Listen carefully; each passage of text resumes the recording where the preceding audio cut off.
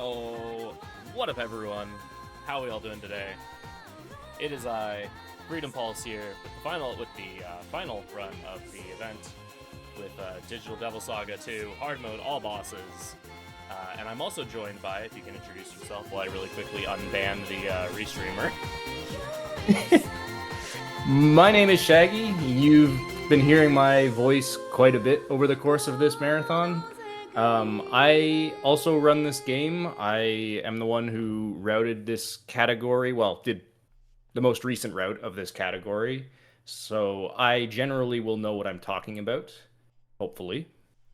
And I'm forward to seeing this run. Yeah, so without further ado, hopefully Restreamer can still see us. We'll get started with the run really quick. Just going to do some menus, some menu stuff. Just some quick options here. Menu memory means that whenever we are in battle, the options in the menu are going to be the same, or what we pick is going to be what we picked the last time we chose an option in the menu. And then auto repeat means that when we use auto battle, instead of just defaulting to basic attack, our characters will use whatever the last command we put in, which both are things that are very, very helpful for the run. So,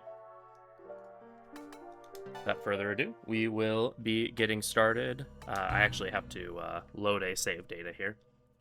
Hard mode in this game is only accessible if you do either a data transfer or you do or you play on New Game Plus. The good news is that whenever you start a file on hard mode, even if it's New Game Plus, it resets any of your game progress to as if it was a fresh save, except you get to keep some of the New Game Plus goodies, which is very useful for this run. Yeah. None of the New Game Plus goodies are game breaking at all. So we will get started with the run in 3, 2, 1, go. And here we go.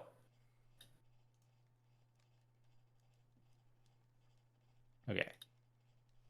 So first thing we do is we skip some cutscenes. Thankfully in this game, most cutscenes are skippable. Most. I say most because we're immediately going to get to an event that cannot be skipped. So, you're saying this dump is supposed to be Nirvana? Yeah, unfortunately, Atlas hadn't worked out the partial cutscene skip technology yet, so any cutscene that has a dialogue choice in it, you're forced to watch the entire thing. Regardless of if the dialogue choice has any actual impact or not. There are a few dialogue choices in this game that matter a lot that we pick the right option. But, this is not one of them. Yeah. We must locate Sarah. This world and the junkyard, and our true identities. Sarah has answers. We'll have to take care of those guys outside. So, this game picks up right after DDS 1 finished, where we defeated Angel at the top of the Karma Tower in the junkyard. Suddenly, the junkyard kind of just completely fell apart, and we were all pulled into a giant white light, and suddenly we find ourselves in the real world. More specifically, we find ourselves in the hellish landscape of Oregon. Those bastards can turn into demons. They eat whoever. So this game, it takes place entirely in the Portland area of Oregon, because DDS was, I guess, meant to be one of those Atlas games that sort of appeals more to Western fans. I'm just happy they have a game not set in Tokyo. It's amazing. Yeah. So here we're getting a bunch of exposition about, oh yeah, there's actually people that turn into demons here too, and they're led by this group called the Karma Society. And they're all evil and stuff, but currently we only have 2 of our friends with us, Argilla and Gale. Our other friends are missing, so we want to find them, and we suspect the Karma Society probably has something to do with it, or we can have or we can find a group of people that can help us find our friends. So that's kind of our first order of business.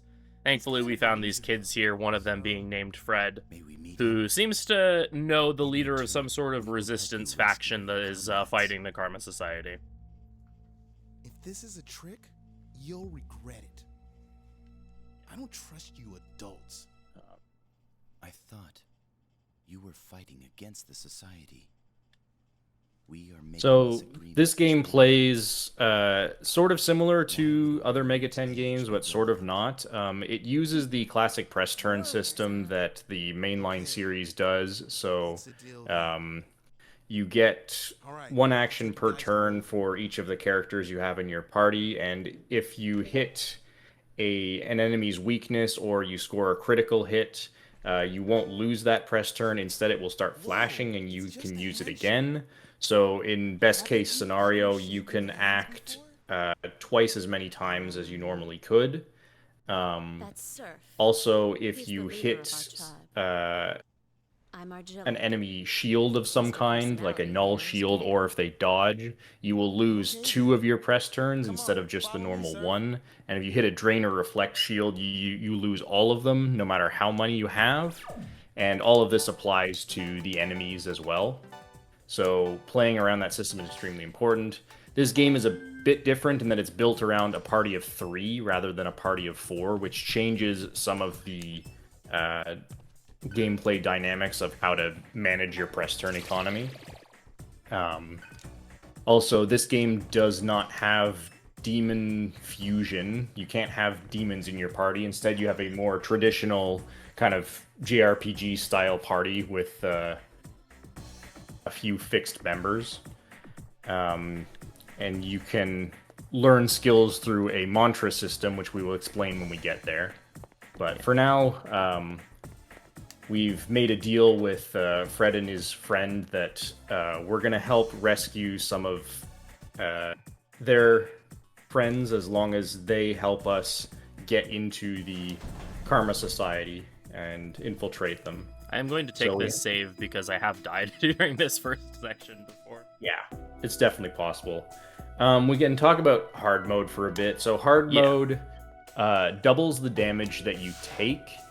It also increases enemies' critical attack success rate. By about And 50%, it- I think. Yeah, by 50, something like that. It also further increases any weakness and critical damage you take, so it's even more than double damage. I think it's like 2.5 times or something like that. Yeah, it adds 1.5 times to weakness and crit damage. Yeah. So you just generally take more damage, and also you take even further increased damage if you let the enemy exploit your weakness or strike you with critical hits. It also reduces your run rate as well as caps it at some low number. I can't remember. I think it's like even 40% or something like that. Yeah, it's some absurdly nice extra magic. Some absurdly low number. Nice. So it makes running away from battles not impossible, but generally impractical.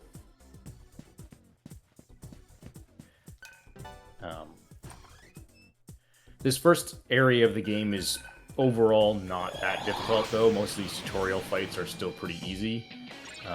Just follow what the game tells you to do. One thing that is worth noting here is that we're starting off with 2 of our party members in human form, which, if you played this game, is something you normally can't do. It's actually a New Game Plus feature. You get this passive called Human Form that lets you start in your human form. It has some advantages and some disadvantages. It's useful because it just gives you a bit more tactical flexibility. In this case, we're using it because some of the gun combo skills are actually fairly powerful, and we want to make use of them more easily. You are able to transform from demon to human form in battle. It just takes an action to do so. But I didn't talk about the combo system. So one thing you can do is you can have 2 characters kind of act together, like that wind shot there. So that will take 2 of your press turns, but you will do a much more powerful combo attack. It's particularly good if you can strike an enemy's weakness with it, like you saw there, because then instead of losing those 2 press turns, they'll just start flashing and you can still use them again.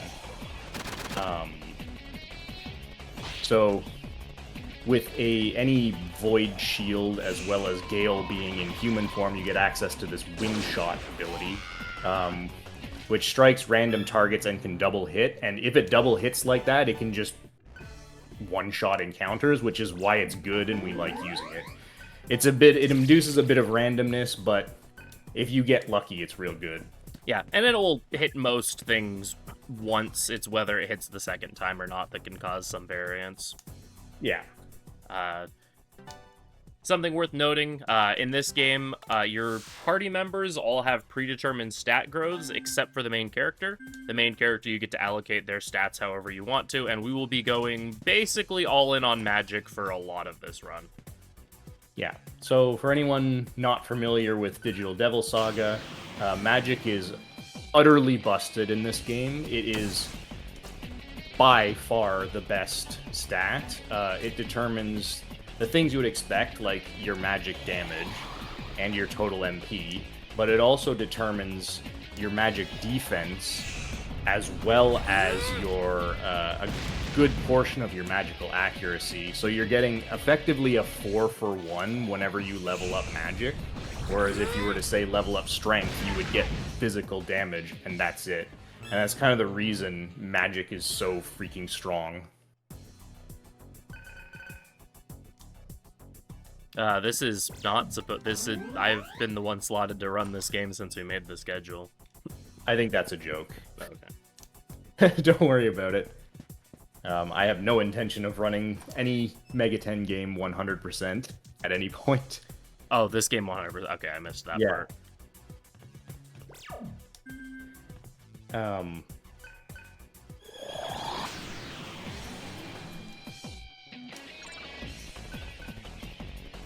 So we're making our way through this occupied sector, getting ambushed by a bunch of Karma soldiers who are kind of harassing the townspeople. These Karma soldiers are all able to transform into demons and spend their time going around hunting people, because, you know, demons eat people. So this is effectively a hunting ground, and we're trying to go through here and rescue people, as well as get through to the main town where everyone's hiding out. That's a scary encounter. I believe this is gonna be the... Yeah, you can try this and hope for a double hit. Karma soldiers are scary, so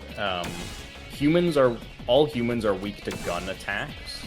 I mean, go figure. Yeah, that's rough. And the crit too. Oh no. Yep, that's a death. So that kind of thing can happen. And this is why I've been saving at every save point. Yeah.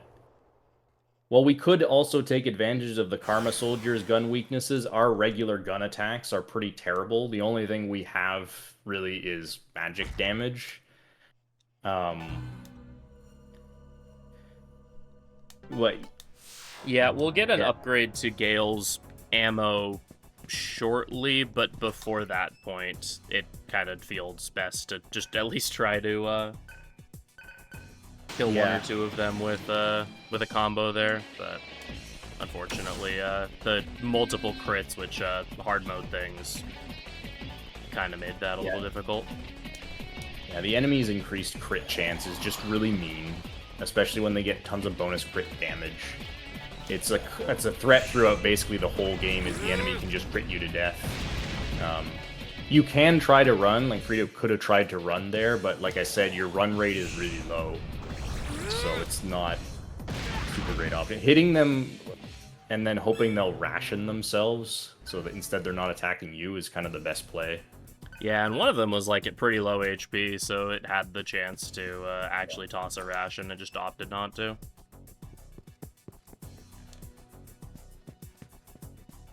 Oh well. Not a huge time loss. Frito intends to PB in this run, so he'll be well below estimate anyway. Yeah, that's the hope. My estimate was 12 hours. World record for this is like 9.5. My PB is like 11:46. So, it is very possible that even with that occurring... Oh, I didn't actually get the fight. That even with that occurring, we still PB.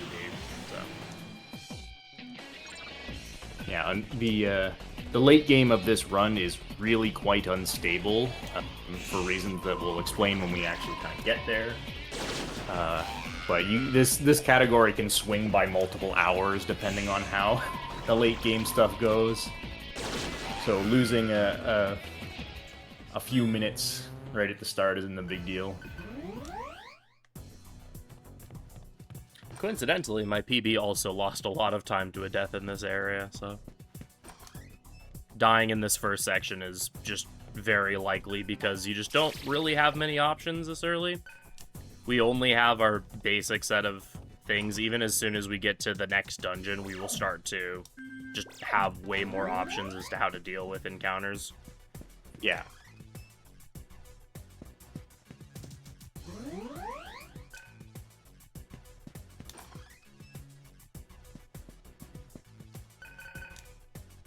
I think it's... Is it here that we grab the... Yeah, here's where we go for the shot shell. Yeah.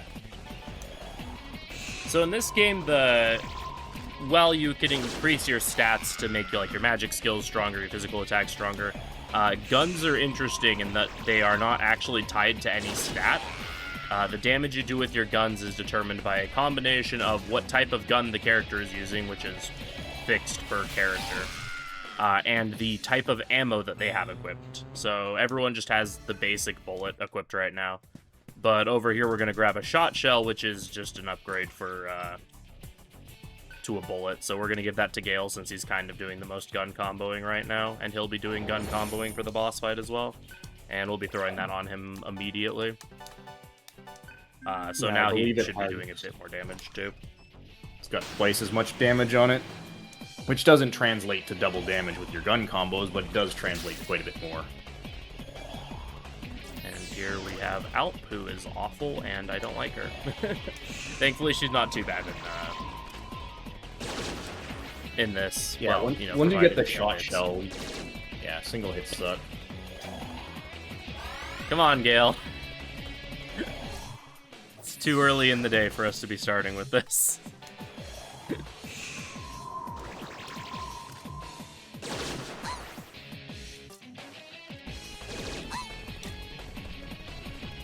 So it is a bit of a meme, and by a bit of a meme, I mean a huge meme, that Gale has some major accuracy problems in this game. So hopefully those won't be showing up too much. Get another save point. We made it. Yeah. Alright, next up is that fight.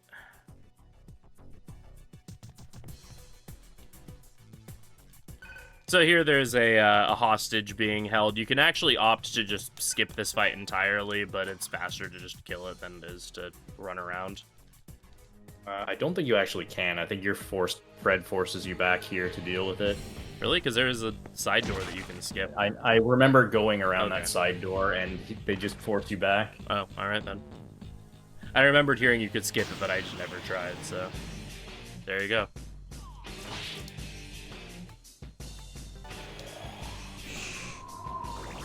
I mean, Shaggy knows all about the illusion of choice, as we learned from 4A the other day. 4A. Oh yeah. The but thou must choices in that are pretty bad. This game just instead elects to give you choices that don't mean anything for the most part, rather than forcing you to choose a particular option.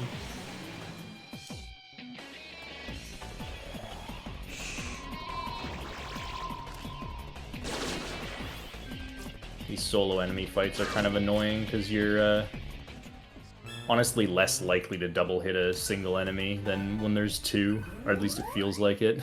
Hey, we're getting swole, let's go. No, there's no alignment in this game. This game only has one ending, so there's nothing like that.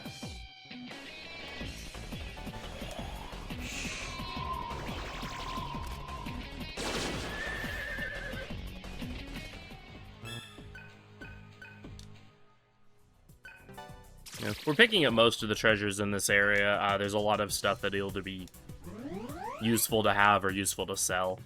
So money route in this game isn't like ridiculously strict, but we still do end up selling like probably the majority of our possessions that are worth anything. Yeah, and there's something we're gonna do in the early game that is just easier to do the more money that we have.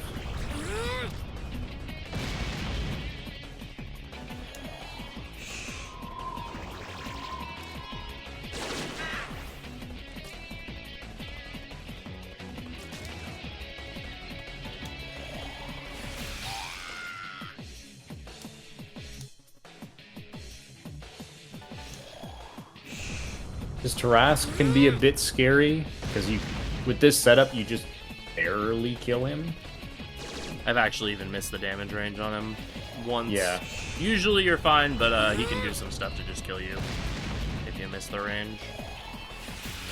We got a double hit with Gale, though, so that was pretty So it's safe. easy. Tarask can now start spawning as a random encounter, and he can go first, and he has Mad Rush, which can crit you. Hits everyone with physical damage. I was like half expecting Tarask to show up just because we started talking about him. Yeah. As soon as I got that fight, I'm like, oh no, it's gonna be Tarask. I'm not sure if Tarask or the Triple Karma Soldier is the scariest encounter in this area. They're both pretty bad. Might be Triple Karma Soldier, because at least like you can like realistically win Tarask. Triple Karma Soldier feels like it's like, yeah, maybe you'll win, probably not. Yeah, for Triple Karma Soldier, I think there's lots of things you could try, but Wind Shot and then Transforming Gale is not a bad play, so you don't get as bodied by their guns. And then Gale can just use Mad Rush when he's transformed. Yeah, the one that killed me was an ambush, unfortunately, so had to. Oh, come on, Gale. These Karma Soldiers do not, but yeah, in chat there's a good point. Karma Soldiers later on in the game will have the ability to actually transform into enemies from like surrounding dungeons. So you could get a Karma Soldier encounter that turns into an enemy like 3 dungeons in the future sometimes. Which you'd actually kind of prefer nice, yeah. in most cases, because it'll give you a lot of AP and experience if you kill it, and it's usually still not that hard to kill. Please this is the gross encounter. Oh no. Oh no. Alright, well. Yeah, that's gotta attempt to run. Yeah. That is very unlucky. There's a very bad start to the run. Yeah, that 50% boost to enemy crit rate is really really showing its itself. It's pretty frustrating because there's just nothing you can do about that. The enemy goes first and they crit you. You can't possibly have even resist physical at like any point in this game.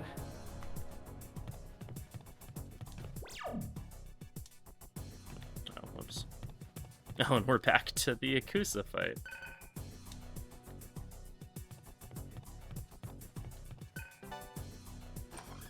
Seems all the late game bosses will go well. I mean, like, the bosses in this category aren't really the problem. Except for one. Except for, yeah, 1 or 2.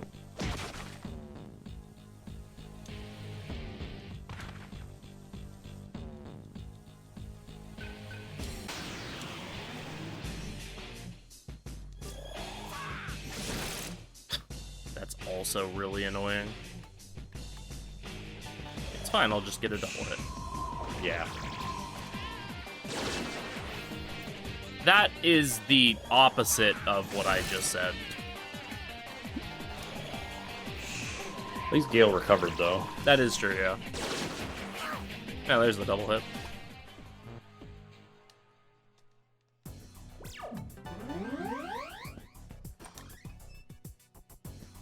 This game did add a recover feature, which it's just a button in the menu that if you spam it, it will use your cheapest healing skills to heal, which is pretty nice.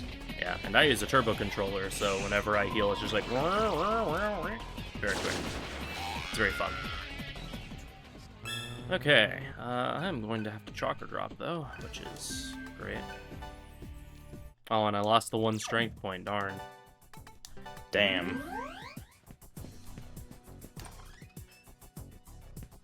Chakra drop count usually isn't a huge concern.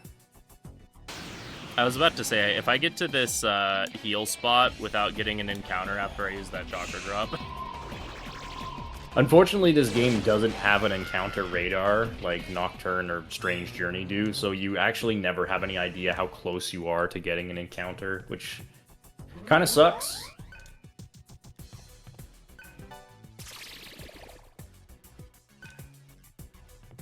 Yes, the recover button prioritizes characters who are on the bench over your main party as well, which is really nice.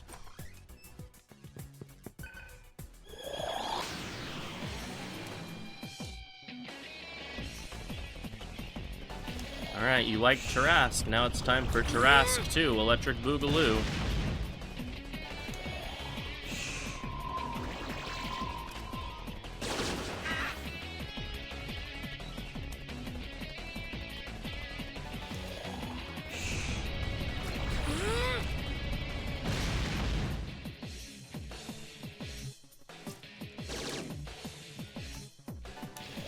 Getting the fear there is nice, because enemies who are feared can't dodge. Yeah.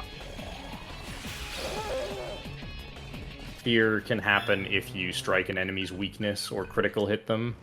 Yeah, or if they crash into one of your... Like, if you put up a shield and they crash into it and end their turn, they can start to be afraid. Which is actually fairly relevant. It's certainly something you can use. Yeah. One thing also to note that's rather interesting is if an entire group of enemies is feared, then you actually have a 100% run rate in this game. Which is nice. Similar with like any other ailment that locks down the party. It probably won't come up in this run, but it's just a fun thing to know. Can be a nice get out of jail free card for some fights if things get really weird. And for one particular section of the game later. Yes. Oh yeah, right, that part. I guess I just suppressed that section from my memory. Nice one. You'll get through easily this time. Yeah. Alright, we have made it past where we died the last time.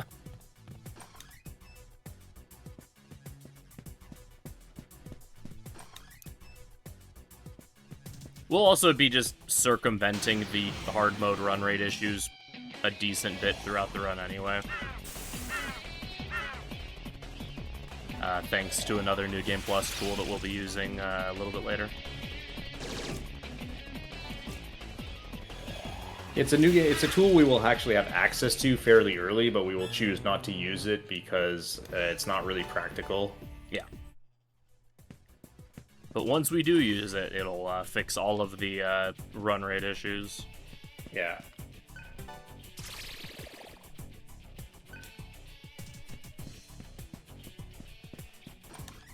We do want to loot basically all the chests in this area because there's a lot of good items here, like medical kits that are basically full party heals at this point and sell for decent money, as well as a Soma drop that sells for a lot of money. Lots of money.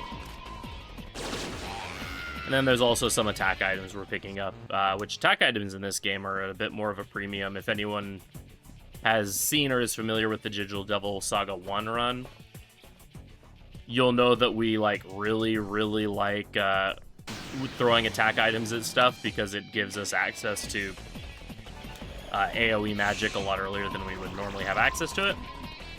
They realized how busted just letting you buy attack items for free or for the shop at as much as you want for fairly cheap is. So in this game, you cannot just buy attack items. You actually have to get them through loot boxes, which is really funny.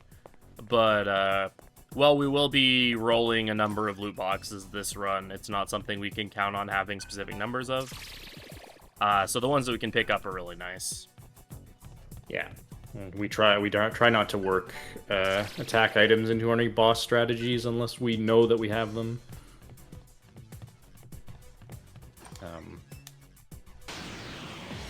So we're coming up to our first boss. Hopefully we are not dying here. Okay. I saw it and I was like, oh no, I'm right in front of the save game, please. As long as you go first, you're generally okay. Yeah, because you can blow up enemies pretty easily. So the first boss here is Vatala. He's kind of a tutorial for some of the game's mechanics, like void shields and kind of using different weakness based on enemy types and such like that. He's not very hard. There's some randomness in how this fight can go, but it's not really a big deal.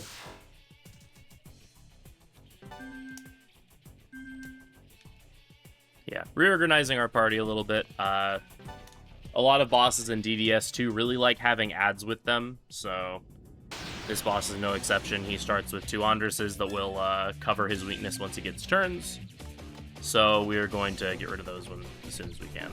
Can open up, we just picked up some Sonic Stones, which is some AoE force damage. This boss is weak to force. So Argilla, who is our other mage character, is going to throw that while we do Wind Shot to just get some damage in on the whole group. Making sure to do our combos with Surf because his magic stat is higher. Yeah, this strategy kind of just hopes for good Wind Shot damage, and missing the main boss kind of sucks, but yeah, that not one that big of a deal. though, so yeah.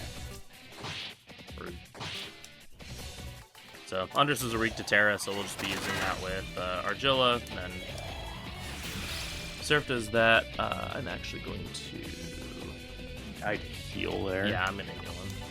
If he gets hit again, he dies. Yeah.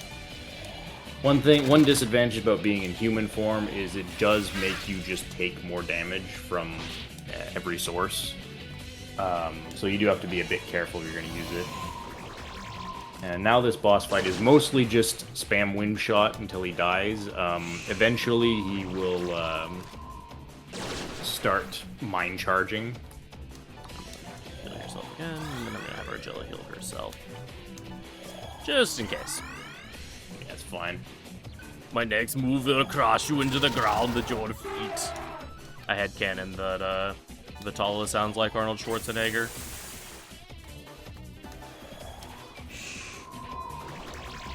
His ground-crushing move is an earth attack, so we put up a Void Earth, which completely protects us from it, and effectively just wastes the fury of my body.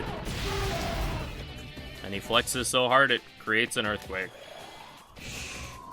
I didn't mean to pass there, but whatever. He's dead here anyway. Yeah, getting a decent amount of double hits. Hey, we did it. Quite fast. Yeah.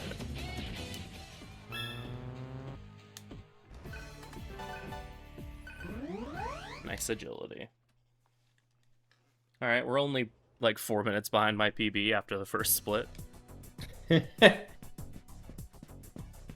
alright. Lots of time.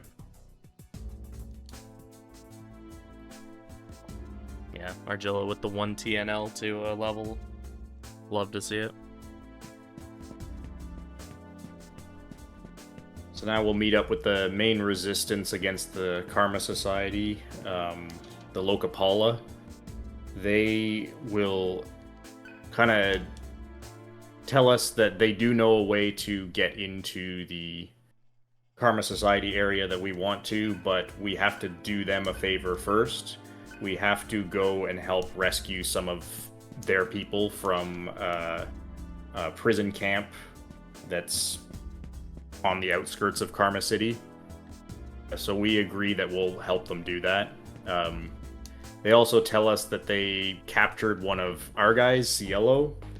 And they're not releasing him. They're blackmail. They're kind of using him as blackmail to get us to actually do what they want.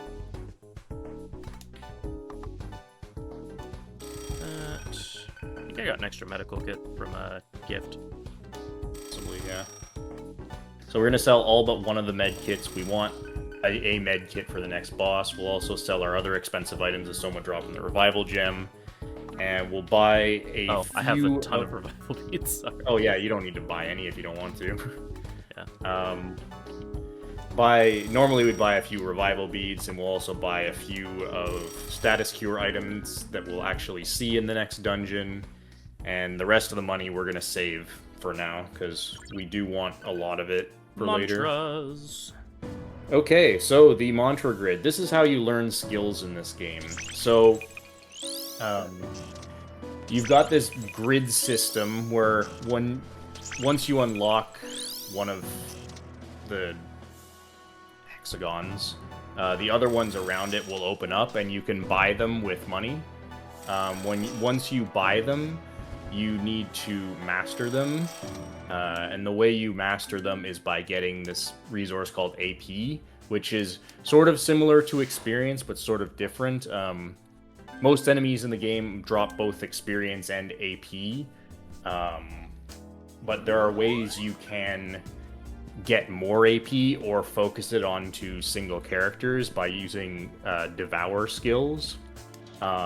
Devour skills are basically physical attack skills that if you manage to kill an enemy with it, instead of their AP being spread amongst your team, it will all go to the person who dealt the killing blow, and you will get bonus AP. The thing about devour skills is normally they're very weak, but they do tons of extra damage if the enemy is feared. So, the basic strategy is hit the enemy's weakness to get them feared, and then finish them off with a devour skill to get a bunch of bonus AP, so you can finish your mantras faster and learn your skills. Oh, whoops, on the thing over here. It basically is a skill tree. It's not really a tree, though. It's more of a grid system, because when you unlock one, the ones surrounding it open up, and it goes kind of outwards rather than, like, I don't know, it's not really a tree structure. You can call it a skill tree if you want. It's basically the same thing. It's similar to, like, the license board from Final Fantasy XII. For people who are familiar with that game. Oops, that's the way I need to go. I need to grab this item first. Grab a bunch of extra items in this that you don't grab in other routes, so my brain is, like, just wanting to book it to the end. Yeah. You don't necessarily need all this stuff, but you might as well. Sometimes I'll skip this stuff to try to make the solar noise cycle for the loot boxes, but it's not a big deal. Yeah, better to have and not need then. Find myself, like, poisoned and not have it as poison. Which I believe is one of the things I just picked up. Yeah, the disc poison's for sure you want.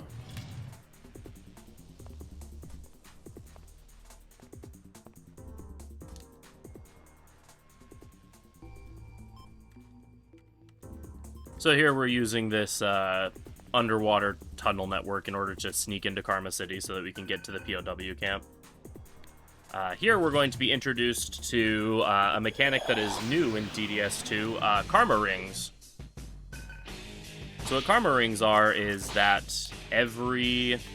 there are a series of rings, I don't remember exactly how many there are in this game. But they're basically an equipment slot that you get, that you can equip to a character that give you a variety of effects. Some of them are like the one we just got, which is the Strength Ring, or Power Ring, are as simple as just giving you extra stats. Surf. Yeah.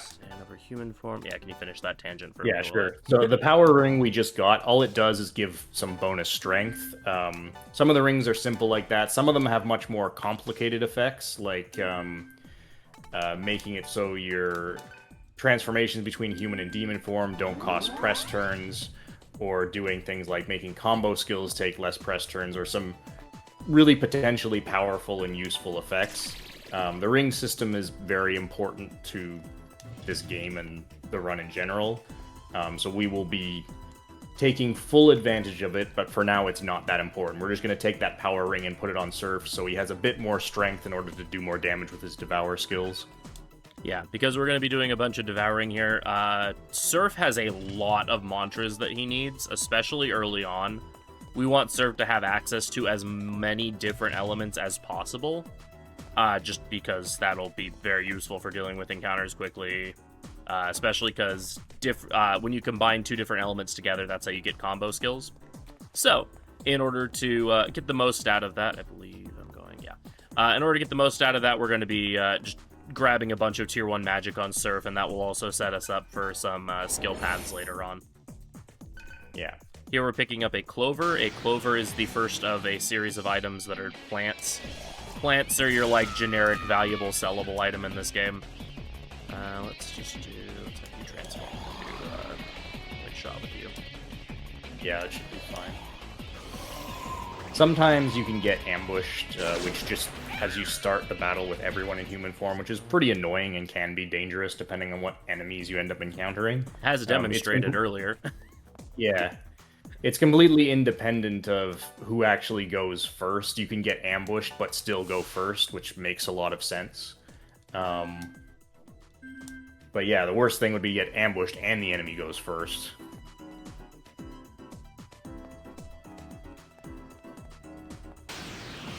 So this is the second dungeon of the game, like we mentioned. We're trying to sneak into the into Karma City. That's rather unfortunate. That's kind of pain. Let's see, let's do... Poison kind of sucks, because not only do you get hurt by it every turn like you'd expect, but it also cuts your physical damage in half. And since we're trying to last hit things with Surf's physical attacks, I don't remember. That would kind of suck. I just punch it once, yeah. Yeah, because I think I just did too much. That's fine, I'll do that next time. Jeez, okay. This might be fine. Yeah, that might work. It's fine. One more. We'll go one more. Yeah, it's okay. You do want to get Devour here fairly early because we want to learn fire magic on Surf kind of as early as possible because it'll give us access to a bunch of ways to fight these enemies more easily, combo skills. Yeah, because having the fire magic Augie combined with Argilla's earth spell Terra gives us access to the Ma-Terra skill, which area of effect earth, and also combines with Gale to get us... or no, it doesn't, sorry. I'm thinking of something else. It combines with Gale's Zan to give us Miragi. Oh, right, yeah, that's what it is. Which is also quite useful. Multi-hit fire skill. Yeah. I almost said Mazan. I'm like, no, that's not right. Alright, so there is Augie learned, so now I get to change up my party a little bit. Yeah, so we'll throw Augie on Surf and put him first because he has access to more combo skills than the other two, so we'd like him to go first.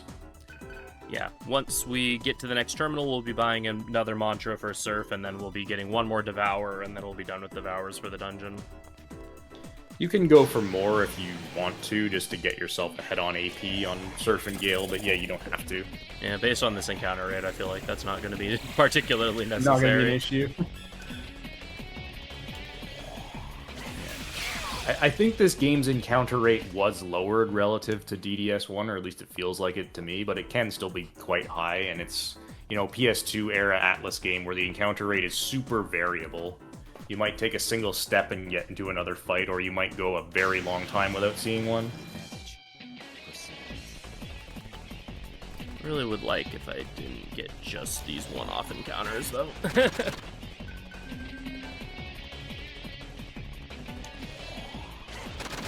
Couldn't remember if I had Terra queued there or not. Do I care about this chest? I forget. That one is chakra yes, drops. I do care about that chest. I do care about chakra drops. It's nice to have more of those. Yeah. Those are MP healing items. MP is not a huge constraint in this game. This game gives you a lot of it, especially if you go a full magic build, because that controls how much MP you have as well. It can be an issue for our other party members, though, especially once we start casting like tier 2 combos fairly early on. Yeah.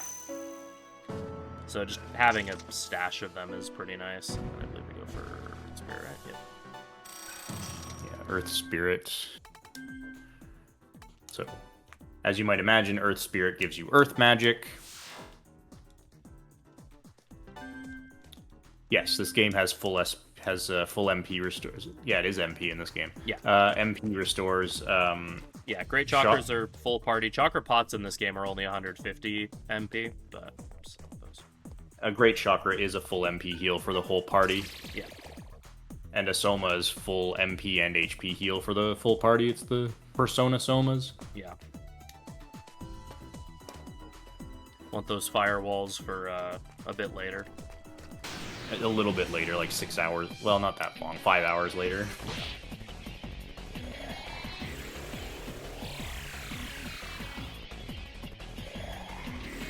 Yes, please continue. Okay, thank you, Argilla. I was gonna say, yes, please continue to use only your slowest attacks. Yeah, now that we have access to lots of combo skills, seeing these big enemy groups is actually kind of what we want, because they're worth a lot of experience in AP.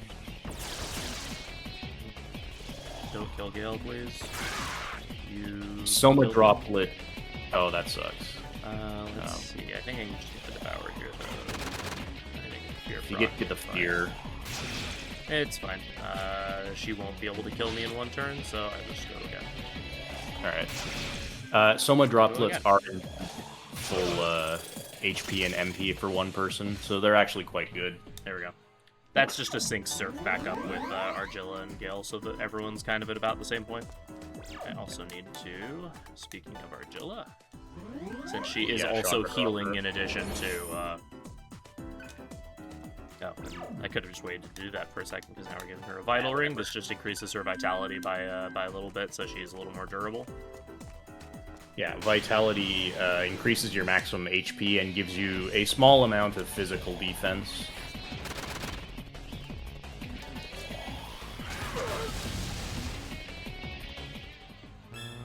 Now we're more or less free to kill encounters however we want to. Nice dismute. It's not a bad thing to get. Yeah, you can run a little bit low depending on how a few fights behave, so having some extras is nice.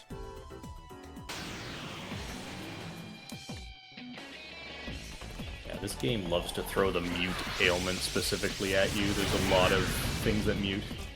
Is that one shot then? Oh no, it doesn't. It can if it damage ranges. I was gonna say, I usually revert Gale and wind shot these guys. Oh, yeah. But if Micronova one-shots, that is faster.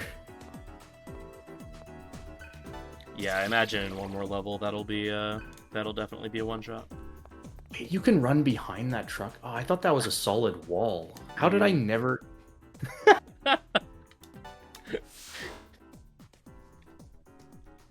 Yep, you definitely I know everything can. about this game, I swear.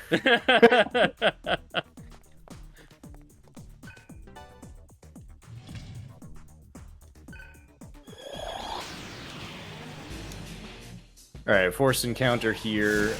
This is not a hard encounter. Just hit them with some combo skills.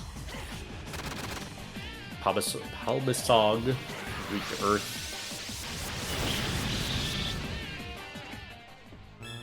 Yeah, Micronova is nice to have access to this early. It's just a light almighty damage to all enemies. It is pretty MP heavy though, so I try not to use it like a ton. But it is nice to just be able to clear out encounters without thinking sometimes. Yeah, they kind of balanced it so it's not going to one-shot something, so you do need to hit with something else first. And because it's a triple combo skill, it takes all 3 of your press turns to do. So you can't just throw out a Micronova and wipe everything easily. Love these large encounters. Yeah, it's actually really good. Alright, and now we have Terra on Surf, so we have even more useful stuff, and then we replace Body Rush there. Setting Gale up to be able to devour stuff in the next dungeon, since we're already in that equip menu as is. Yeah. The enemies in the next dungeon give quite a bit more AP, and we'll have all of our members who want AP at that point, so we'll try to devour a lot in the next dungeon.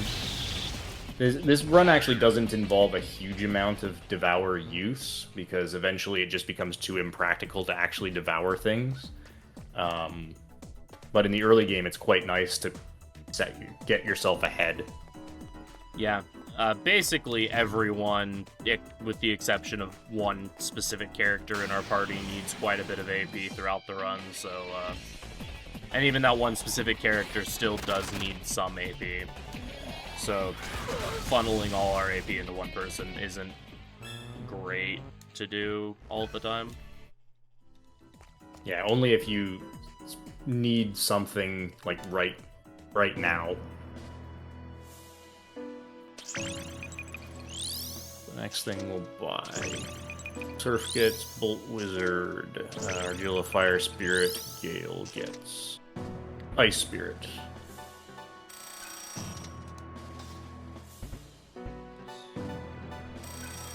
So really at this point we're still just grabbing a bunch of tier 1 magic to give ourselves more options. Yeah, Argilla is going to be our fire like our main fire user throughout the run, so we're basically just gonna have her just go straight through the fire line at this point. Yeah, she actually gets almost exclusively fire mantras from here until the final dungeon. She only gets like one other thing to get more healing skills. Just enough to do this.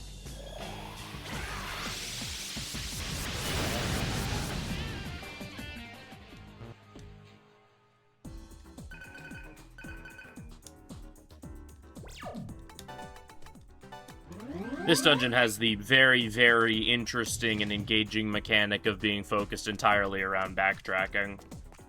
So there we got to a door where the door's wires had been snipped by the enemies.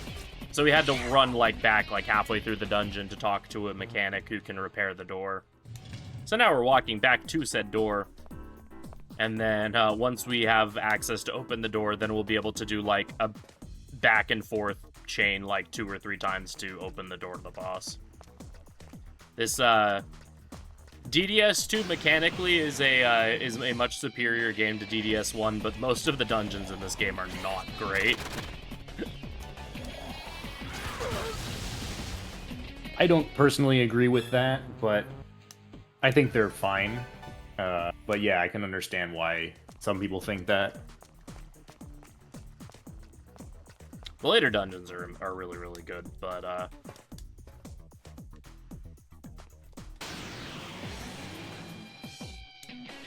lot of the earlier ones aren't exactly my favorite.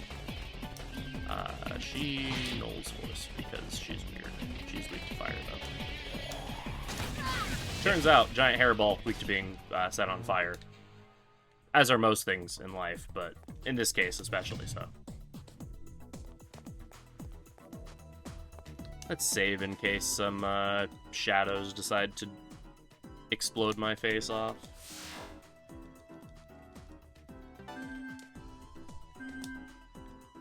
It's not particularly likely, but given how this run has been going so far, I wouldn't put it past the game. I'm also gonna run over here and just grab the seal real quick.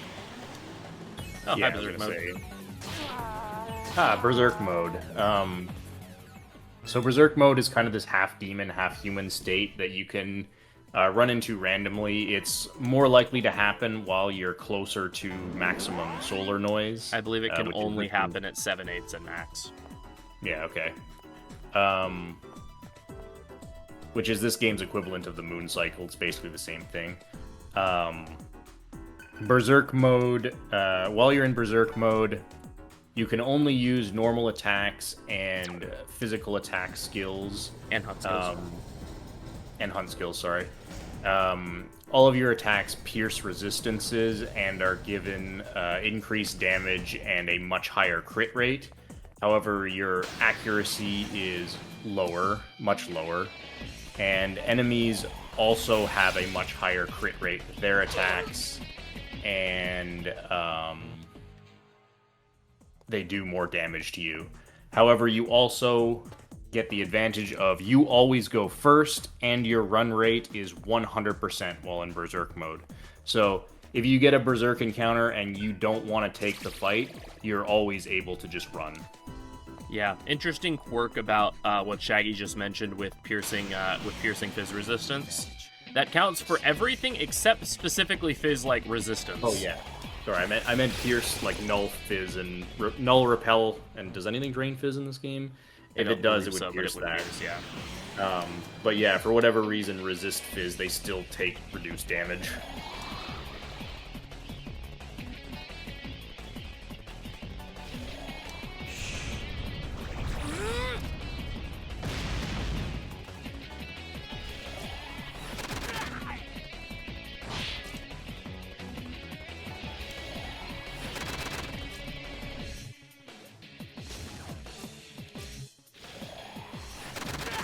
Probably could have done that differently, but whatever. Yeah, it's always a pain whenever you get ambushed. You have to think really quickly looking at the enemy formation. It's like, what is the best thing for me to do here? Sometimes it's really not clear. Yeah. Once you get access to... Sorry, once we have a bunch of attack items, that can really help us if we get ambushed, but we don't really have any right now. Yeah, I don't have an upgraded bullet on Argilla right now. If she had, like, the shot shell, or if I gave her the bullet that I'm going to give her in a little bit, then I would have been able to one-shot that Babel Sag, but just because she didn't do quite enough damage there, I was like, well...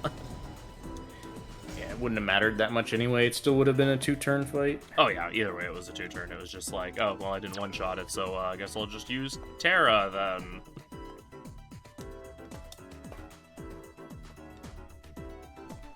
So, we opened that door. That door that we opened is accessible via that route with the heal terminal that we closed off and then reopened with the door over here.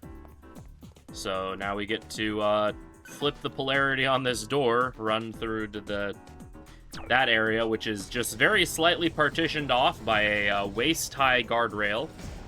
Yeah. To flip a switch to then run all the way back to that room we were just in, which is where the boss is. Because waist-high guardrails, as we all know, is the greatest weakness of every JRPG protagonist ever. Yeah, this section of this dungeon, I will definitely concede, is really bad. Oh, I do need to grab new launchers, though. Yeah, I should do that now. I don't technically need to buy them two until... stars. Yeah, I don't need to technically buy them until I get to Hecatoncheir, but it just helps to have the extra AP on it now. Be a little ahead.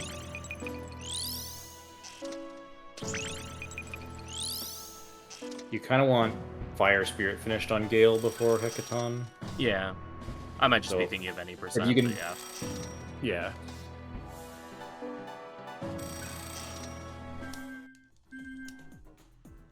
I would generally try to pull off a Devour with Gale if I was in this situation. Yeah, I have enough time that he should just get it naturally. Because I still have a lot of walking before I get to Hecaton. And there's a save literally right in front of Hecaton, so... I would be very surprised if he didn't get it just from the walk. But yeah, if I notice that I'm probably not gonna make it, I'll throw in a Devour.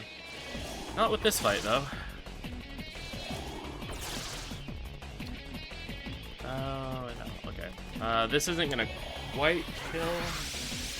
That's definitely one I would have pass revert Gale double wind shot. Yeah. Well, whatever. Now I can use Mirage and they die. Yeah. How do you devour floating smoke balls? Very carefully. With a straw. Yeah. Oh, that's sad. Slurp it up. Please don't focus Fire Gale. That's also kind of rude.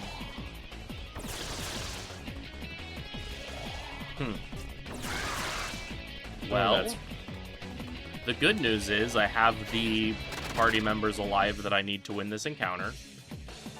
Yeah. The bad news is I actually did kind of want to get the Devour on Gale here. Yeah. I mean, I guess I could revive him. Nah, that's fine. I'm just gonna kill it. I was gonna say, I could revive him and have him just go to eat the snake, but... The snake resistance is cold. It's kind of, eh. Oh, yeah.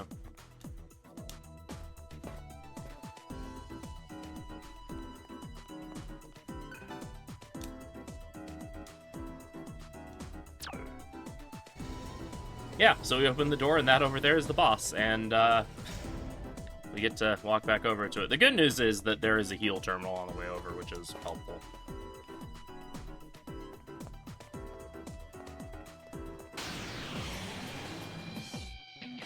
Yeah, this Hopefully is we get a big. There's a big encounter. Yeah, use a wind shot here.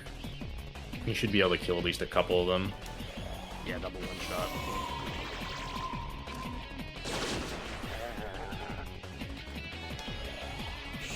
Provided he actually hits the one on the left. There we go.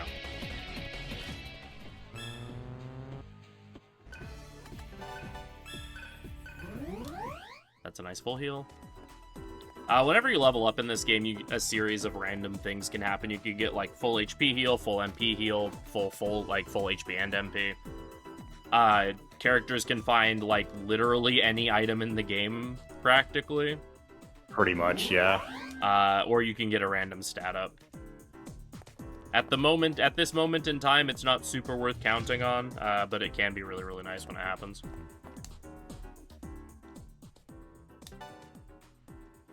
Later on in the run, we'll actually be getting a passive ability called Level Gift for a couple of our party members to boost the odds of that happening, in hopes that we get some goodies from it. In particular, you can get datas, which are this game's equivalent of incenses. They boost the appropriate stat by +2, or in the case of HP and MP data, you can get they give you +10 HP or +10 MP. And we want as much data as possible, considering this is the all bosses category. Means there is a specific elephant in the room, a Satan-shaped elephant in the room that we're going to want a lot of stats for. Yeah. No, you can't get ailmented by level ups. They are exclusively positive effects. Yeah, I believe Nocturne's the only game where that's the case, that bad things can happen on random level up events. One more encounter should give you Fire Spirit, and then you're good. Yeah, nice Clover drop too. Yeah, that's helpful.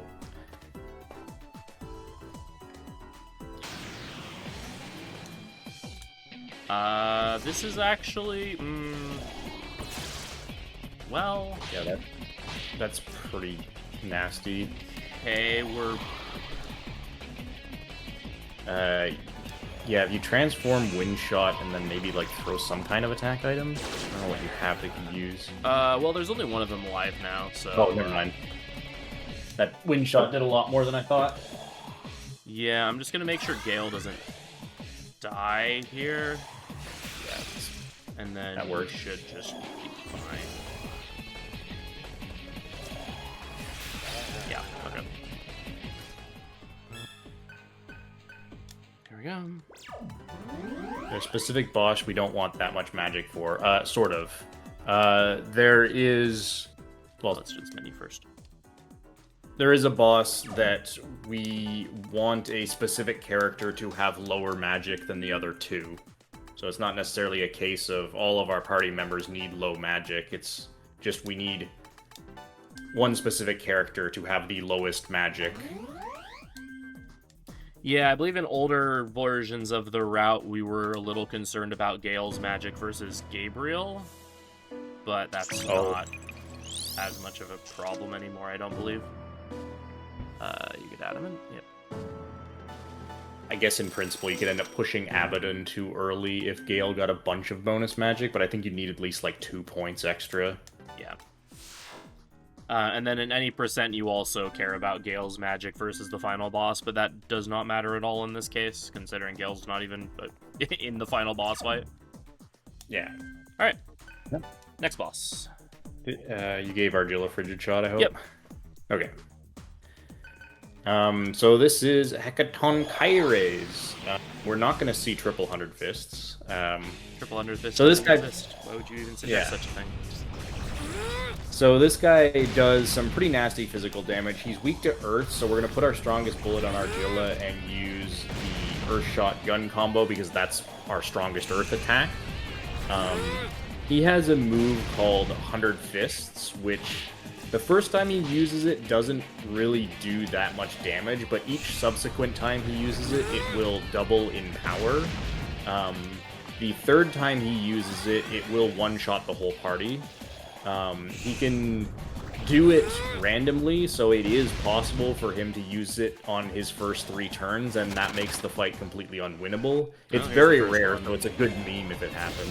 Yeah, and there's he the first one. usually dies in 3 turns, so theoretically, we are safe here. I'm gonna throw a medkit with Gale just to get the heal up, and then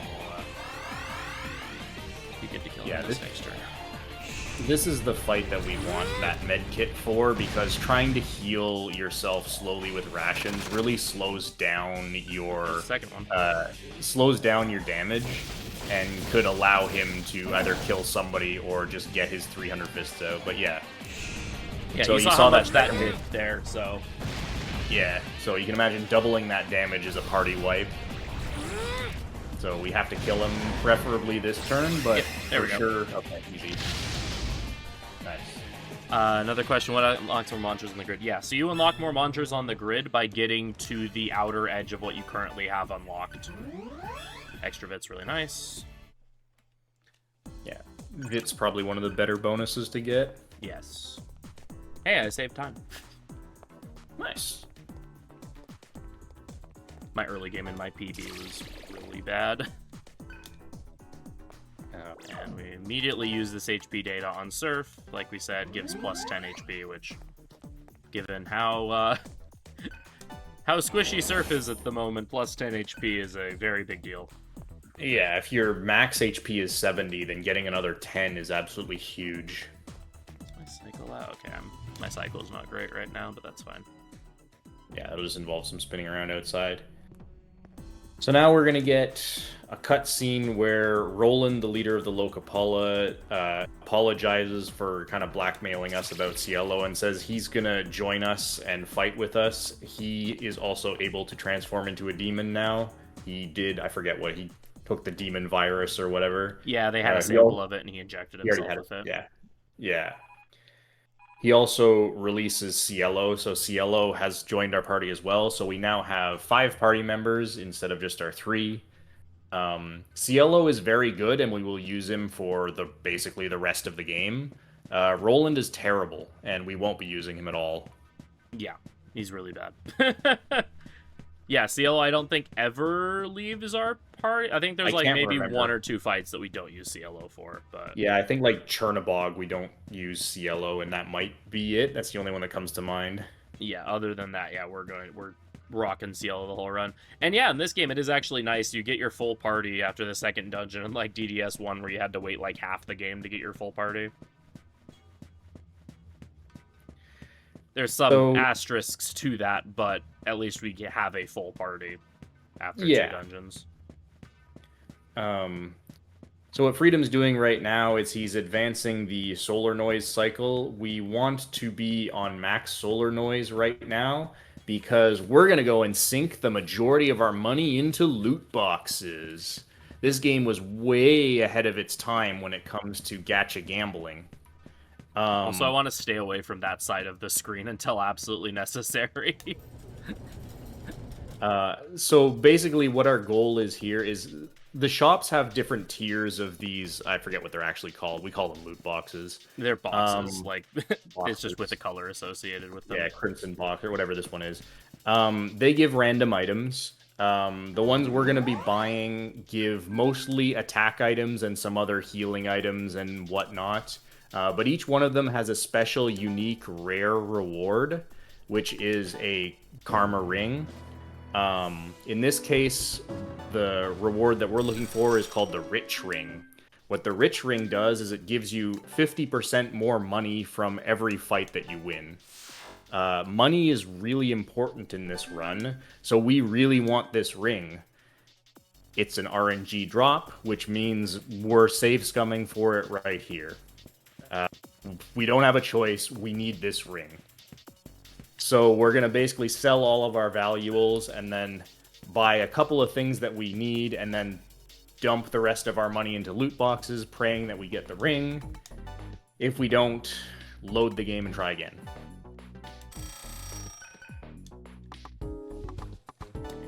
So if any of you have a gambling addiction or vulnerability to such things, you might want to look away from the screen for a bit. Yeah, don't sell your yellow crystal. Oh, that would be bad. Two clovers are nice. Also, so, yeah, we need to buy the magic ring, because that boosts our magic. And then we also buy some status cures as well. Up to 4 of all of them, except for Stone and Egg. Oops. Reading. I should switch around, because usually I buy the loot boxes first, just in case I have to reset before I do this, but yeah, it doesn't matter. Yeah, well, alright. Let's go gambling! Here they are. You can get 1 to 3 items from each of these boxes, and we'll get a special little jingle if we get the one we want. Oh, and I didn't explain why we want it to be max noise. You get better drops from loot boxes when you're on max solar noise. The game never tells you that, but it's very important.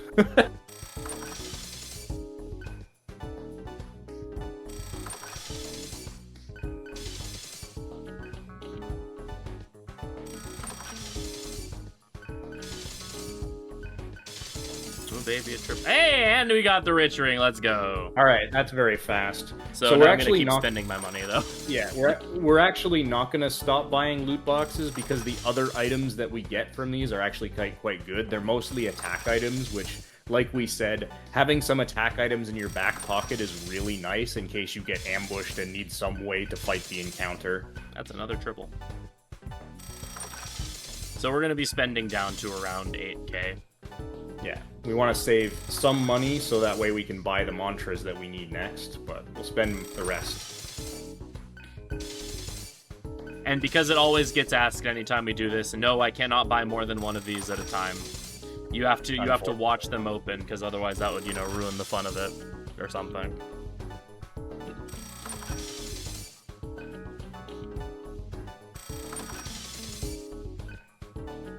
Nice wild bomb.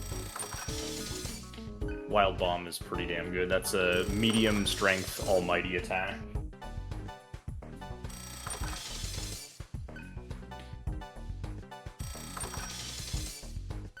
Yeah, ideally what we'll see here is the bomb items of various kinds, because they're the medium strength attack items. They're very strong. Like an impact bomb is medium strength force. It's quite strong, especially if you throw it with Surf, who has a ton of magic. And then I'm gonna just get these Dark Veils and Holy Arrows out of my inventory because I don't like them. Yeah, and sell off some of the garbage from the loot boxes that we don't actually need and get a little bit of money back. Alright, I never do this, but I'm going to go save because I really don't want to do that again. I don't blame you. I would do it too. Yeah. Normally you just move on, but it really sucks to get the rich ring, then get killed by some nonsense before the next save point and have to do the loot box grind again. Yeah, it's actually like a fairly long walk to the next save point too. It is. So. And the other one is it's right there.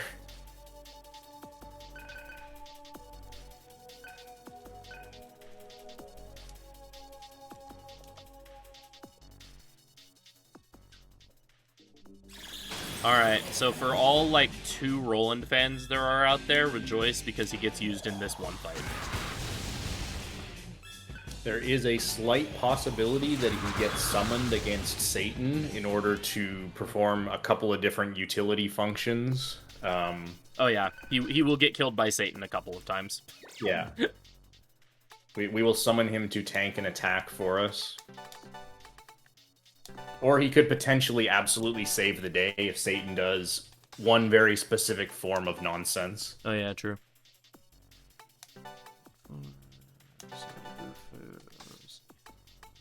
Dream is over, dear.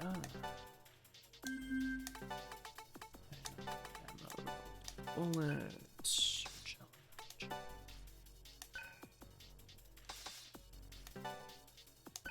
Shot. Surf gets the shot. And then we bought a magic ring there, so our absurd magic stat is even more absurd now. Gale's going to get the power ring because he's going to be doing some devouring, and we give Ciel the rich ring. Yeah. We're going to try to have the rich ring on somebody at all times from now until basically the end of the game. Because we need more money in general. but we're eventually going to dump like several $1 million into loot boxes at the end of the game, and the more we have, the more loot boxes we get. We absolutely need to fuel our gambling addiction. And no, you did not hear that wrong. We did say several $1 million in loot boxes.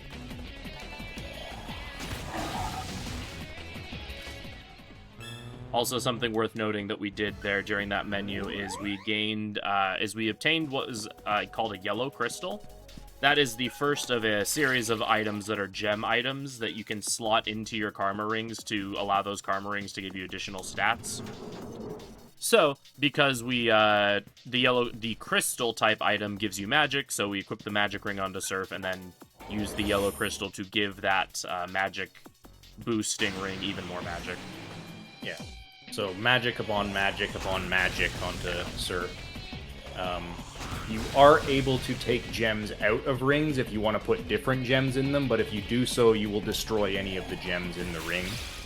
So we generally won't do that until the end game when we don't really care. We want to just maximize everything. These uncuts are annoying because they aren't weak to any type of magic that we have. And they have Agilao and other nonsense.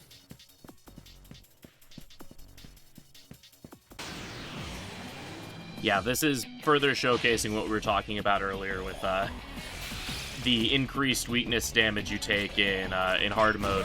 Surf has a really, really high amount of magic defense, and despite that, he still almost got one-shot by that Agilao. Yeah, it's rough.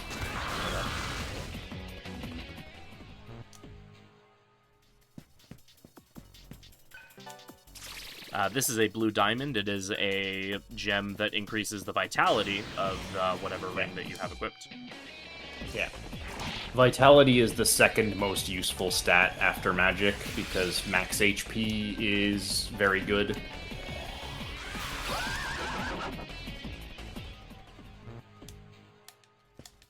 One of the rings we picked up a little bit earlier is called the Phantom Ring. It drastically increases your agility if you're in human form. We will make use of that later when we have to run through some dangerous areas, because dodging attacks is a good way to not die.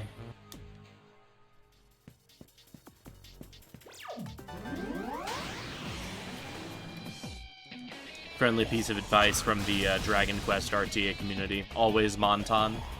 Always maintain your health. Because you never know when an encounter is going to just show up and wreck your face.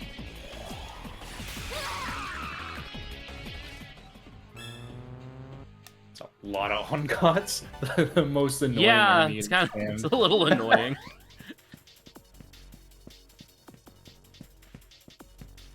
Another plant over here that we'll sell later. Yeah, you can't really get enough money in this game, so just, unless it's super far out of the way, we just pick stuff up.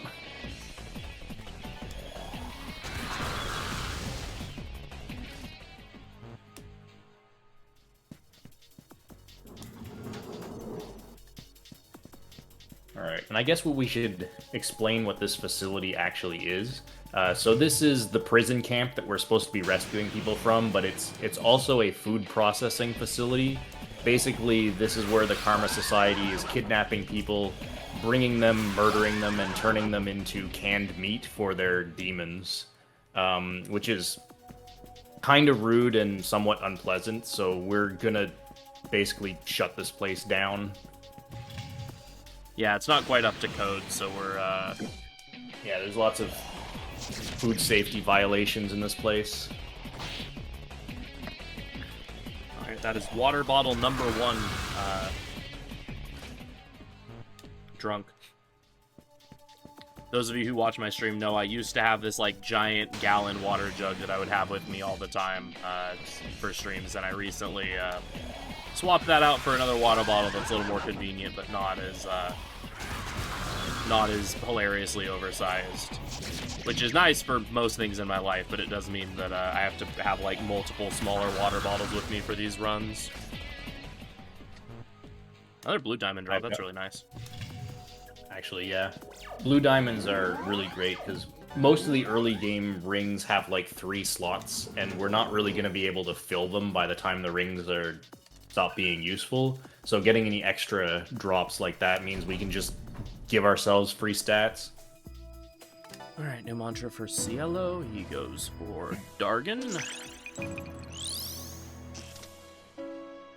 Just again filling out our tier 1 magic repertoire a little bit more. Yeah.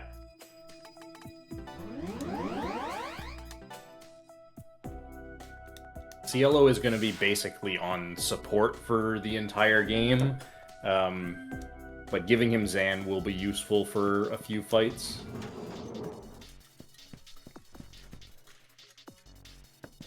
Alright, and now we are going to meet the boss of this place. He's just called the Jailer. It's Kumbanda. We are not strong enough to fight him right now. He's immediately going to bind us with this black bind skill and then throw us in jail. Yep, correct. Go directly to jail. Do not pass go. Do not collect $200. But we're gonna get busted out by one of the inside men who have been working in the facility. And now we're gonna start a bit of a mini game where our goal is to get to the bottom of the facility so that we can get access to the jailer's keys. And so we're going to be running through this area. Each floor has one of these doors has a friendly NPC behind it that will give us the key to get to the next floor, in addition to the password for the next door. So this first one is over here. We need to tell him that I believe this one is unbearable solar noise. Yeah. He's like, what's the weather like? Yeah, it's always the second option.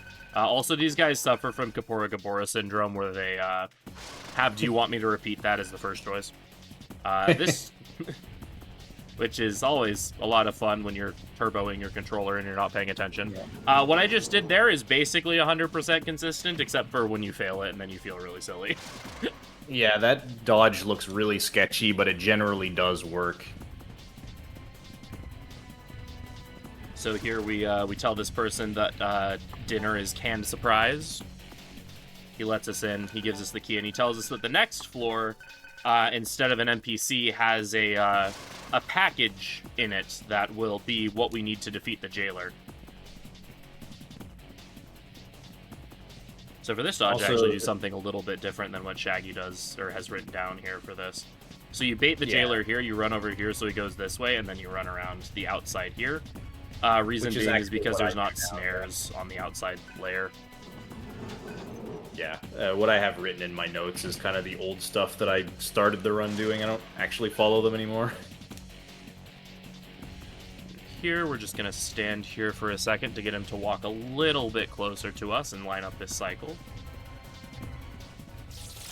Because the door is just right over here.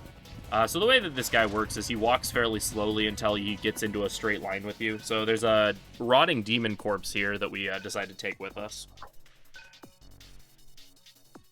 And now Mr. Kumbanda here is standing directly in front of the door, like the last time, except this time it's kind of a one-way path. So we have to bait him out from the door, then do a loop around to get to the door. So I'm going to do this once the cycle's lined up, and then I'm going to do a loop around here. And if my movement is tight enough, there's actually a cycle that I can make. I can be grabbed by these snares, and it doesn't matter, because they are around for a fixed amount of time anyway. But there's a cycle just over here that I can maybe... Yep, okay, we got it. If you make that cycle there, it actually lines you up perfectly, so you can just run straight to the end without getting caught by any of the snares.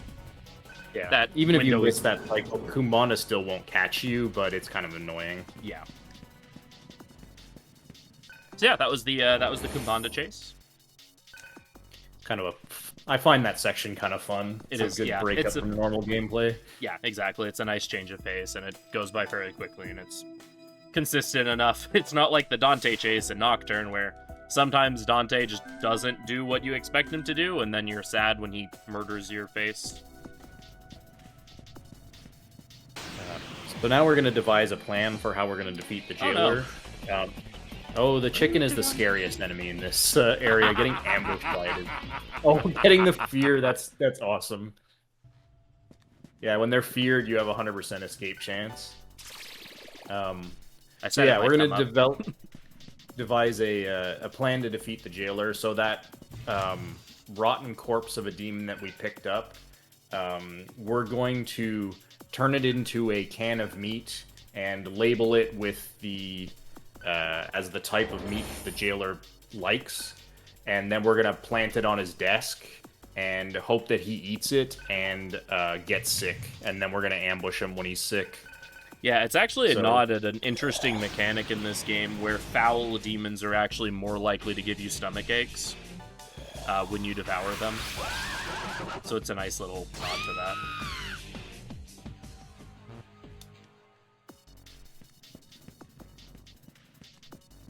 All right, So in the jailer's office, we got the key to the control room that will let us start the meat packing machine. actually a little further behind on AP than I would want to be at this point. Ideally, you have Angel and Adamant like done now.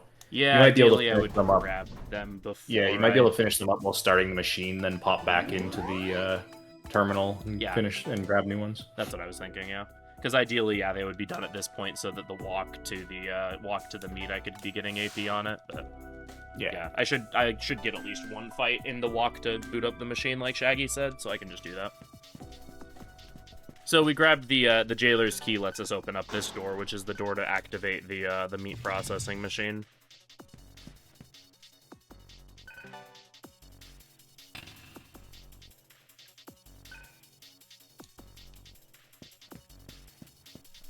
Little hidden chest here that I didn't see for actually the longest time. But neither did I. I think it was John who told me that was there. He's like, "Why don't you grab the revival gem in that room?" I'm like, what revival gem in that room? What are you talking about? Oh, very fun and pleasant sound effect incoming. Everyone should just crank their speakers up right now.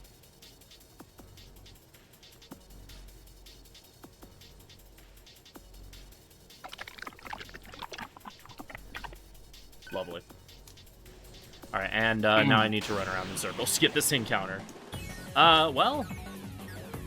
Spank the monkey question? Nope. We are going to run. Well, actually... Monkey isn't crazy dangerous. Scary. Okay. Like, they don't have strong physical. And I do have Mad Rush, so I can go for both. Yeah, I was about to tell you to use Mad Rush. There we go. Well, there's Angel done. Okay, I mean, that's... One more fight ideally, for you Adam. have both of them done, but yeah, you could do one more fight if you want. Come on. It kind of sucks when you want an encounter and the game just doesn't give you one. Yeah, we mentioned before the encounter rate in this game is quite variable, and this is what we meant by that. Maravert does literally nothing when you're in Berserk mode, so we don't... Yeah, you can't be reverted out of Berserk mode. Maravert's really obnoxious and potentially scary when you're actually in demon form, but in Berserk mode or ambushes, it's just a free turn. Alright, so we wanted to get these mantras for this walk over here just to make sure that we're on good pace to learn our mantras when we need them.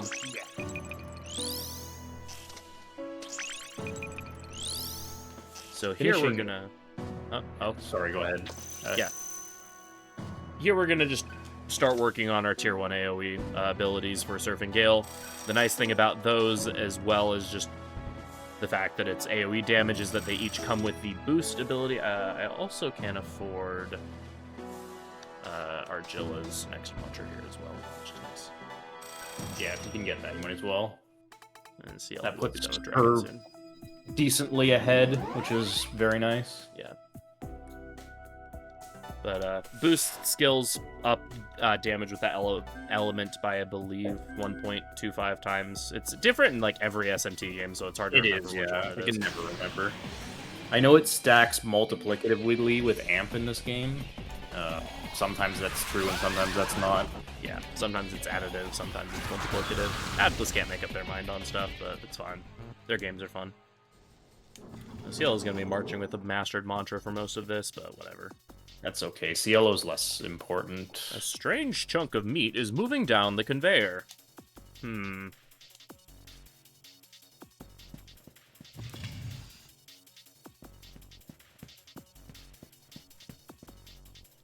A strange chunk of meat is moving down the conveyor.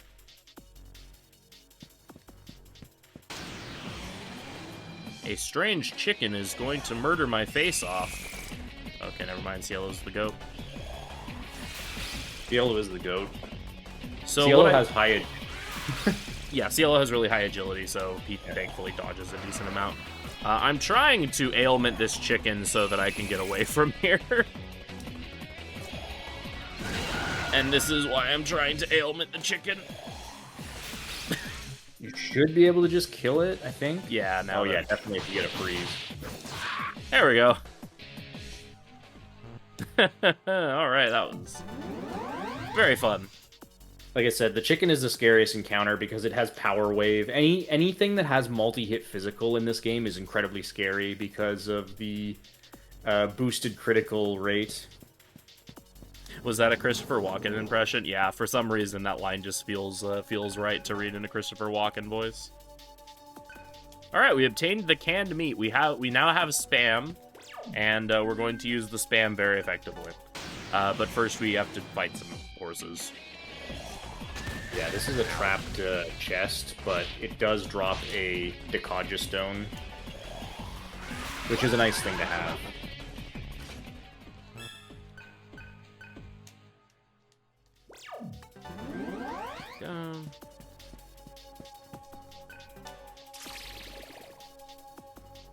Just over here as a medical kit, which is very useful to have. That ambush is quite annoying. Oh. Do you have like an ice bomb or something? I do. I have like 9 ice blasts. Yeah, we'll just. I would have even used a frost bomb, but yeah, you can just spam ice blasts.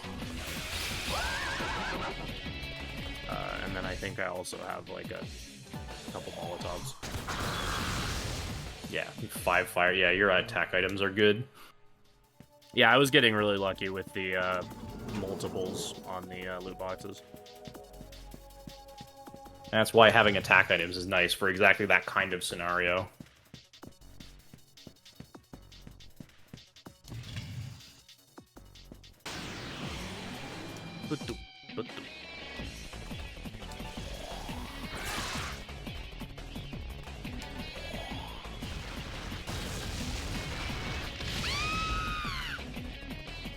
That's a combo you don't get to see very often. Yeah, the Vile Blade combo. It's I think it's an ailment plus physical skill or something like that. I can't remember exactly what the combo is. We set it specifically for Thoth because Thoth resists all magic, so we want some strong physical skills to hit him.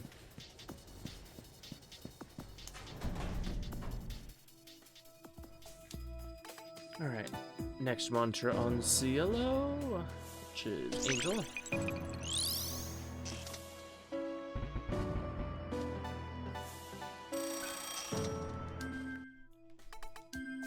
Tyrande will be very valuable considering enemies have the raised crit rate and overall just raised damage. Having something to lower enemy physical attack is really good.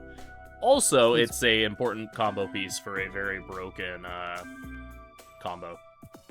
Which you'll see in the next dungeon. It's very fortunate that Tyrande is so accessible because otherwise the bosses that deal heavy physical damage would be not realistically beatable with how we do things. You get the right shrine. Alright, reordering our party just a little bit for this upcoming fight.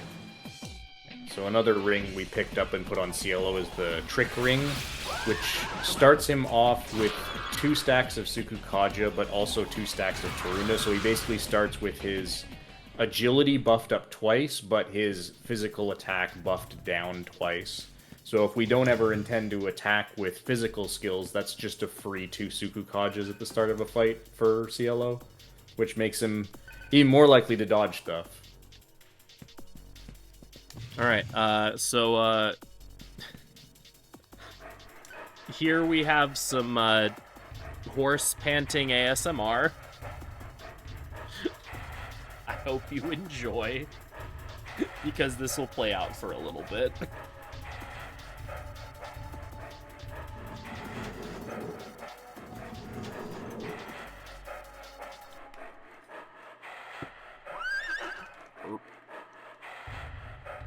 Yeah, so Kumbanda is basically cheesable because he's actually very vulnerable to being muted.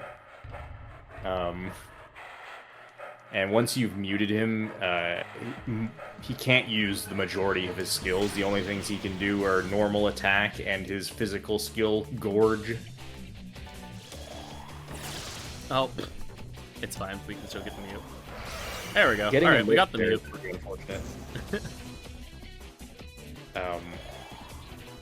There we go. So now we're just to set up auto. Both Surf and Cielo have Zeo. Gale will just do basic attacks. And we're going to just sit auto. This fight is interesting because it is actually, like, slightly HP gated. Good job, Gale. He sits at 1 HP until he gets his final line of dialogue. No, not George! Gorge! Yeah, so we like to refer to Gorge as George because it's really annoying. And we like to give silly names to random stuff. I'm actually going to heal Surf so he doesn't die. Yeah. So you're a brave man leaving Surf on 19 HP. Yeah, Gorge can crit, which will one-shot Surf. That hits him.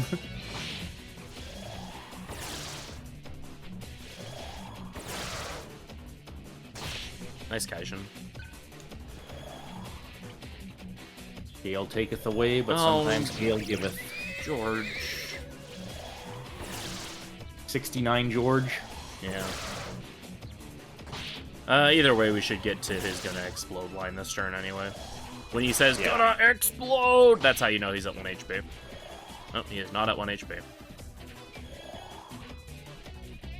That sucks. That means you're gonna need a full extra turn. Yeah, because he's probably at 1. He was probably really close. Like, he's probably at 1 HP at this point. Probably, Just yeah, too after lazy the to turn first off auto battle. Yeah, it doesn't matter. Gonna explode!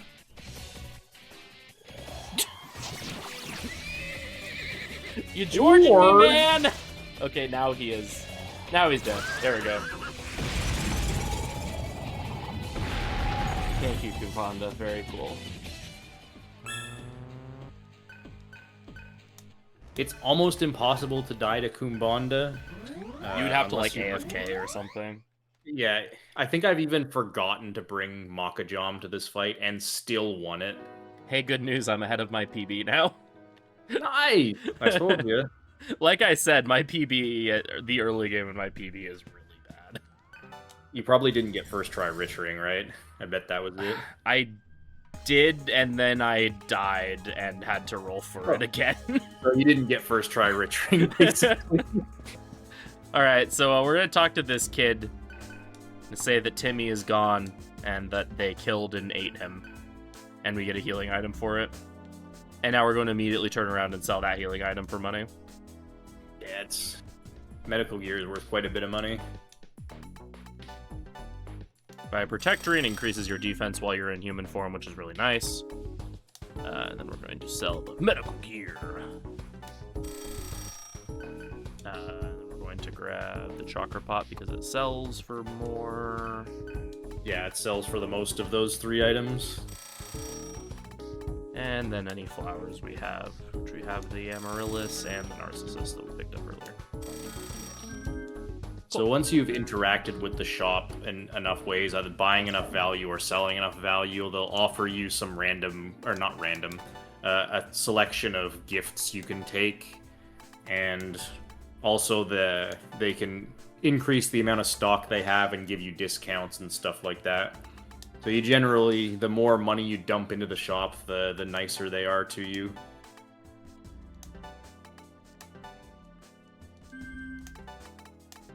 So now we're going to set up the particular broken combo that we're going to use to, we're going to abuse for the next dungeon. As well as we're also going to put human form on Cielo and give him the Phantom Ring. This will actually increase our survivability by a fair amount. It's really the only weapon we have to deal with enemy physical spam. Just hope Cielo dodges stuff.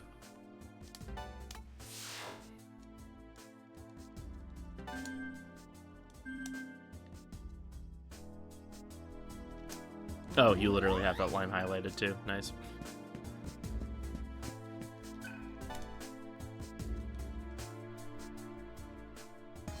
Yeah.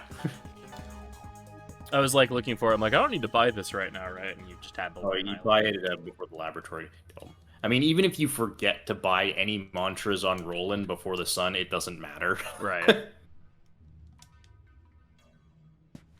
All right, so we're gonna climb the Karma Society Tower to try to get Sarah back, but first this person had a baby, and we're gonna say that, hey, you should name your child Gale. And we get a magic boosting item for that. Depending on what you choose as your name, you'll get a different stat boosting ring kind of corresponding to each character. Heat gives you Fizz booster, Cielo gives you Agility booster, Surf I think is Vitality. I don't actually know. Yeah, Magic is the best, and Gale gives you magic, so that's what we do. Yeah.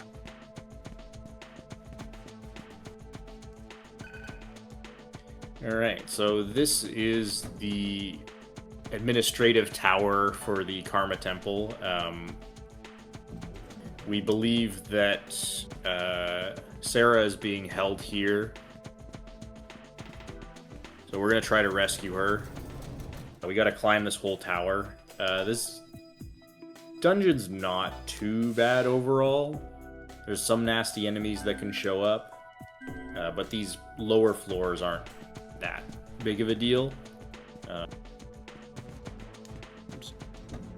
We won't get any encounters until the first forced encounter.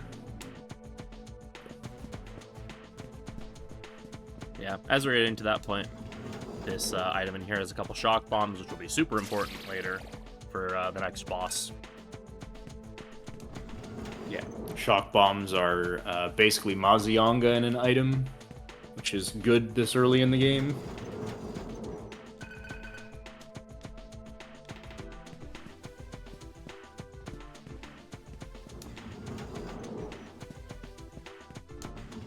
And here, this is actually a forced fight where you get to choose whether you go first or second. So we pick attack them while they talk, and we get to go first.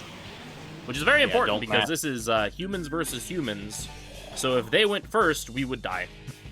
Yeah, don't match through that dialogue, or you're probably dead. We're using the crossfire combo, which you have access to if you have 3 different characters in human form. It's basically just heavy gun damage. That's a damage range whether you one-shot them or not, so getting both of those is nice. Yeah. Okay. Nice sandwich. Apparently they really wanted to see the crossfire animation again. Annoying thing about Karma Soldiers is killing them does not give you AP. So yeah, I was gonna say, we really don't want to see them at all. Running into a couple can be kind of cool because Karma Soldiers can drop any kind of attack item. But we care about AP more than that. Yeah. Since we were actually rely on random encounters for most of our AP in this game rather than bosses, we do actually need to fight encounters a lot.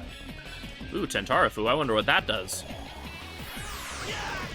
Welcome to every single encounter in the DDS2 any % category. So, Tentarafu is accessed with any debuff skill as well as Pulinpa. It is medium strength panic damage. It's a bit stronger than your standard medium hit magic damage. And you can access it way earlier. Like, at this point, we don't even have access to single target tier 2 magic, so being able to have multi-target tier 2 damage is kind of insane. And because it's considered panic damage, there isn't very much stuff that's immune or resistant to it. And a lot of things are weak to it. A lot of things are weak to it. It's an insanely powerful skill. It does have a high MP cost. You can see it costs 15. And because it's a combo, that means it costs 15 MP on both Gale and Surf to use it. It's not 15 MP split among them. But that's very worth it to be able to just straight up one-shot nearly any encounter. So now we're going to get into an actually really dangerous forced encounter. It's 2 Eligors that go first. They have strong physical damage. So what we're going to do is... I like how I literally walked in front of the chest and didn't actually grab it. That was really cool. We're going to put the Protect Ring on Surf and put him into human form because that gives him a bunch of extra defense. We're also going to throw some extra agility onto the Phantom Ring to hope Cielo dodges stuff. And then we're going to kind of just hope for the best. There's not much else you can do here.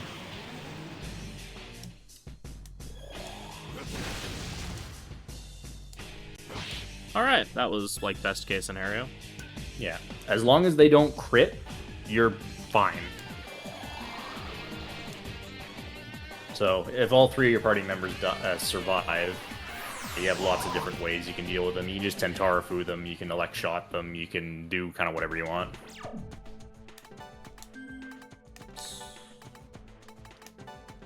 And now we changed my setup back to the magic ring. Yeah, magic ring and Oh, take and human I form actually off add Surf. magic to that ring now. Nice high value too. Occasionally, when you use a gem, it will be a quote high value gem, which means you just get +1 to whatever the number was it was going to give you in stats. So there, instead of getting +3 from that, I got +4.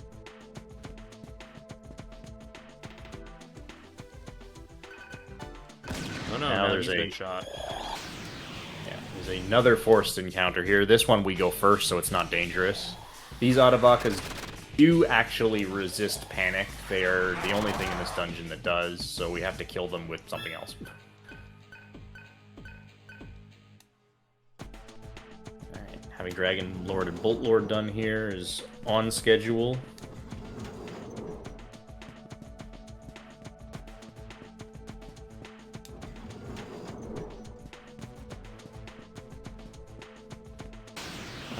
Do I? Yeah, we do.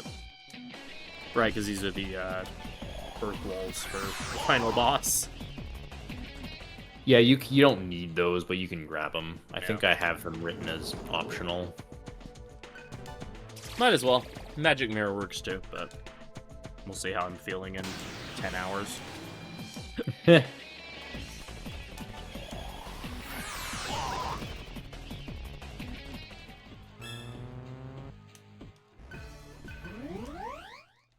Full heals on Gale are really, really valuable at this part of the run because of how expensive. Like, Surf can Tentarafu all day, every day, no problem at all, but Gale has, like, exactly half of Surf's max MP at this point. Yeah. So, any free heal we can get on Gale takes a lot of the MP healing load off of us, which is nice.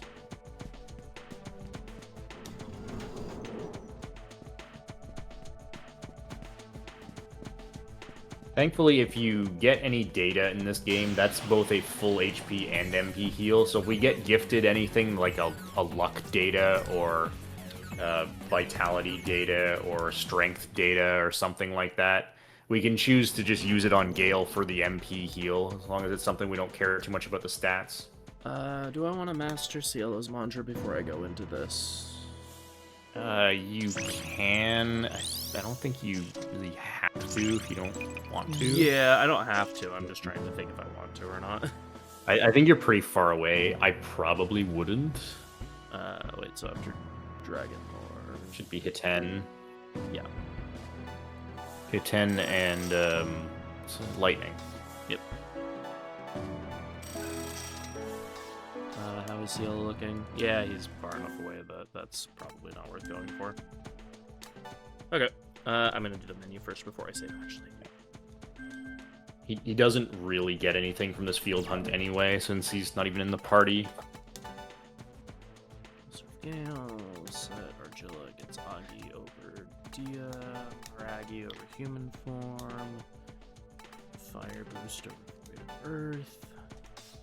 You get Powering, and you get the Magic Ring. I don't happen to have it now. Okay.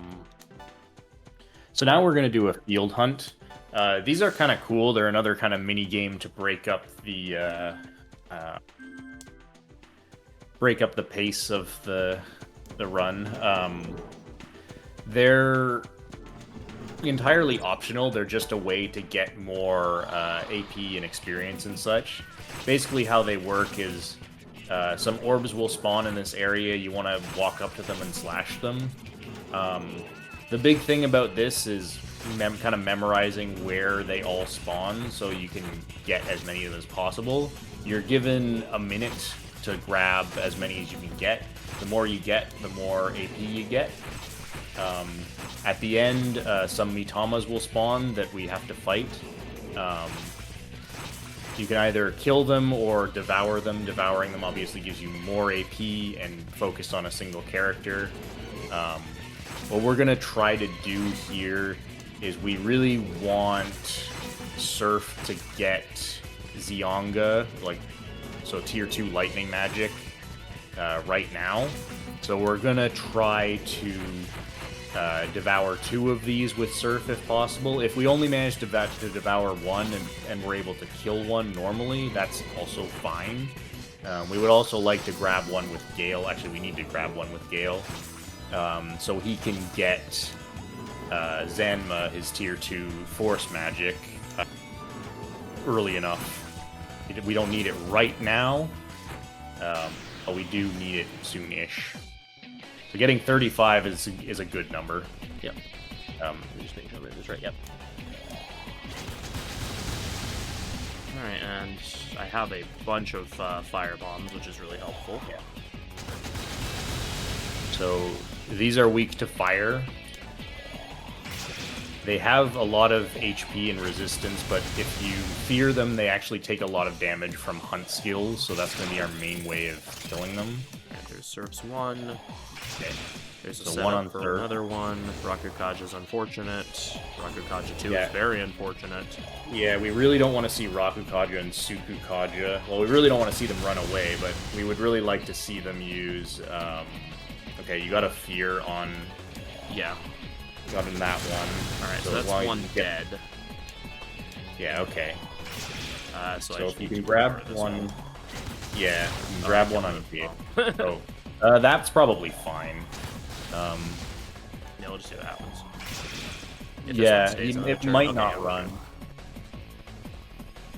Okay, yeah, you could do anything you want here. Yeah. You could kill it if you want to. Yeah, I'm just gonna have to yell eat it. Nice. Yeah, that was about as good as you can reasonably ask for. That almost finished Lightning and almost finished Hiten. Rank And finished X. Fire Leader on Argilla. Oh, nice. Free HP data, too. And free MP data. I'm gonna throw that HP data on Surf right now.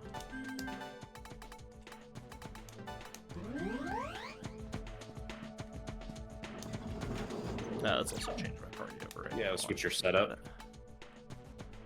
Brain Gilser's yellow. Jill gets the protect ring. Surf gets the magic ring back. Actually remember to buy new mantras for people. Yeah, buy new mantras, save, and then move on. That is the first time in a timed run that field hunt has gone well for me. It always goes really well in practice and then terribly in runs. So that's the first time that's ever actually gone well in a timed run. Yeah, it's a bit of an RNG fest, because if you miss them even once, it really sucks, and they can run away early. It can be a mess. Oh, I actually can't afford Argilla's mantra already. Okay, yeah, I mean, you might as well grab it. Yeah, I don't believe that's going to cause issues with being able to afford No, Arrow you're and- just... And Demon, they're kind of cheap. They're both 2,500, I think, so...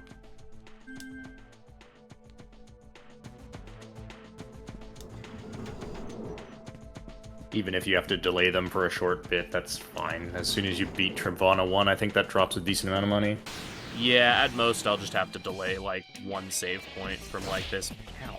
From this... And actually, Yeah, you sell some stuff before Tri-Vana 1 anyway, so yeah, you'll be totally fine. So there's a dodge from Cielo. Unfortunately, Surf died, but we might be able to carry with good elect shots, because they're weak to elect.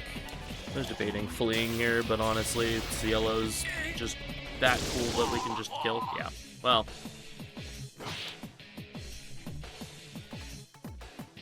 I'm actually going to be greedy and revive Surf. That's not really greedy. The thing's got like 2 HP. Hey.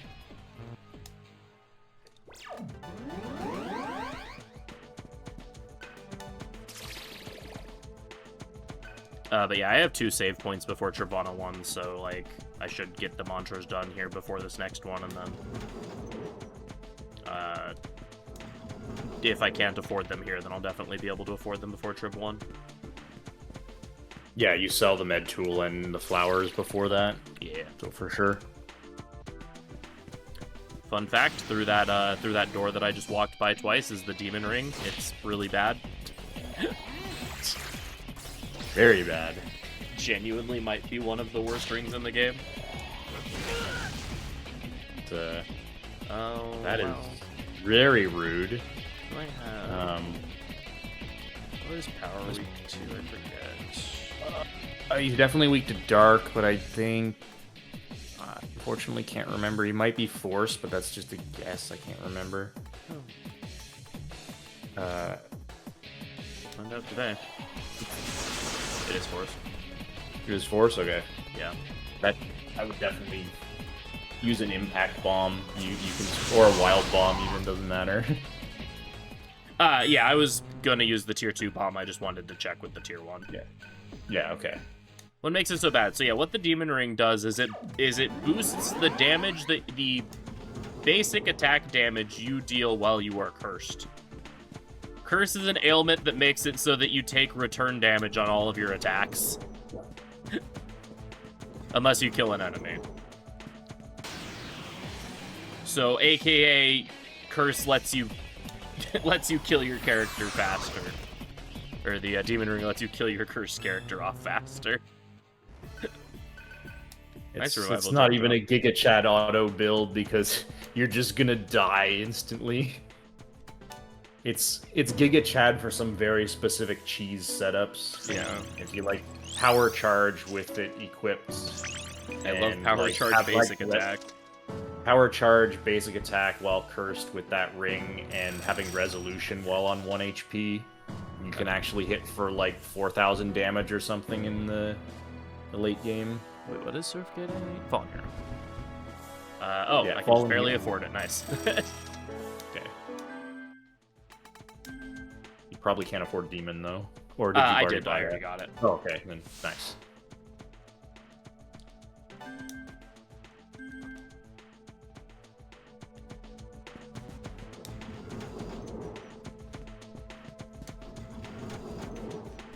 Yeah, because, you know, clearly if you have access to power charge, you have no other usable physical moves aside from basic attack. Over here's a power data that I like picking up. Oh, you grabbed this, okay. Yeah, just nice to have to get to the 99 strength faster.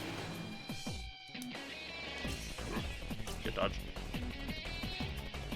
That's why the Phantom Ring is good. Nice Amaryllis drop, too.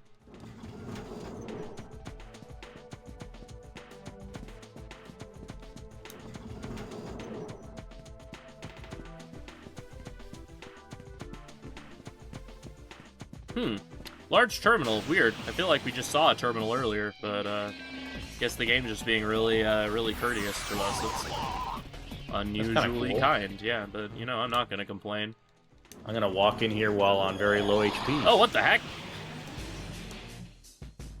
I actually kind of like the way the game does this. It throws some bait at you like that. Yeah, it's really funny. I genuinely really like this trick.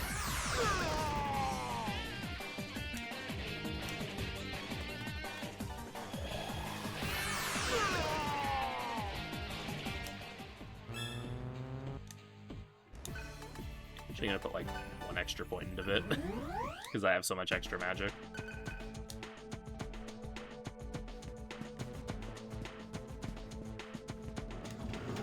Yeah, they switched the doors, which is really funny. Fun fact, if you actually go back through this area, the door is now like a regular looking door. Someone switches it back. Yeah, Triple O we door like is very leave, scary. and then another Karma soldier shows up and like pulls the door off its hinges and replaces it. Yeah. Here's Johnny. Yeah. Alright, sell this medical tool we picked up. And our plants.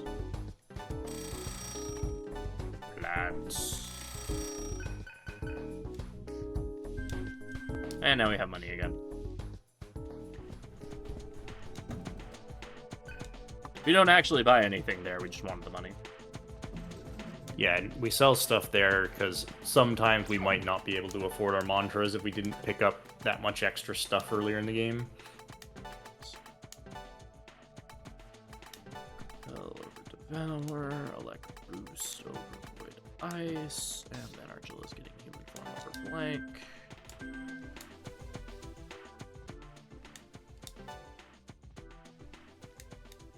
So the tier 2 elect mantra is really high value because not only does it give you Zionga for lots of extra electric damage, but it also gives you elect repel, which gives you access to tier 2 gun combo skills. So you functionally get a very strong elect attack and a very strong earth force and a multi-target elect attack kind of all at once with the elect repel working with the gun combos. You'll get to see both of those here. So this is the Tri-Vana. They're kind of some elite Karma soldiers. They start off in human form. You just need to deal enough damage to one of them, and then they'll all transform. So they all mostly cover each other's weaknesses, except they're all neutral to elect.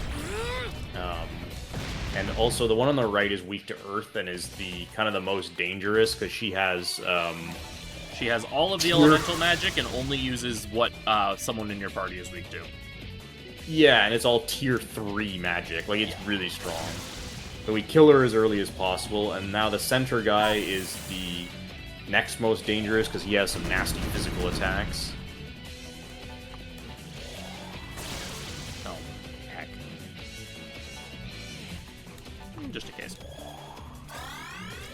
Yeah, they essentially serve the purpose of like your standard RPG party. You have the mage, you have the physical person, you have the support. I'm just gonna boost it to get him to change his affinity.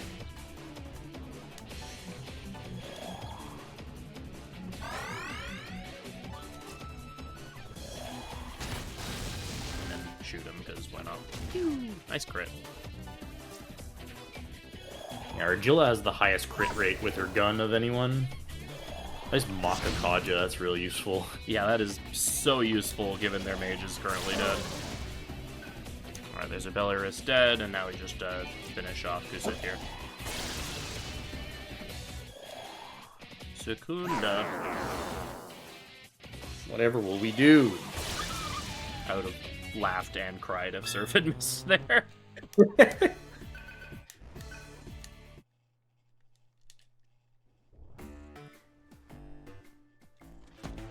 Alright, change party back to our regular marching party. Gale's pretty low, so I'm just gonna chug. Yeah, probably give Gale, I'd give him the MP data. You don't need Oh to yeah, hold on true. to that. That doesn't really matter, so that'll be. Then I'll use it on him and egg probably, because usually he gets probably. pretty strained there too.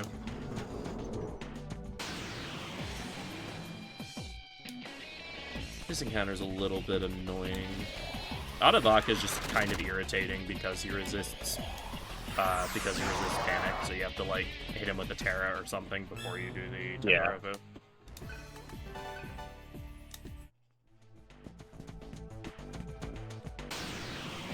Over here, we'll grab another stronger bullet. It also has a sleep. Oh. Yeah, that's quite annoying, actually. The two people I was going to gun combo with, CLO, both got.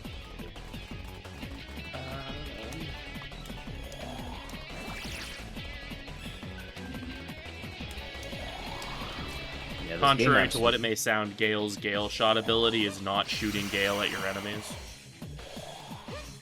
Unfortunately, yeah. This game absolutely loves spamming mute. I'm definitely gonna have to buy more dismutes before I go into a power plant. Yeah, which is fine. They are cheap, it's just, it really sucks if you forget to buy them. Because the boss of power plant also spams mute. I'm gonna leave him muted for a little bit. There's a large terminal coming up really soon.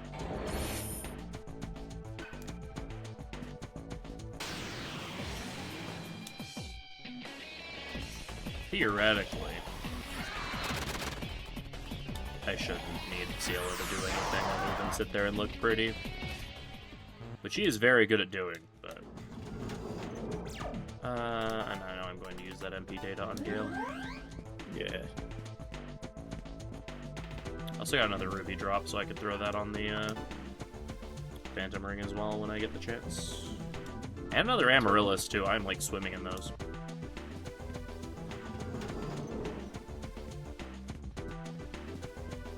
Another valuable healing item to sell. Actually, it's 2 medical tools, so...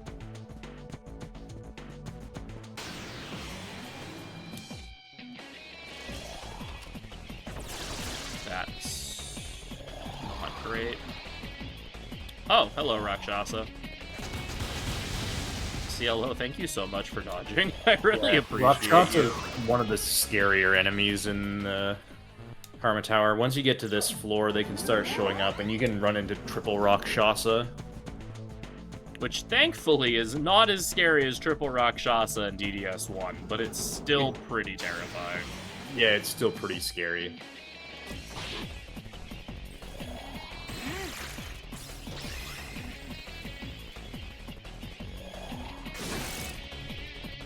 Okay.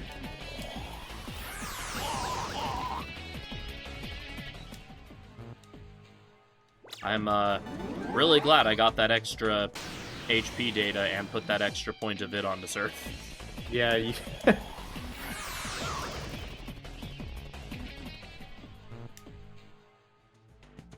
Alright, want to give me another 2-step encounter game?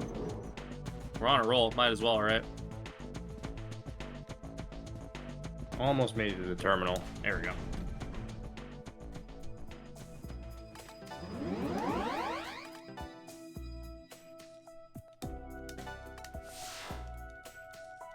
Very, very important that we tag this terminal. Not that we would ever not tag it, because it's a full heal, but if we were to, for whatever reason, not tag that terminal, we would be really, really sad in a couple of hours. Yeah, you'd have to walk to Gabriel up from the bottom of the tower.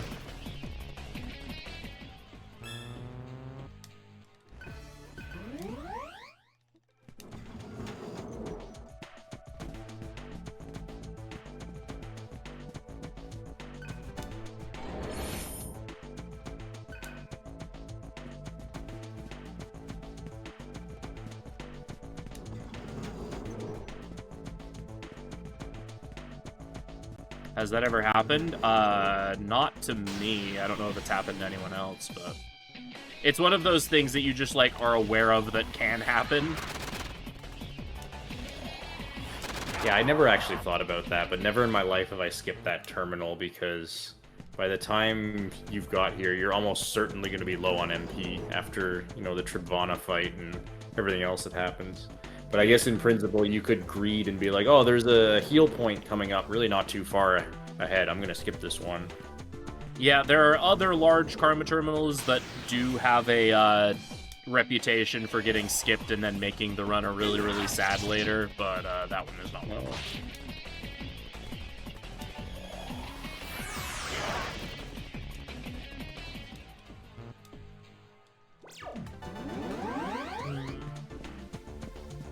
Well, the game's calling me bad again.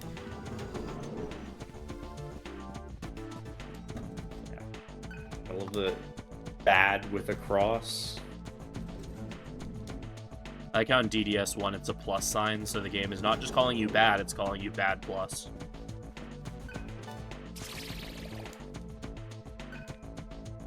And here it's like, bad, keep away! power of bad compels you. Nice dark veils. 2 of them, even. Which is 2 Just more than I will garbage. ever use. Yeah, some garbage to clog your inventory. Yep. You've passed the one place they could possibly be useful. Principalities and Archangels are like the only thing you would ever use them against. Oh, so speaking of, like, hidden treasure chests that are really obnoxious to actually find,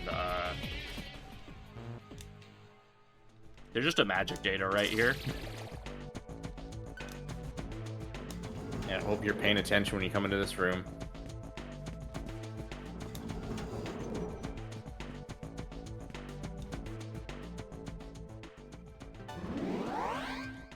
I wasn't too worried about Surf being cursed there. Like I said before, you take return damage if you're cursed, but only if you're the person that initiates any of the, like, combos or anything. And if you're, like, not the person that kills. I didn't need that item, right? I don't think so. I don't even know what's in there. Neither do I. That's why I was pretty sure I didn't need to get it. Absolutely not, game. No, thank you. I'm good. Thank you for asking, though. Alright. Setting up for Tri-Vana 2 now. Yeah, the Tri-Vana catch up with us again, and we have to fight them again. This time they start in their demon forms, and they have quite a lot more HP. This fight is a bit harder and can go wrong if they manage to kill somebody. Physical attack crits or just bullying one person. But we're mostly going to be doing the same thing. Trying to Quake Shot down Mage as fast as possible. They have some scripted uses of a combo skill that I forget the name of, but it's an electric attack. Bolt Rain, I believe. Bolt Rain. We have Elect Repel, so we need to make sure to use that to protect ourselves from Elect Rain.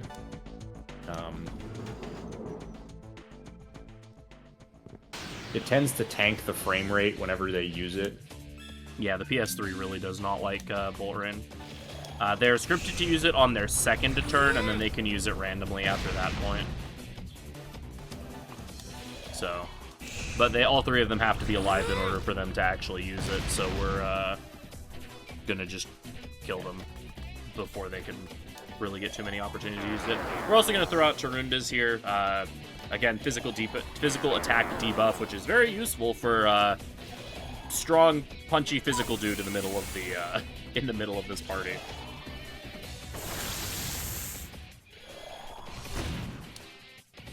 All right.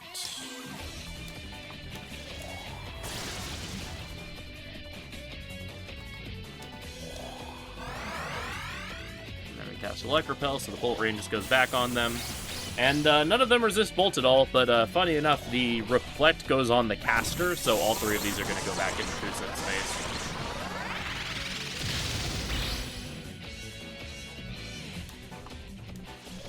Actually does fairly substantial damage. Yeah. Alright, so here we should be really close to killing Ganga, so we'll just finish her off with thrown items. Yeah. Down one more Tarunda. Yeah, and then just throw the Slash Shock Bomb.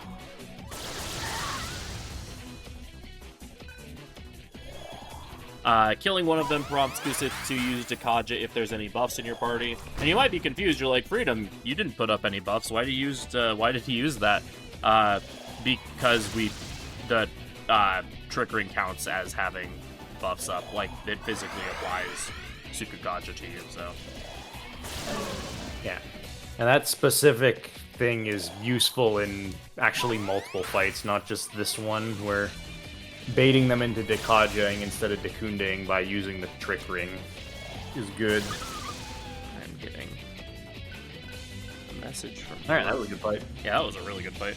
Thankfully, Tri-Vana 2 in this route is, or in this category is not particularly threatening. They are like one of the worst fights in the run in normal any percent. In a category with a lot of worst fights in the run.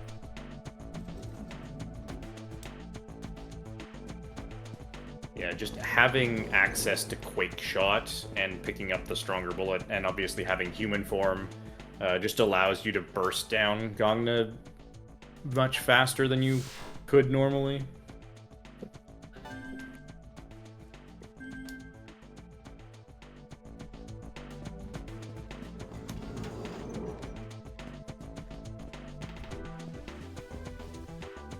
Alright, and now we have a 6-minute unskippable cutscene with a very, very important prompt at the end of it. I also forgot to change my party.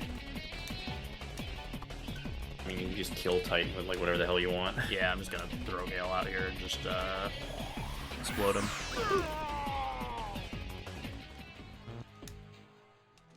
I can reorder my party. It's the same as it's been the whole dungeon. Also, we're doing some ring stuff. Argilla loses her ring. We're giving Surf the Protect ring, not because he's actually going to be in human form, but just because of the boost to his vitality. Yeah, we put... Protect Ring has some base vitality boost on it, and we also put multiple gems on it that boost vitality.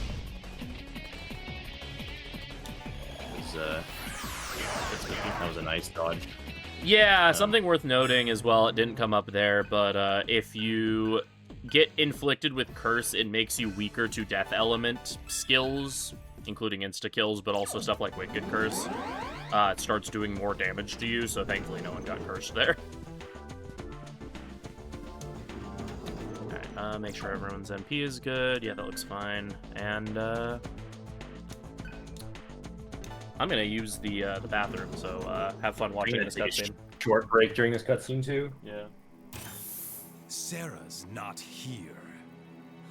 Not this again.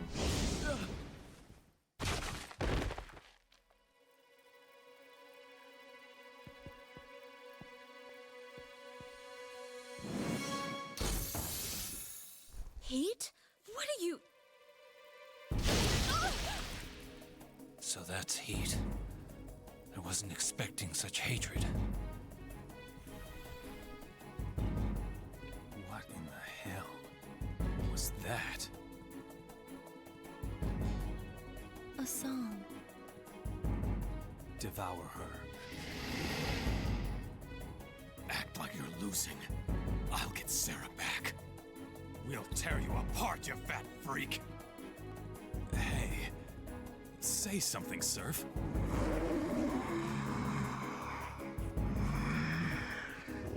I won't allow that.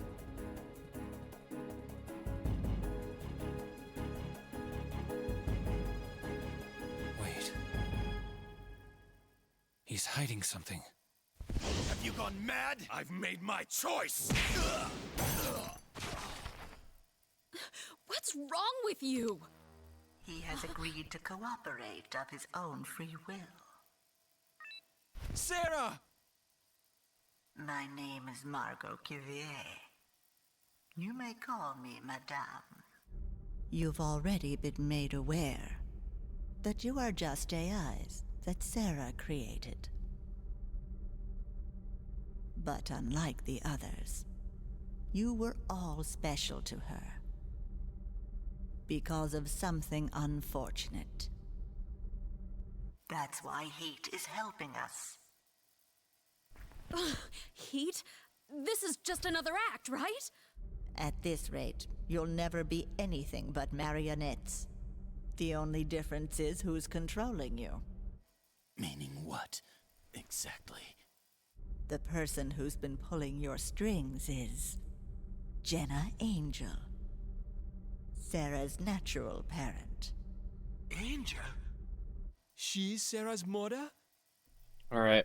Her father I regret was to inform you all that I have just finished my second water bottle. She convinced the Lokapala to abduct Sarah. That one so was she could bring us caffeinated both with down. electrolytes. What could she be scheming? So I only have a 42 ounce like a 42 ounce water bottle left. And I have a coffee in the fridge. Mankind, because of its own foolishness, is facing total extinction. I also have a protein shake in there as well. Insatiable greed destroyed the environment Yeah. which had Reminder to stay protected us from hydrated. God's malignant data. It's a big part of big part of doing these like stupidly long runs is like taking care of yourself in the meantime, because you're already doing something kind of bad for your body by sitting down and playing video games for 12 hours at a time. So trying to unfortunate accident. trying to do your best to take care of yourself, drink plenty of water, maybe have a snack or two, or have a couple snacks handy. Otherwise, Get plenty of rest before and afterward. Try to work out a little bit. What we need is order. For day one of the marathon, between commentating Shaggy's run, doing some moderation stuff, restreaming, putting out small fires, I ended up in front of my computer for like 17 hours on Friday, and I felt so gross afterwards.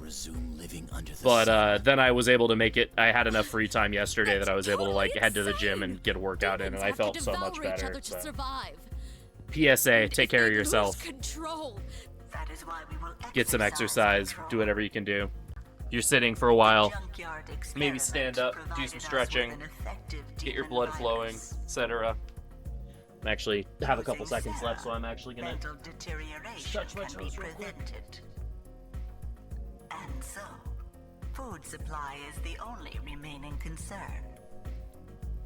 That's why you farm. I don't have a webcam on, so you have to trust the fact that I just did that.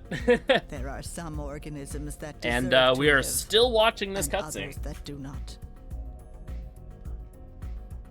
In order to avoid past mistakes, You will decide who merits life. order will decide. A world of tuners under our control, Nirvana, is the only way So to how's preserve everyone doing tonight? mankind. Hope or today. We're still in the middle of the day. Hope everyone's having a good day. Hope everyone's had a great weekend. Been enjoying the runs. We can ensure I'm sure everyone's had a fantastic weekend. It's been a great, many runs. needless killing. Oh, very important here. I have to pick the second option. If I pick the first option, we have to watch that cutscene again.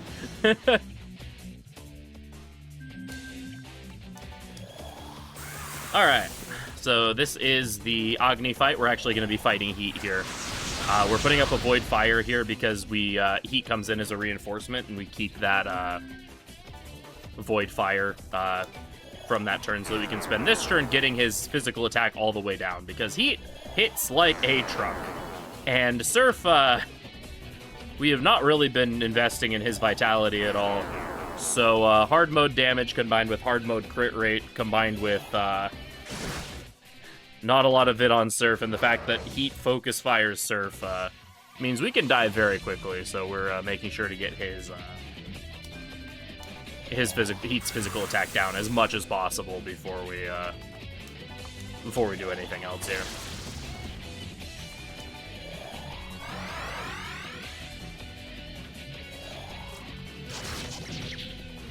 Yeah, I mean, this game kind of does the law versus chaos thing, but, like, also not really.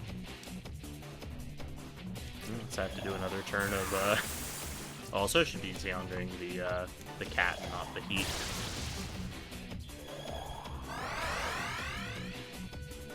Yeah, you want to take down these tigers. They don't have that much HP, and it just means the enemy can do less during their turn. This fight is kind of long. They got a lot of HP. And you're forced to spend a lot of your resources defensively, keeping Void Fire up and healing. Good news is if Heat actually uses a fire skill, it does tank their turn, which is really nice. Yeah. And they like casting Ice Drain, which covers their weakness, and even if they didn't do that, we don't really have that much good ice damage anyway.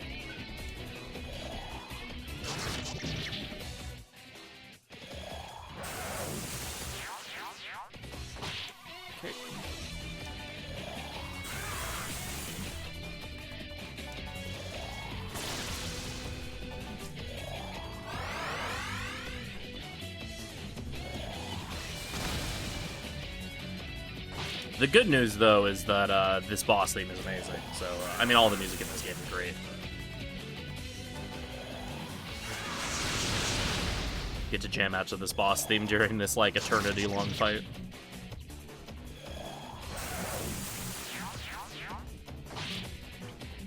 Would love it if there was a little bit less healthing and a little more Augudine. Okay, one of the tigers is dead, so now if he Augudines, that will end his turn immediately. I just manifested that Augudine personally. I imposed my will upon the video game.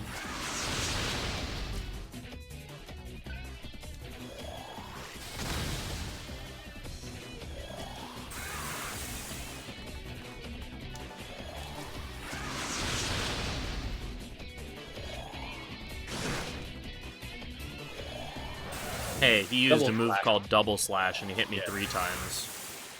Yeah. Double Slash is scary.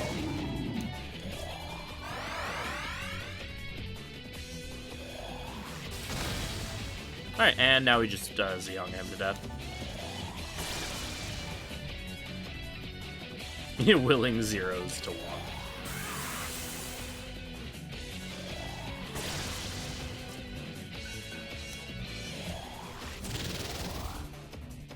Yeah, the quote, like, law chaos thing in this game, they're really just two sides of the same coin. They want to do, like, literally the exact same thing to each other. They want to do the exact same thing, just with a different, like, mindset behind it. They both want to turn everyone into demons and stuff. It's just one of them wants to let all the demons run rampant, the other wants to control them. Hey, I just golded that split by, like, 6 minutes. Beautiful. Like I said, that field hunt never goes well for me. So the fact that I finally got it to go well for once, yeah, I golded that split by 6 minutes.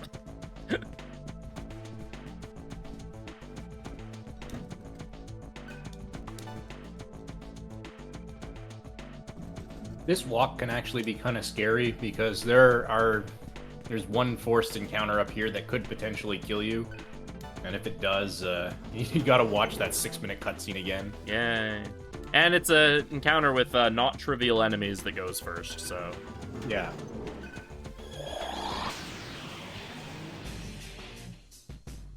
It's pretty mean to put something like this here. Rude. Bro. Alright, note to self, buy dismutes. Yeah, I'll try to remind you to buy dismutes. I'm just gonna buy them right now, like, as soon as I get back to town. Yeah, it's totally reasonable. Alright, no more fights for the rest of the dungeon, though. So I can just let my health be what it is. Well, we'll still get these 2 encounters, but they're not real encounters.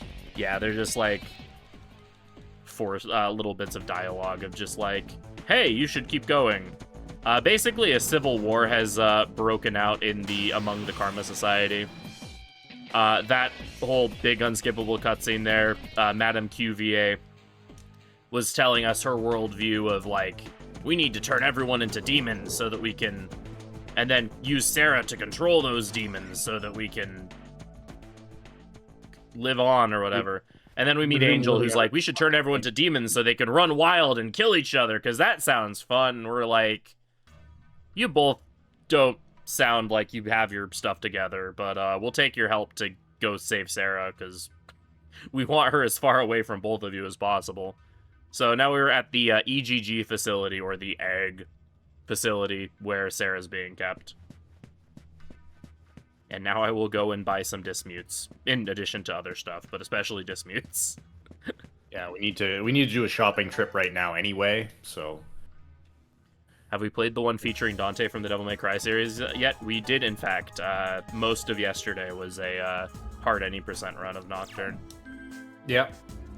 Alright, here we purchase the most broken item in the game. An Impel Stone. For those Nocturne players who were really upset that the enemy gets the skill Dragon Eye and you can't get it, well, you can get it in this game. We just bought it. For $50,000. For $50,000, you can buy 1 use of it, and you can only hold 1 at a time. But it is the skill Dragon Eye. It works exactly the same way. I'm just gonna buy 11 of these things. At this rate. Yeah, why not? They're cheap. Yeah. Alright, and I need new mantras on Surf and Cielo.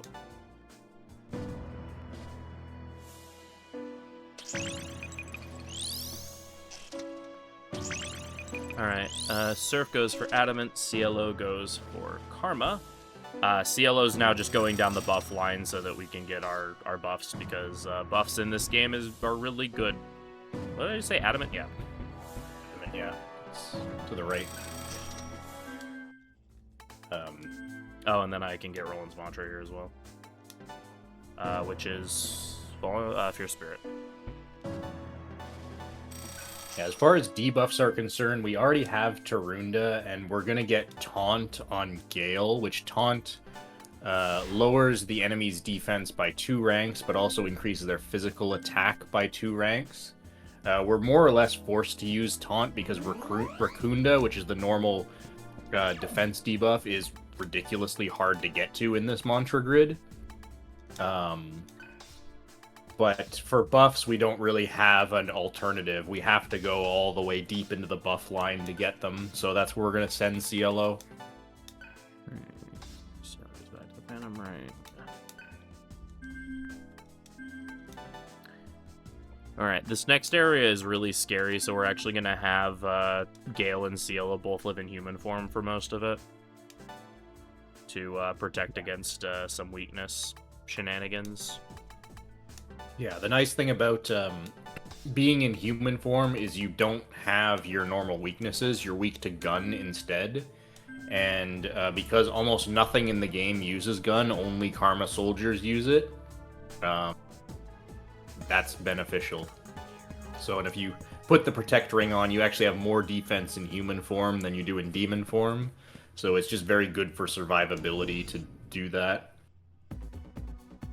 You can't put everybody in human form because you do need to actually fight things. So Surf has to be in demon form, but Surf is fairly tanky with his high magic.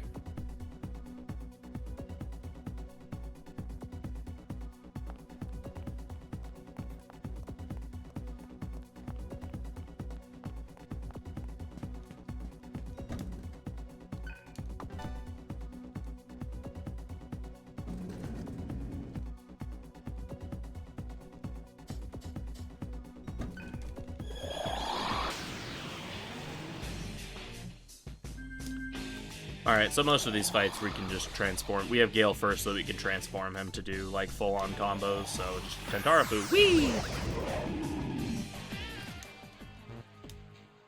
Yeah, Transform Tentarafu will kill everything in this dungeon until you get to, I believe, the 3rd basement floor. Whenever Pazuzu and Baphomet start showing up. Yeah. And at that point, we can set up something else. Oops.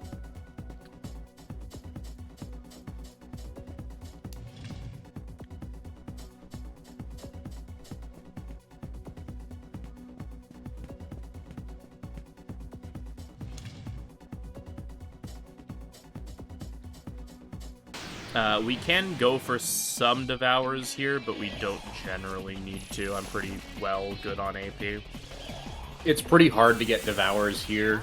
Yeah. The only thing you really can is if you see Taraka, because then you can throw out a wind shot with Gale and try to get a fear.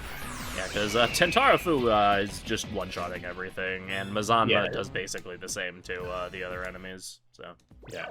This is kind of why Devouring becomes impractical, because you just kill everything with the skills that you have.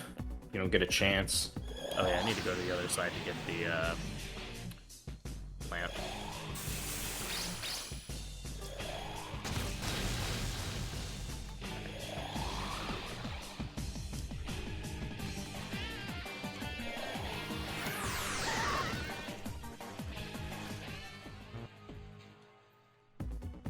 So the gimmick for this first visit to the egg is that basically there's a series of key cards that are each numbered 1 through 4, 1 through 5, I forget which, 1 through 5. And you need to get the key card to open the door, and once you get to door 3, they have a passcode associated with them. The passcode for those doors is just on the back of the key card, but we also just know what the passcodes are, so... Yeah, they're always the same. So just find the scientist who has the key card, get the key card, and progress forward. This first scientist runs from us, but he opens the door, so we'll have to chase him down to actually get the key, because there is another level 1 door. We are running over here because there's another plant here that we want for the money. Plant. Sarasvati is significantly less terrifying than she is in DDS1. She is one of like the 3 scariest enemies in all of Digital Devil Saga 1, and in this she exists. She dies to Tentarafu, which is very, very cathartic, considering she kills you with Tentarafu in DDS1. I think they decided that giving her Tentarafu was kind of overpowered, so she doesn't have it in this game. He has Mazionga instead, right? Yeah, I believe so. Yeah, which is... She's the main reason we put Gale in human form. Yeah, a lot of... Because Gale is in your party literally the entire game, he is... Spoilers, the only character in your party that never leaves the party. There is a lot of electric damage in this game, so having Gale in human form is very valuable. That's an interesting point. I never thought of it that way. They tried to reduce the amount of Gale use by making him less useful. It's the same reason, or it's one of 2 reasons why like nothing in this game uses ice damage. Because you don't have an ice weakness in your party ever, and if you do a data transfer, you get the Eho ring, which means that you could just have a party member immune to ice at all times. So, as a result, nothing in this game uses ice. Take that, people who like transfer. Yo, the boys! The boys are back in town! This is, like, the worst time for them to show up, because you have 2 human form members, but hey. You know what? I still get one. I believe, and left Zio we trust. Darn. Dang. Run away! So, yeah, these are Omoe Kanes, or the boys. They're kind of like a lottery, I guess. They have random weaknesses. Each of the 5 will be weak to one of the elements. You're not allowed to use multi-target skills on them. If you do, they just run away. But if you successfully hit their weakness with a single target magic skill, they will instead self-destruct and then give you a ton of money, a ton of experience, and a ton of AP. The exploitable thing about them is that there's only a certain number of patterns that they have. So once you hit one of their weaknesses, as long as you know the patterns, which we have them written in the notes, you then know what the other 4 weaknesses are. So if everyone's in demon form, you have all the correct skills set, and you hit the weakness on the first try, you're guaranteed to get all 5 of them, as long as you do it right. Which is really useful. But they're, of course, random encounters, so you can't rely on them. Yeah, and if you can kill them, you do, like, truly just get absurd amounts of EXP, money, and AP. Oh yeah, if you can kill all 5 of them, it's like a huge boost. Yeah, and the amount that you get scales depending on where you are in the game as well. Yeah. So, like, by the end of the game, if you can get a pentakill in the final dungeon, you get, like, $750,000 or something like that. It's something insane. With the Rich Ring, I think it's that much, yeah. Yeah. I think, yeah, it might be 50,000 normally. 500, yeah. So, yeah, stonks. Yeah, we are gonna do a long grind in the end of the game, and any Omoe Kane pentakills that we can get save, like, each one saves like between 10 and 15 minutes.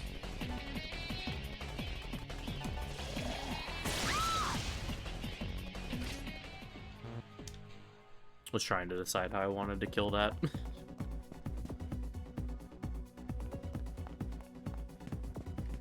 Alright, Gale is about to finish Demon.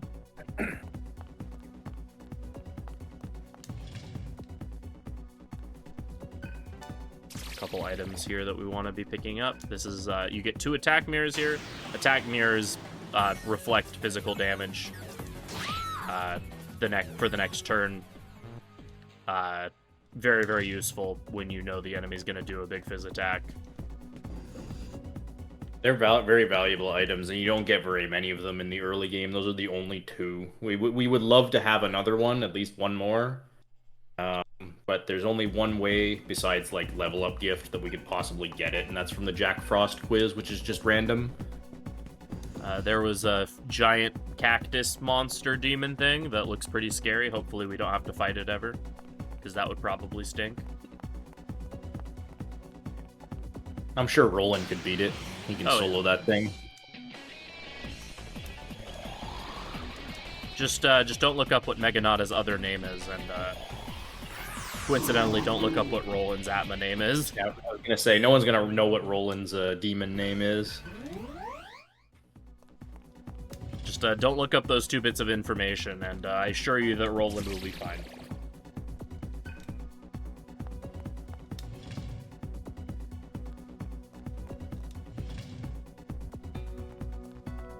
I always... Wait, this isn't a different floor. Let's save, because I haven't saved in a little bit, and I enjoy not losing crap tons of game progress. Yeah, you don't want to lose a few minutes to getting bodied by what's her name? Scath? Yeah. Scathic, yeah. Scathic Power Wave. Yeah, imagine losing a couple of minutes to getting bodied. Couldn't be me. Yeah. No, I don't think anyone's finished an HMAB run without getting bodied by something. Power Wave or some other multi-hit fizz skill at least once. Yeah. There's Demon Mastered, of course, right when I'm not by a terminal. Love that. I think my PB had only happened once. I got wrecked by Horus in the sun. Is the one that's on the left? Yeah. There's a couple of these rooms that look like very similar to each other, where there's like an item on one side and nothing on the other, and I'm like, which is, yeah, so. That one has a rose, another plant. I believe we have exactly enough MP for one more Tentarafu, so I don't need to heal Gale quite yet. Yep.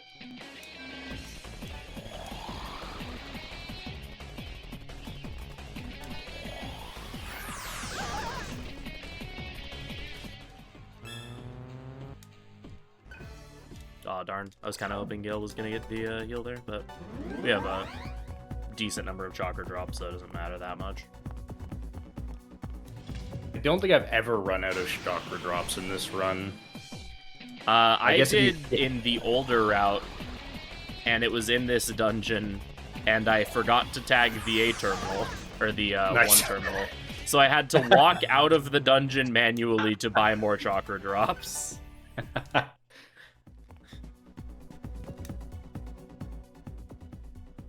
I mean, even if you could warp out, that'd still be heavy pain, because you'd have to walk all the way back down. Yeah. Alright, after Demon, now we go for Skydargan. Skydargan. And everyone's still working on their stuff. I just need to get,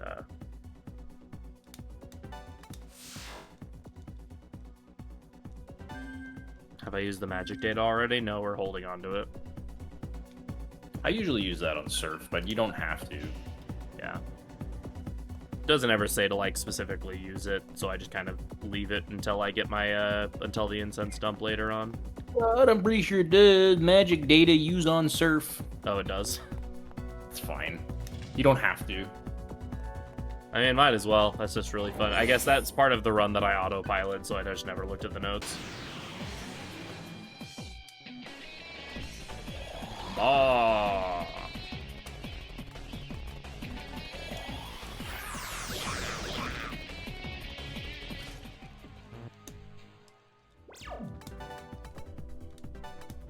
Wow, look at that. I used the magic data on Surf. Amazing. Whoa. Wild. I like doing that just to just to help with the damage range for killing Abaddon. Yeah, that makes sense. I think I actually missed that range when I was practicing, so yeah, that'll help. Plus, it's more magic that goes on Sarah later as well. Yeah. Ultimately, in the end of the game, the Surf stats are the most important, so... Yeah. Heck. Well, we just got the new bullets for Cielo, so I can, Yeah, Thundershot. Hey! Should wreck them pretty good. Thundershot or Cielo's gun combos in general are specifically very good against 2 enemies. Against 1, they're not that great, and against more than 2, they're also not that great. But against 2, they'll kill like anything.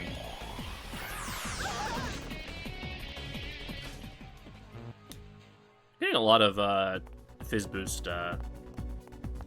gems. Which are not that great. Not that great, but it's like, kind of, it's like, oh, okay, that's cool.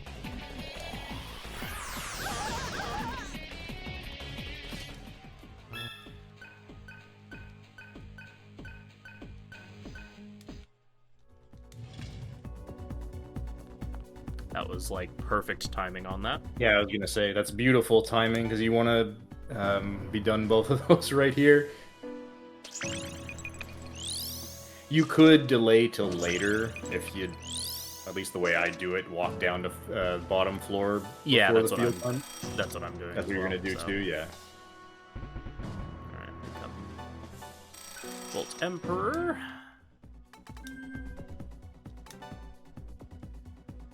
Cielo also is getting the Twilight Mantra, which has Makakaja on it, which you've seen how much magic we've been using, so something that boosts the magic attack is pretty darn useful. Yeah. He did just get Sukukaja, which is a useful enough buff, but Yeah, not missing is nice. yeah. Hi, Pazuzu. Really? Get owned. Pazuzu nulls Panic, but he's weak to Elec, and he's just, if there's only one, you just one-shot him with Zionga. Heck you, Pazuzu.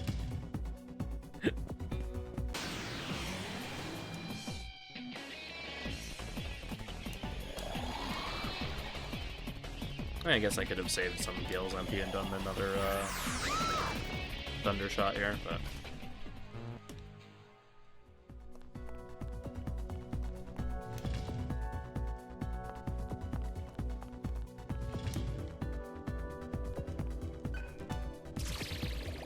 Freedom and Shaggy is such a cool combo. Well, thank you. Yeah, I like doing commentary with this guy pretty alright. So do I. Yeah. I think we cover each other's strengths and weaknesses well when it comes to commentary. Yeah.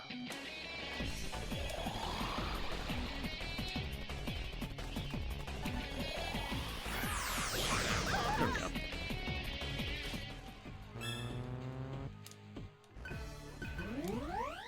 Baphomet forced encounter. Yeah, Baphomet forced encounter in the next room. They null Panic, so we can't just Tentara through them. They're actually kind of annoying because they have a decent amount of HP, and unlike Pazuzu, they're not weak to Elec. I like to chuck a Holy Arrow at them, but you can just like spam Thundershot at them until they die. Yep, definitely doing the Thundershot strat. Yeah. Hey.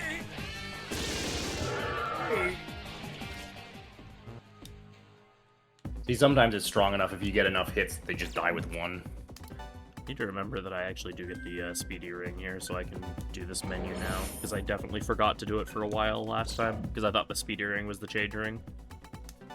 Oh, yeah. So I'll explain what the speedy ring does, because it's kind of interesting.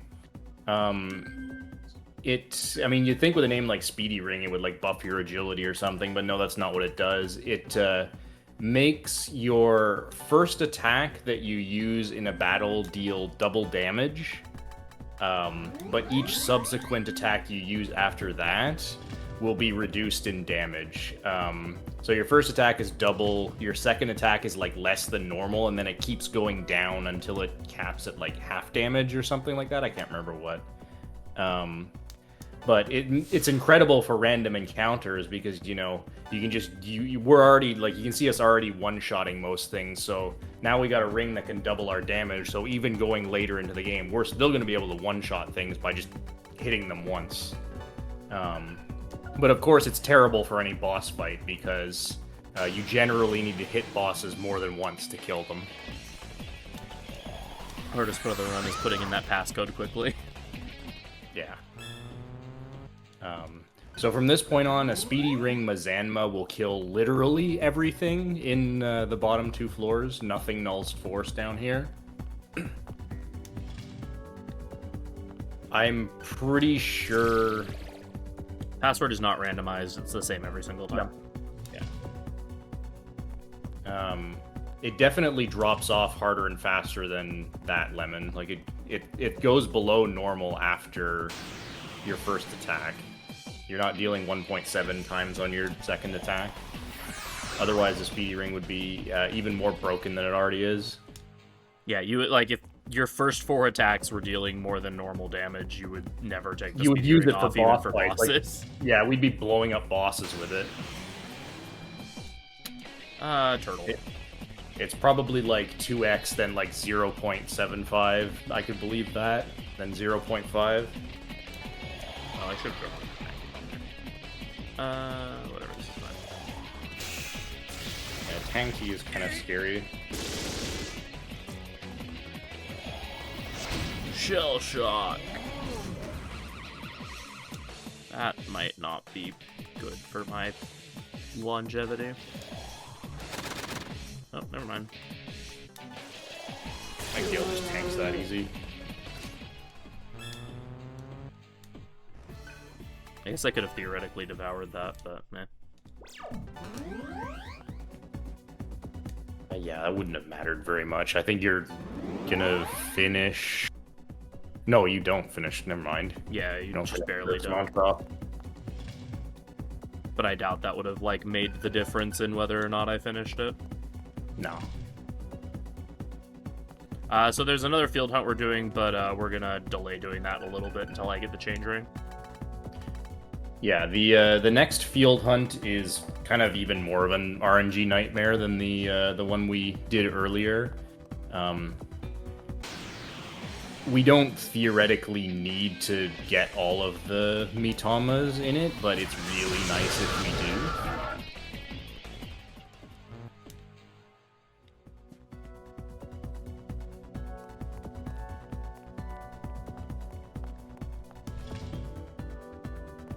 The main thing we would love to finish Surf's mantra right here, but that's not really realistic. We also want to make sure Gale stays on track. Gale doesn't actually really need anything until quite a bit later, but we do need to make sure he gets Xandine before we fight the Archangels, and he's barely gonna get there. The big thing right now is we'd really like to get Argila's mantra finished, because going into the next dungeon, she's gonna be our primary damage dealer, and we need lots of fire damage, so having her learn Meragian and also Fire Drain to access the next tier of gun combos is very useful.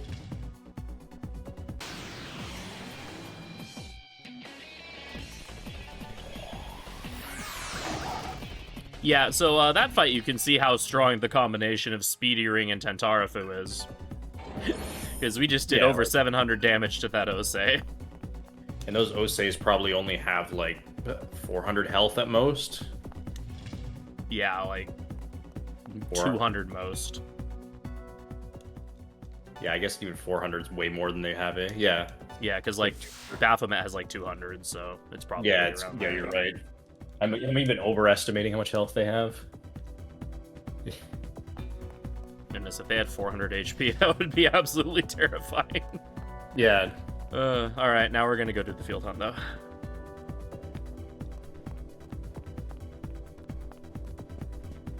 So the advantage of delaying it is you both are a bit closer to a save point in case it goes wrong. You can reset faster. And also, we have the change ring. So what the change ring does is it makes it so changing between human form and demon form doesn't cost any press turns. It's a 0-turn action. So it's even better than passing. Normally, passing would be a half action, so it would pass to the next person and your turn would start flashing. But with the change ring equipped, reverting or transforming is doesn't even do that. It literally just moves the turn over to the next person, and the press turn isn't affected at all. So it's kind of like a super pass. It's even better than regular passing. The reason why that's really useful is because if you're in a situation like you often are, where one of your characters is way stronger than the other ones, well, you can give your weak character the change ring, and for free give their turns over to your strong character. And we're going to immediately make use of it here, because Cielo can't do any damage to these Mitamas, so we're going to give him the change ring, and he can throw his turn over to Surf and Gale.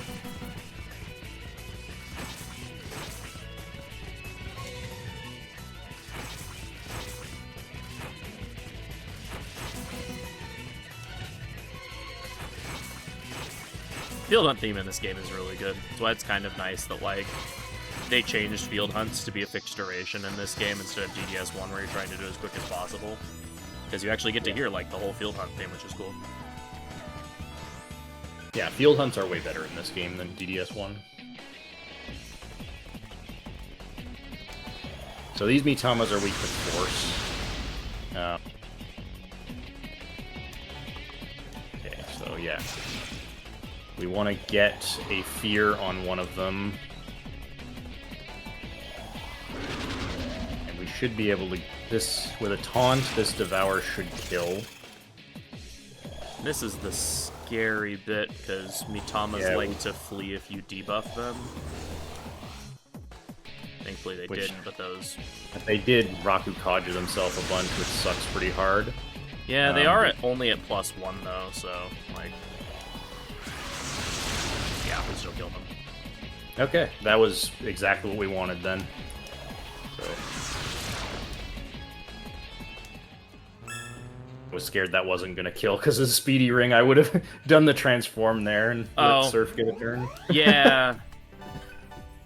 I was curious. I didn't think it was going to reduce it down to like 18, but yeah, you know, you were totally right. Never punished.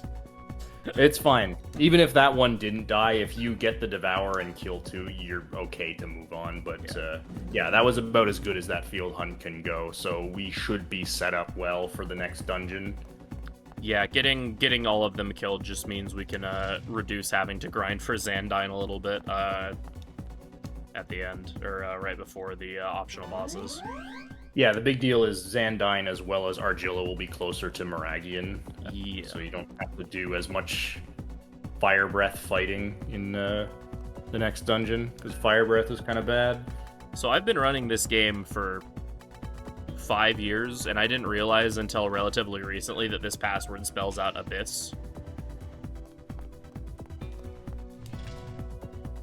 Until until I was watching Shiner play the game and someone pointed it out, and I was like, oh, huh. I didn't know that either. That's clever. Yeah, it's like not like fully spelled out. It's like ABYSS or something. Or like AYSS, I think. Either way, next boss is a bad one, so it's kind of a very clever ow thing. E-Blast is kind of scary. Got a high crit rate, but it is low accuracy, so CLO gets his chance to shine. And Argilla's already done Fire Lord, which is really great. Get to enter the next dungeon with Meragian already finished. Medea over Devour.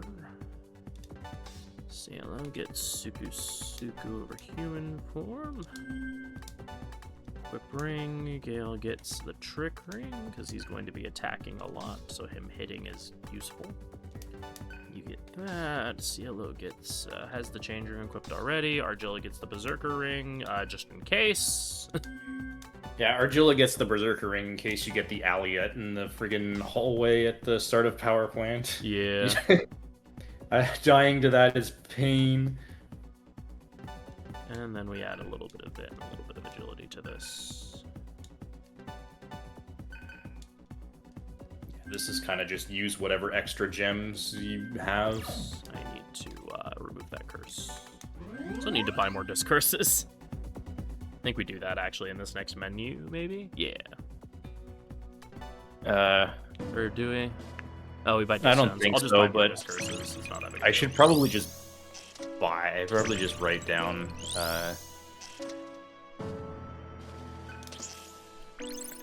this.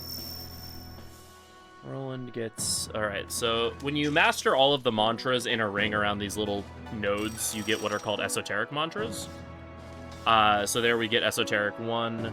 So Fire Lord Archangels is going to go for Fallen Hero for some more healing, because we will need access to a combo a little bit later. Esoteric mantras can consist of either things that just generically boost your entire party's stats by a certain amount, or like little bonus mantras. So that gives you the mutual karma ability, which means that when the person who has that mantra has it equipped, or has that ability equipped rather, they will gain EXP while they're in the back row, which is helpful for other reasons. Yeah. Alright, and now for Abaddon. So the Earth Tri-Vana ate the other two Tri-Vana members, and now he's a blob. A very large blob. So, he's still the Earth Tri-Vana, so he primarily likes using Fizz, especially in this early phase, so we're going to make use of the Change Ring here to get his attack down all the way in this first turn, so that he doesn't just murder us. This is, again, demonstrating just how incredibly powerful the Change Ring is, and how kind of ridiculous it is that you get it this early in the game. We're, like, roughly what would be considered just under halfway through the base game, and, like, a quarter of the way through this run. A little more than a quarter of the way through the run. And we have basically super fast, which is really strong. Here we're going to be using the Angelic Grace combo. Whenever you have two characters with Medea, you use Angelic Grace, which is a party heal, combined with a stack of a defensive buff, Ragakaja. So we'll be using that to get our defense up, to again reduce the amount of damage that we take here. We want to taunt his defense down, but that also buffs his physical attack up, which is pretty scary, so we're going to buff our defense up before we start doing that to keep ourselves safe, and the fact that this combo also heals you is pretty nice. It works out well. Get up a value Sukukaja there. Buffs in this game are interesting in that they actually have like strange amounts of diminishing returns to them. So your first stack of a buff is actually a little bit more valuable than your second and third buff, albeit you obviously want to go to +3 as much as you can. But getting the one Sukukaja on everyone is pretty valuable. Yeah. I mean, Gale technically has 3 now, but getting it on the one on the other 2, yeah, is very good. Alright, so now he is at -3 and neutral attack, and we'll heal in this next turn. We will hopefully go. Worth noting, in this game, compared to like Nocturne and DDS1, buffs and debuffs cap out at 3 at +3 -3. So yeah, instead of 4, like you often see. Yeah, this was okay. Oh yeah, you can explain. I was going to explain the Impel Stone. So now you're going to see the Impel Stone. So you can see we have 3 press turns. Now we have a lot more than that.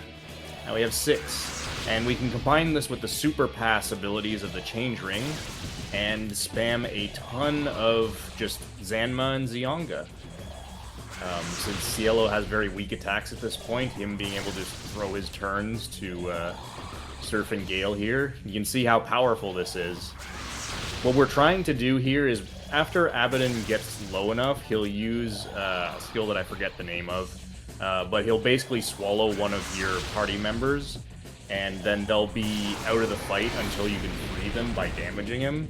That really sucks, because he can grab Surf, who's our main damage dealer, and would make it really hard to free him and continue the fight. So instead, we just push him right above the HP threshold to go to phase 2, and then use an Impel Stone and kill him outright. Gold at that split by 3 minutes, by the way. Nice.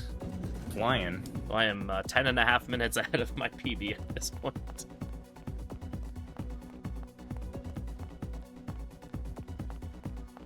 Like I said at the beginning of this run, my PB in this category is not particularly great, so... Alright, and now we get another cutscene break, so I'm gonna use the bathroom and then get a snack, so enjoy. Good.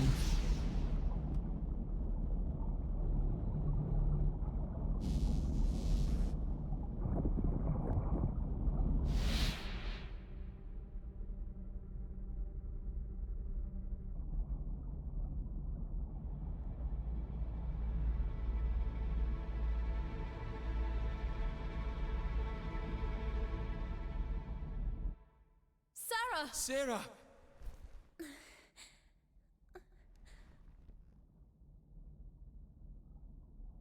Serve. Serve. Oh. You're alive. I thought that you were gone. That will need to wait. Heat! You will obey me, Seraphita. Your duty as shaman is to soothe God and preserve humanity. Accept this duty, and your friends will not be harmed.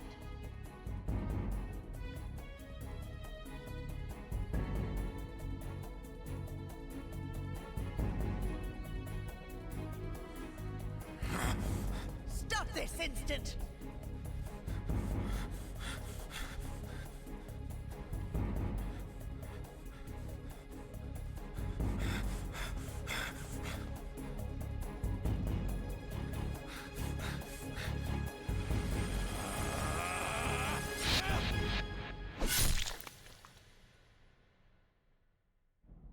Oh yeah, Surf dies in this cutscene, by the way.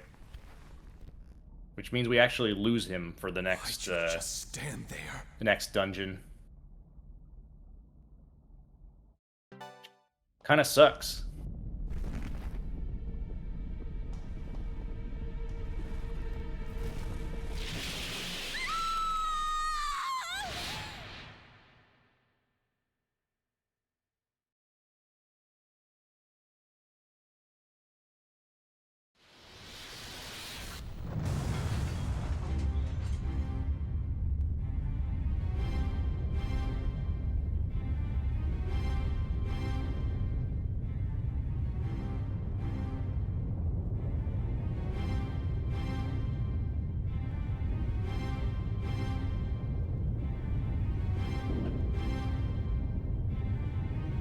That would ruin the heroic sacrifice if someone were to help. I don't know what he's sacrificing himself for. This causes nothing but problems, but you know, whatever. The hub is operating on its own! That can't be. The system isn't even connected. Connection opened. It's transmitting from our side. Upload rate is 945.56 zettabytes per second! That dwarfs even the incident 5 years I don't know ago. exactly if a zettabyte is a real unit or not. You wouldn't download a car. God would download a car, though. He would download the whole Earth.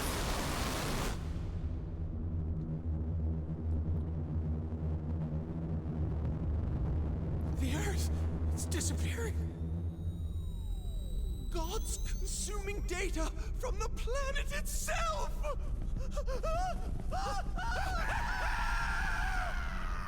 Love the voice acting in this game. So good.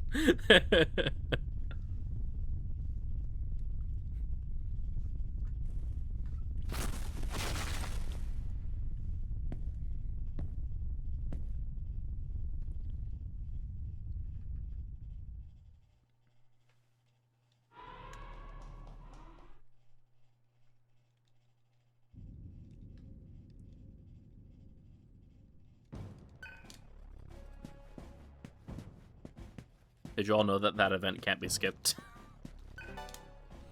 Oh, zettabyte is a real unit. I didn't actually expect that. Oh yeah, I guess I don't. I guess I should go to the power plant shop instead of this one, but It's a bit more efficient to go to the power plant one. Oh yeah, so Gale's the main character now because we lost Surf. the secret is that he's always been the main character. We just didn't know it. Yeah. But for the next dungeon, we'll get to watch his hypnotic walking animation.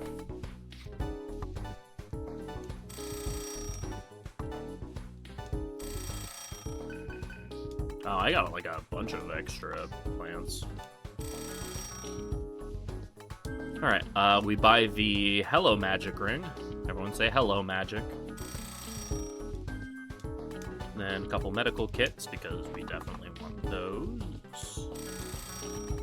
And then buy a stack of disc stones and a couple disc curses. Yeah. I would just check all of your items to make sure you have some of each one. Yeah, I don't think I've really been hit by any other ailment other than like mutant curse.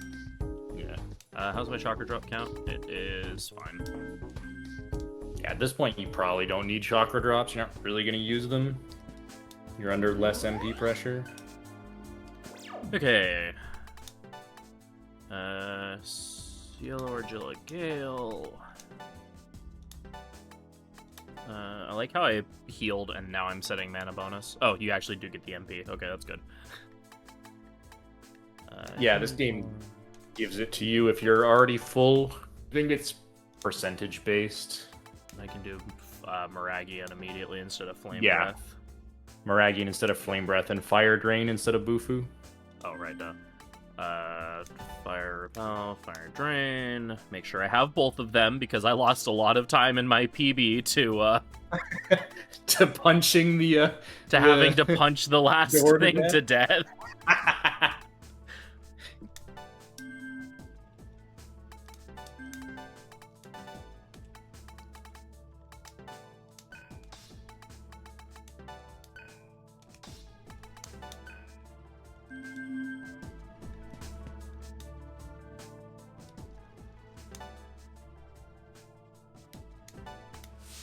Alright, so Argilla is currently like level 12 or something like that. 15, sorry. And so she's like 10 levels lower than the rest of the party, and we're still going to use her as our primary damage dealer because I think she still has the highest magic. Yeah, with the Or magic. Yeah, in general, but especially with the magic ring, she's actually like has some survivability still. Well, she'll get one shot by everything, but she has some damage. Yeah. It won't take very long for us to level her up, though, because she'll get a lot of levels. Alright, and it's time for everyone's extra most favoritist dungeon in this entire game. The power plant. I'm like one of the few people in the world who likes this dungeon. Of all of the dungeons in this game, this is definitely one of them.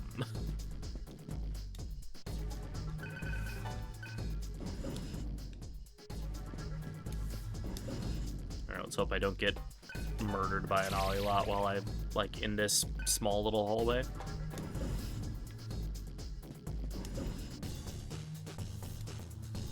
Yeah, I've lost runs to Olilet here. That's why I started putting on the Berserk Ring.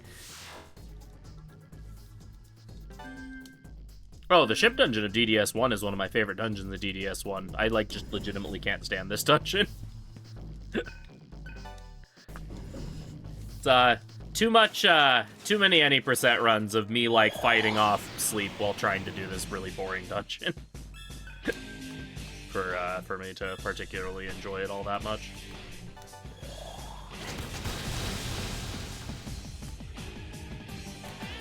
Can you tell that I, have feelings about the any percent category of this game if I haven't made it super obvious at this point? I only did like 2 or 3 runs of any percent before moving on to HMAB. HMAB is just a much more fun run in my opinion. It's I had world record in it for a couple of years, and it's like the one record that I don't have anymore that I have like zero care to ever try to get back. Yeah, My Because that PB would is require actually pretty grinding this. good. And yeah, it would require... It got pretty damn good grind luck. Yeah.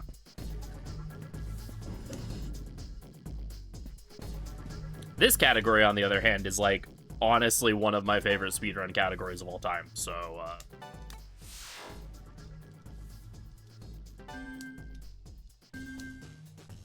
I will happily play this game. The only problem is that it's like a 12-hour, or, you know, it's a day-long category, which is not exactly an easy thing to just have time for.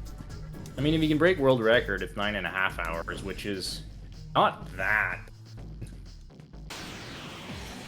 True. Very true. Alright, I hope you all really like Cielo's voice lines. Hey. Because, that's this dungeon. It's great. Once you Nice get agility. a drain skill, you get access to the tier 3 gun combos. And Cielo's tier 3 gun combo, if you give him a strong bullet, is just ridiculously good against random encounters.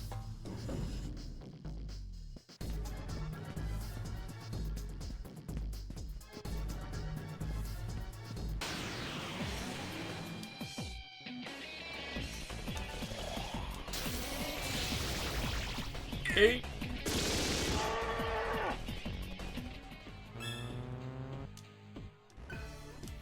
It can potentially hit each enemy 3 times. We also give him the speedy ring, so he just absolutely blows up any encounter that doesn't null elect, which there are not that many things in here that null elect. There are some, though. Yeah, and everything that we can't just neutron shot, Argilla can blow up with fire, so. Yeah.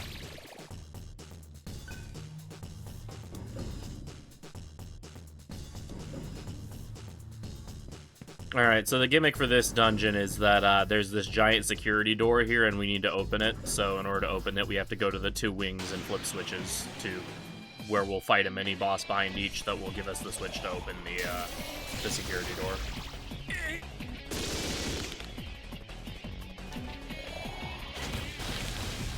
Nocturne fans in shambles at the fact that I just doggy-loud a Chatter Skull. Yeah, they like to switch up enemy weaknesses between games. Yeah, and Chatter Skulls drain fire in Nocturne, and they are one of the scarier enemies in the game, so being able to just blow it up with fire damage is really nice. Especially in DDS1, where they're weak to fire. Yeah, it's pretty egregious changing enemy weaknesses between DDS1 and DDS2. And this is why Gale is in human form right now. Yeah, let's Tornado Shot, why not? Yeah, Tornado Shot's still pretty strong. Wow, that might be the most I've ever seen Tornado Shot actually do.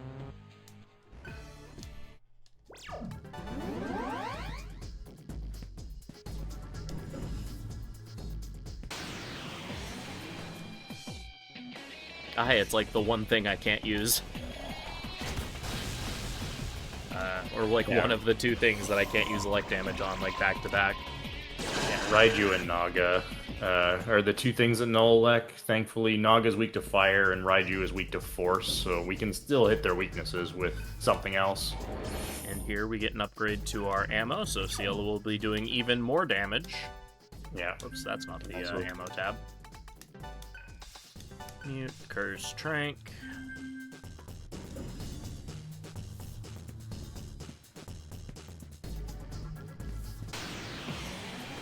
Ba-dum, ba-dum.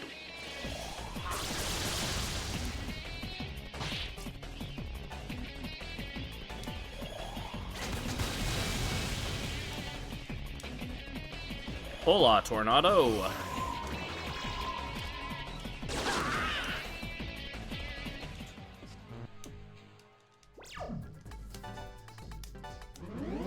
Shoutouts to weirdly localized Yu-Gi-Oh cards.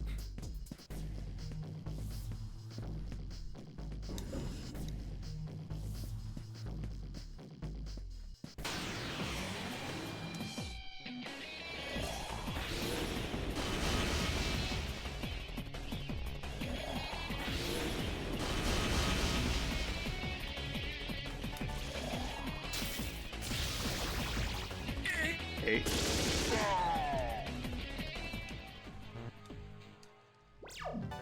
Ah, yeah.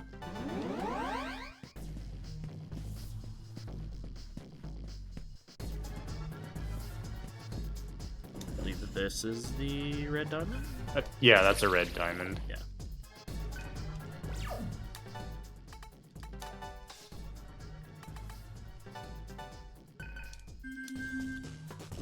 I knew it was the thing I picked up. I couldn't remember if that was specifically the thing that I was looking at in my notes or not.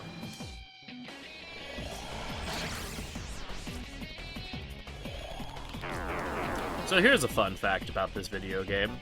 For some strange and unknown reason, combos ignore debuffs on the party. So that Secunda, like, literally does not matter. Yeah, I mean, I guess Atlas didn't know how to handle, like, if one of the combo characters was debuffed and the other one wasn't. They were worried about that situation. I don't know, so they just decided, okay, we'll just ignore it completely.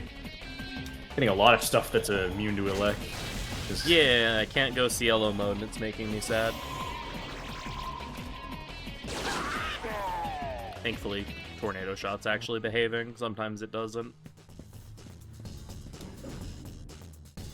Oops.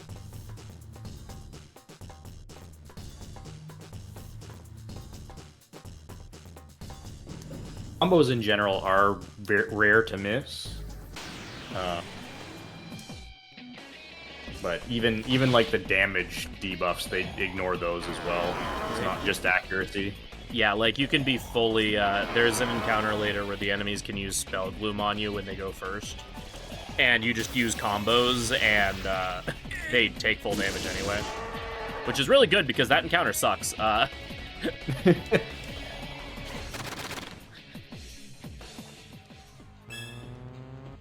Perfect timing for Twilight Mastering.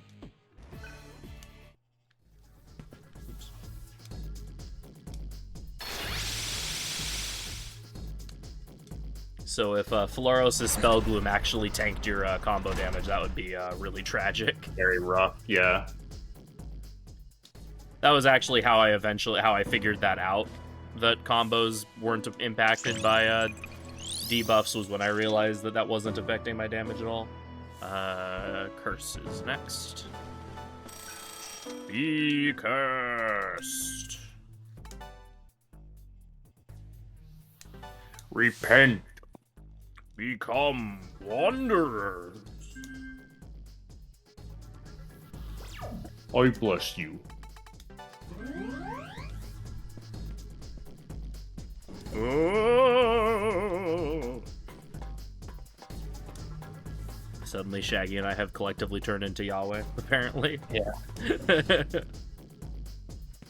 Alright, so we open that door, now we get to backtrack all the way to the door. Man, this game is just not letting me, not letting me have it. Later in the dungeon, you'll get to do it more, because Nagas stop showing up, at least. Yeah, the other side of the dungeon doesn't have Naga in it. Instead, it has sheep, which are trade annoying for being terrifying. Yeah, sheep. The 5 sheep encounter, if they go first, that is one of the scariest encounters. There's one. Yay! That's just like so much faster when you can actually just do that.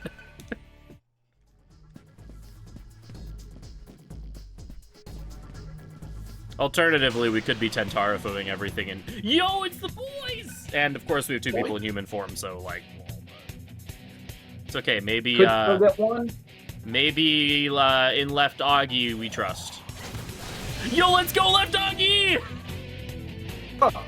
Where's Can we get a second one? Argilla has Terra, so yeah, you can get a second one. Yeah, I can get a second one. So Left Augie means Terra is the middle. Yeah. Let's go! Hell yeah. That's gonna put Gale well ahead for sure, and Cielo's gonna get nicely ahead on Curse. Oh, I could have also transformed Gale and then used Zanma on another one, but whatever. That's okay. It's fine. 2 is still more than you'd expect to get in this dungeon, so, yeah. Woohoo! $180,000 as well. Multiple level ups on Cielo, multiple level ups on our, like 3 or 4 levels on Argilla. Yeah, that is huge. That's actually really nice because that'll just give you a lot more strength for the gun doors. Yeah. Just less likely to die to them. I am a big fan of not dying. I know that might be a bit of a controversial take, but... I don't know if I believe you. I mean, you speedrun SMT games. You know, that's... I guess I can't argue with that.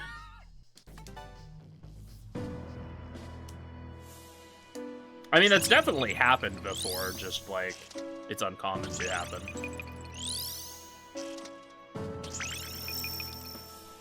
Alright, Ralentando gets Hades. 80s, yeah.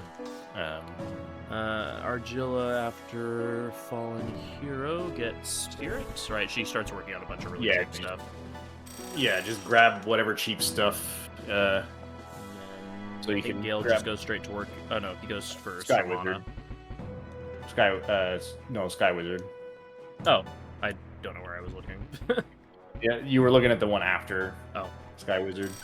Oh, Yeah, it's so important that you go for Sky Wizard now. You need to finish that before Michael. Yeah. Well, technically before Uriel or whatever, but yeah. Yeah. I guess before Gabriel, because that's the first time you use it, but before Uriel, because you're not fighting anything after that. Alright, well, we are definitely good on AP now. Yeah.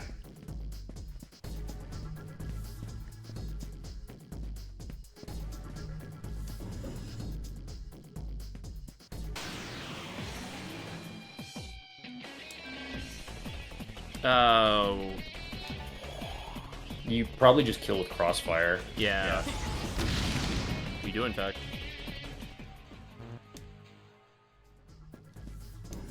Alright, I don't have to change anything about my setup for this, right? No, just run straight into it. Do I have enough? Just in case. Alright, so, But also just heal, but whatever. yeah, the very interesting and, great boss fight of this dungeon, we have a wall. Wall with guns. They're Yeah, weak so- to elect. So Neutron Cielo shots gets to go ham. spam. It goes so ham that we don't even bother to take the speed ring off of Cielo. Yeah. Assuming we get reasonable RNG, we should be able to two-turn this fight. Oh, yeah. It's well, annoying if already red. Argilla gets reverted. But yeah, if one's already red, we should be fine. And there's Argilla getting reverted.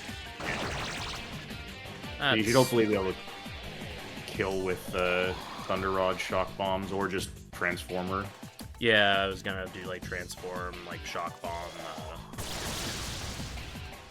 Neutron, and then kill with Argilla, because this should...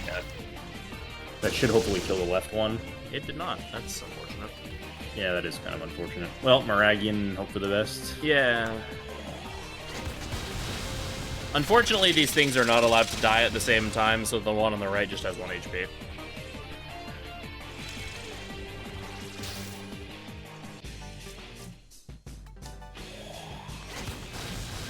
Oh, it had more than 1 HP.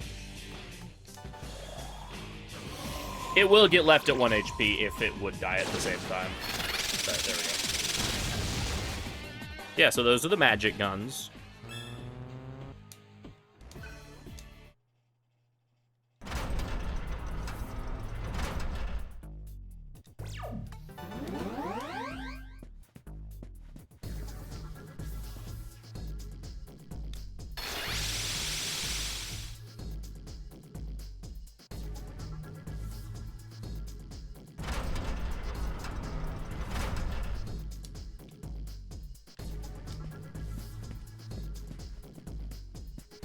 And that's the western corridor down. Now we just have the eastern corridor for the next, the second of the 2 locks.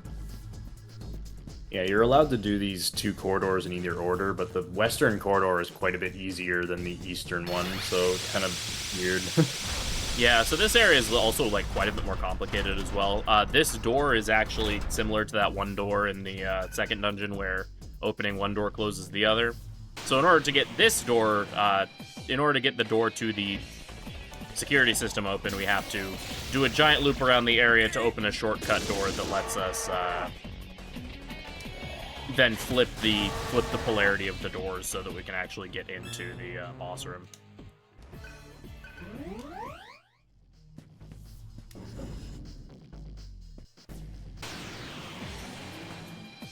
Alright, so now that we're in the other wing, we are free of the most of the electric immune demons, which is nice. Oh, that's unfortunate. Hit it. Oh, right, Null's Fizz. Never mind, Hole.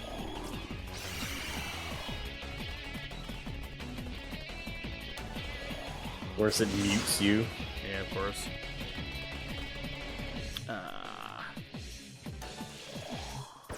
There we go.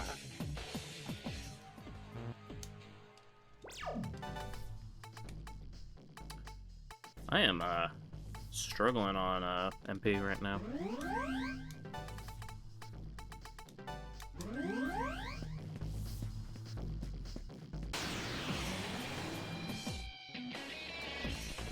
Hopefully, because I think Argilla and maybe either Gale or Cielo, I didn't see which. Dang it! Are gonna level up after this fight, so hopefully. Yeah, you're also right near a healing terminal, so you should be okay. Yeah.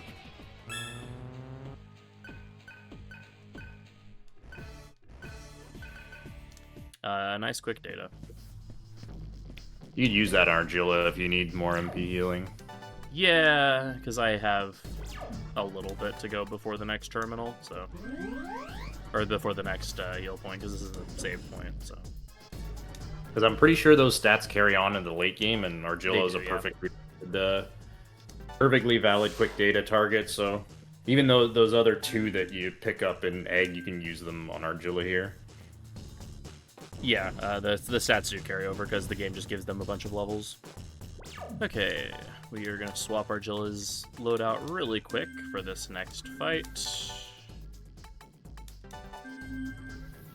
Yeah, there's an enemy in this. This is another trap chest, but this one drops a purple crystal, which is a magic boosting gem for a ring. Speedy Ring Crossfire should kill it. Yep. Oh. I didn't see I had Spirit Mastered. That's not a big deal. Yeah. Anything you get past Fallen Hero on Argilla is just gravy at this point. Alright, so here we swap to the High Magic Ring and we put those stats on it. I don't have any vid on me though, unfortunately.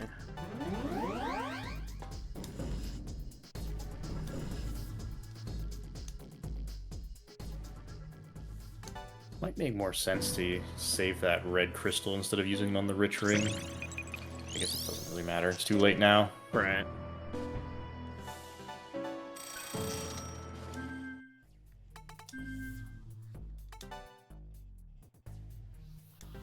This run does not do data transfer, so it is impossible to have heat in our party.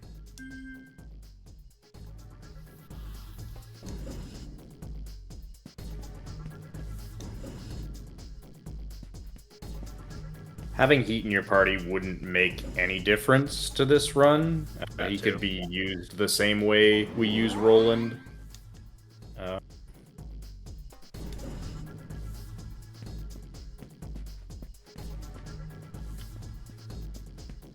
Oops.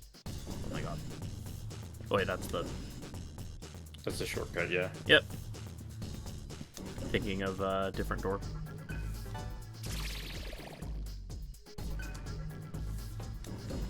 Yeah, what's funny is that there is actually like a section in any percent that can use Roland that actually heat is worse for.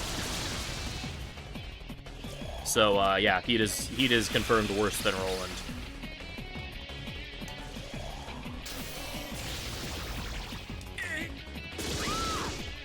I did do some messing around with Roland in this category in the forced human form section. I was gonna give him the dead end bullet and try to petrify enemies with his multi-target shooting. Yeah. Its chance of hitting is just so low. It's like, this is not even worth setting up. Yeah, in any percent during Bath's portion of the sun, you can throw Roland in your party for an extra elect resist and to cover Gale's weakness, or to cover Gale's weakness. But which means if you have heat, then that you can no longer have the extra coverage. Okay, Cielo, please stop messing. Would you use the transfer skills if you could? No, because most of them are or one of them is terrible and the other is too situational. I guess there's only 2 skills, eh? Gale's fire skill is the only one that has potential value, since it's technically the strongest magic skill in the game, I believe. Yes. Problem is Gale sucks, so it's not really worth using.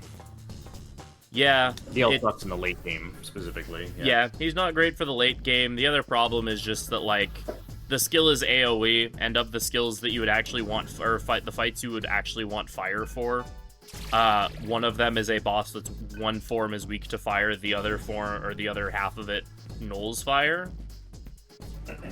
So you wouldn't want that, or you wouldn't want it for that fight, and then you could theoretically for Satan, but Satan is, fire is one of the less good elements to fight Satan with. Yeah. Also, you would have an elemental weakness in your party if you brought Gale with you to Satan, which is also a liability.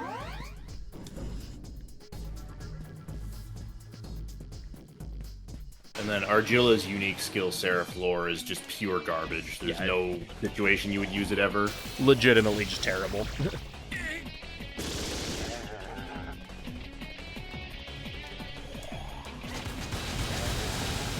And yeah, for Seth, the best characters to have in your human form are either Argilla or Seraph. Argilla for the crit rate, Seraph does a little bit more damage, but yeah.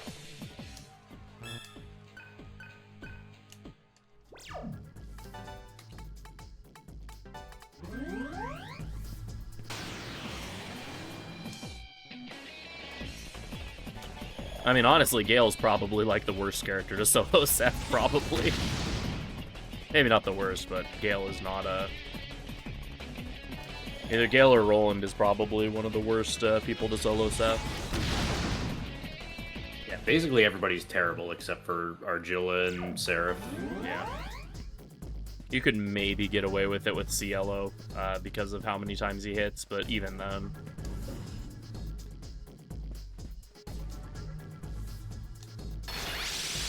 Yeah, the only reason solo character runs... Well, the only reason that solo character runs use Gale is because Gale's the only character that's in your party for the whole game. That's the only reason that solo character runs use Gale. Otherwise, you would just use Surf. But you have Surf/Sarah, but you don't have either of them in your party for this dungeon, so... Because otherwise, you would just have a much easier time using not Gale. Yeah, you wouldn't willingly choose Gale to solo Seth unless you've added that as a restriction for yourself. Cielo, please stop missing the rightmost enemy. What is with your accuracy?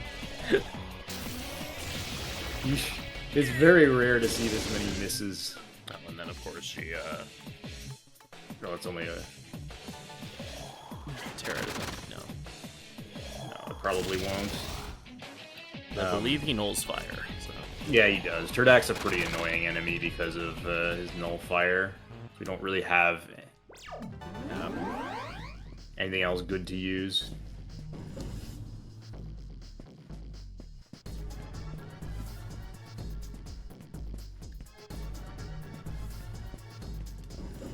Taotie is, like, really scary in this game. But I do enjoy Taotie because of there is a scene of it in Raito 2 that is absolutely hilarious. That is, like, one of the most hilarious scenes in all of Megaten.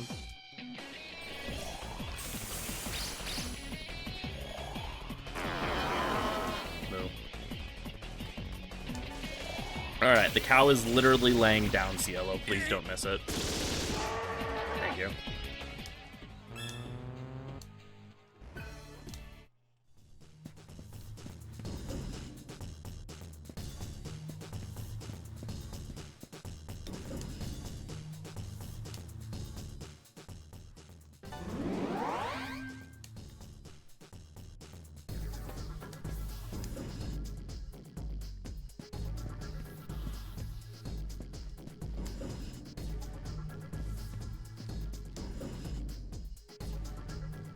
That would be really funny if that cow's dodging animation was it like rolling over or something. An Atlas making dodging animations? That'd be way too much work.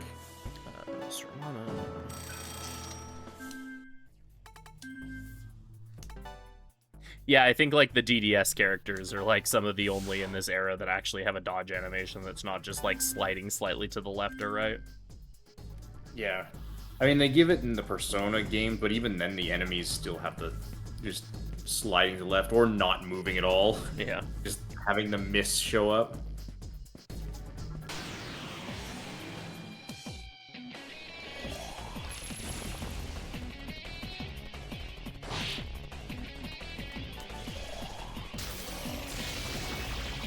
Hey.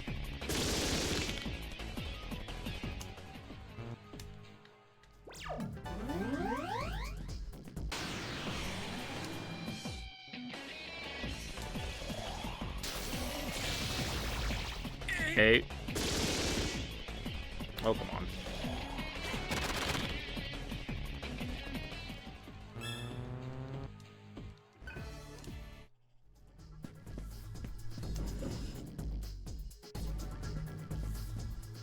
All right. So now we get the guns. Yeah, you've seen us fight magic guns, and now we get to fight the guns. This is one of the opportunities where we really like having an attack mirror. Yeah.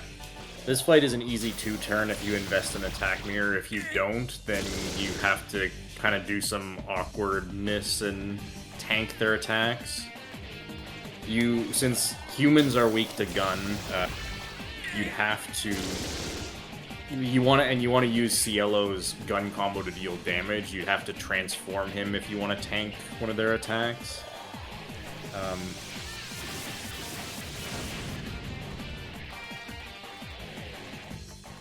And of course, the attack mirrors are like right in the middle of the item menu.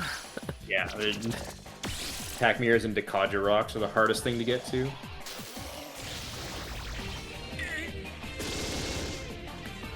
It's always very odd to me that the wall items are at the bottom of the menu, but then the mirrors are right in the middle for some reason. You think they'd be like paired up or something, but evidently not. There we go. Yeah. This fight is free as long as you use the attack mirror, but the problem with using the attack mirror here is it makes the next fight not free. The next fight is kind of ass. Yeah. The next fight killed me a couple of times in practice. It was lovely. Doesn't help that this boss is one of the longest boss runbacks in the game. Fighting the Gungans, yeah. Roger, roger.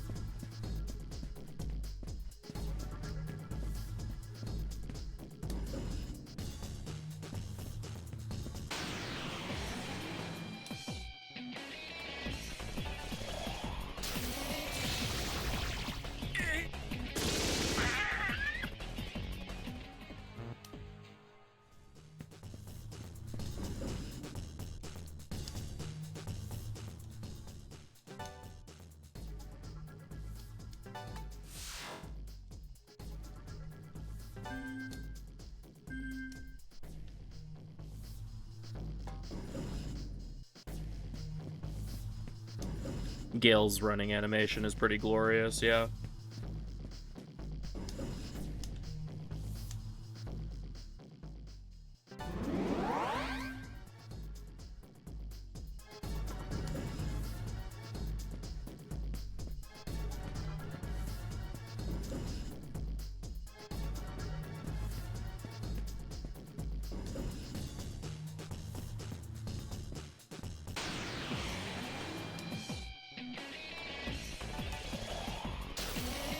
My Tentarafu muscle memory is making me do that neutron shot menu slightly inefficiently every single time.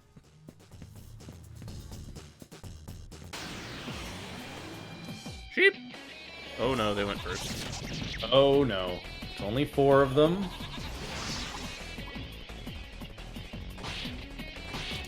Alright, that was, not death, which is nice. 2 Moragians will kill the sheep. When you get 5 of them, I'd recommend 2 Moragians instead of trying to neutron shot them. Oh, yeah, that makes sense. Hey, I got a wild card drop.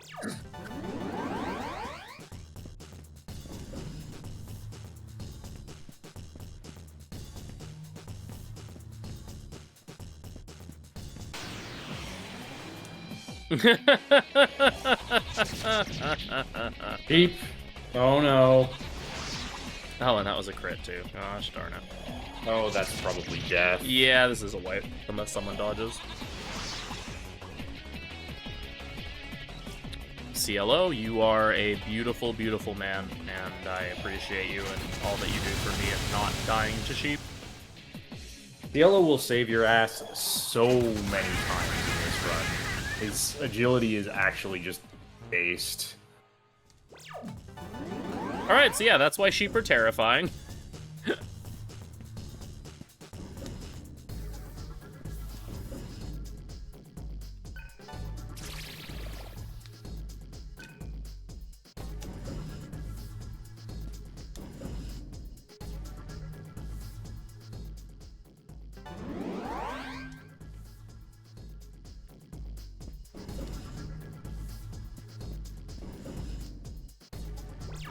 Okay, setting media on Argilla so that we get access to Angelic Grace.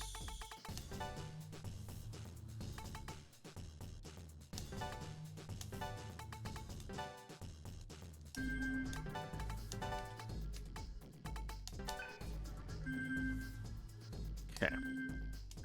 We can't just use the speedy ring for this boss. They have way too much health. So we put the change ring on Cielo. So this is a magic gun and a gun together.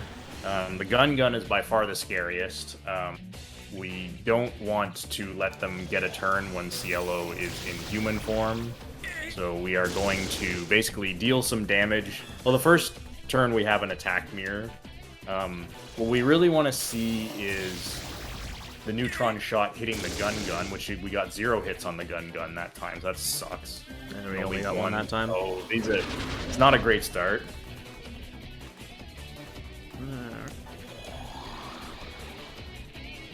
So we're gonna taunt them. Transform Cielo.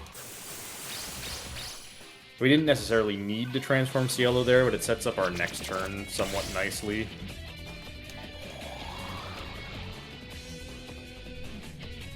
He has the change ring, reverting costs nothing.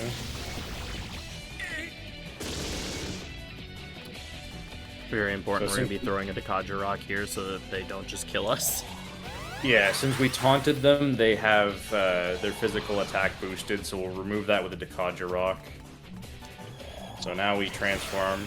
We're going to use an Angelic Grace to get a stack of Rocky Kaja, and now we hope they don't do anything mean.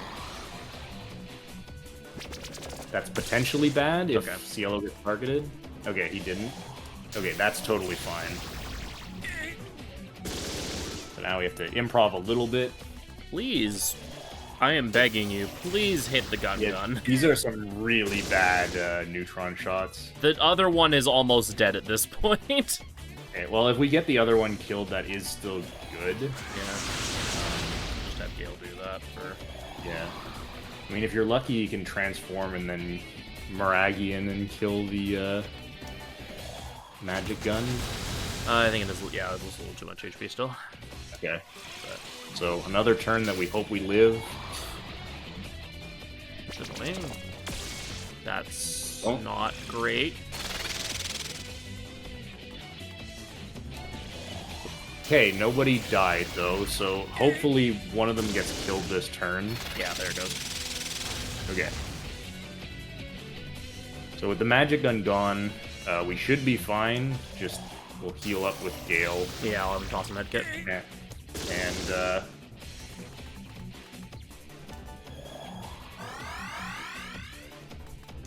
And transform Cielo and then hit the gun, and with everybody in demon form and it not having its attack boosted, it shouldn't really be able to do anything unless it barrage crits. Which it didn't. Okay. We should be fine now. We should be able to kill it here.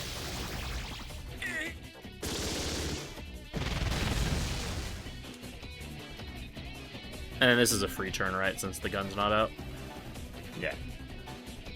Couldn't remember for sure, and I didn't want to just get blown up. Yeah, it has to... It'll open up, and then you start spamming Fire Repel.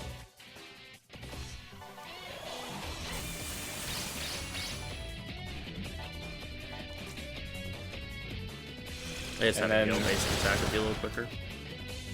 Yeah, usually I transform Cielo and then have him basic attack, then Argilla can just auto the Fire Repel, but it really doesn't matter. It doesn't change much.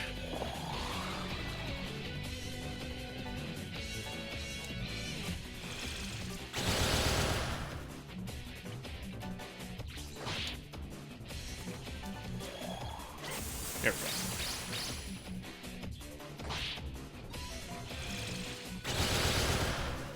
Alright, and that's the wall number 3 dead. Yeah. I strongly recommend putting on the Berserk Ring. Oh, yes, because this walk's annoying. Because there are stuff in the next hallway that can kill you. Do I have that written? Forget if I wrote that. You did. I don't think I did write that in the note. I just do it. You technically don't have to. Throw it on. Put it on Argilla. Or Roland, yeah. Doesn't matter. I'm gonna say putting it on. Or sorry, not Roland, Argilla, yeah, Roland, so. yeah.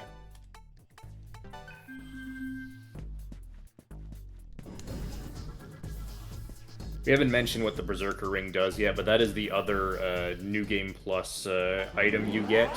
It forces every normal fight to be in Berserk mode. And since in Berserk mode you always go first and have 100% run rate, you can't die to random encounters unless you actually try to fight them. So for these short walks we don't want to fight anything, but we're scared of random encounters killing us, we can just throw it on. Yeah, ring. So it's alright. I really wish this game had a way to trade rings between characters. Would be nice, yeah. And then set. It's Makakaja over human form. That's Makajamon. Makajamon! And then Gale gets human form.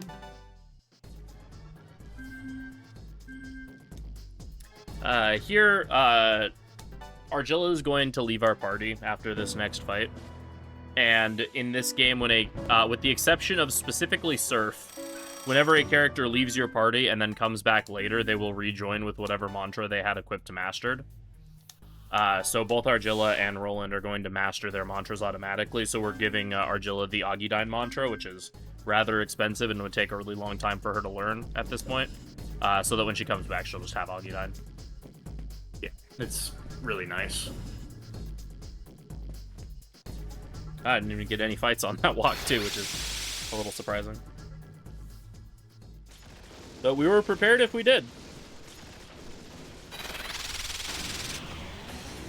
Alright.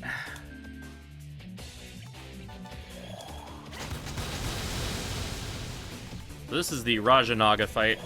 We start out fighting some of these Nagas, and when we're doing this wave, since it's considered the same fight as the boss fight immediately afterwards, we're going to spend a hot minute in here getting all of our buffs maxed out before the boss, because the boss is really, really mean. So we want it's kind of nice that they let you do this. Yeah, so we want to make sure that we get rid of. Want to make sure that we get all our buffs up beforehand, which is full Sukukaja, full Makakaja, full Rakukaja, Rakukaja from the Angelic Race combo. So that'll take a little bit longer to get, but yeah, it's worth it. Raja Naga that will spawn next is a pretty dangerous boss fight. And just having full buffs makes it a lot easier. And Gale dodging like crazy. Yeah. Ukaj is doing something. Yeah. And since Angelic Grace is a combo, we kind of have to wait on it a little bit. Yeah. So there's 2, and then after this, we'll be good to just push the phase. Something that's Gale not written in the before, notes that I pushing like the phase. doing is... Oh, sorry, what? Transform Gale before pushing the phase. Yeah. Something that's not written in the notes that I also really like doing is putting up Void Elect before I Yeah. before which I is push not the a bad phase. idea. That way I get an extra attack with or I get an extra attack in before I or when I spawn him. Yes, buffs last the entire fight in this game. Until they're unless they're dispelled. Doesn't matter, I guess.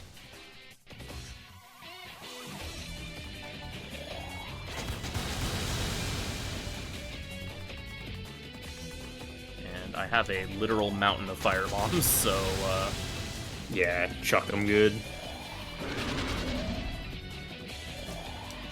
yeah, so here, because I already put up Void Elect, I can chuck another firebomb. Any percent would buy an Impel Stone for this fight, but in our case, Good we dodge. can't afford that. Oh, Gale on fire! He's dodged 3 attacks this fight. That's actually really big too, because Raja Naga goes down pretty quickly if you're actually allowed to hit him with fire. Normally he'll resummon some more Nagas and they'll cast Void Fire, and then the fight kind of stalls out if you have to you slowly chip away at Raja with force. But now he's already low. Yeah, so there's the Void Fire.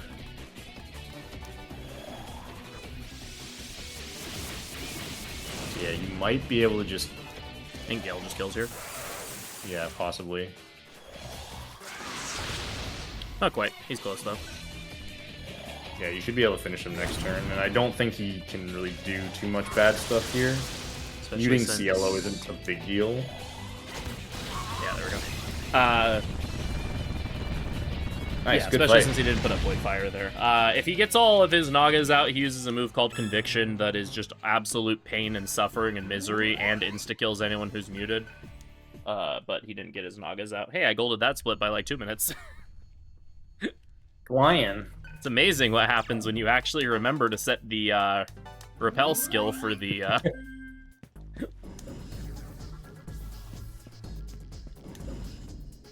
for the boss that you repel today.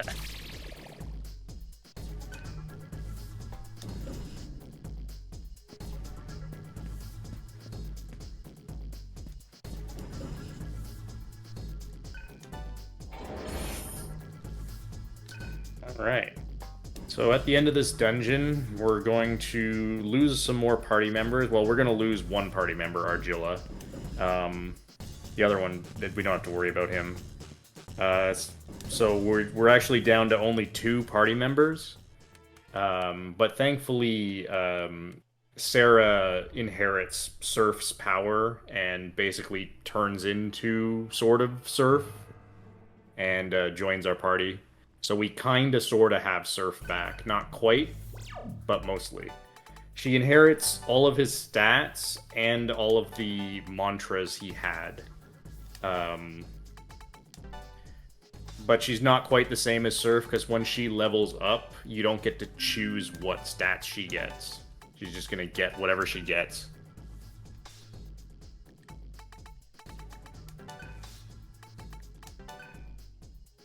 Ring. Do I have any of it to put on it?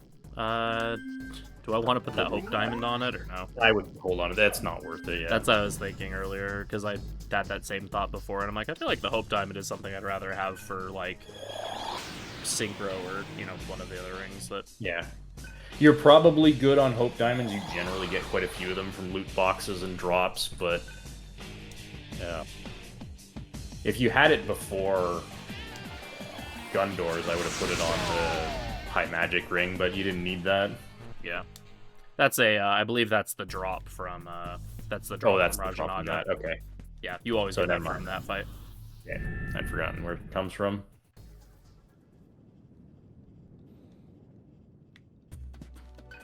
All right. All right, so I don't think we explained what we were actually doing in Power Plant.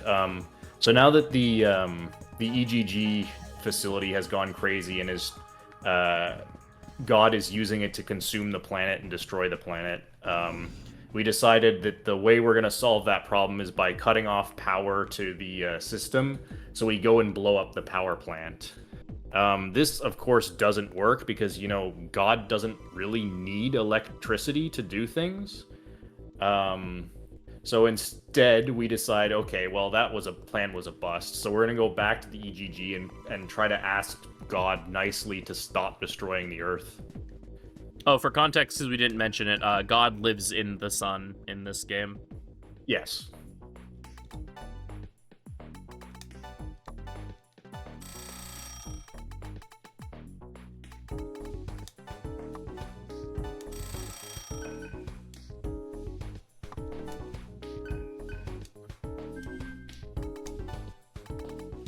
Medkits.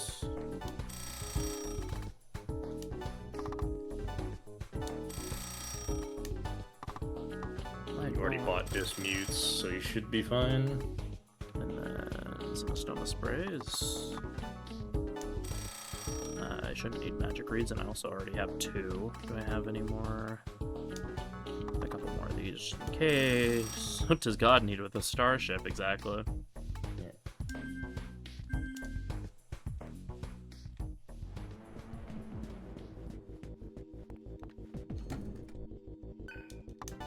As we head back into the egg facility, we find that everything is very messed up. There's some of the scientists' bodies are like trapped stuck in the walls, and there's the whole space is distorted. Basically, all hell's broken out in here. So we need to get through here again.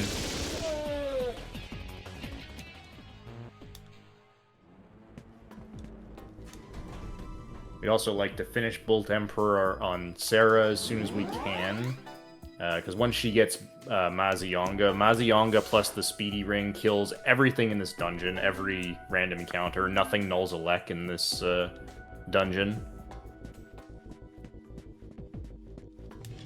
Yeah, slightly unfortunate thing is that it means that we do have to master Bolt Emperor twice in the run, because we just barely don't have enough time to get it done on Surf when he's in our party. It's kind of fine though, because Gale's generally your limiting factor at that point anyway, getting Xandine in time. But yeah, it would be kind of nice to start this dungeon with Bolt Emperor done. Nice rose drop too.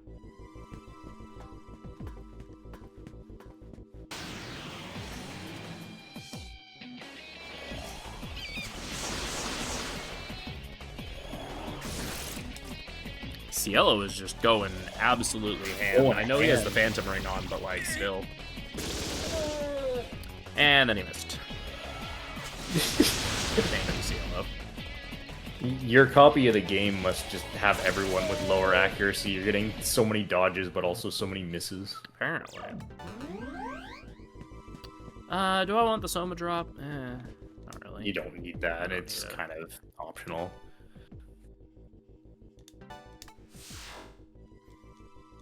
I guess if I was, like, in dire need of healing items, that would be worth grabbing, but I'm fine, so... Yeah.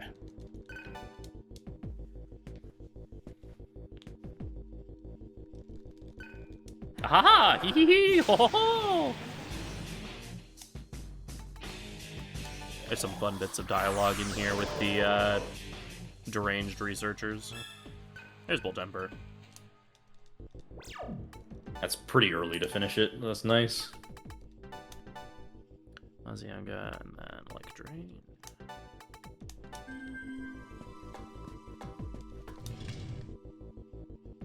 Finishing this early gives you a decent chance of having Ice Wolf? Which one? Ice Leader. To have Ice Repel for the next boss, which is kind of nice. Yeah, being able to completely blank for Reacher's turn if it uses Gelid Torrent is really nice. And yeah, now we take Sarah down the ice line, except we skip Ice Demon, which is funny and also slightly unfortunate, but it makes sense from a routing perspective.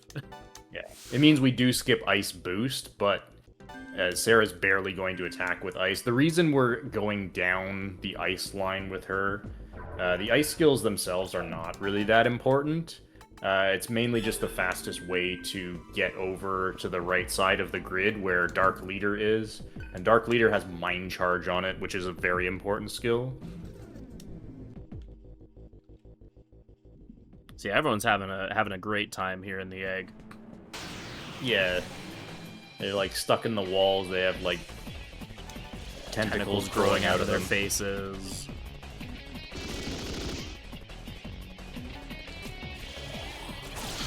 I guess I did lie. Mazionga doesn't one-shot Hellsvarger in here. He's like the only enemy that can tank it, I think. Oh, Cielo's already done Curse. I guess that's what the Homoikane is doing for you. Really, yeah.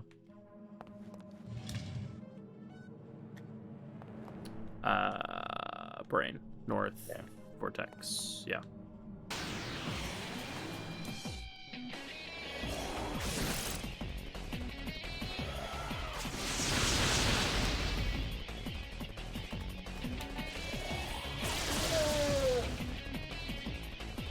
Oh, rude. Reinforcements are pretty uncommon in this game unless you use a magic read. It's always like slightly taken aback every time it happens as a result. Yeah. It's not like Nocturne where you see them all the time. Alright, now Cielo goes for Priestess. Yeah.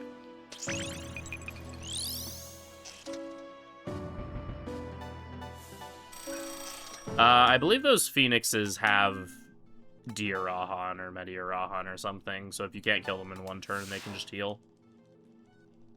Yeah, I think they have Diarahan.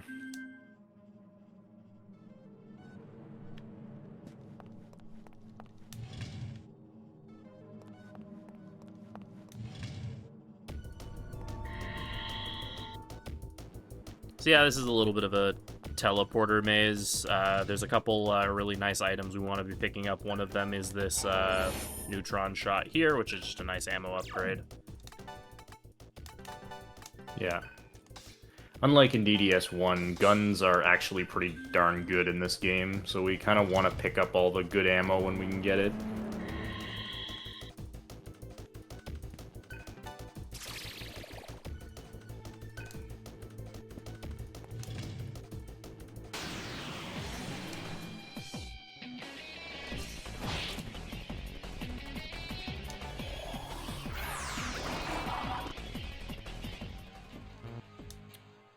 In case anyone is curious, Tentarafu is still, in fact, quite overpowered. You can just use Mazionga, though. Oh, yeah. If auto Mazionga is slightly faster, because it will still kill.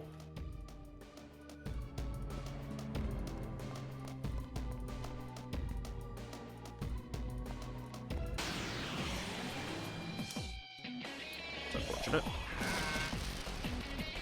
I would crossfire there, since it's just one enemy. I actually don't know if poison affects crossfire damage. Probably not. It certainly didn't look like it. I'm assuming because combos, it ignored it. Yeah, combos probably ignore the poison penalty, and I don't even know if the poison penalty affects gun or not. I know it affects Fizz. Yeah, because like the stun penalty gets ignored by... Right, yeah.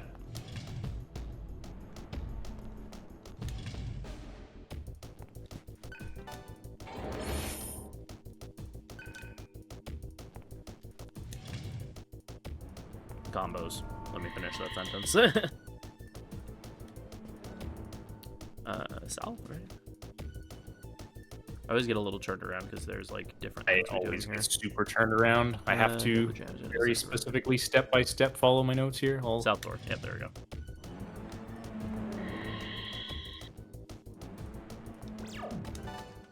Core shield.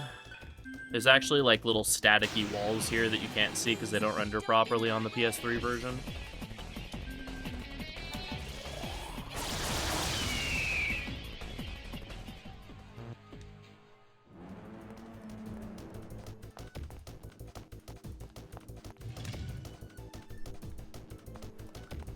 we definitely want to save at this terminal, because this next fight is really annoying. Yeah, Veritra's Lament tells you, like, the correct portal to go through, but it doesn't tell you, like, if you're, like, turned around and trying to figure out what door you need to go through, for example.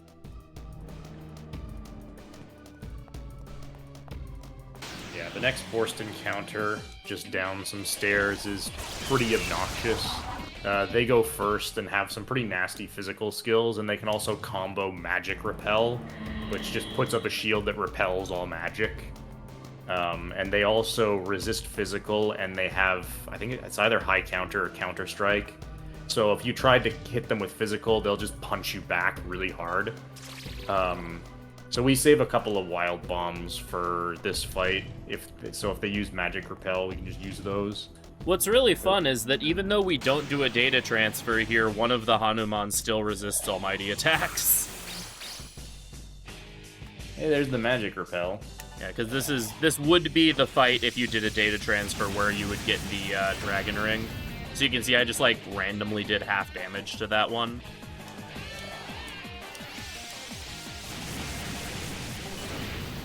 Oh, thanks, Yellow. It's cool. Combo Magic Repel again. So we don't want to be attacking with Sarah now because the Speedy Ring is going to reduce her damage. Okay.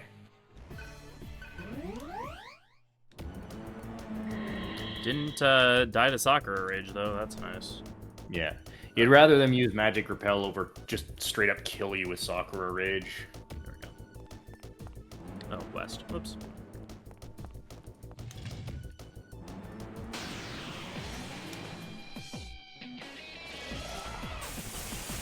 That's obnoxious.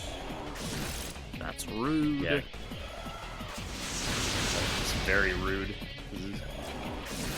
Sakura Rage can also charm, yes. And these guys do slightly resist that, but I think that's all I Throw can. a random bomb at them, maybe? Or, yeah, here, have a Maggie Bomb. Because, yeah, they null force. Yeah.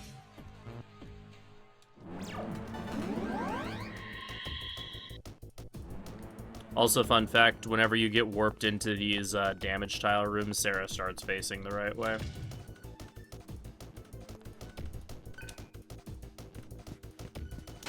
Yeah, it is no longer a Lagme Bomb, thankfully.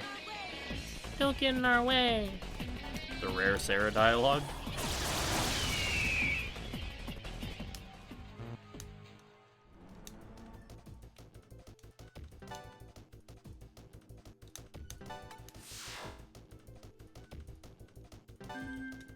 Alright, South fight Chimera.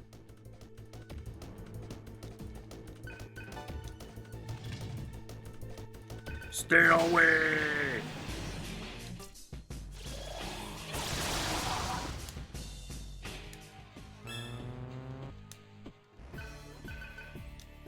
All the sapphires.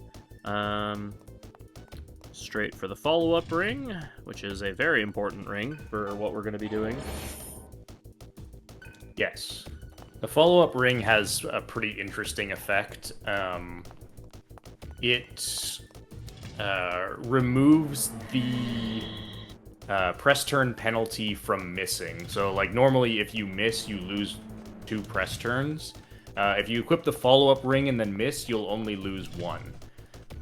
There's an extra powerful side effect to this, in that if you use a multi-target skill and then crit one enemy and miss another, it will act as if you just crit one enemy. You'll get the flashing half press turn.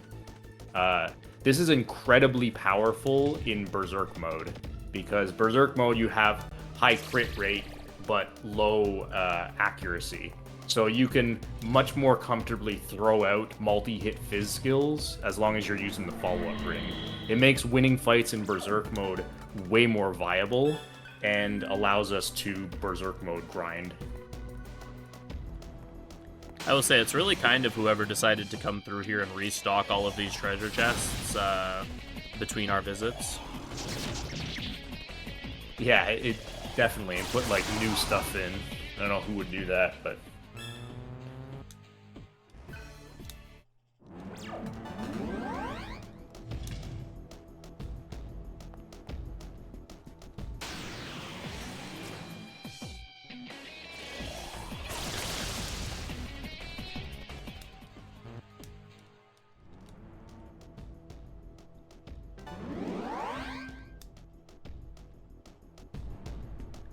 Terminal, go west. Down the stairs. And then over here. Really want to save at this terminal because once you get to B13, there's a lot of really scary enemies that can start showing up, specifically Hecatoncheir, who was a boss earlier, is now a regular enemy you can run into, and he is very, very good at just killing you. Yeah, he's got Chi Blast, which is multi-hit fizz with high crit rate, and, you know, hard mode, getting enemies boosted crit rate, and all that nonsense.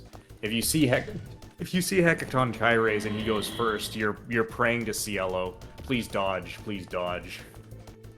Yeah, this game is only released on the PS2 and the PS3 through the PlayStation Classics.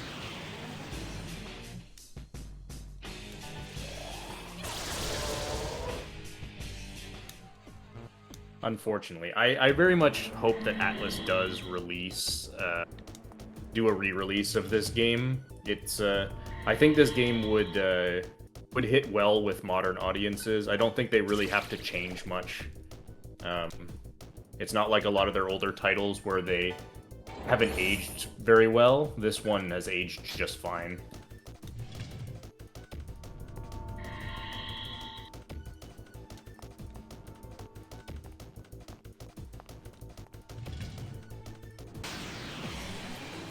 Oh, good.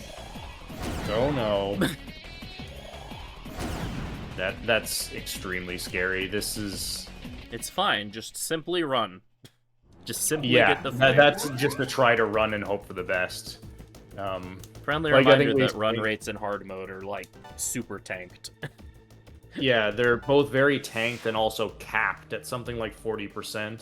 So, Quick Escape is a skill in this game you could get that increases your run rate, but it's almost useless because your run rate is capped at such a low number. Yeah, we will still use it for a section a little bit later. Yeah, we'll use it because we basically already have it anyway. So we want to make sure we're at the max cap, but right now we don't have it, and we would never go out of our way to get it. Unfortunately, I am, like, just barely short of mastering Isolator, but whatever.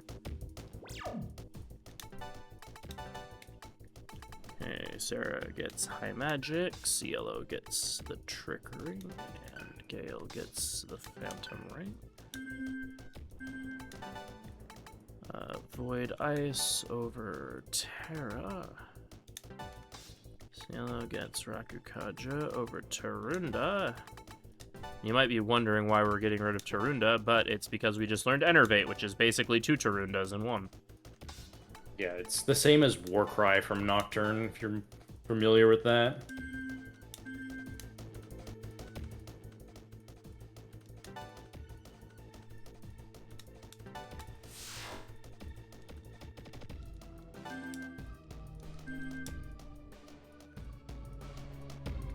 Yeah, for North American audiences, the DDS games were, like, in print until about 2020, was when they finally went out of print.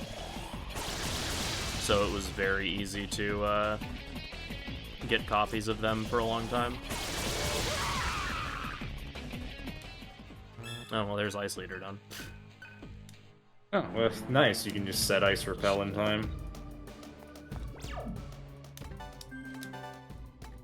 Yeah, like, I purchased a, like, brand new factory sealed, just printed copy of DDS 1 and 2 back in, like, 2018, 2019 for, like, $15 each or something. Sarah goes for Ice Wolf.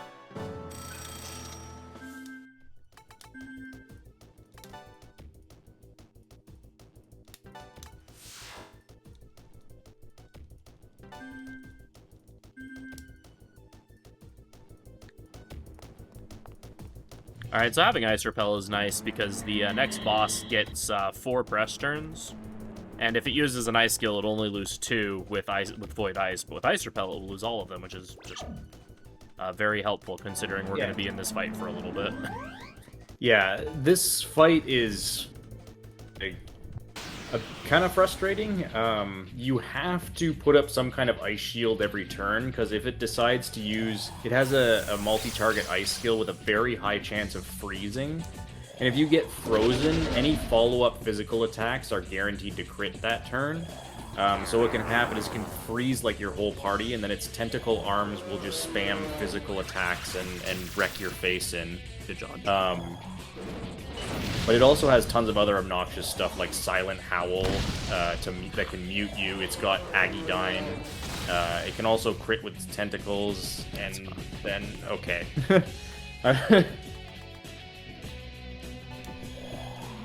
Basically, we're just kind of stuck sitting in this fight. I think Sarah's Medea heals for a lot.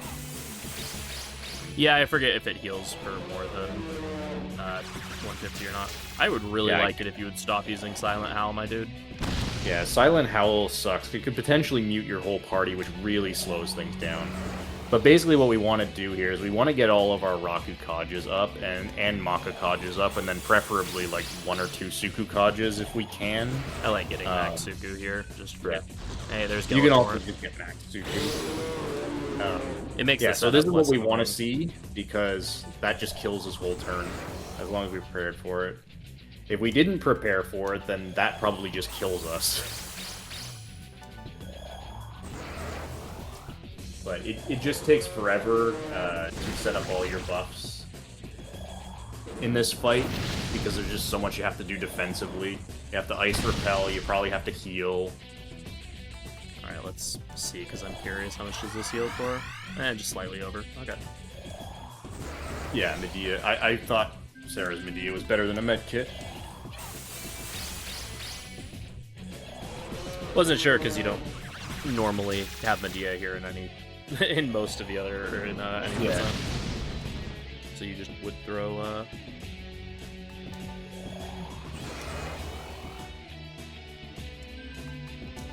medkits.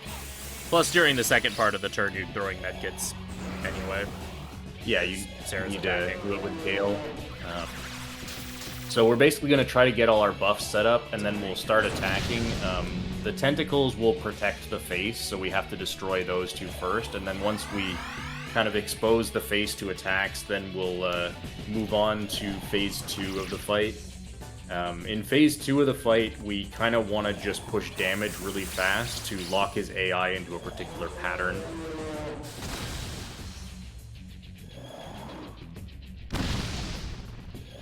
I have 2 Makakajas up, right?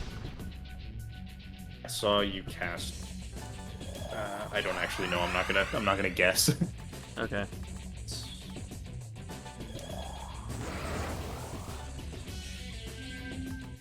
Unfortunately, being able to check what buff and debuff status is at is a feature that was added after the PS2 era. Raccoonda is annoying. Because you have to reapply that. Yeah. Chernabog does not matter though. That's fine. Bro. Crit monster. You wouldn't know that I had 3 Sukukajas and a character with the Phantom Ring up, but alright, no matter what, this is 3 Rakus. Okay, I did have 2 up before. That's fine. Okay. That's unfortunate. Someone please dodge. Especially you, Gale. Come on, man. Come on, Gale, please. He was like, no. I swear if you I'm not die. dodging.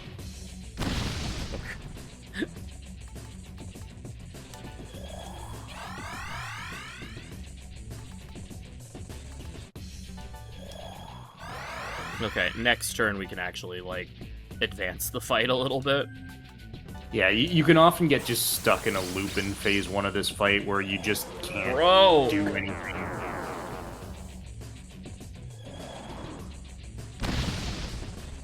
Ooh, look at me, I'm Veritra, and I know how to cast Raccoonda, ooh. And I know Silent Howl too, ha ha ha! Oh, and I just muted your person that has your buffs, ha ha ha ha! Aren't I hilarious? Tee-hee.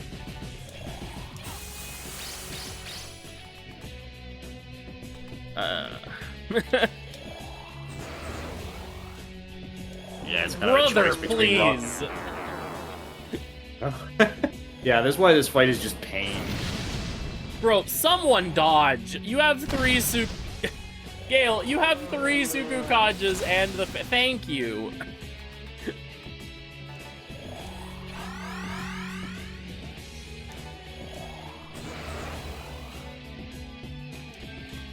Alright, please use Gelatorrent. That's not Gelatorrent. Thank you. Yeah, he dodged the last turn, which, you know... Just get out of the system. Alright, I can do damage. Fancy that. So the tentacles should die from 2 Maziongas. Yeah, I'm gonna transform Gale here and just, because I think it's 3.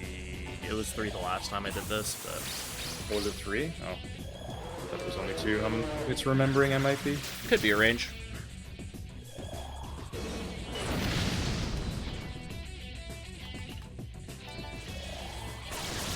Yeah, it's 3 in this case. 3? Alright. Let's do this, and then this, and next turn I will do stuff. As long as he doesn't mute me. Oh, no one dodged, but also no one got muted. That's good.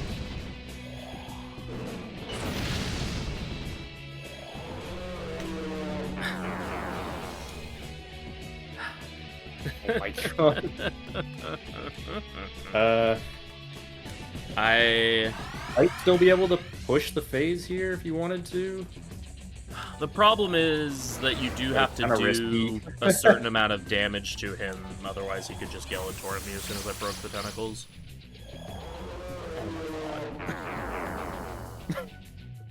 I have never seen this many Raccoondas before in this boss fight. Usually it's like he does one and you get angry at him and then it doesn't happen again. I'm also at the point that I have to restore Cielo's, oh, well, I have a Soma drop to it. Wait, I don't have a Soma drop. Well, that would have been good to have earlier, whatever. I have to restore Cielo's MP because he actually doesn't have it. I shouldn't have stopped you from picking up that Soma drop upstairs. Darn.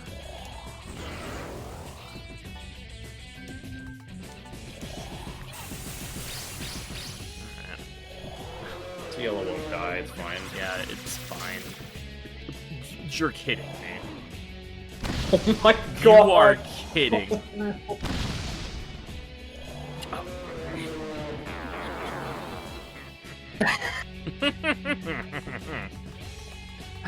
Okay, yep. I don't think I've ever seen a Vritra fight this bad. You can't even cure all the mutes. It's a heal. Because I also have to heal, so... And I am only at +2, so... Yeah. I have to cure the mutes and get up another Rakukaja.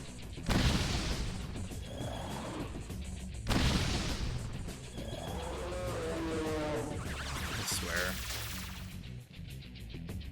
Okay.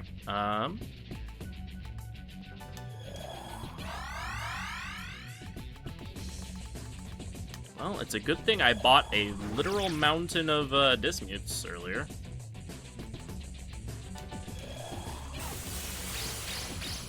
It'd be really nice if you Hey, wow, he remembered that he knows Gelatorrent. Oh, yeah. We get a turn to do things. Yeah, the turn is restore the Rakukaja that he removed like 4 turns ago. Yeah, restore the Rakukaja, get rid of the mute.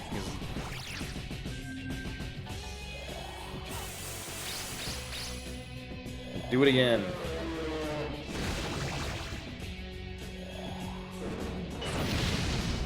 Holy moly, I got a dodge. Okay. Yeah, we can finally push. I broke his arms. Let's go. I don't think I'm gonna do enough damage to force the I'd be surprised. thing, but just in Yeah, I'd probably case. avoid Panic Beyond to heal just in case, yeah. Yeah. That shouldn't do enough to phase push, but yeah, just in case. Okay, I didn't. I've had him just randomly I do no damage to phase 2 and he just goes ham. Yeah. Sir. Sir, don't hit weakness. Alright, well, I can still... Alright, no, now I can't because I have to heal. Never mind. I was going to say, now I can get a taunt up, which will make the fight go a little faster, but no, now I have to heal, so I can't. I mean, you could. You just heal with Cielo and then do the taunt. Yeah, it's fine.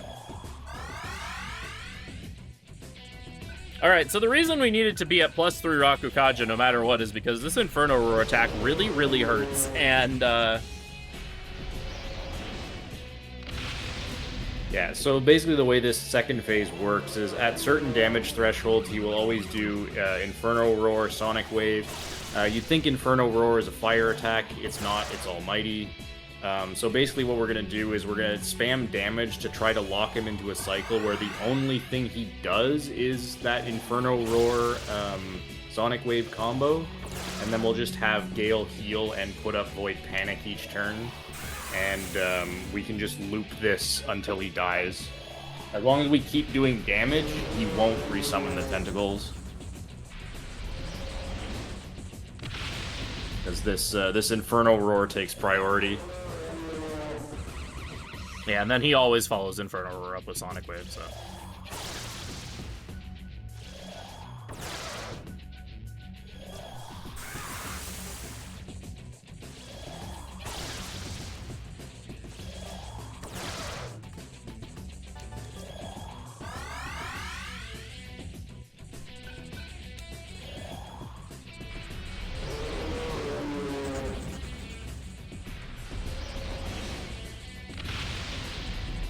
This is the part in the run where if I had a webcam on, I would be pantomiming all of Veritra's actions, but,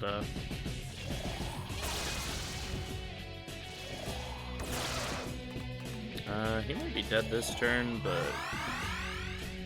Just keep with the loop. Yeah. I mean, not like the med kits are valuable. Yeah, there we go. Alright! Nice. Would you believe it if I told you I only lost a minute there?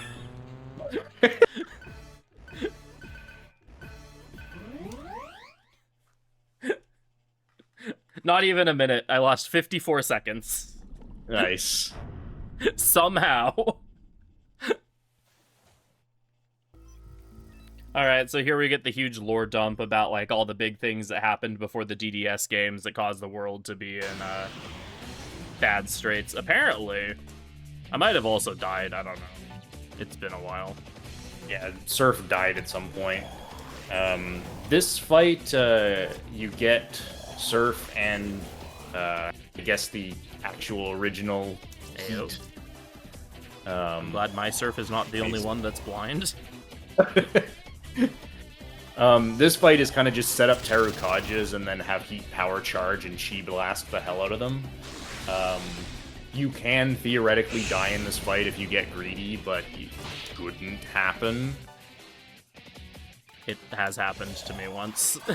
Because Heat missed, and his Fizz skills use your HP, it meant he was low, and then I got, like, crit by these attacks. Yeah. Well, that's cool. Actually not the end of the world.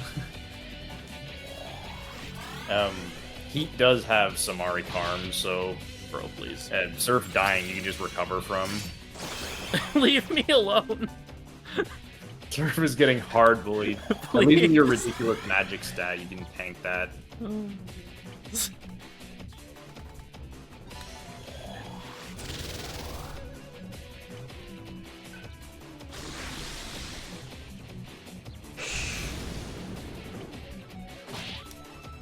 Yeah, that was the other part of it, was I made a comment about how the fight was free and how no one died there, and then that was the run that I died here, and if you die here, you have to refight Veritra.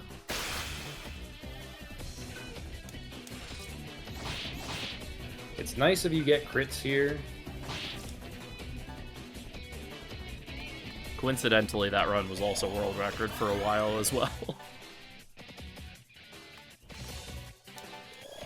Back when world record was like 14.5 hours. Yeah. For quite a while, this category didn't really have any runners. World record didn't have to be super optimized. Wow, he really... Crit Machine is out of order today. Yeah. In theory, Chi Blast has a high crit rate, and there's 2 targets, so it should be a decent chance of hitting crit in one of them. Not today. Today is the day where I struggle boss for all of my victories. Game is giving me nothing today. Crit Machine Rogue, understandable. Have a nice fight. Yeah, the world record for this category is 9.5 hours, but the end game of this run is so extremely volatile that 12 hours is a plenty reasonable estimate. Yeah, especially since my PB in this category is not great currently. It's giving me one thing, grief. True.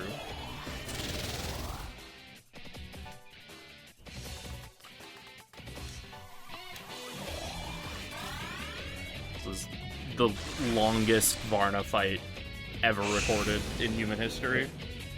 Yeah, this fight speeds up a lot if you get crits, because what you can do is you can... I believe one of them dies here and then Surf kills the other one, because they can't die at the same time. It's nice to be able to pass Chi Blast, get a crit, then Surf can Medea, and then Heat can Power Charge again.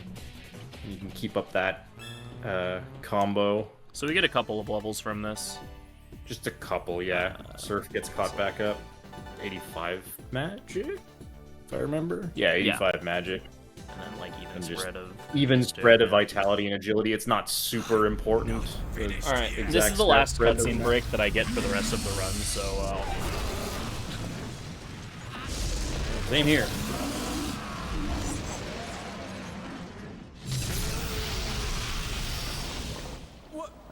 What the? Surf?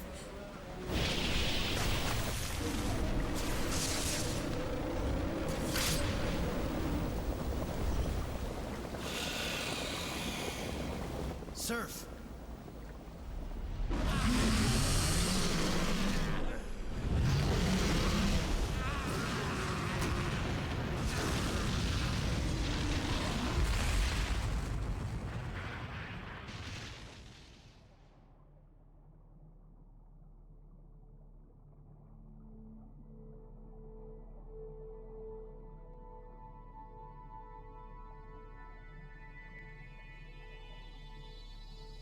It is you!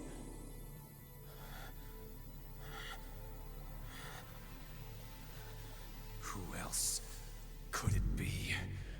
Surf wouldn't die. That'd be too easy. Well... now do you see where I stand?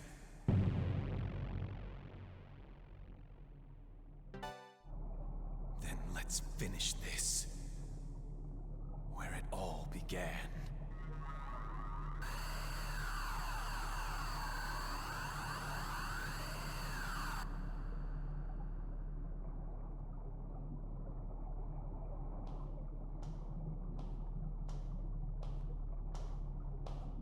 He'd always knew how to teleport. Please stop, you two! This is all my fault! There's no reason to... They'll work this out. On their own. They'll work this out. On their own. There are those. I really like how the subtitles spell out CLO's accent. For them, fighting may lead to salvation. Let him go. Ah, alright. Downing a protein shake to commemorate being almost halfway through the run. Nice. Oh yeah, Cielo is aggressively Jamaican and we love him for it.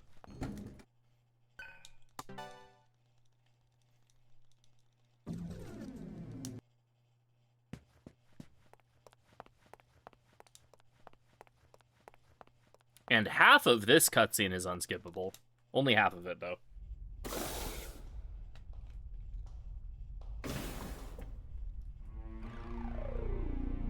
You're too damn slow. I almost fell asleep.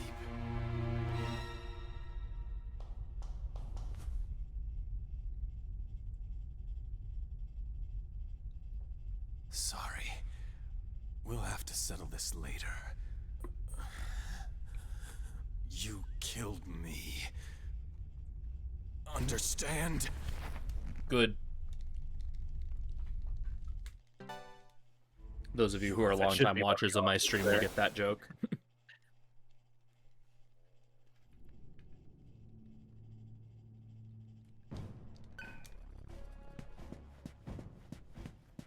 Alright, and we have Surf back. Oh wait, we go right back in. Whoops.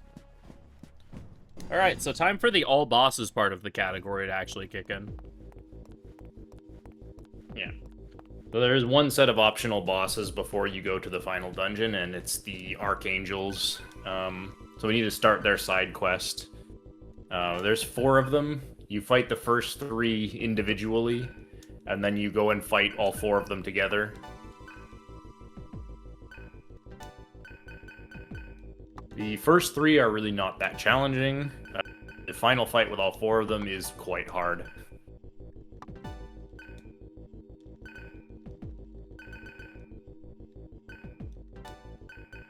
This is also where we're going to start Berserk grinding, because we have the follow-up ring. I'm going to do a huge amount of it right now. Actually, we might not really have to do any of it, potentially, depending on where Gale's at with Sky Wizard.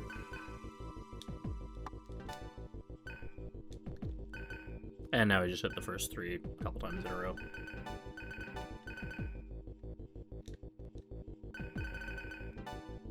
Okay, there we go. Yeah, so talking to that guy in the correct way spawns all of the Archangels.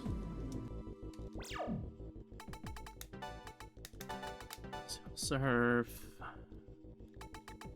Alright, and we're also going to be changing the way that we fight encounters for the rest of the run. Devour over Void Picnic. And Surf gets Devour. Equip Ring, Sarah gets Berserker Ring. Surf gets Hello Magic. Cielo gets Rich Ring, and Gale gets the follow-up ring, and we put strength on that.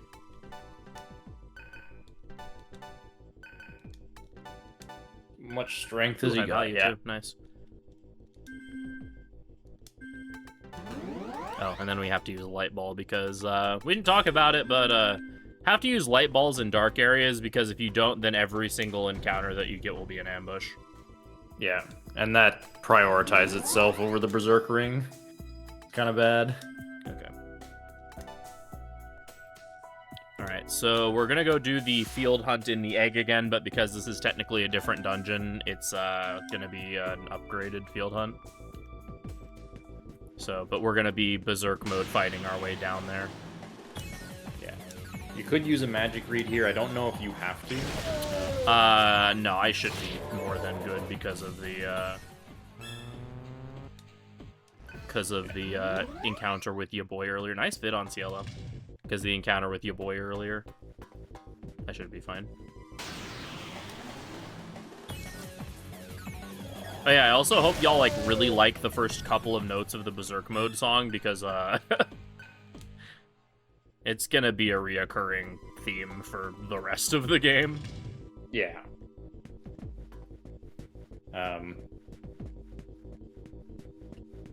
For those of you familiar with this game, the all bosses category truly is all bosses. We will be fighting Satan, and Satan is not realistically beatable without a fairly substantial grind. Depending on exactly how things go, the grind could take... A good grind would be like an hour and a half. It could go quite a bit longer depending on various luck factors. And it will be all done with the Berserk Ring equipped. Yeah. I mean, even if Satan wasn't a factor, it still requires a pretty big grind because of needing the to get the Pinakanandaka. Right, yeah.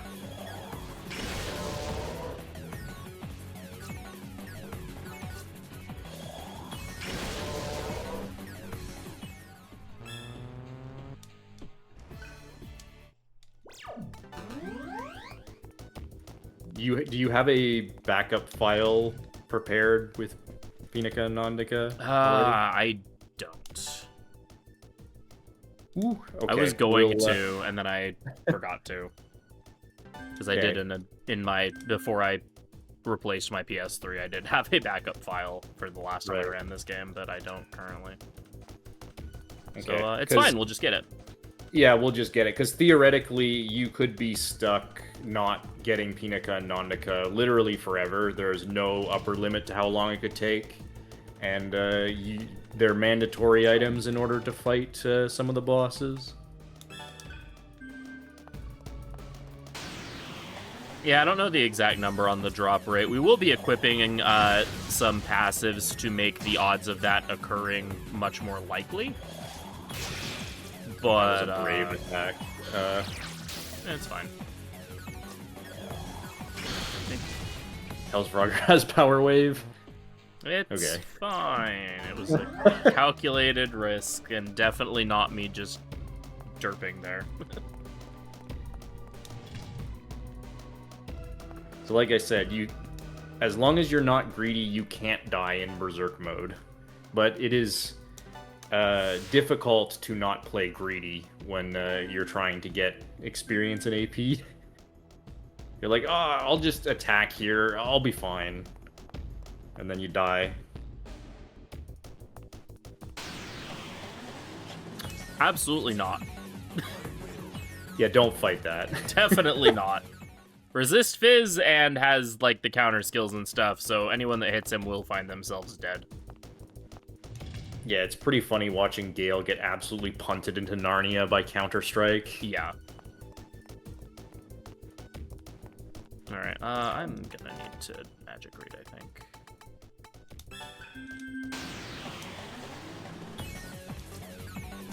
Oh, oops, I didn't have Power Wave queued up. Or, Vile Blade, rather. Yeah. This encounter's really, really good for AV, though, so hopefully I just get it here.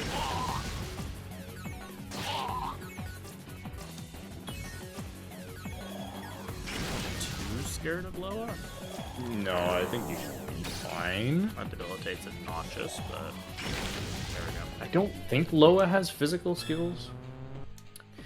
There's part of my brain that tells me that they have access to Death March, but I could be thinking of maybe. Berserkring is New Game Plus only, yeah. However, in order to access hard mode, you have to be without data transfer, you have to be a New Game Plus. So yeah. Our choices for doing this run are either do data transfer or do New Game Plus. New Game Plus feels a lot more fair to me, and it's also a lot more fun because the human form passive and the Berserk Ring that you get aren't really broken. The Berserk Ring cuts down on grinding quite a bit and makes the run more pleasant to play. And the human form passive is something that shouldn't require New Game Plus. It's just stupid that it does.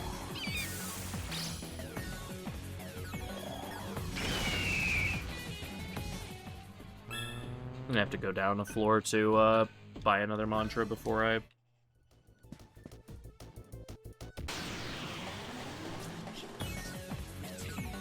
This isn't magic read, by the way. This is natural encounter rate.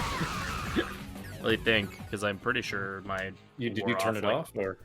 I thought I used it at, like, decreasing one. I might have used it in increasing one, and it was the core shield that I got the prompt or that wore off. Actually, yeah, I think that's what it was. Well, I still need a little bit of... What the... That was, nice. That Loa did some very interesting things there.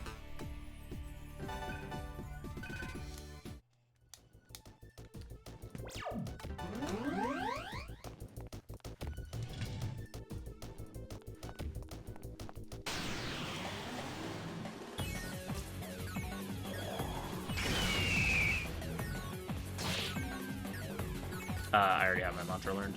Gale can devour this stuff. Eat the monkey. Delicious monkey. Alright, well, I know for a fact Gale's probably going to be good on AP. Yeah, you should be fine. Alright, after Bolt Emperor, we go for Bolt Master of Puppets. We're pulling your strings.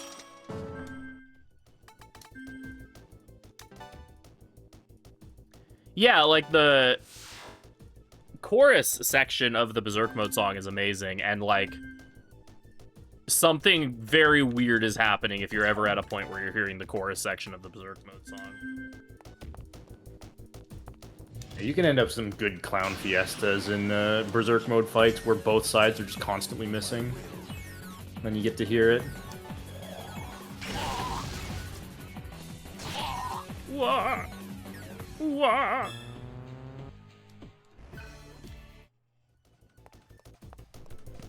This is kind of like Pokemon. This is exactly like Pokemon. This is,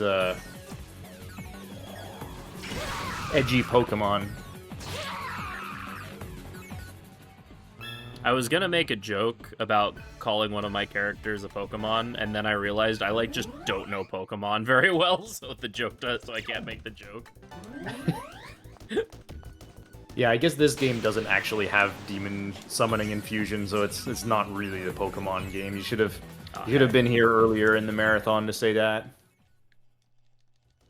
This is the least Pokemon SMT, yeah.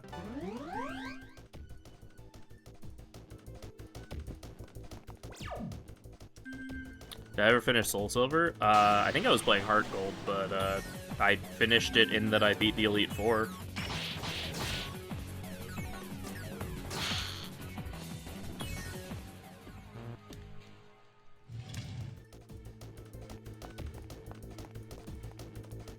So yeah, we're gonna go and do another field hunt, and at this point, killing field hunts should be free, because we're not gonna attempt to devour them or anything like that. We can just spam Mazionga and kill them. And with Surf and Sarah both having Mazionga and the Change Ring, we can do an absolute crap ton of damage in one turn. Right? Yeah. And then Sarah gets the Magic Ring, and Gale gets the Change Ring. Surf, Sarah, Gale. You did indeed miss the Egg 2 boss fight. You missed Veritra, and it was a hell of a show. It was a fight. Boy howdy, it was a fight. 2, 3, turn around, 2. And we turn around, or we turn left at 9. Yeah.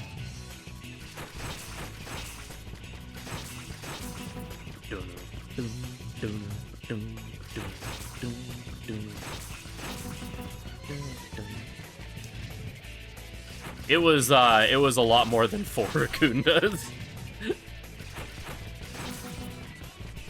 It was like 6 or 7. Unironically. I hate that meme, but like unironically it was that many Rakundas.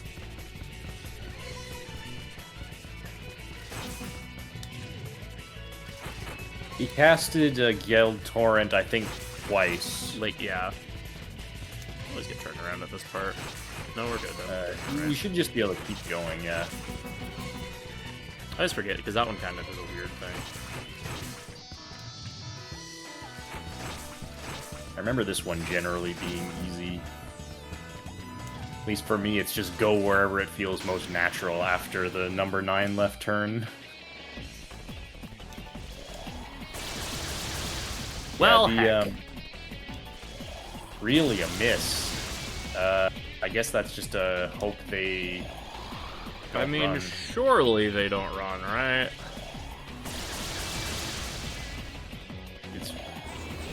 This is a very big clown fiesta of missing. That Rakukaja sucks. That Makukaja's good. That Sukukaja. At this rate, the Sukukaja means I'm just gonna miss all of them. It might be bad. Hopefully it's fine. They're already in the red. You should be okay if you don't miss. I missed that same one again. Oh, no. Oh. If you transform and... Zeonga's a little bit stronger, so hopefully double Zeonga just does it. And he's feared. Oh, it didn't do it! No! Okay, he's alive. Okay, he stayed. We're good. He stayed. Okay, we're good.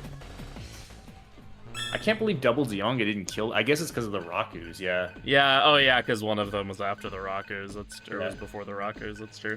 Completely devoured the whatever. enemy and my well-being. What if... It's fine. And Sky Wizard's done, so we're in a good position. Alright, Berserkering on Cielo. Yeah, you shouldn't have to do anything other than throw the Berserk Ring. And Yeah, just Cielo's fine. Just don't change anything else, just run, just don't fight anything, just run from everything. And then just change your setup when you're down there. Right, yeah. Oh yeah, true, because there's another skill. There's another ring menu there. Shaggy runs this game. Shaggy has world record in this game, and it's like 3 hours faster than my PB. Or 2 hours, something. Yeah, I did the a big reroute of this category. I put a lot of effort into this this run. Okay, I need to use the stoma spray. I forgot that I had that thing on. Like, how long is it going to take Freedom to notice that he's just getting swarmed by encounters more than normal? At this point, I'm just used to it. I'm just like, yeah, this is fine. This is average.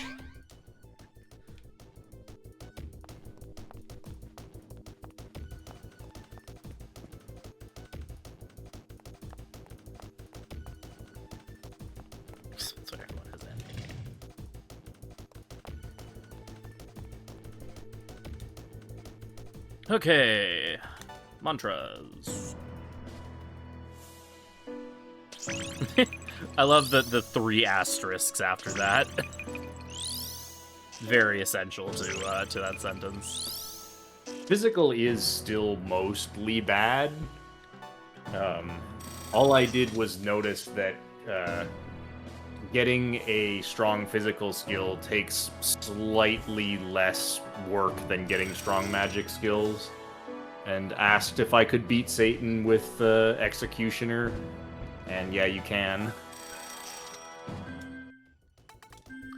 It is a shame Godslayer is just a little too far out of the way, because Godslayer would be so much No, nicer. Godslayer is really bad because you can't achieve 100% accuracy. Oh, right, yeah. Even if you could get it, you wouldn't want to use it. Right, that's true. You're right. Okay. Set Surf gets human form over Agi. Sarah gets Buffalo over Medea. And Devoid Fire over Ice Repel.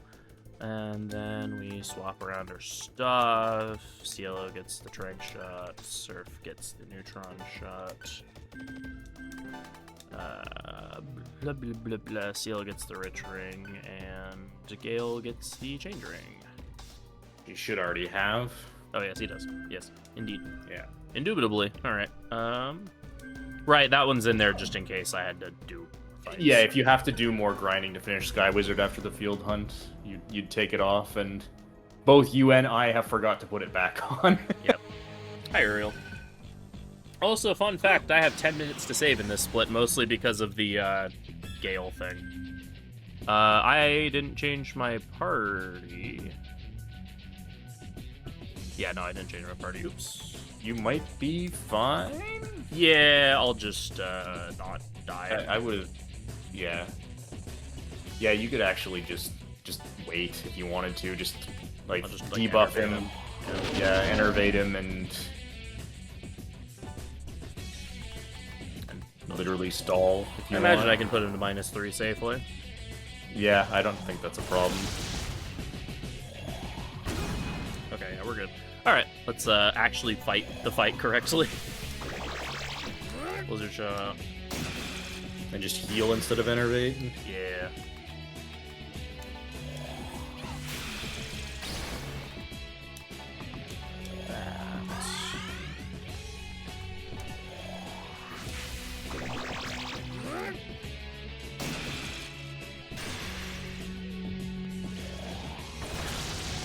Good dodge.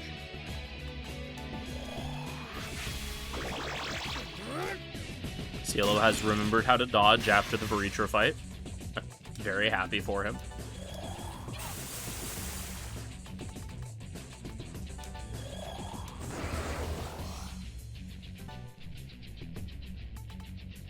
It's a good tertiary stat. Vitality's your best secondary. Yeah. Except specifically for the Satan fight. Satan fight, you care about just total max HP. Which is most of what Vitality does, but if you're at 999 HP, Vitality does absolutely nothing. Because Satan doesn't have physical attacks. There's one down. Nice.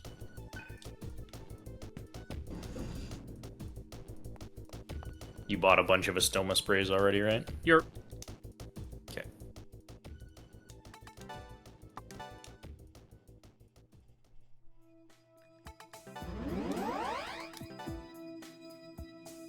Just because I'm, like, mildly paranoid that I'm gonna get ambushed and die on this, like, very short stint of walking.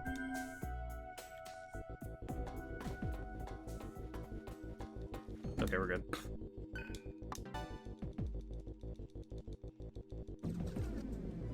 Yeah, it's interesting, like, they nerfed them, but they're still pretty essential, like...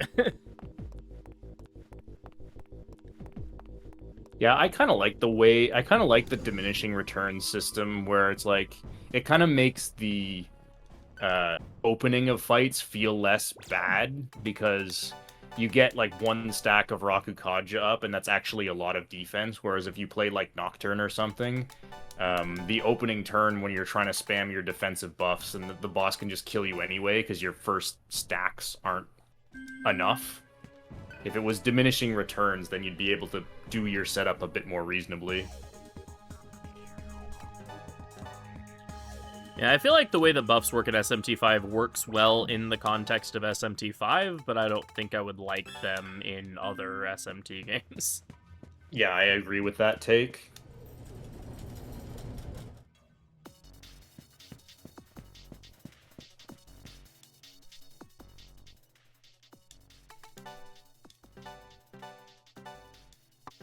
Metaphor uses 3 stacks and they wear off, which I don't really like, because I think putting in all the effort to stack up to 3 buffs just to have them wear off immediately feels really bad. I think if you're going to have buffs that wear off, they should at most stack up to 2.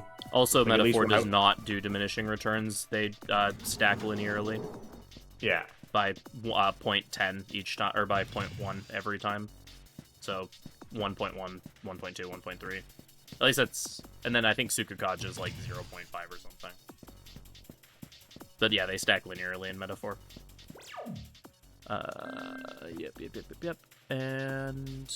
I'm like paranoid I'm gonna read something on Raphael, but I did everything. I don't know why it's always Raphael that I'm like, oh god, did I forget something?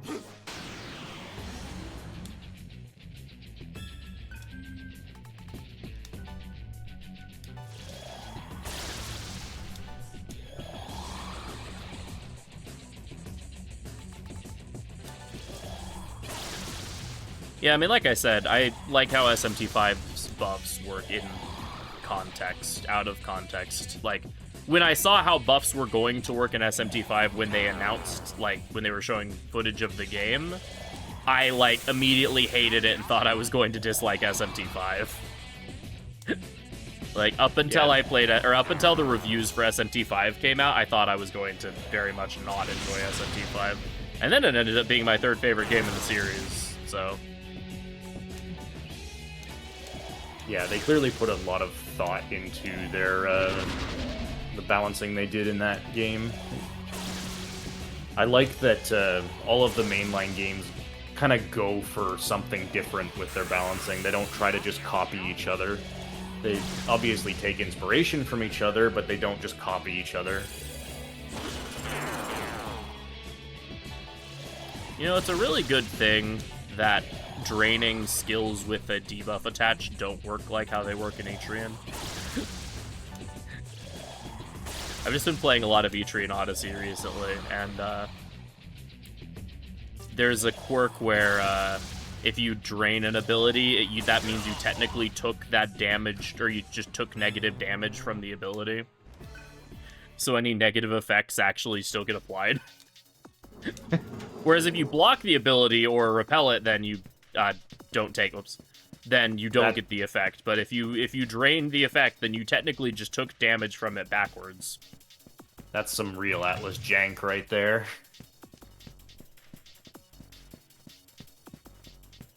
Apocalypse is a really good game. I did a speedrun of that earlier this weekend for this marathon.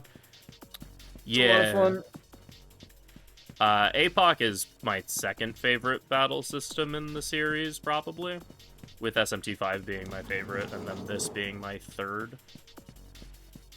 Like, that's not my rank of SMT games, that's my rank of the battle systems.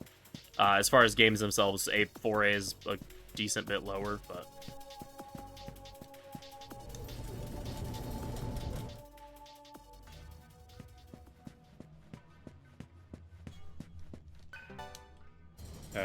Five Vengeance was heavily rebalanced compared to 5 Vanilla.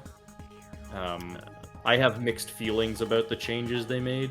Yeah, Shaggy and I are two of, like, only a handful of people that actually really liked the level scaling in Vanilla. Yeah. I think it's mainly speedrunners, specifically SMT5 Vanilla speedrunners, which, I mean, I guess makes sense. We enjoyed playing that game, so, of course, we like the way it works. Yeah. Since the scaling made a lot of the routing decisions and, like, things that you had to do for the game a lot more interesting and varied. Whereas, like, in Vengeance, you just, like, literally just rush everything and do basically a low-level playthrough. Yeah, really changed the way you had to think about things.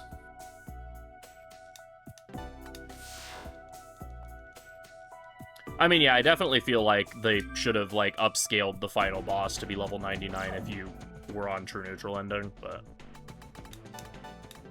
They should have just toned down the level scaling beyond, like, level 50 or 60. Yeah. For the first 3/4 of the game, the level scaling in Vanilla 5 works really well, and then it starts to not be nearly as good as soon as you enter the 4th area. That's my take on it. Gil gets the Hello Magic Ring.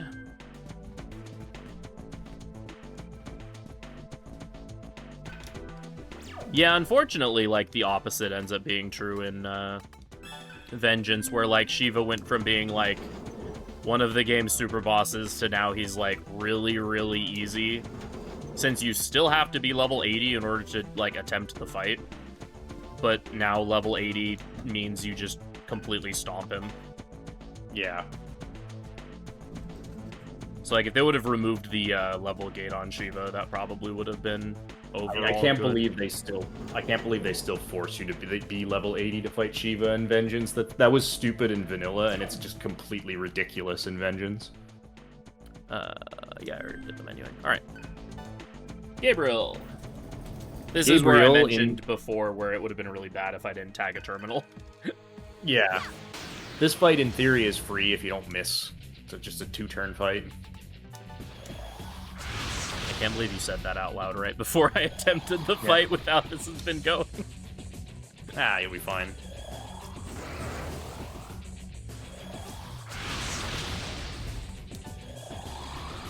Yes, you are still required to be level 80 for Shiva and Vengeance.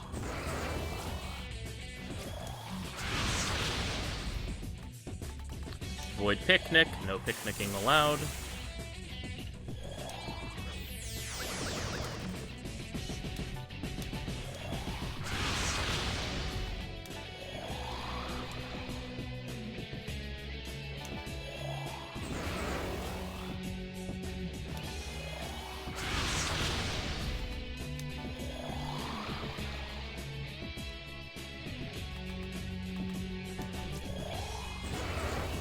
That shouldn't be necessary, but...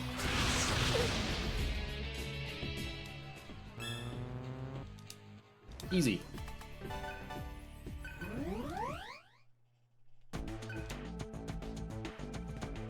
Yeah, the change ring is incredibly busted.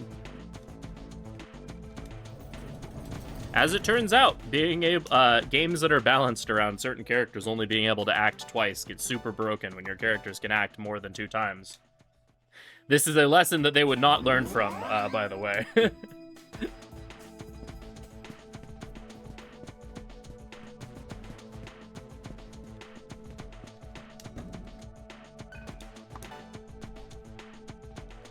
looks at vengeance.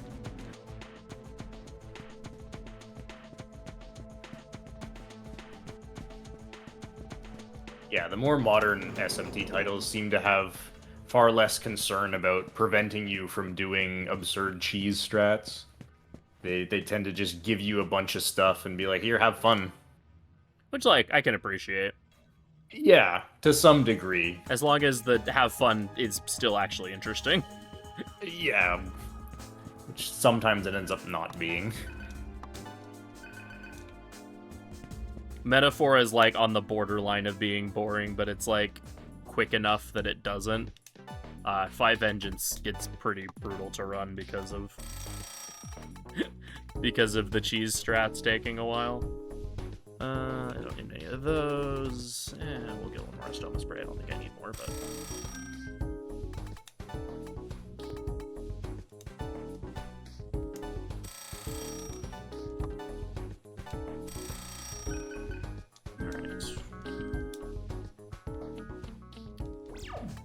My big gripe with metaphor speedrunning is that you get to start basically cheesing stuff right in the early game. Like, the broken stuff appears super early. Oh, yeah, with Stone Cleaver being available pretty immediately. Yeah. I mean, it's like, yes, but, like, the thing with Stone Cleaver is that it's, like, it's such a heavy investment that you either Stone Cleaver stuff or, like, that you die if the Stone Cleaver doesn't successfully Yeah. blow Which things is kind up. of the worst type of cheese. It's just like, here's an RNG fest. No, cheese and I side of agree, it. and that's like a quarter or a third of the reason why my metaphor time is not particularly good. Because the early game is very much just like cheese or die. The other reason being the PC port of metaphor is really, really bad, and you just lose tons and tons of time if you don't have an absolutely amazing god tier computer, which I do not. Because of the fact that that screen transitions are tied to your frame rate. So the higher your frame rate, and we do have like a rule on the leaderboards that you have to cap your frame rate at 120. But if you have 120 FPS consistently through the game, you're going to go a lot faster than someone whose frame rate stutters a little bit more. And considering the port is very not well optimized,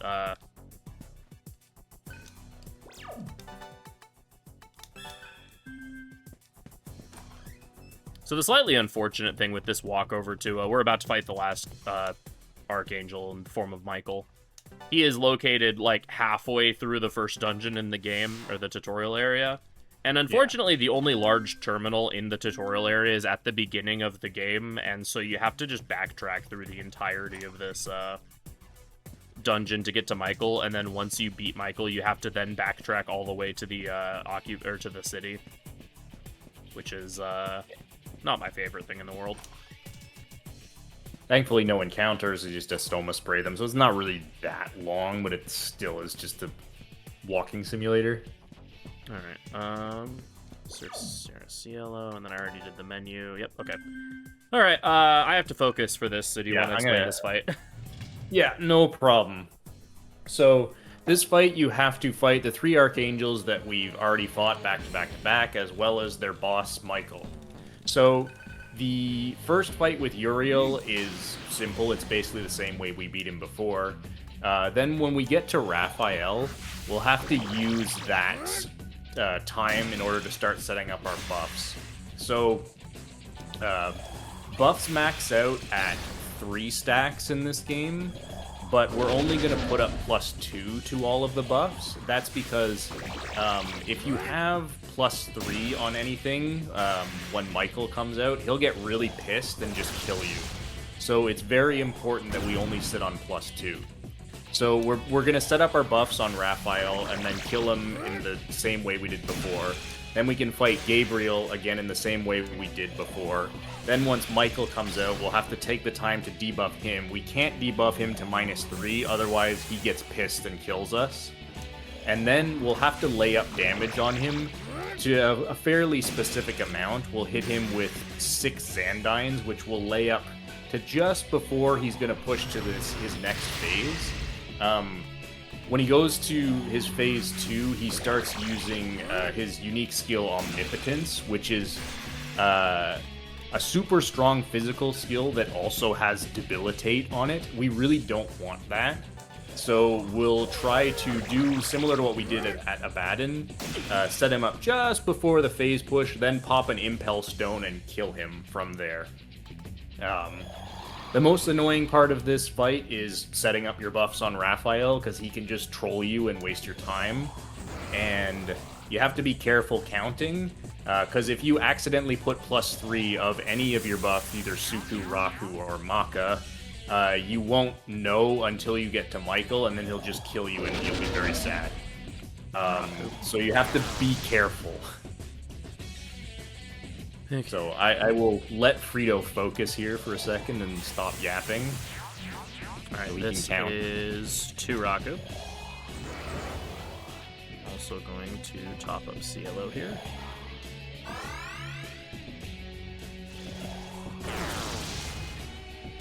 Okay.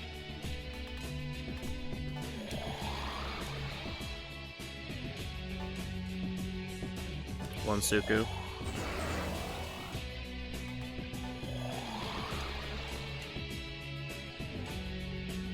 Two Suku. Like drain. Good.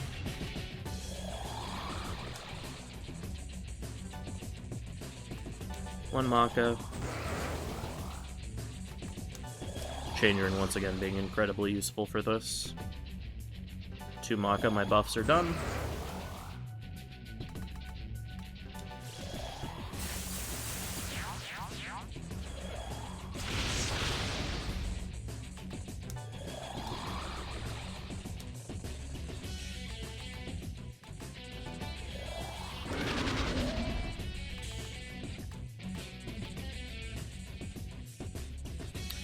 Weird.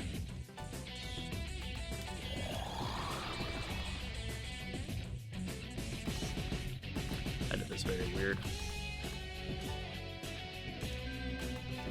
I need to get an Enervate on him, but... Okay.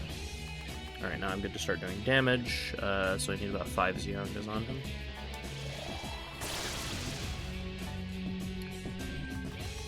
There's the preventative Enervate.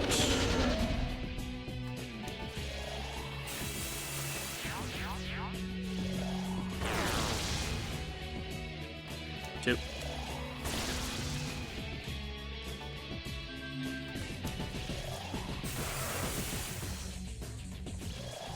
Three.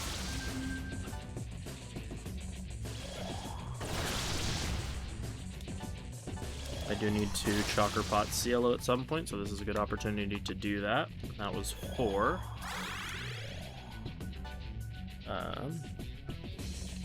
Here is 5, so now I need to swap to Force Drain to block his Winged Fury. I'm also going to throw a Zeo with CLO, because why not?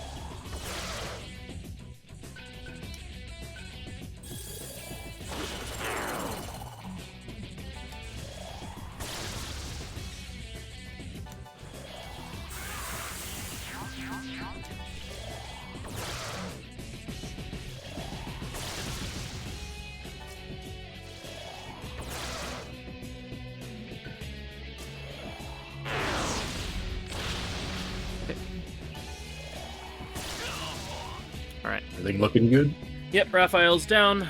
Gabby is a scripted 2-turn, so we should do more... There should be no problem. Yeah. Also, you just got, like, really loud all of a sudden. Did I? Oh. Nothing should have changed. Oh. Am I still loud? Yeah, your mic just got, like, really, like, echoey and such.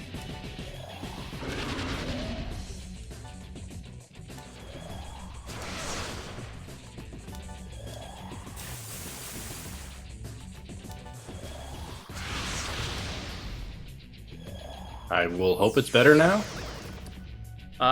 It's not. I can turn you down a little bit after the fight.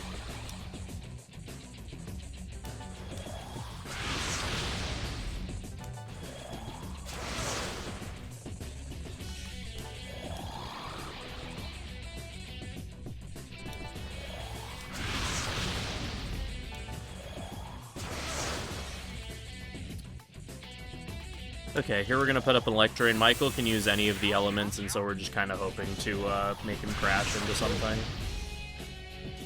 Sounds okay, just a little bit louder. Okay, so Michael... debuff him.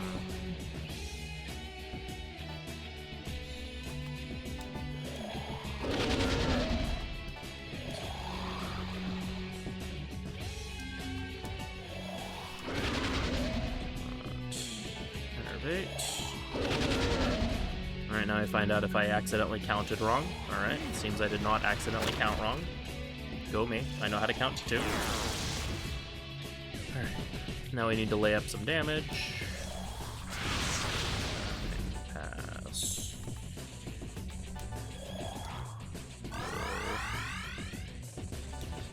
Zandine.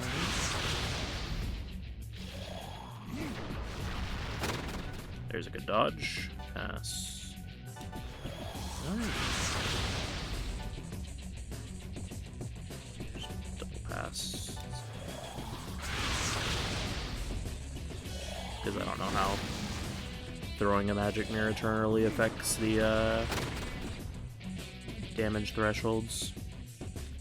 Okay, heals and magic mirror.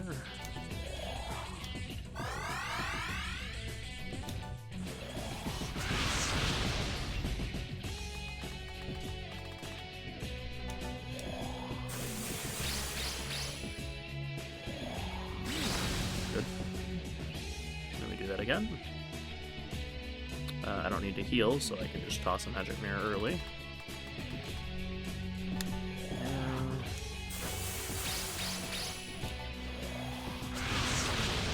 Then Dine, Seal gets a little bit of chip.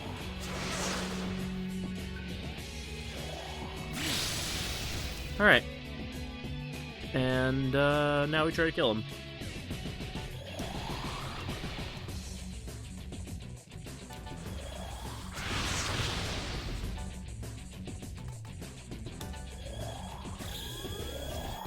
Already in the red, you should be fine. Yeah. And we'll break his no buffing to 3 rule because he won't have a turn to kill us.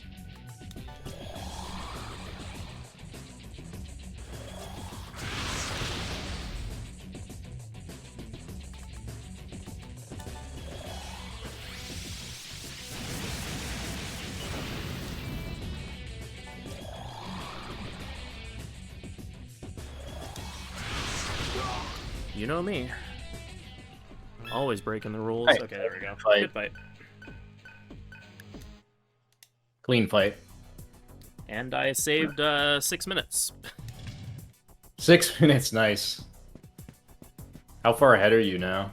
I am 18 minutes ahead on the dot. Nice. What are these rules? Can you eat them? Well, if this game has taught me anything, you can eat basically whatever you want. As long as it's not currently human. What are the, why the Wild Bomb? Because you need to put up a little bit of extra damage, and the Wild Bomb is the one that just does the strong... The Wild Bomb is the strongest item that you can toss, so... Yeah, you, in theory, shouldn't need that Wild Bomb, but there's... Cielo has nothing else to do at that point, and you might as well...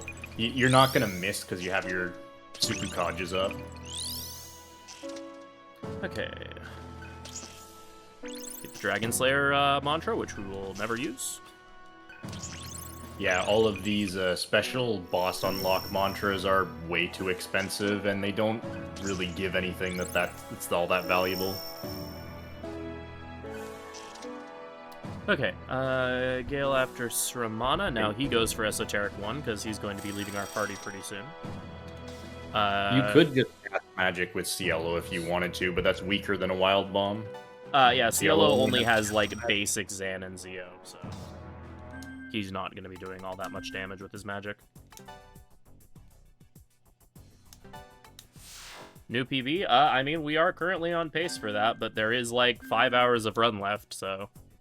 Yeah. Killing the Seraphs is roughly the halfway point. Yeah, the thing about this run is that, it's decided in the end game, really. Because, there's so much, randomness in the grind that You can enter the sun half an hour ahead and easily lose all of that, or you could enter half an hour behind and easily come out ahead, as I've done.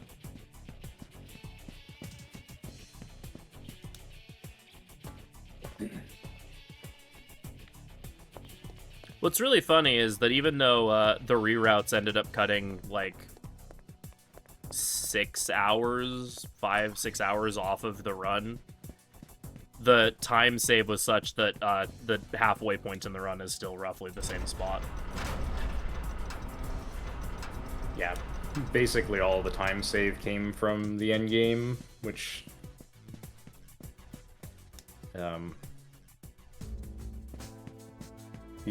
up until the final dungeon was pretty well optimized before I even started running this. I didn't really change much, mostly just personal preference stuff.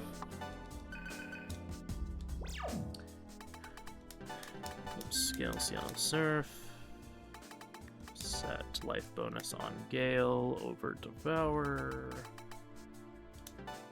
This game is quite fun. I would definitely recommend the DDS duology. Unfortunately, they're kind of hard to access because you either need a PlayStation 2 or you need to get them on the PS2 Classic Store of a PS3. Neither of those options are particularly appealing to most people, but if you can get them, I would recommend them. And hopefully they do a re-release of them at some point.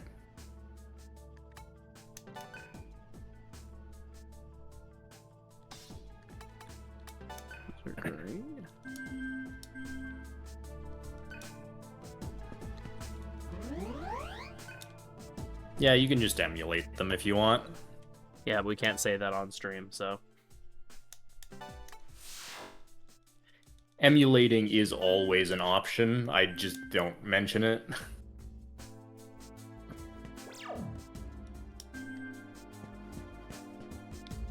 About an Impulse Stone, right?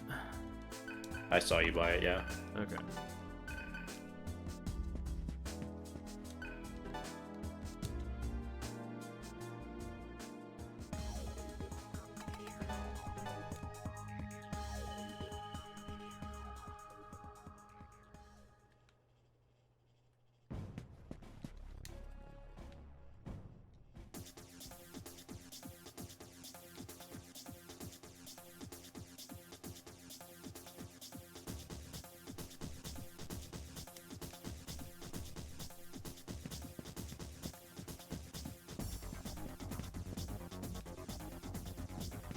Alright, airport. There's no encounters in here for the first couple of rooms, so we're good to just run over here and grab this item.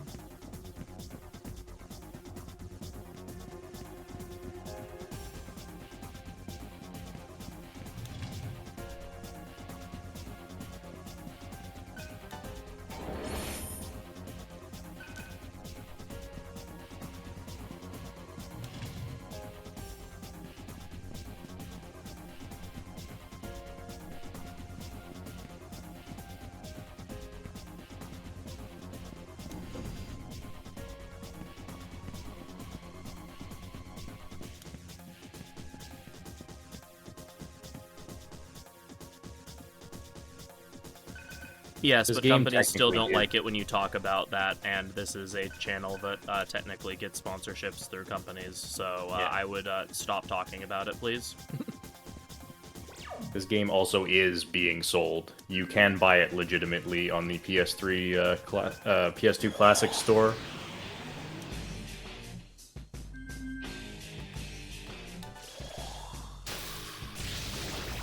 Hey? CLO, please.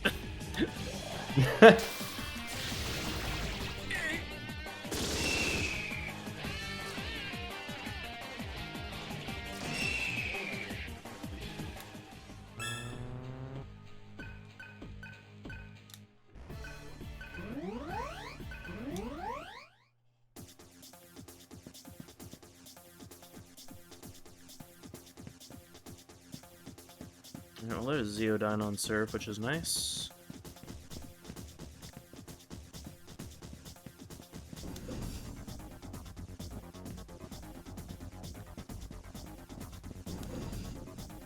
Airport is a pretty fun dungeon. It's got some fairly unique boss fights. Yeah, this is personally my second favorite dungeon in the game, only behind the final dungeon.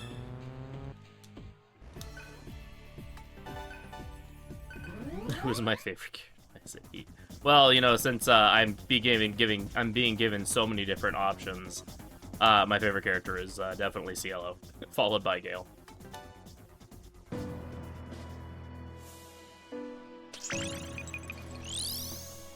Alright, now that we have Boltmaster on Surf, we are going to also start taking Surf up the physical line a little bit. We want the HP granting passives, and eventually we're going to make our way over to Executioner for our damage versus Satan. Yeah, so at this point, we've got every mantra that we need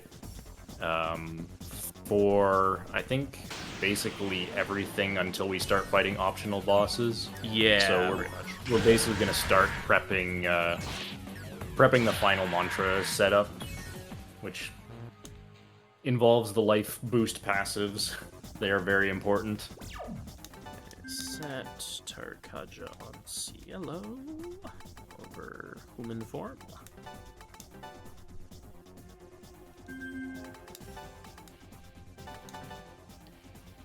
All right. Okay. So, oh, you can talk about it. Well, yeah, sure. I can just. So this next fight is Kali.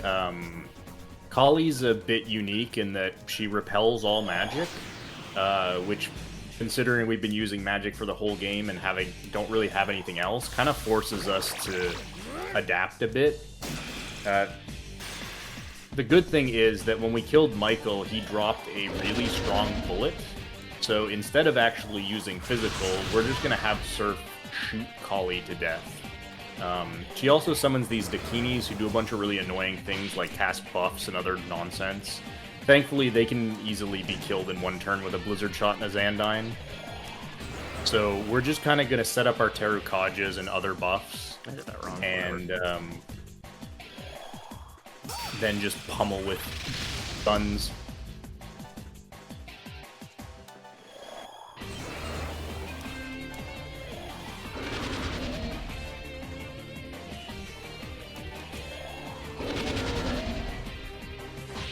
You could use Almighty on Kali, yes, we just don't really have access to much in the way of Almighty damage.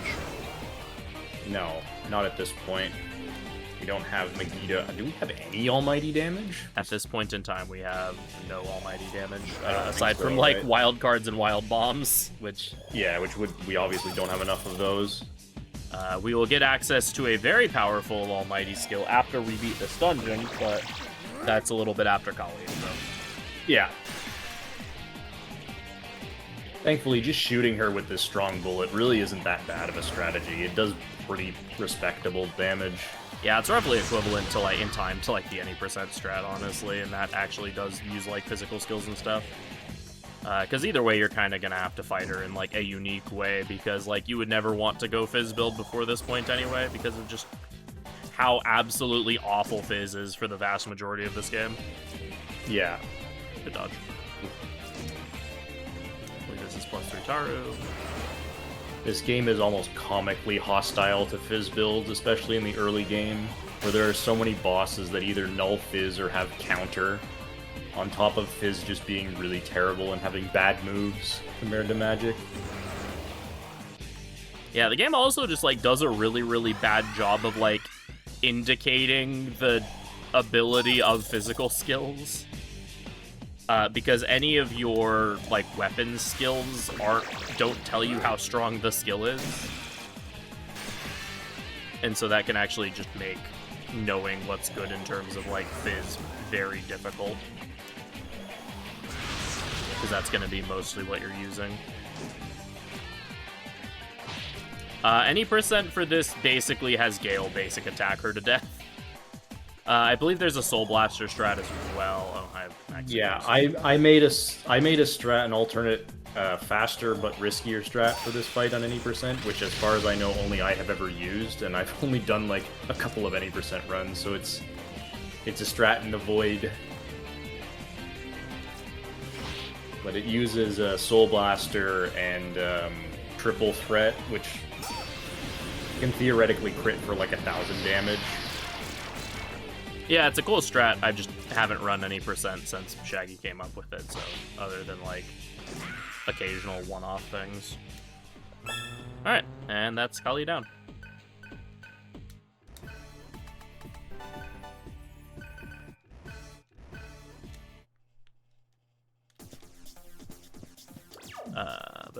We rearrange our ammo now.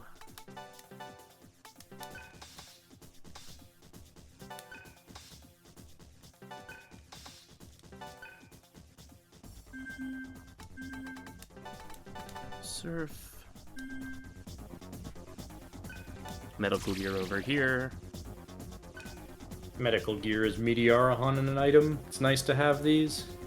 Yeah, we're at the point that we'll actually be like picking up these healing items to use as healing items and not just to sell. I love Cielo's basic attack crit animation in Berserk mode. Where it just spins like a top. Around.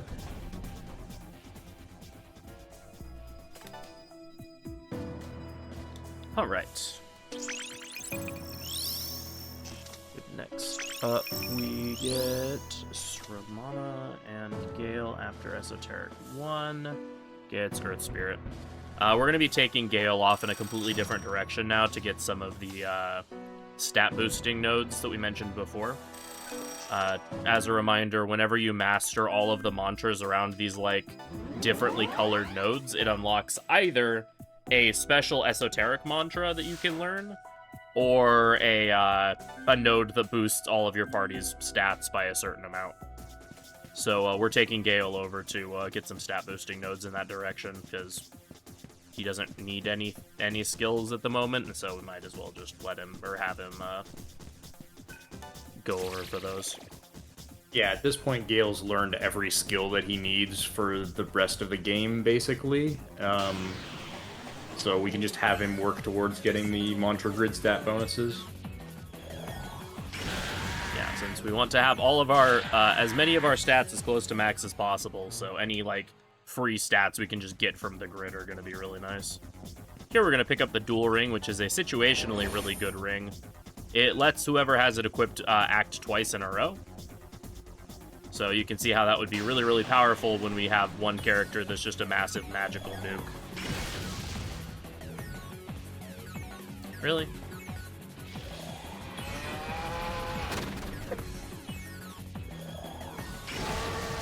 That one also did not crit. Whatever. It's fine.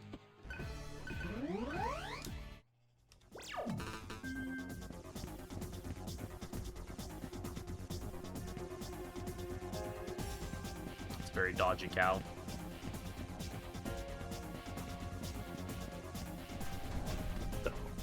Coming up next is the worst forced encounter in the game, so we definitely need to save for it. It's another one of those encounters that just goes first and has heavy physical damage and can just kill you before you can even do anything. But this one is more likely to do it than any of the others.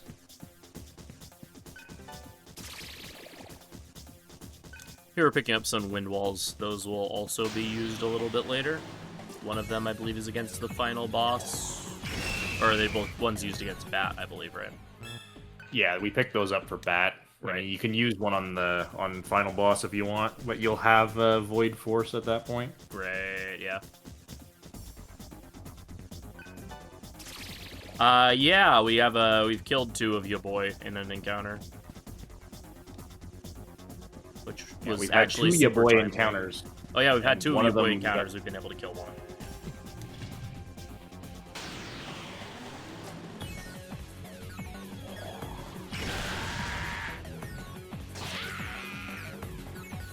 Not have easy access to. If you mean as passives, it is incredibly difficult to get access to Reflected and Alphys as passives. If you mean like the abilities, it's still quite difficult to get access to them. Yeah, I'm pretty sure Void Fizz is on the same mantra as Power Charge. Is that right? It's something like that. That sounds like that's probably roughly where it is. All of the Fizz shields are in the top right area of the mantra grid, which we don't go... Well, we don't go near there until, like, we're just starting to go in that direction now. So, no, we can't reasonably get access to any null fizz, and especially not as passives. The passives are, like, in, like, the 7-star mantras, or 8 stars even, I can't remember. Yeah, the passives are, like, the master mantras, I believe. Yeah, like I think Godslayer has Null Fizz on it, or is it Life Surge that has Null Fizz on it? I actually can't. No, it must not. It's Godslayer, I'm pretty sure. Godslayer, yeah, that sounds right.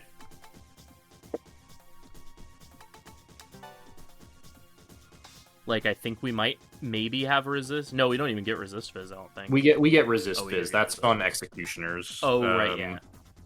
Well, at least Seraph gets it. Nobody else does.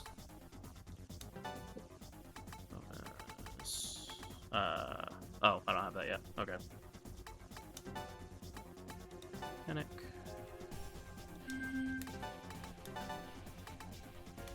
Snake Protector, you get the Phantom Ring. Let's throw a little more agility on the Phantom Ring just in case. Alright, this fight goes first. It's 2 Floros. They hurt. Just don't die, Forehead. Yeah, just don't die. Alright, double Spell Gloom is good. This is the fight we were talking about, where it's what caused us to learn that, we don't, Oh, I was supposed to get human form on Surf. Whatever. Yeah, I was gonna say, I don't think Surf's supposed to be in human form. It's fine, maybe. Do you have an attack mirror? You have more than one. You need one for Chernabog. I do not. Well, it's fine. We'll just survive a second turn. Yeah. Yeah, we'll just have to survive. I don't know what else we could do. There you go. CL's got me. No one's got me. I know CL's got me. Nice.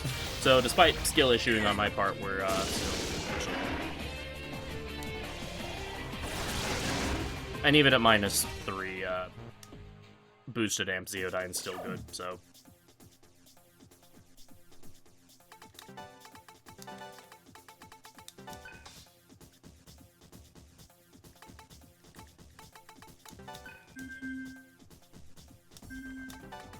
I'm just going to remove that while I'm thinking about it. Life bonus should go over human form. Did I learn it there? Or... If you have it. I don't have it yet. That's what I was saying, is I haven't learned yet. That's why I was confused.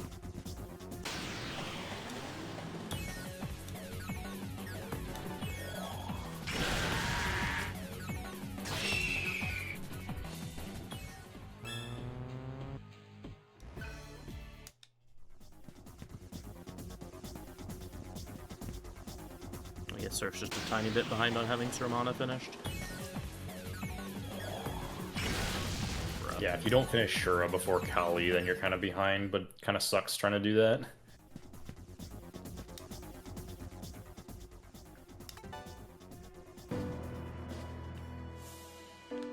Okay, keep going along the Earth stuff. I should finish Shramana from this next fight, though, so I can just quickly double back and,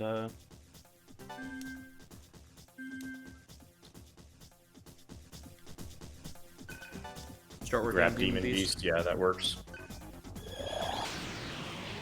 Demon Beast is another mantra we kind of want to rush on Surf, Argilla, and Cielo because it has Atma bonus passive on it, which just gives you, I think, 10% more AP. Which is just kind of free value, because we need to go in that direction anyway.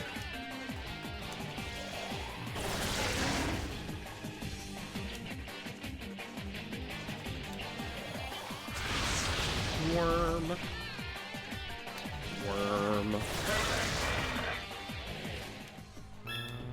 There we go. Now I have Sermana for life bonus.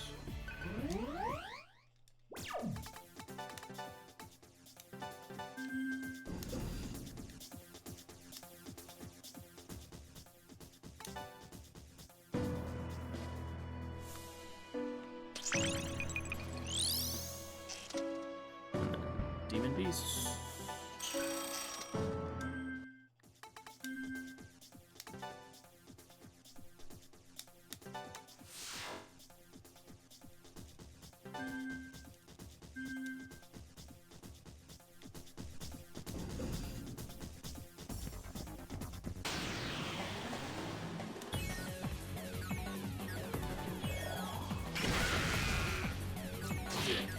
That was fun. I didn't see there was Floros there until I was, Floros is really difficult to beat because resist physical, and he has multiple forms of counter.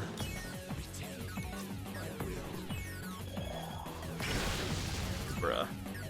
Mod is also somewhat scary. It's fine. It wasn't fine. Yeah, magic is not very scary, even in Berserk mode, because Surf is just so incredibly tanky against magic. And now we're actually, like, developing enough of a respectable health pool that we can sustain that a little bit. I would really like to be able to kill some stuff in here. This is the one downside with using Berserk mode, is... one other thing I didn't mention about Berserk mode is you get bonus experience whenever you win fights in Berserk mode, which is one of the big reasons that grinding with it is better. Go away, Floros. Yeah, triple Floros is not happening.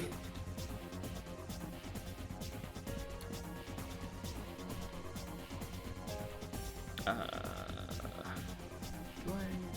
do. Right, because he's the attack mirrors.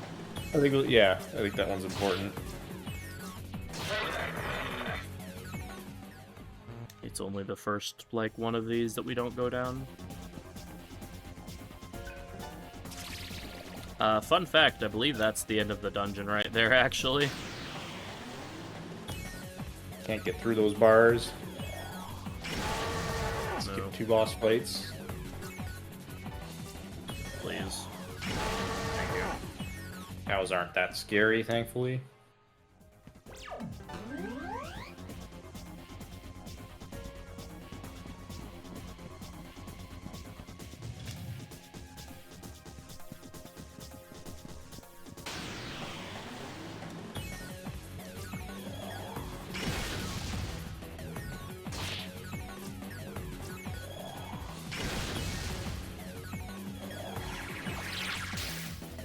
That should be scared. Dodge, brother. How could... That's so annoying. Sometimes you get greedy. That's a kind of pain. The fact that no one dodged the Ma Revert and no one dodged the Power Wave is really annoying. That sent me back a decent bit too, because the next save was just ahead.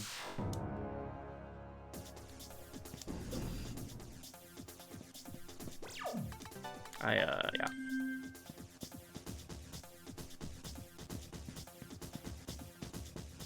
It's okay, this time we'll get encounters that I can actually fight, right?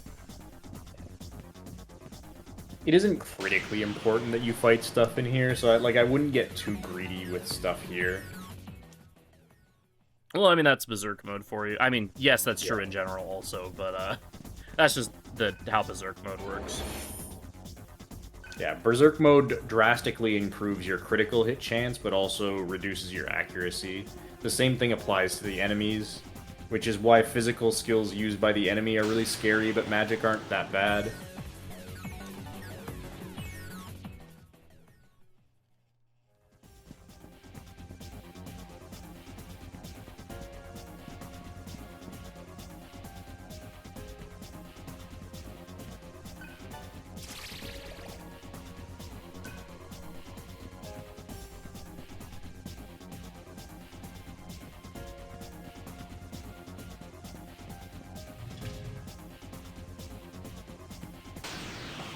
Well, good news is we're basically caught up to where I was when I died, so... Yeah, it's not really that far. This particular stretch, there's so many enemies that are hard to fight in Berserk mode.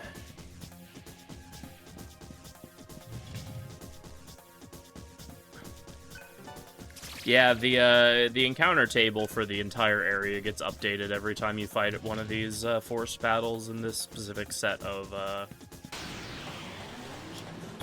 encounters is really annoying. It'll change again once we beat Chernabog. We beat Chernabog. Because yeah, even if you backtrack to like the beginning of the dungeon, if memory serves, you're still getting the encounters from like, yo, the boys! Except I can't really fight them, but they're the boys! Boys are back in town! This yellow has, no, he doesn't. Let's, so if I hit one, maybe I can, Alright, left Zeo, let's go! Dang it. Aw, dang it.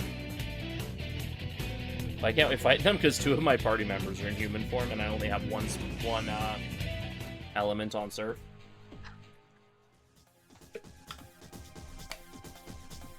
Yeah, at one point during routing, I was trying to consider setting up your party in such a way that, oh, you could fight Omoikanes if you run into them, then it's like, that's just not worth doing. Yeah.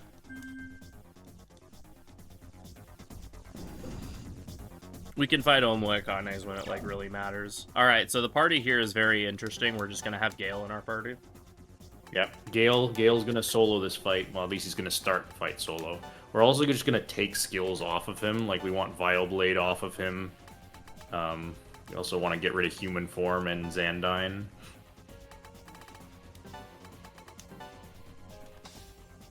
So we want Gale to have only one attacking skill, which is Bufu. And to... put your Ice Repels on, and give Gale the Change Ring. So at the start of this next boss fight, what Chernabog is going to do is he scans your party and picks one of your party members at random and creates a clone of them, and then picks another one at random and creates a clone of them, and then goes invisible and untargetable, and you have to fight the clones. So if we start this fight with only Gale, we guarantee that we get clones of only Gale. And the cool thing about these clones is that their skill sets match whatever your skills were. So if we have Gale with only Bufu, he's going to summon 2 clones of Gale that only have Bufu. So they are very weak. So then we're just going to deploy in the rest of our party and be able to fight these 2 really weak clones.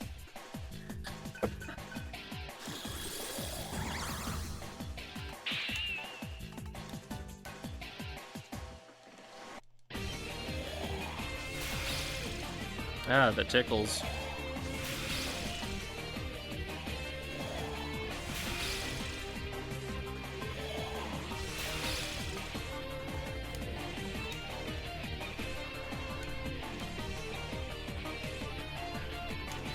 And also Sarah has an Ice Repel, so the only being able to use Bufu thing means they're just gonna crash into the wall, into the shields. Also, since Gale is weak to Elect, this is good because our strongest form of damage is Elect damage. It's the other reason we use Gale.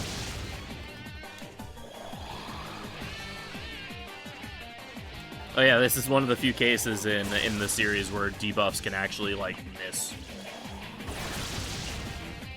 Getting clone copies of Surf and Sarah for fire weakness is the any percent strat, because at that point your fire is your strongest damage. But here, Elec is our strongest damage, so choosing Gale makes more sense. Then after you destroy the clones, Chernabog's gonna pop out himself and power charge. We're gonna throw a taunt at him so we can start doing more damage. This is where we're going to take advantage of the Impel Stone, because Chernabog actually has a lot of nasty attacks, and we kind of don't want to take too many turns in this fight. So we're going to use a combination of the Impel Stone and the Attack Mirror to get him down as low as we can. Also, Gale has the Change Ring, so we can still do the Super Pass.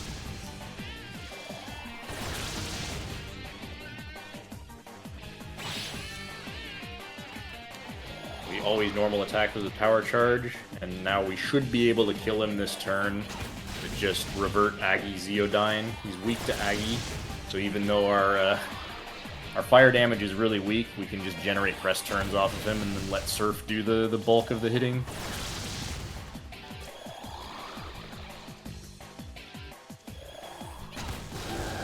Sarah killed, that's funny. There we go. And he left his sword behind. That boss fight is kind of cool. It's a very unique boss fight. It leads to some kind of cool strats. Yeah, it's an interesting fight for sure. Thanks for the refund on my attack mirror game. Appreciate that. At this point, we have use for one more attack mirror, which we already had, and then they're completely useless. Well, they're not completely useless. That's not true. You can use them in the human form section. Then reset Zen9.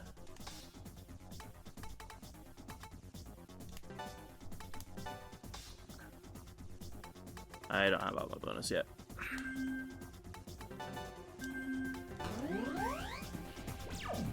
Oh, and then follow up. That fight not finished Demon Beast? Oh, okay. Evidently not. It's close, but yeah, no. Fight gives less AP than I thought. I thought it always finished Demon Beast.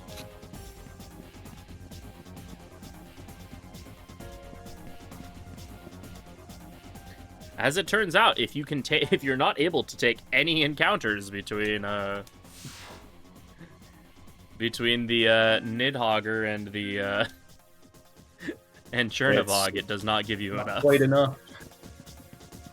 Do you have light balls? Yeah. Okay.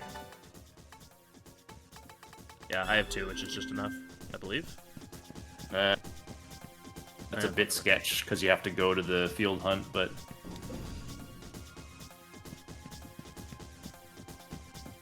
I choose to believe that it will be fine. Elephants. Heck. Ganesha also kind of sucks to fight in Berserk mode. yeah, he resists Fizz. At least he doesn't have counter, but anything that resists Fizz sucks. Oops. Wrong button. I don't know why the game just auto-opened the menu there, that was weird. Ooh, come on, scary. Okay, that is actually a little bit scary. Okay, that's actually very scary. Demon Rage, oh boy. Well, that's, You can kill one of them. yeah. I mean, we're fine. Yeah, you should be fine.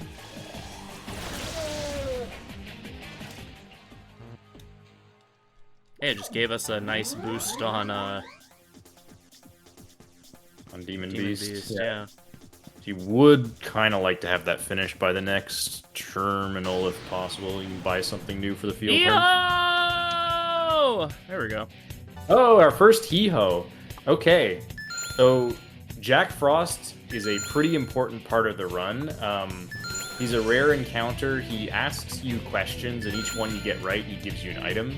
If you get one wrong, he immediately leaves. If you keep getting them right, he'll eventually leave after you get 20 right answers. There's 100 total questions.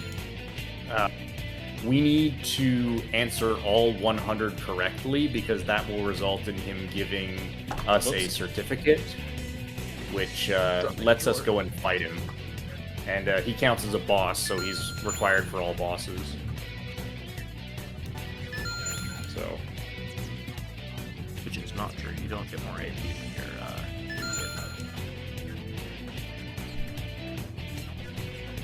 which does happen. Price tag lowers. Johnny!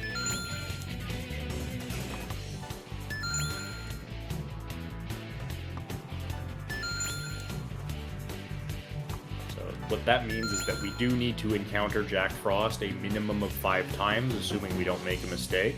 I believe it's AU, yeah. Fun fact, that's actually spelled wrong. The answer for that's spelled slightly wrong, but...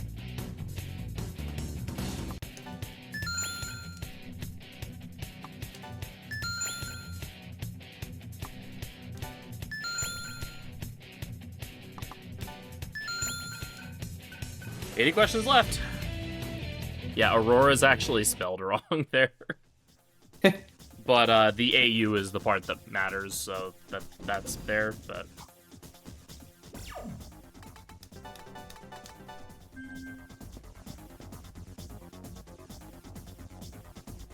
Okay. Please give me the thing mastered, because I need it right now. Yeah, you'd really like to have it right now. You don't really want There to we be go. spinning around either. Especially because I, like, don't have any. Okay. Especially because I don't have, You don't have any light balls. I don't have any light, I have one light ball. Yeah, just... I'm a bonus over Chernabog. I'll just have to be very careful about my movement. Yeah, just skip the Manjusaka in the room where you don't need that. That's what I was planning on. Okay, after Demon Beast, I go for Calm Spirit, and you go for the Temple. Calm Spirit's a healing mantra, right? Yeah. Yes, it's bottom left. Yep, got it.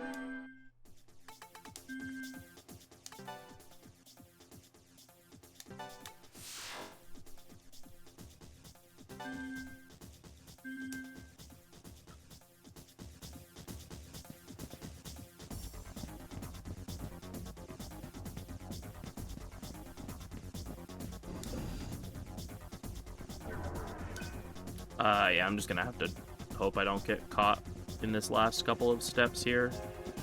Yeah, okay, cool. And then I have enough steps to make it. Okay, yeah. After. Alright. Sarah surfs yellow. Oops. Sarah gets the rich ring, which is on Gale currently. No, it's on Cielo. Change. Rich. Alright, this field hunt is a bit of a mess. This field hunt is really hard to make a map for. I tried as hard as I can, and it kind of works. I'll let you focus for this.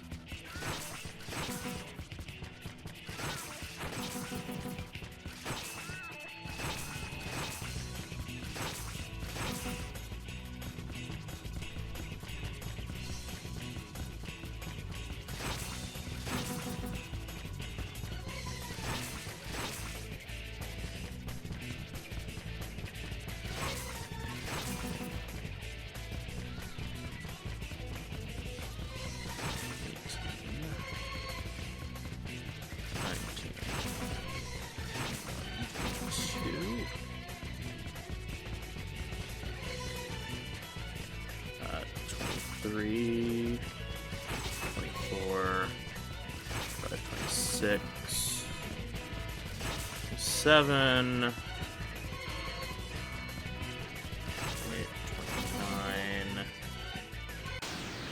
Alright, cool. Yeah. That's actually probably the best I've ever done on that. I think the best you can reasonably do is like 30 or 31. There's a couple more you can get that are close to the entrance. But yeah, that's definitely good enough. You're not really going for anything specific with this one. It's more like just, it's here, so let's grab it.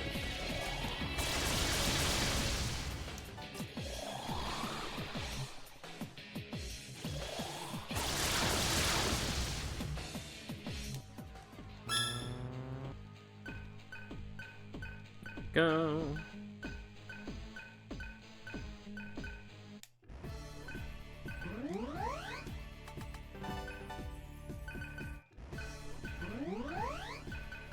I did get the change ring. It's in a chest in Egg 1. Yeah, the bottom floor of Egg 1. It's in the same room as a fight with Pazuzu and something else. A forced yeah, the encounter? Pazuzu Skathic fight, like right at the end. Yeah.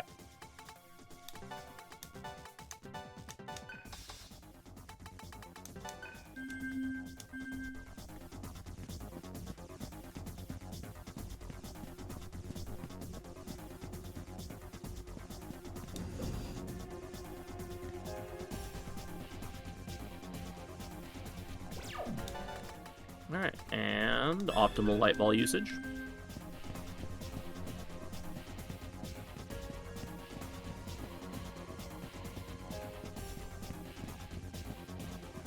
Also, don't really need to fight anything right now either because everyone's mantras are mastered except for Sarah's.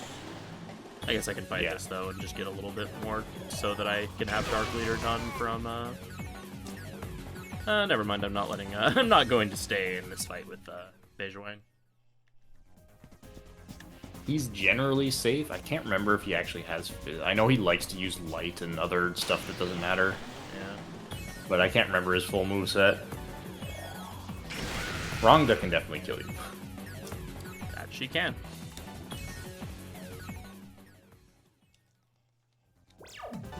Her big scary thing is she has Mind Scream.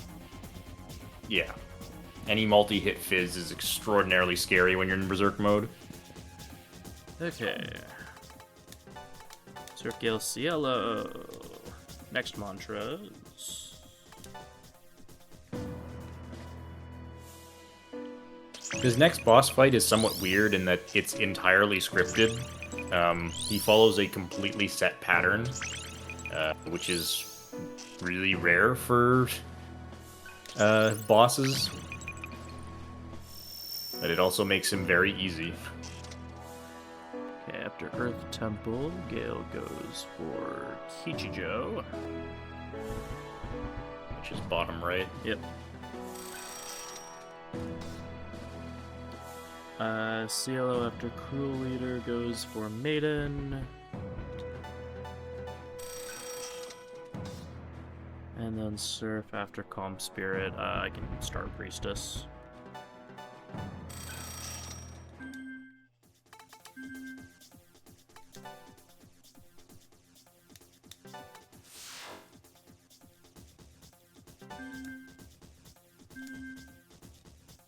Right, and then we put the Change Ring on Gale.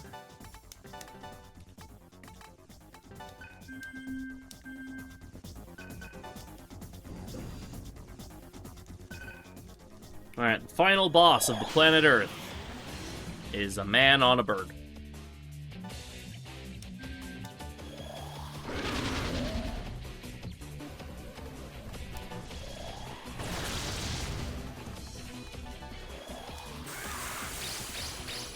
First turn, he always uses Mizanma, so just force repel him.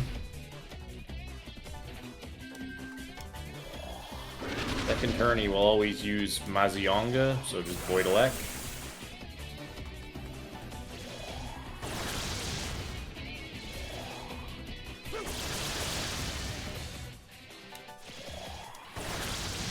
Third turn, he will always use, I think it's Chi Blast, it's a physical skill. Yeah, it's like Myriad Spears.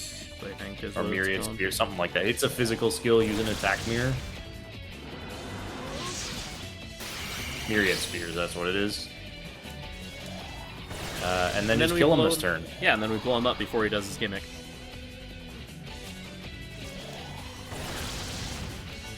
Because this fight has a gimmick to it once he gets through those set of moves, but we're not going to see it. Goodbye, man on bird.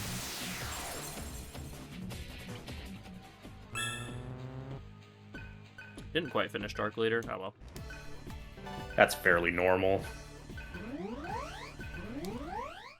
Darn, I lost 2.5 minutes that split. Dang. That was not a particularly good power or airport, but whatever. All right, and now everyone dies. Yeah. Gale dies in that cutscene. I guess it's this cutscene where he dies. Yeah. Oh, my light bulb wore off. F's in chat for my light bulb. Tragic.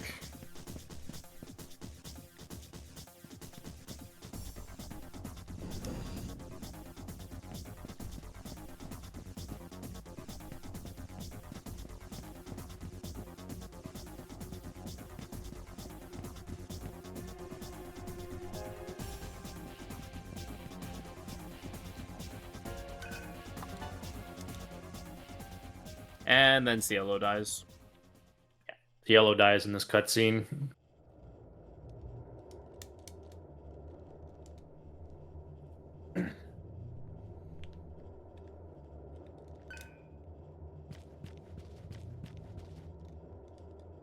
And then we die. We all die. Yep, and then everyone Surf and died. Sarah do the Dragon Ball fusion dance, and now we are Seraph. And we can And fly. everyone's alive again. Oh yeah, we get everyone back. So this is the final dungeon. You might be confused why I said this is the final dungeon when I am 6 hours into a run with a 12-hour estimate, but this is the final dungeon. Yeah. It is a Literally very half long this final run. dungeon. Yeah. Half this run is the final dungeon. Okay, let's do some shopping. Yeah, we live here now. We live on the sun. Alright, so my flowers, my fleurs, my juice. Oh, yeah, jasmine's much not good.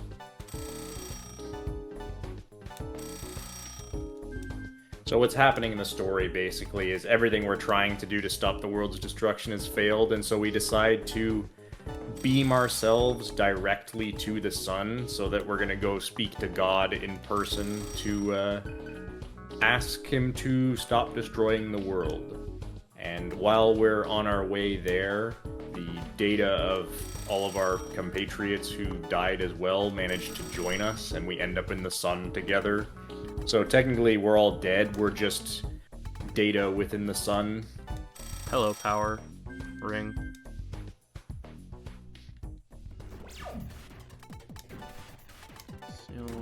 Seraph. And now we set a bunch of stuff.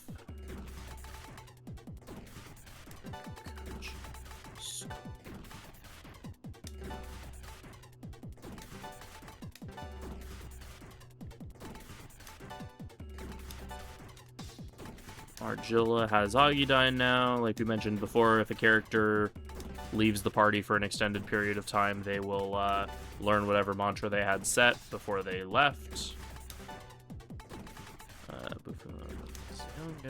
And Reincarnate, which is a unique skill to Seraph. That is the signature move of Angel. Is a very powerful ability that costs a lot of MP and has a really long cast time, so we'll try not to use it a ton. But it is very powerful. A few hours ago, we made that choice during the cutscene before fighting Heat. We had to make sure to choose the bottom option because that's what gives you Reincarnate. If you choose the other option, you don't get it, and it's kind of good. There's no benefit to choosing the top option. You don't get something else. You just get nothing.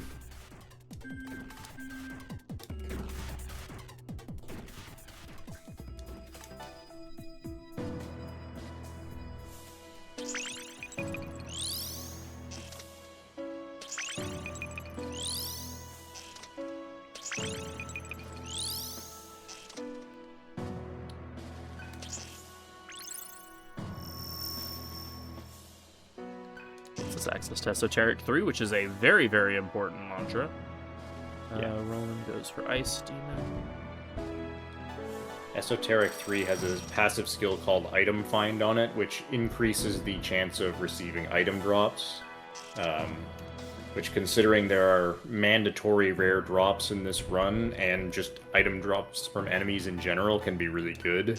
We're gonna get item drop, like, before we start the grind, and equip it on our entire active party.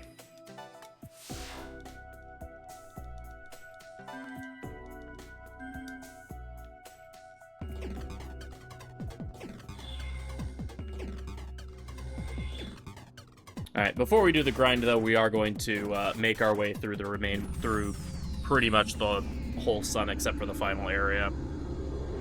We will be grinding in the the fourth section, the fifth layer is what it's called.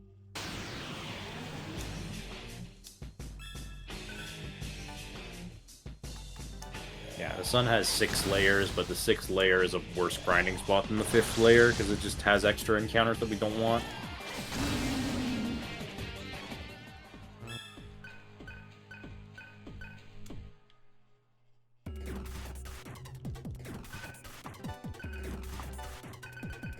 Thankfully Pyro Jack's here. Jack also died and is here.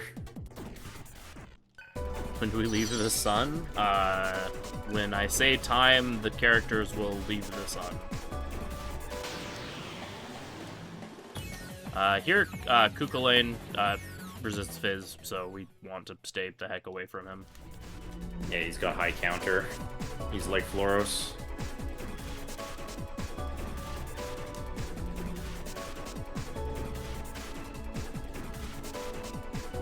Also, thankfully, the theme for the sun is freaking amazing, which is good because we'll be here for a while.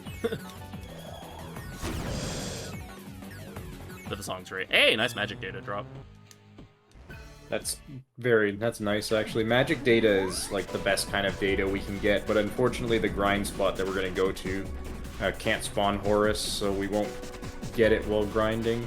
Yeah, that's like the one downside of where we grind. Yeah, but there's so many upsides that we kind of just need to do it there.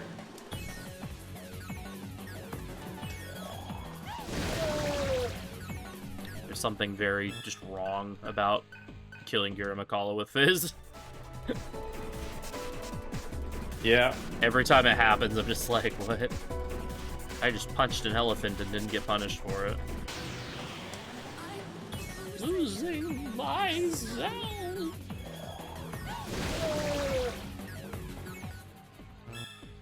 Nice double Jasmine drop. So the reason why we're using Power Wave for our grinding like this is it's a high accuracy skill, so it helps mitigate some of the problems with Berserk mode. It's also strong enough to one-shot most things except for the big enemies.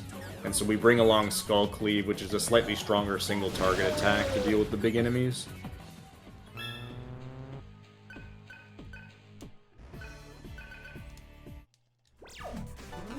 Cielo is our choice of main fighter for now because he was the first one to get to Power Wave. He also has he's higher also got agility. he's also got high agility, which is he'll eventually get out agilitied by Seraph because we're gonna pump it, but not for a while. Well, we've been pumping it, but Seraph's strength stat's pretty low right now, so once Seraph's strength stat catches up a little bit better, then...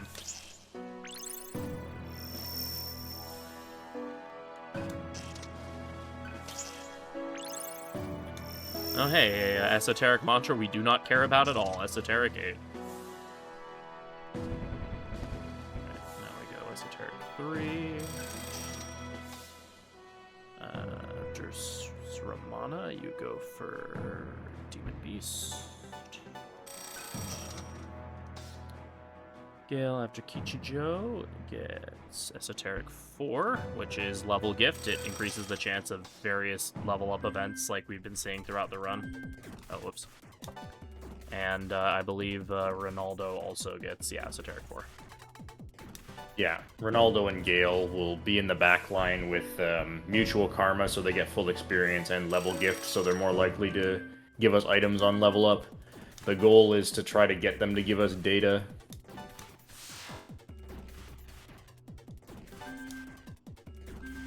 How am I already losing time to my Hyagriva gold? I must have just, like, not got any fights or something. Yeah, it's possible.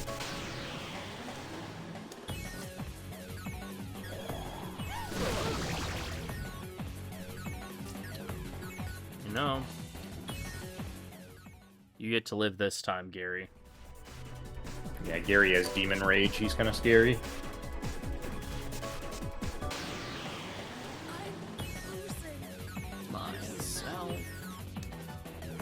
I hope you all really like the Berserk mode lines, because we're going to be hearing them a bit.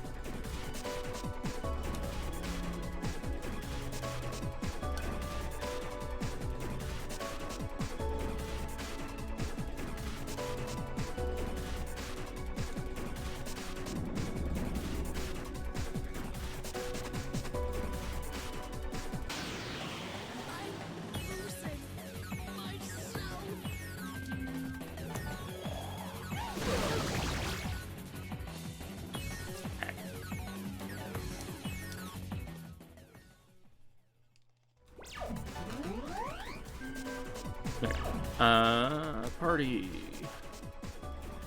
Serpent Cielo.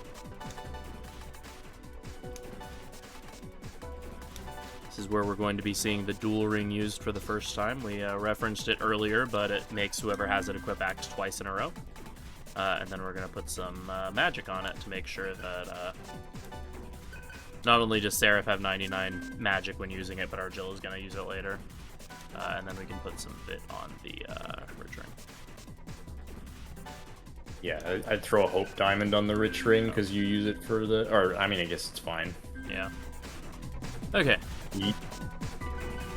So now we're going to start running into some of the DDS1 bosses again.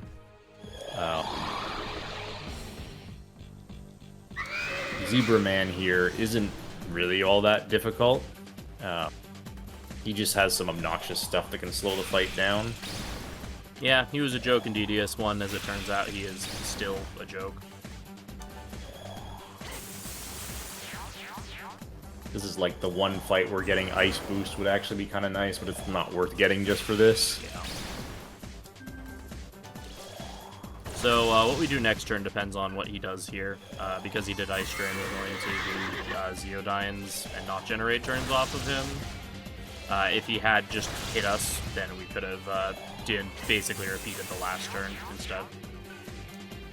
But he's going to use Firestorm here, crash into our terrain, and then we'll be good to turn 1 again. Once he gets down to low HP, he'll use Psycho Rage and is guaranteed to, which is the generate 4 press turn thing, and is guaranteed to, from that point, do Psycho Rage into Ice Drain into Firestorm spam. But we're not going to allow him to do that. You won't devour me! Eat or be eaten!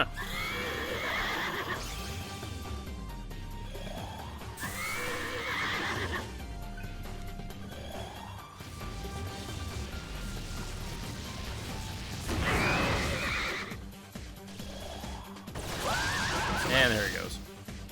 Goodbye, Senior Zebra.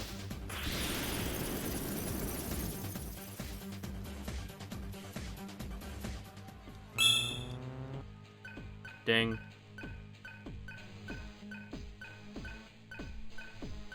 Despite being an easy fight, he actually gives quite a bit of experience in AP.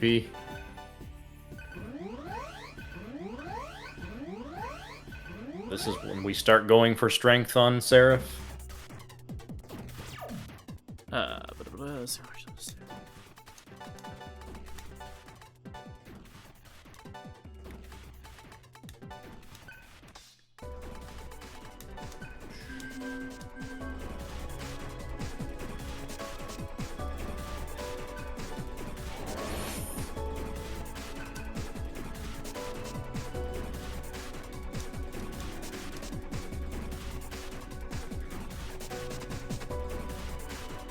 Hope you're on PS3 for the light mazes, Forehead. Thank you, Shaggy. Of course. So, these light trails that you see here, if you've played the game on the PS2, you're probably really confused. That's interesting. Well, let's see what happens. Okay. The PS3 versions of these games have a really hard time with, like, transparency or, like, invisible things. So what's supposed to be an invisible pathway there is completely visible, which is really nice because these mazes would be kind of annoying if you couldn't see where you're going. Yeah, they're intended to be much harder than they actually are in this version of the game.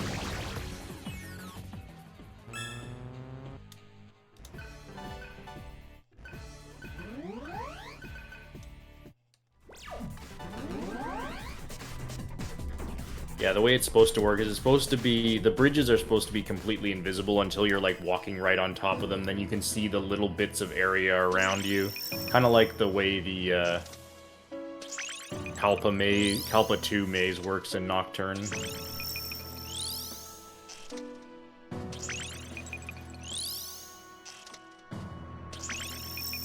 Alright. After Esoteric 4, you go for 6 rounds. After Esoteric 3, you go for Violent God. Argilla, after Demon Beast, goes for Bikuni, which is here. Gale after Esoteric 4 goes for Vidyaraja. And Cielo after Maiden goes for Esoteric 3.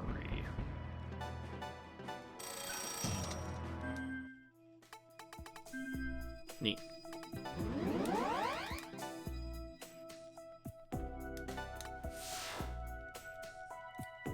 I am glad I got the one He-Ho so I don't have to grind for 5 Jack Frost in the next split. Only 4? Yeah, grinding for 4 is still really obnoxious, but at least it's only 4. Yeah. Not 5.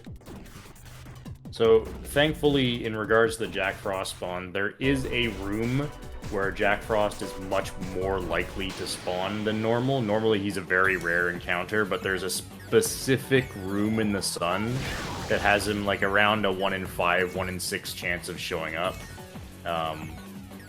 which makes this run a lot less of an RNG fest. Yeah, I ran this game before we knew about that room, and in fact, I did a run of this for a really, really long-a-thon where we were kind of held hostage by Jack Frost for like an hour or something. There was still other grinding going on at the time, but it was still like not great. Yeah.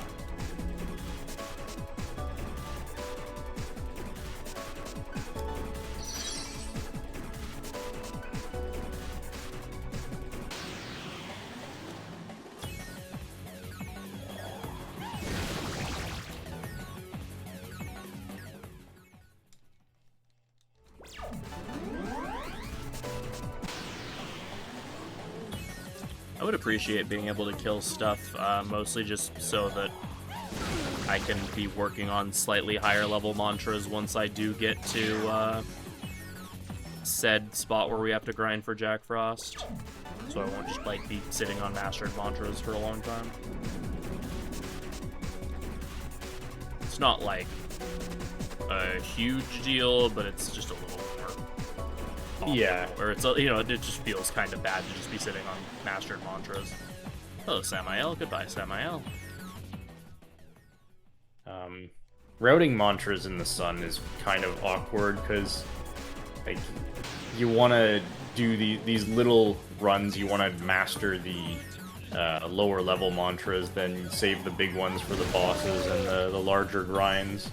But sometimes you just don't get the encounters.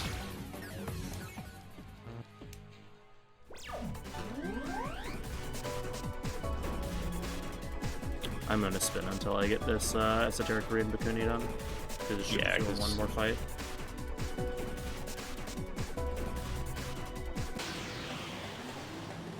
This should do it.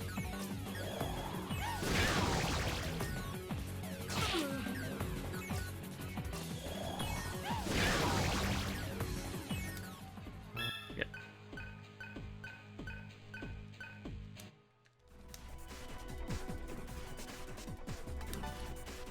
Alright, Argilla goes for Esoteric 3, and Cielo goes for Stramana. So these are still low-level mantras, but they're at least new low-level mantras.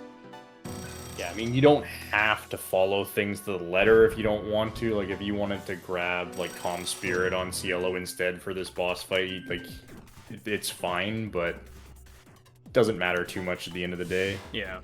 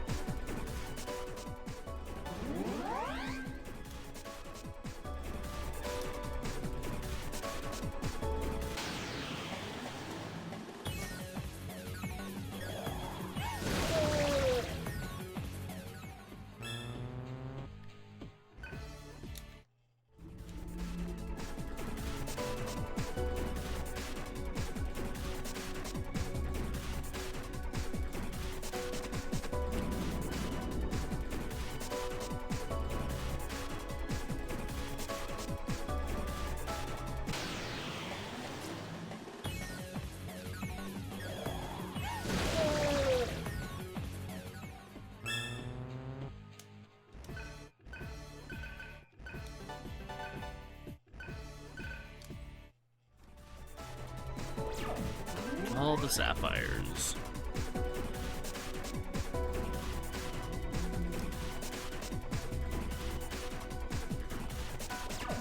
Alright.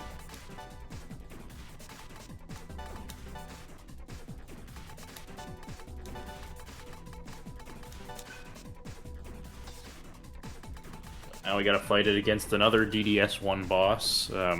This one is everyone's favorite boss from DDS1 that has 3 of the most fun and engaging boss fights in that game. Oh, yeah. So, This this one is is- Bat 4. Yeah. This one's actually quite trivial. It's not... Because they actually decided to give him an elect weakness in this game.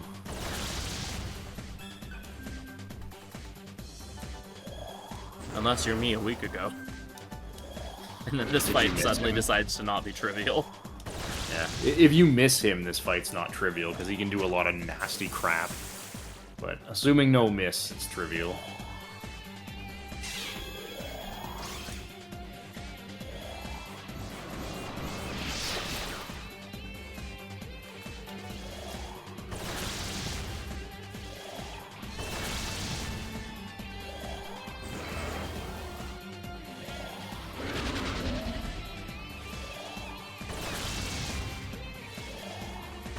Okay. Easy. It's crazy that you've missed him before, because like at this point you have like 95 magic, or 99 magic, and a decent amount of agility. You'd think so, but I do have video proof of it happening.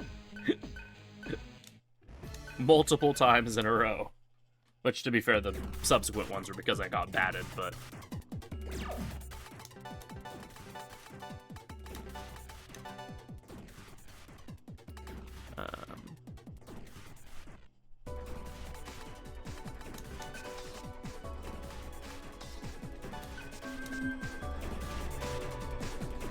Oh, not like a menu.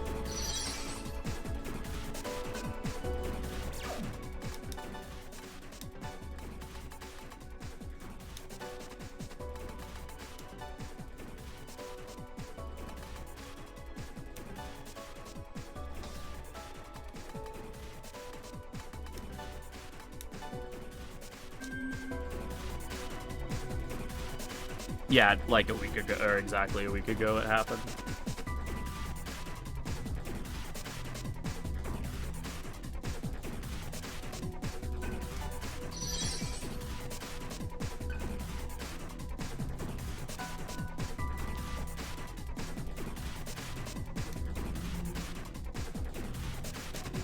Alright.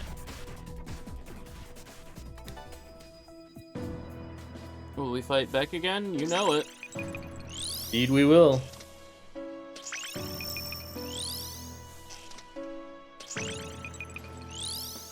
This is the last terminal we're going to be at before we do the Jack Frost grind, so ideally here we'd buy some decently expensive mantras. Yeah, the next one listed is Calm Spirits. Yeah, looking at that one's decently expensive, so. After Violent God, you go for Cool Leader. That one's also decently expensive. And Argilla, after Esoteric 3, goes for Violent God, which is also decently expensive. Well, it's alright. And then... 4-star anyway, not bad. Yeah, Gale's on his final mantra, which is Ice Master. Solely for the stat node. Yeah, just to get the +3. Do I not have it in the notes to go for life gain on him later? Oh, I guess it's at the bottom during the grind, yeah. Yeah. I know the notes don't mention getting Roland Void Charm anymore, which has thrown me off a few times. Because it's listed in the pre-Satan menu, but he doesn't ever learn it in the notes. Oh. That sounds like a mistake on my part.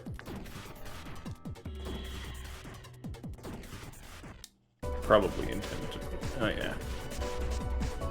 What's the name of the mantra? I think it's Kichijo. Kichijo. It doesn't matter. I don't think I've ever used Void Charm on Roland in that fight. It was just I conceived of a possible scenario where you might use it. Yeah, I don't know why you would ever have Roland out on a Temptation turn, but...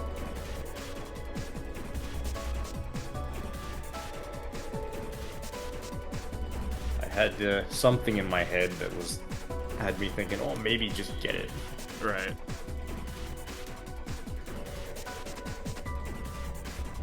Alright, so we're going to go off to the correct way to progress forward is to go left at that platform, but if we go right, we get to a room with a bunch of items, and this is the room that has, that Jack Frost can appear in, so we're going to pop a magic read and hope for the best.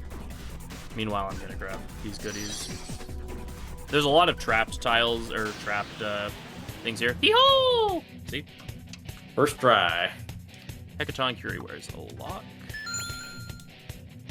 Emma... Indra. It is on his waist. Odd Morsel does not care poison. Argilla is Seismic Wave. Twister. Left leg. To avoid Death-Prooted Stone. Magic Ring goes on sale at the same time as the Quick Ring. You fight Gahul to get a Karma Ring. Cielo turns into Diet. Yes, you can weaker to death spells when you're cursed. Hacking Disc lets you get mantras. That's Atma is Sonic Wave. Soccer Rage is Charm. HP Data gives you HP. You can sell plants. This one is the weird one, it's right here. Terra is the Earth spell. Later, ho. Yeah, I just remember for every left-right option, it's always left except for the cat one. Cat here. That one's right. Alright, Olive Branch. So yeah, there's a lot of trapped chests here, so we're,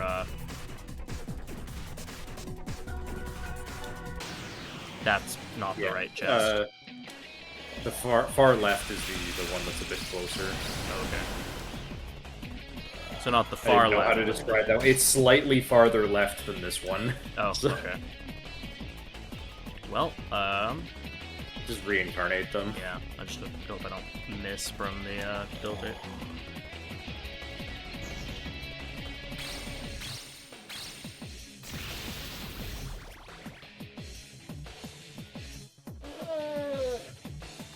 He's still alive, but I think Agidine kills. You might also just be able to skull cleave him, I don't. My brain is used to Mithra being immune to Fizz in some way, so... I actually don't know if he is. I have no idea if he is or not. My brain just is like... Yeah. There's like some SMT game where he is immune to Fizz, and is it this one? Yeah, the one closest to the wall, yeah, that one. Cool. And then dead end to the back right corner. Yeah. I don't remember if I actually still use Dead End for something, but whatever, just pick it up. Yeah. Alright, and now we spin until we get all our Hehos. Yo, the boys! Boys are not... The boys! The boys are not Hehos, but they are boys. They are back in town. They are back in town. Left Zan, maybe? Nope. Left Augie. That would work last time. Nope.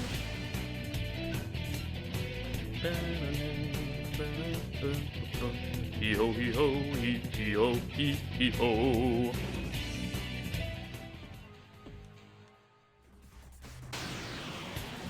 Hee-ho! Hell yeah. Surf's name is spelled like that. Angel's Atma is Maelstrom. Surf shoots the bolt or the gun 5 times. You are a Nether.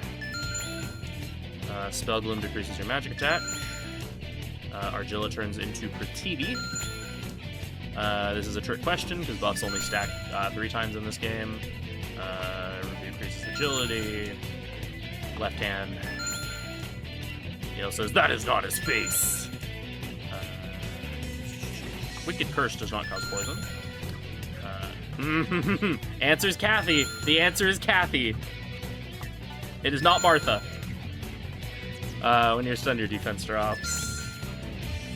Left. Water Crown. That one always trips me up a little bit. Witness the fury of my body. Sometimes when we level up, we find items. You get more money if you win battles quicker. I believe it's Solar Eclipse. 40 questions left, Ho. If you're wondering why I freaked out, that question about who owns the Mad Mart, there was a few runs in close sequence of a few people who ran this game where, because the name Martha is associated with a meme, mentally we answered Martha a few times and missed that question. So now every time I see that question, my brain almost picks Martha. So, something. Why did you say that? Hee-ho! Hee-hos are coming in fast. I believe the answer is 1,500 here. I don't like this question, though, so I'm gonna double check. No, I think it's 1,200, but I actually can't remember. It is 12, either. actually, you're right. This is withdraw.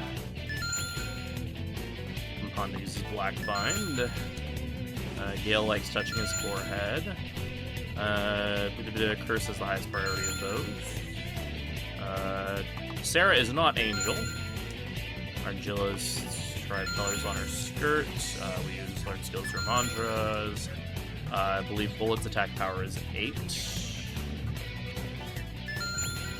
Esoteric mantras are unlocked when you collect the surrounding things. I believe it's $100 dues.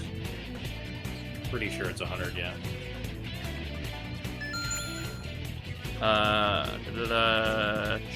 Shura is the cheapest of those. Timmy! Burning Stake. You cannot cure freeze with Panacea because you cannot be freezed on your own turn. You get muted when you eat a rancid gravy. Kippie Syndrome. Even does not have hooves, Taras, because he has toes. He has toesies. Guardians of the Gods. She was part of the IASC. 20 questions left, Ho!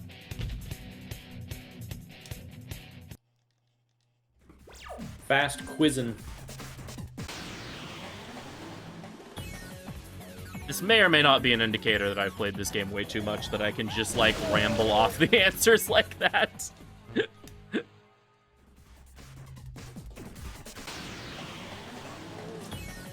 This don't look good.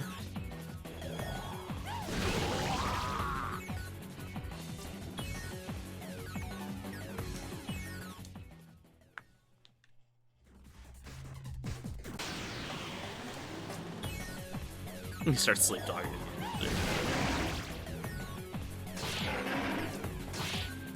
Oh, there we go. Because I've watched HMAP so much. Yo! Yo! That is a combination of, I believe it's Spoofudine and Xanda. Or Pterodine. I think it's Pterodine, yeah. Yeah, it is Pterodine. Pterodine! Trisha Becerra. Pabble Sag. I believe it's Lava Flow. That one always baits me. They are members of the Salads. Fizz repels red. MP Thief drains more MP. Force and Earth shatter you. Solar noise is at a minimum. Sometimes you get your ailments cured. That comes up in DDS 1 at 8%. Uncurse is the cheapest of those. Zeal. Prativi, left arm. Always left arm. Varen is... I want to say Turbulence. Yes, Turbulence. It is... I believe it's... I don't actually remember this one. Pretty sure that's a television. I want to say television? Yeah, television. Lowest HP is Medical Kit. She is the chief director of the Thingamajiggermabob. Cat Eye gives you Karma Ring power up. Boof costs 3 MP. Roland's Atma is, I believe it's Lightning Bolt. Makatora gives 50 MP. We got the certificate! Oh, yeah. Later, O. So the certificate lets you fight Jack Frost as a boss, which is required for all bosses. What's actually wild about that is that I got so many Jack Frosts all within, like, close proximity that I'm not even done with these launchers yet. Yeah, you can turn off the magic read, though. Oh, yeah, true. Hello, Athena.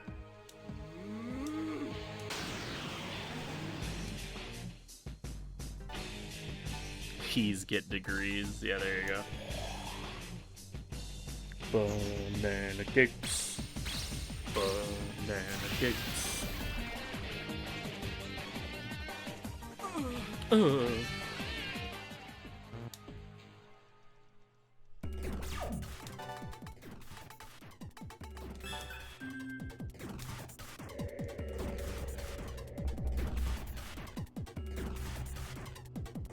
Right. That's northwest-ish, yeah. Yeah, sort of. It's the right one. Yeah. DDS is definitely my favorite Meguro soundtrack collectively. More power data.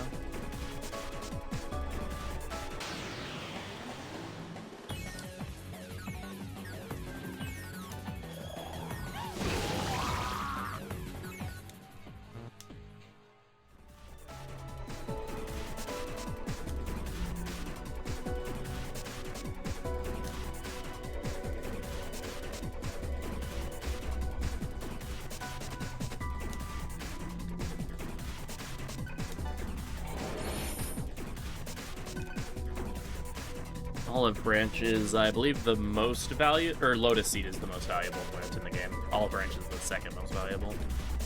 Yeah, that's right.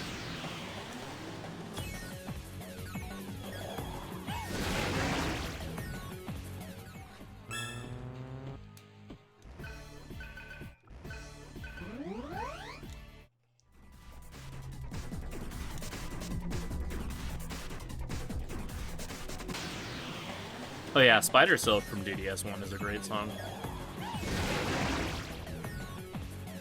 Oh, whoops. I had my auto set up wrong. Hopefully I don't die. That'd be really bad. I said don't die?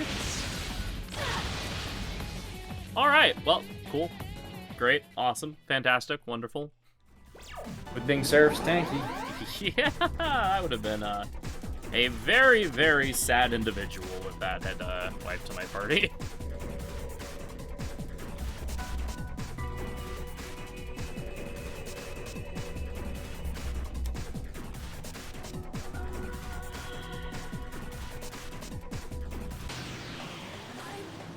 Eesh.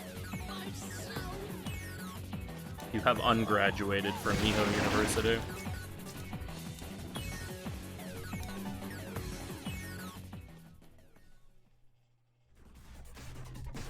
Pretty sure one Mithras can never kill you because they don't have fizz. Yeah.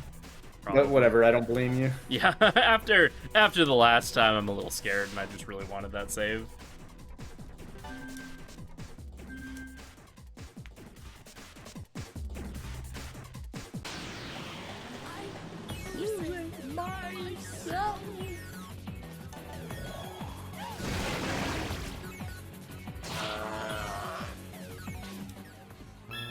I'm gonna say Barong is cool because Barong can drop quick data, and quick data are very valuable, or very nice to have.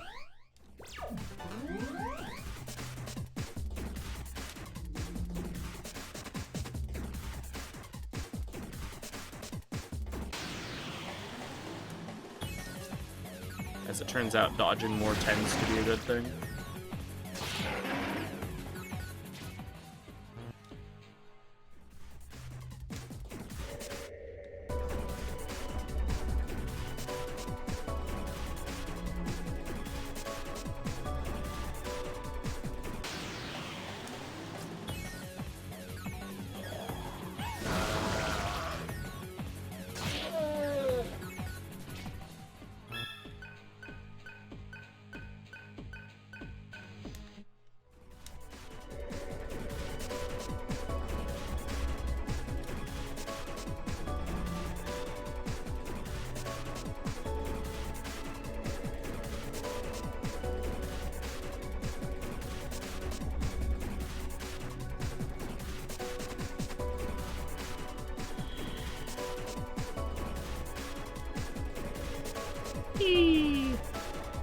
This area looks like it's like an inverse blue watermelon.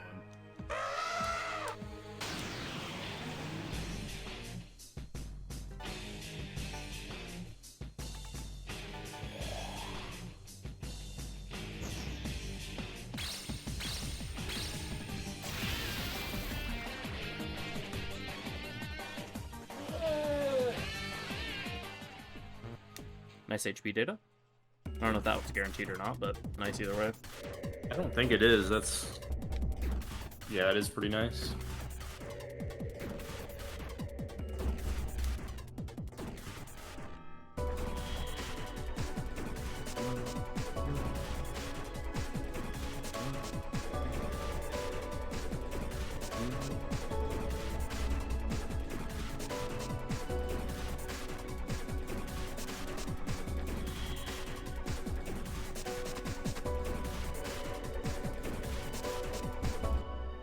It's Sammy.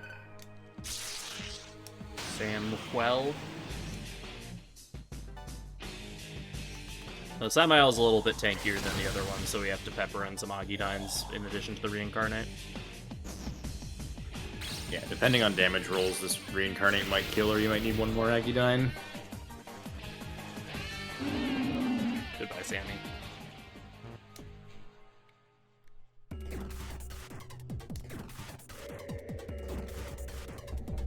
You know, we are getting close to the grind. I should get my coffee. My coffee that I have ready for the occasion. Yeah, fair enough.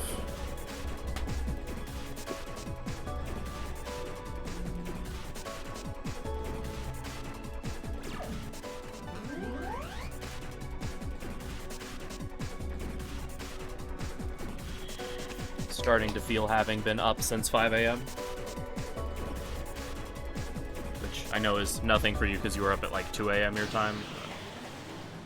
Yeah, I took a nap though after I did the Strange Journey commentary, so I at least got like 2 hours of sleep in between the runs. Not super familiar with DDS2. Is this the last dungeon? Yes. This is the final dungeon, but it's also like the second half of the run. Yeah. Oh, yeah, I'm gonna like have the biggest of sleeps after this marathon because I have been like... My sleep schedule has been thoroughly wrecked by helping run this event. Yeah, same here. I have tomorrow off though, so I'll sleep like all day tomorrow. So, Calm Spirit, Progenitor, which I think is the next one. Yeah, I think you're just going down this line. That would make sense. And after Violin God, you get Quarter. Yes, this is the last run of the marathon. Yep, we're closing it out with the with Satan. Yeah. Closing out this run, or closing out the marathon with the most volatile run, just in case things go south. Not encroaching on anyone else's territory. Yeah, pretty much.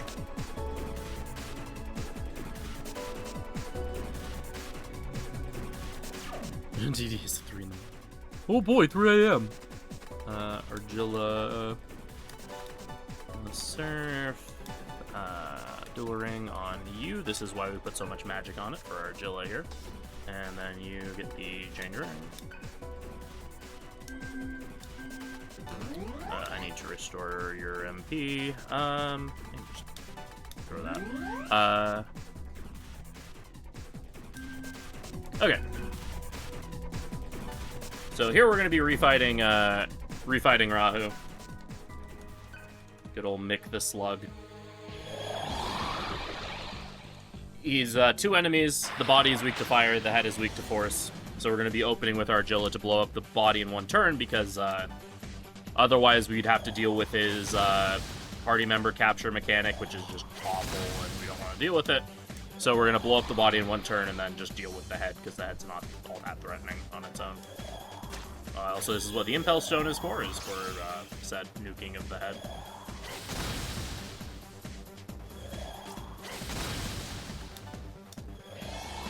And then we'll also throw in a Mind Charge Reincarnate here as well with Seraph, just for that extra bit of chip. A bit more than chip. Yeah, the little chip is a little is a bit of a disingenuous way to describe how much damage we're going to be doing with this. But this reincarnate should kill the body. Then we can deploy Gale, so we have Xandine to attack the head. This is another fight where the Trick Ring is really good, because the head likes to spam elect skills, which could hit Gale's weakness and be really annoying. But if he notices you have buffs, he'll Dekaja after you kill the body. So Cielo has the Trick Ring, which technically counts as Sukukajas, so he's just going to harmlessly Dekaja Cielo. And then we can, this turn, put up an Elect Drain, so that way Gale's not going to get destroyed.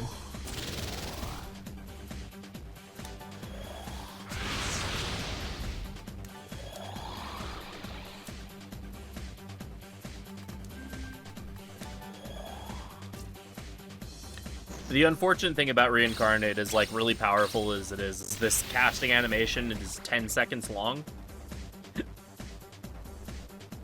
Yeah, it's really bad. And I know it's 10 seconds because of the number of times that I've, like, stared at my timer as I've been casting the spell.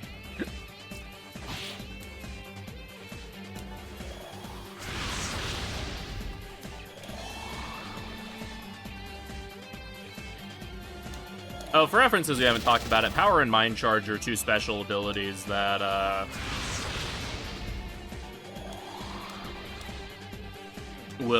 that increase the damage of your next magic or physical attack, depending on which one you're using, by 2.5 times. They're very useful, as you can see. Yeah, they're basically just 3 extra damage using them, and another skill is more damage per turn than just using the skill twice. Also a lot more MP efficient. Yeah, MP efficient, and when it comes to physical skills, HP efficient, because not hurting yourself with physical skills is quite nice. Yes. Alright. Now for the fun part. Yeah, this is the best part of the run. We need to get through the little bit forced of human grinding form first, section.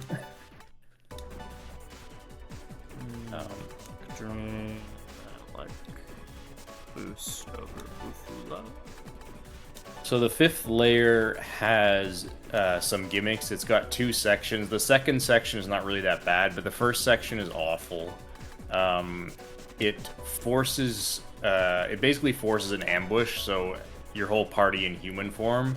But additionally, it doesn't even allow you to transform into your demon form, which really sucks because you basically can't fight any enemies in human form. You don't really have the damage unless you have a million attack items, which we don't. So we have no choice but to run from fights. But of course, we're not in Berserk mode, so we don't get the free 100% run rate. Our run rate is capped at like 40%. So this kind of just ends up being an RNG fest of praying you don't get into encounters and then praying the encounters will let you run away. We do have some small amounts of control. There's a couple of things we can try. If we can manage to get the enemies all feared, then we have a 100% run rate, which we can do by putting up shields and hoping they hit those shields, because that has a chance of fearing them. Some other encounters, we could potentially do some other stuff, like if it's a single enemy like a Kingu or something, Argilla could potentially crit it and fear it, and then we could run away. Argilla's crit rate is decently high. Or, like, we could potentially hit it with Dead End and petrify it. I don't think Kingu can be petrified, but I think some enemies can get petrified. So, like, there's some stuff you can sort of do, but it's all kind of just not great.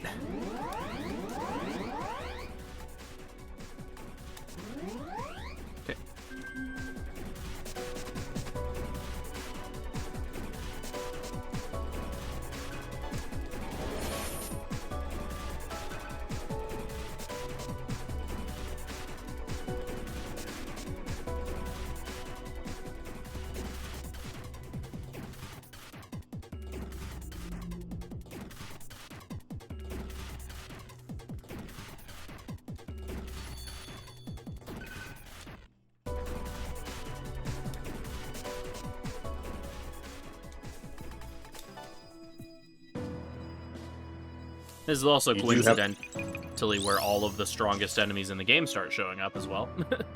Yeah. This Crow spot leader, right here is sure. where we're gonna grind eventually.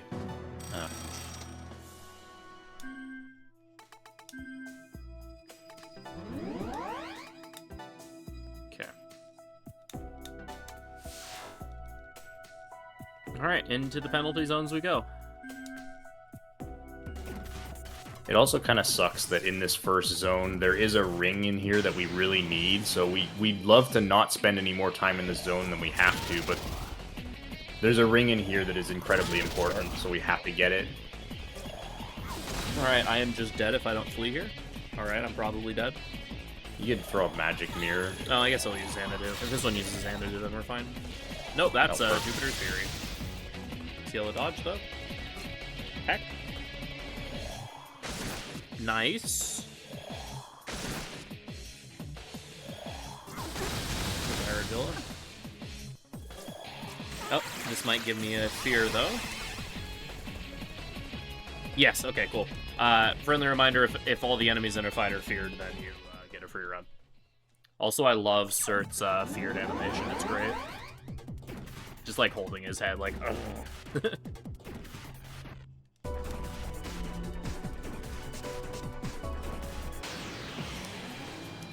Once we get the shield ring in here, though, our survival...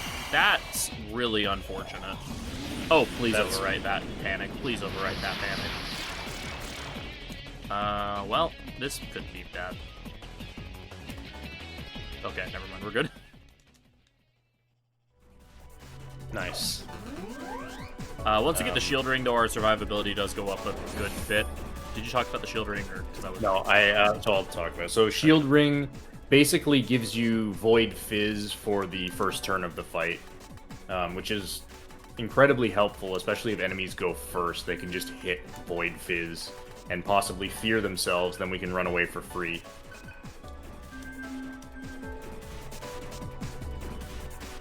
It's a ring we will make quite a bit of use of during the grind, because it can save your ass, particularly against Narashima. And just in Berserk mode as well. It gives you one turn where they kind of can't do anything against you.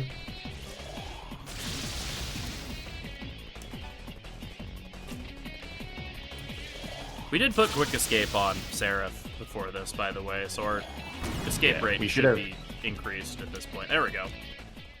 Yeah, Seraph and Cielo should both have Quick Escape and both have decent agility, so it's like about as good as we can do. I'm gonna play it safe, and I'm gonna save the shield ring acquisition, just so I don't have to do that again if I die. Yeah, that's fine.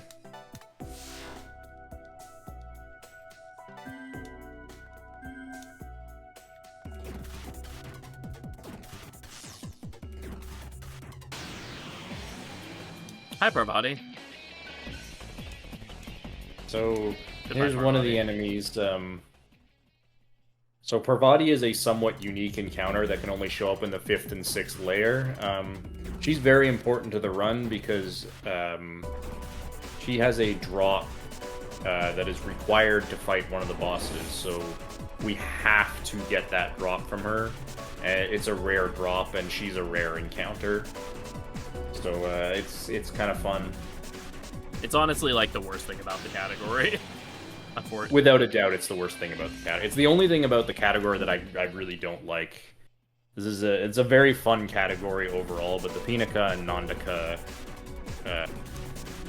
RNG can mean you just lose runs completely out of your control, like 7 hours into the run. 7 or 8 hours into the run. Yeah, poor Shiner, the one run he did of this category, I think was held hostage by the Pinaka for like 3-4 hours. Yeah, like there's no upper limit to how long it can take to get those drops. That's good Demon Rage to see. Yep. Thank you, And sir. Fear. I appreciate you. So that's the shield ring putting in work.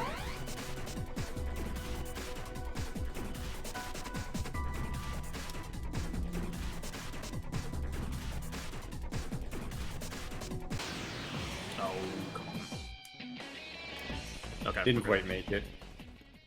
We should be out. Yeah, okay, we're out.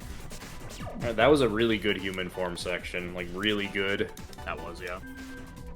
Okay, now we swap around our setup again to be, like, somewhat normal. Not you.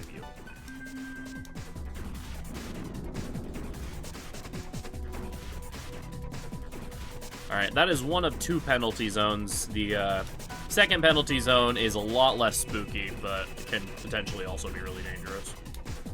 Yeah, so the second penalty zone reduces the number of press turns you get by 1, which makes fighting enemies really hard, but we don't have to fight enemies. It doesn't stop the Berserk ring from working, so we can just run away from everything, except for Parvati and Narashima, because they are considered special encounters, and the Berserk ring doesn't work on them, so you're forced into normal demon form.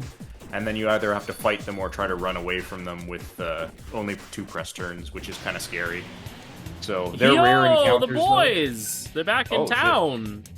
How lucky do you feel? Let's find out, shall we? Do I have any?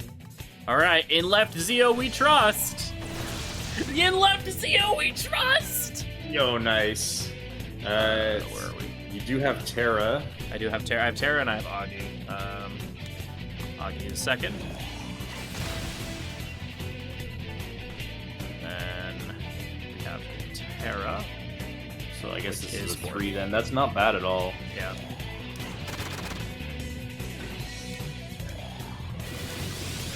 Nope, you can't use items because they're AoE and they'll call you a cheater if you do that.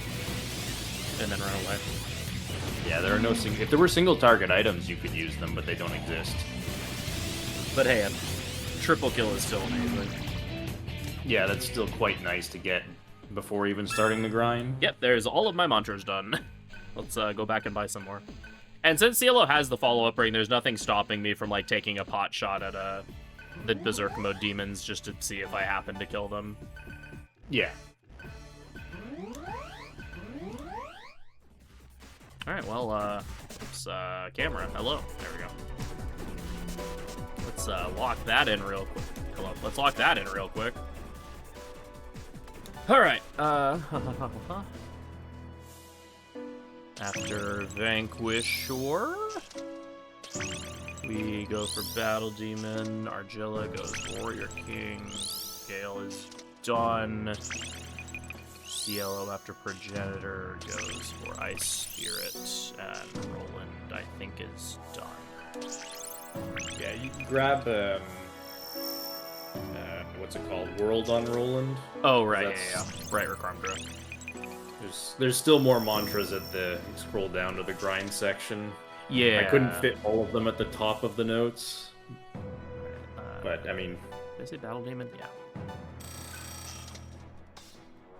Yeah, we want Ingest for the start of the grind. Gale's done. You after Progenitor. What did I say? Ice Spirit? Yeah. I wouldn't buy Ice Spirit here. Well, actually, yeah, never mind. I do Ice Spirit, and then I'll grab the next one before Ravana. I think Ice Spirit is just to get for Omoikanes, the start of the grind. Why does it take US dollars? Because DDS2 takes place in the United States. Well, until it takes place on the sun. What do we hear? Ice Spirits. Ice Spirit, but the real reason is because we're thinking of you, bud. Love you.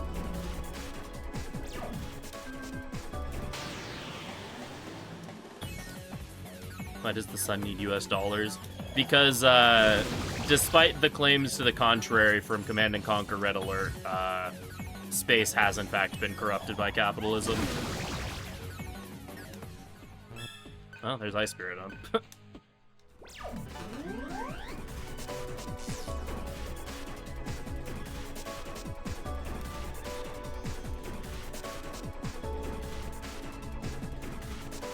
Alright, so this is a one-way door maze here that we're doing while we're in the penalty zone. So yeah, it's pretty simple. You just kind of trace around the outside of the area. Nothing too wild. Yeah, why not?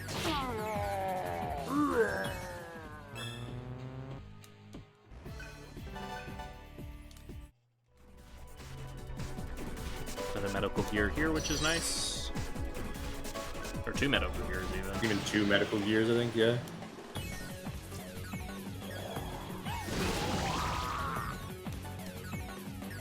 I guess I could have tried for that, but yeah.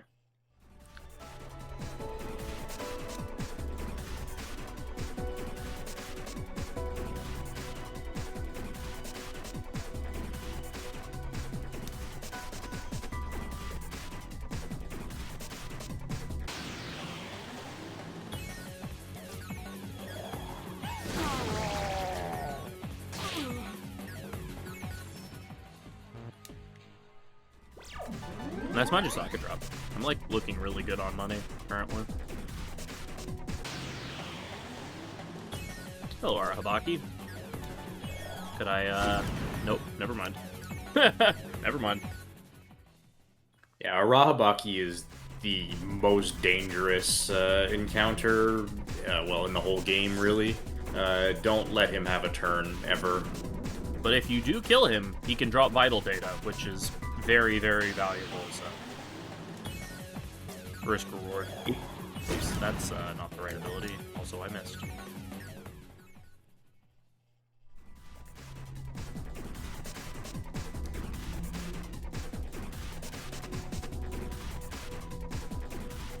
Alright. What's the mantra for Cielo after Ice Spirit? It's probably just continuing down the healing line, unless there's something else he needs to get. It says Death Spirit, so... Yeah, so that's continuing down the healing line, and Death Spirit is spelled wrong. I truly hate that Death Spirit is a healing mantra, by the way. Every single time, that just, like, messes with my brain. I guess I can give Gale Vanquisher now. Yeah, you can just have him head towards life gain. If he does need to tank a turn on Satan, life gain might be the difference.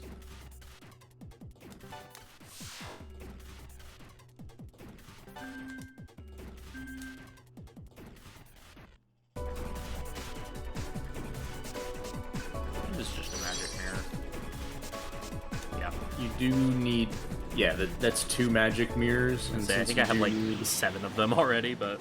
Yeah. Usually I throw them all away in the human form section. So I do grab those 2 for this fight.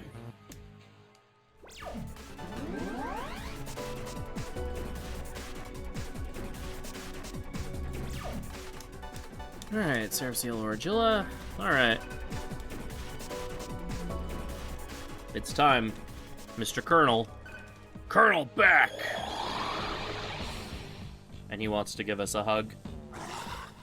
Hug. Hug. You can't see it, but I gave him a hug.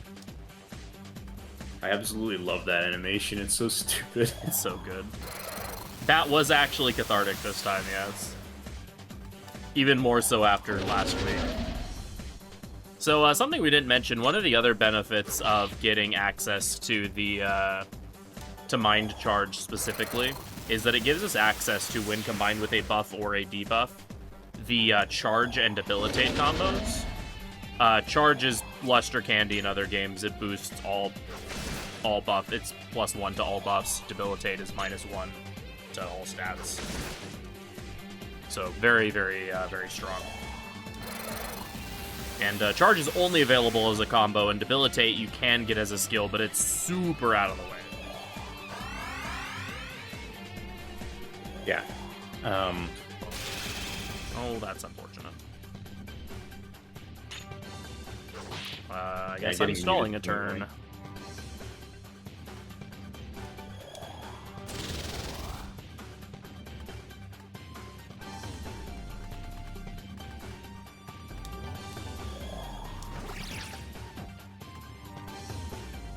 It doesn't boost your ability to count turn after 10 hours. Yeah, I mean, you're not wrong. Alright, I did the charge here already, but just to top up.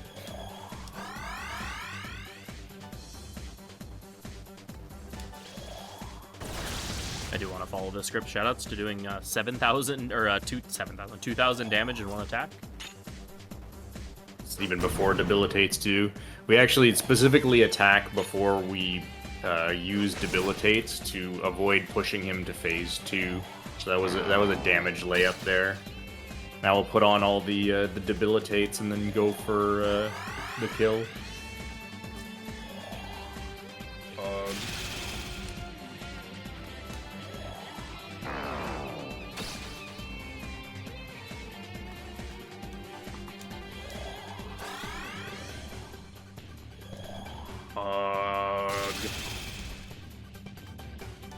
That's a lot of revelation spam. Yeah, I'm very glad that it was only procced one.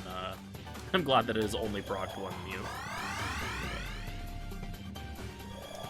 Physical skills that apply ailments were nerfed in this game relative to DDS1. Their activation rate is way lower. And thank God.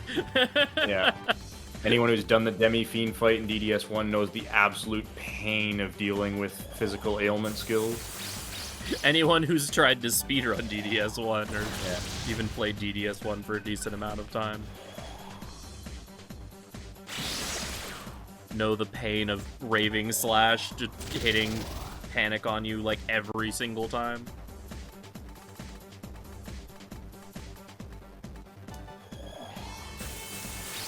Mind, body, intellect. Oh yeah, comatose as well.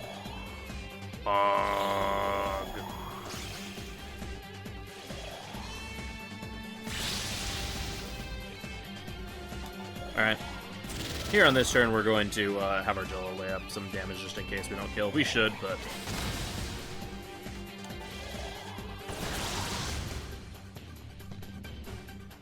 Yeah, Demi-Fiend's Javelin Rain in DDS1 is miserable. There we go. Alright. Well, that's all of the story content until the end. So, we're grinding now until we're ready to do the... So we are now in grind mode. We will fight Megananda before the other optional bosses, which is story content. Okay, well, fair, I guess. But yes, we will be... The grind starts now. Actually, yeah, okay. Yeah, we beat Mr. Toothpaste there. Has anyone run like Megaten 1 and 2?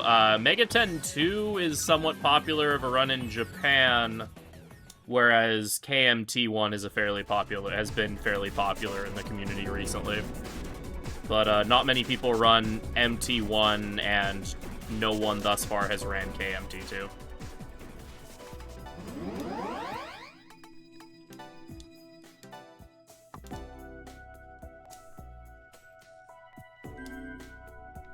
Alright, Impel Stone, Impel Stone, Impel Stone, Impel Stone.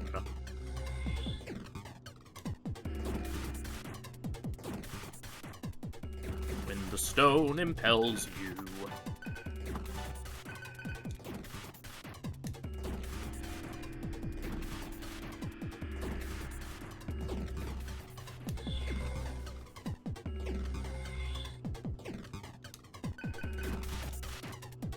Alright, buy up to 20 revival gems. I have well over 20 revival gems. 21 of every stat recovery. Except for Aches.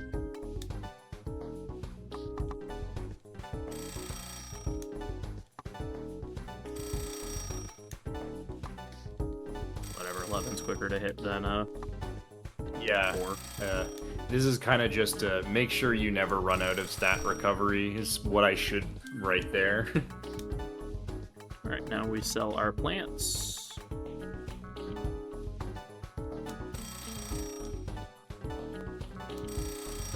So the shop gives you better selling prices once you rank up, so you want to kind of carefully sell your plants until you get to the highest rank, and now you can just... Now you get the best prices for them, so you can just dump all of them. Not sure which of those I actually want, though. I usually choose the magic data, but both magic and vital are fine. Okay. And now we set up. The party is Yellow Seraph Argilla. Set.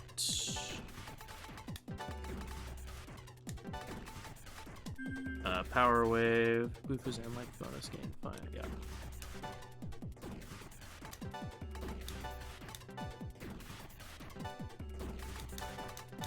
Then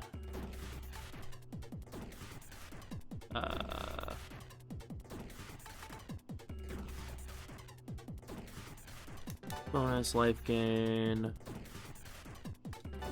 Item find. I'm a bonus Meteorama.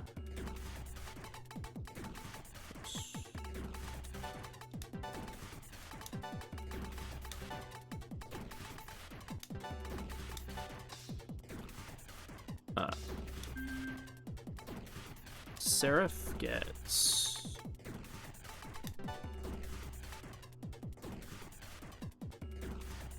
where is ingest skull cleave.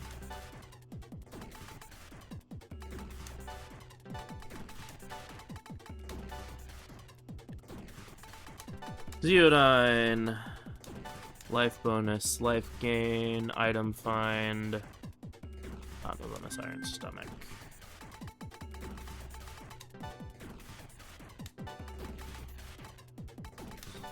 Stomach. Archilla, Augudine, Terra. Life bonus.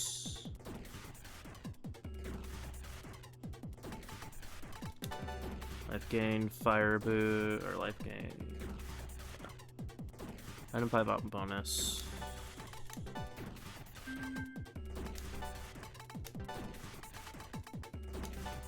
Item 5. Wait, where am I looking? Oh, fire boost, fire amp, item find bonus. There we go. Eyes got a little crossed up there. Use requirement level gift. Crap. Huh?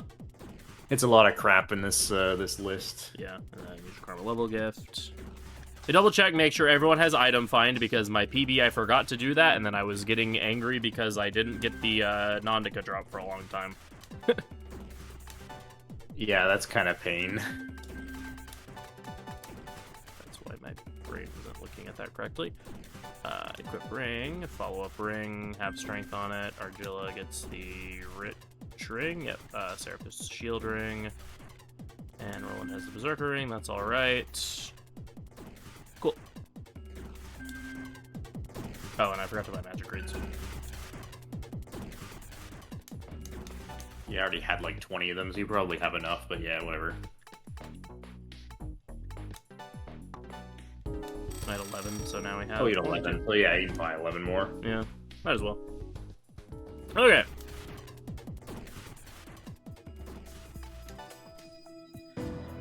The grind begins. So the basic idea behind this grind is it's more Berserk mode grinding. So we want to finish a lot of stuff. We need Life Surge on our... So our final party is Seraph, Argilla, Cielo. We need Life Surge on all of them. We need Seraph to get Executioner and we need Executioner on Seraph and Salvation. We need Salvation on Cielo and a bunch of other minor stuff. Argilla also needs to get Deploy and High Counter.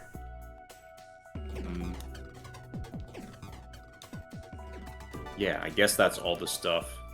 It's a lot of high-level things. The main bottlenecks are a Salvation on both Seraph and Cielo, because that's on Vicious God, which is an 8-star mantra and takes absolutely forever to get.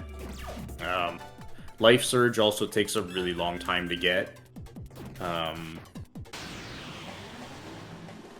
So, of the three, Seraph needs the most AP, So what we're going to be doing here is trying to use Ingest, which is a Devour skill. It's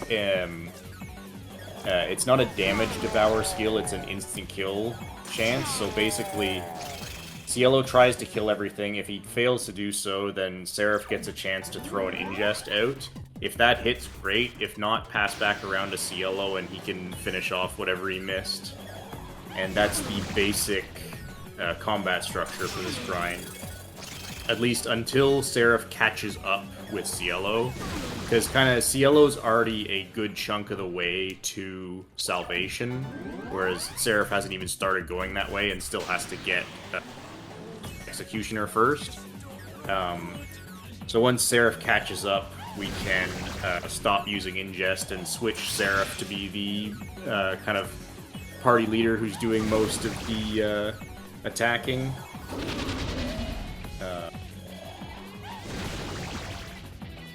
Ideally, what'll happen is we'll get both.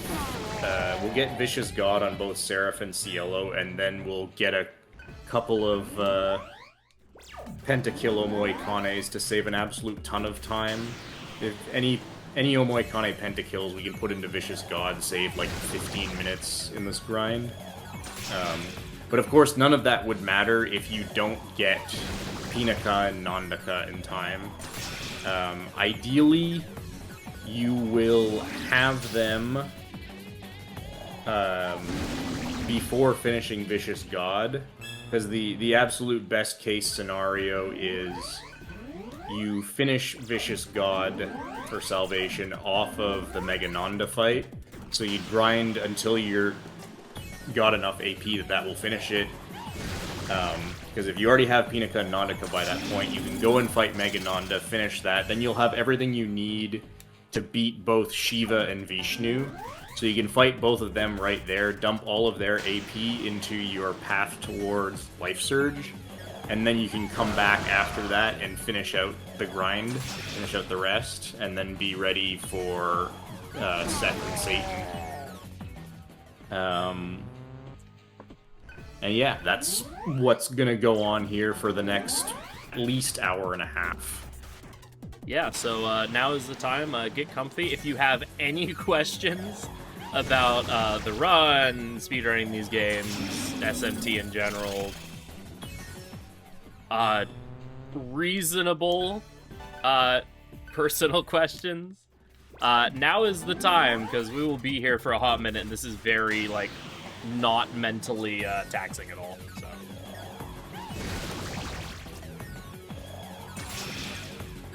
And now run away. Yeah, one of the advantages of Ingest is if you miss with it, it doesn't cost 2 press turns. So you can throw it at a Rahabaki like that. Favorite fruit? I really like... It's between a couple of things, because strawberries are amazing, but I'm also a huge fan of bananas.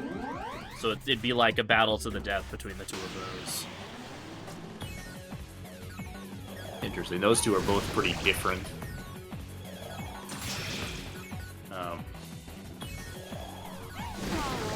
Which of the TDS cast is most likely to commit tax evasion? Definitely Heat.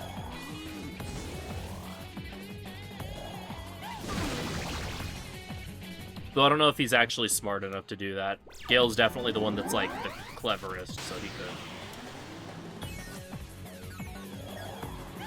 Cielo would do it accidentally.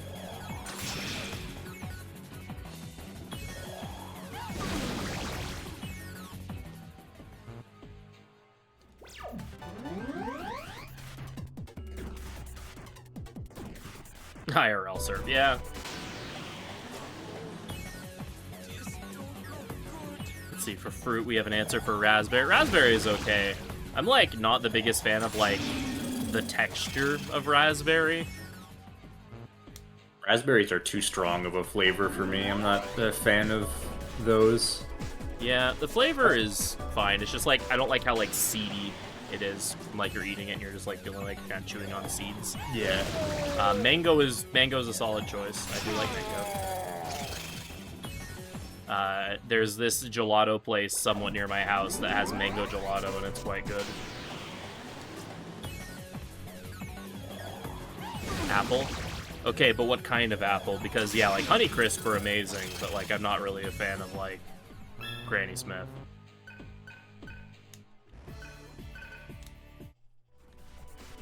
Label said they were seedless. They were not seedless. Oh, no. Grapes are also good. There's these, like, cotton candy grapes that my sister gets occasionally, and they're so good. Let's see. After Overlord, I have to actually think for a second. Holy Beast.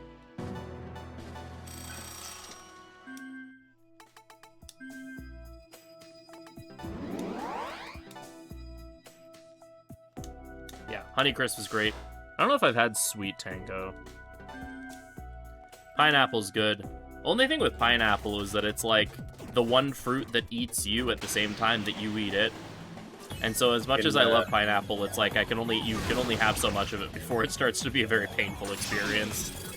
You can set Executioner over Skull Cleave for when Parvati shows up. Oh yeah, true.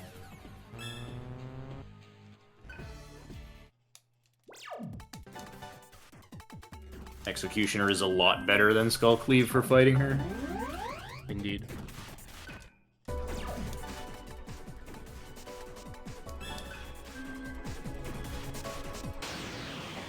Oranges are really good. I agree. Hey, we got an Arabaki, nice. No Vit data though. Kiwi's good. I mean, there aren't many bad fruit. Hey, there's Narasimha. So the nice thing about these fights with the special enemies is the first time you see them, you're guaranteed, like, they waste their turn talking to you. You don't get so lucky the second time. Yeah, it's not really luck. They're always going first. Hey, it's just the first time. Let's go! Did you get a first try? Yes, yeah. saving right now. All saving right now. Save. Saving right now. That's a great start. That's one of the two items we got extremely early. All right, now we just need the Pinaka from Parvati. What fruit is not bad? I mean, I've heard durian. I haven't had durian. But, like, aside from the fact that it smells like garbage, I've heard that whether or not you actually enjoy the taste of it is another matter.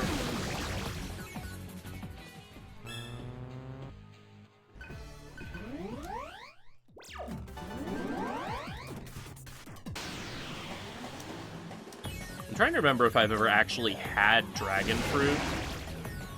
I've had dragon fruit flavored things, and they, like, taste like fruit beverage. But I don't know if I would say that they have, like, a particular flavor to them. So you're like, ah, yes, dragon fruit.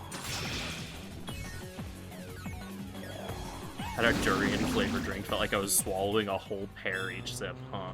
Interesting. I forget, do you just go all in on strength until it's maxed, or do you eventually pivot? You want to kind of balance strength and agility. Basically, what you want is after your loot boxes, you use your data and get exactly 99 strength and agility. Right, that makes sense. I generally try to go a bit heavier on agility because any extra quick data is useful to put on Argilla, but extra power data is not useful. Right, that makes sense.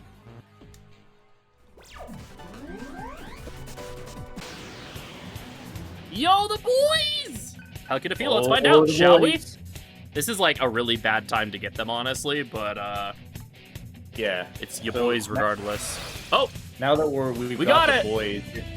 Oh wow, a 5-stack. Okay, all right. Left Bufu, ZO2, Augie Trace, Zan Quattro, and Terra, the last one. That, guys, gals, and non-binary pals, is what we call a penta!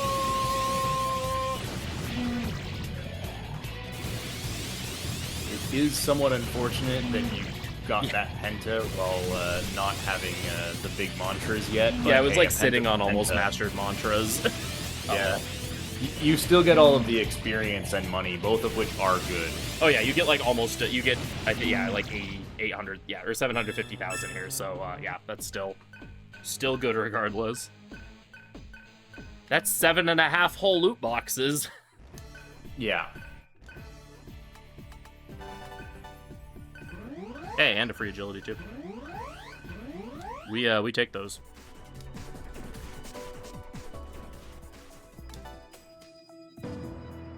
So ideally, we see stuff like that once we get to Vicious God.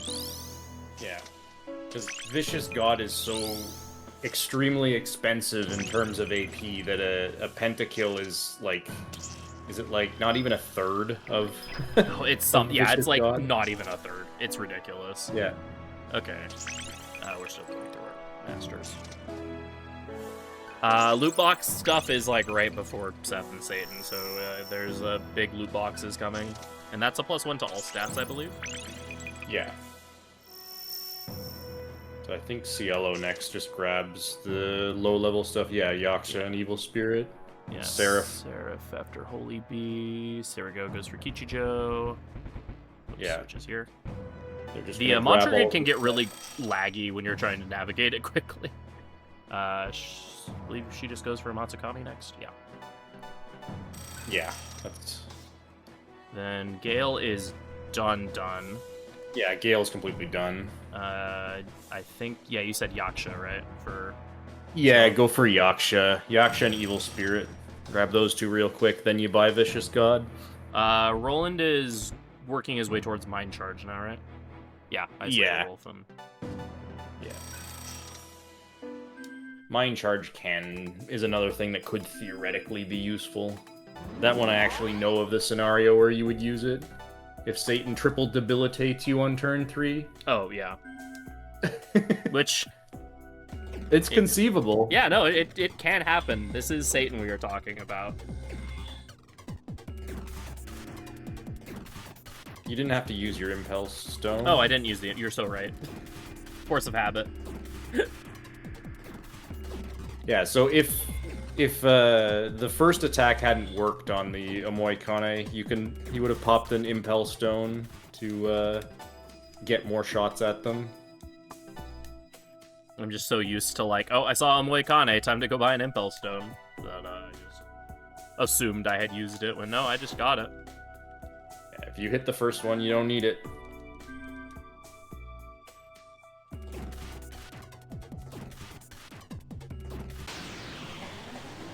Alright, and back to answering esoteric questions about fruit or whatever.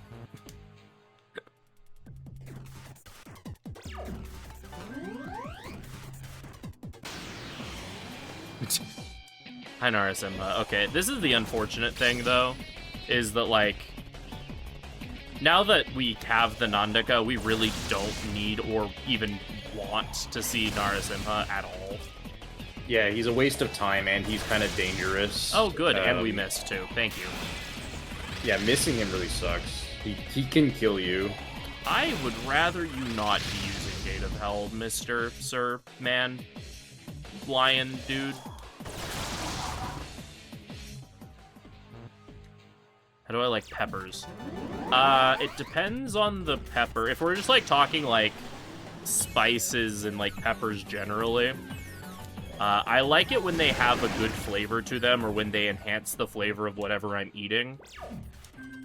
I'm not, like, really a fan of, like, a lot of, like, the peppers that are kind of flavorless that just serve to make the food, like, 10 times hotter. I like it when spice serves a purpose. There's Yaxadon.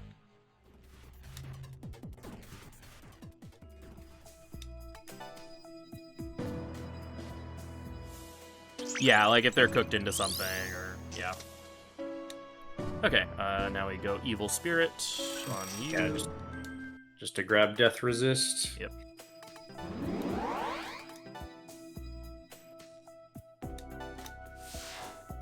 You don't like habanero then? Too spicy and it's bad? Oh, habanero can make food taste, like, really good, actually, when it's cooked. Like, if the habanero's cooked right, or, like, cooked into, like, a sauce or something, habanero's really good. It is very spicy, but,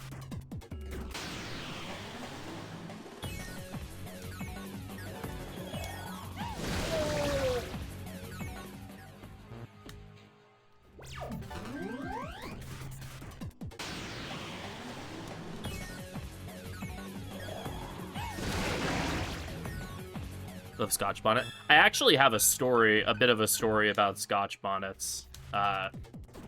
When I was living back east, where I was working, there was this lady that would make food for like all the people who were kind of working in my field, and she was like really nice, and the food she would make was amazing because she was one second, I actually have to look at the thing. Yaksha, an evil spirit as well. Yep. She was this like older Jamaican lady, and she would make this just amazing food. But she had this running gag, or this like running thing, where if it was the first time she prepared food for you, then the quote payment that you had to do was you had to eat a raw Scotch bonnet in front of everyone else she was feeding at the time. Or alternatively, you could like take a picture of yourself in a dress and let her keep it. So that is how I have eaten raw Scotch bonnet before, because it also became like, because this is like when I was 19, 20. We're talking about like stupid young adults who are still mentally teenagers. It became like a matter of pride of like who could have the most of the Scotch, like who could eat more Scotch bonnets without cracking. So I never like really tried to go for the record, because like some people, like I think I was present when the record of like 10 was set, which is just obscene. But I would have like one or two, and I would have them like usually have one every time, just for kicks and giggles. Are they hot? They are one of the hottest naturally occurring peppers in the world.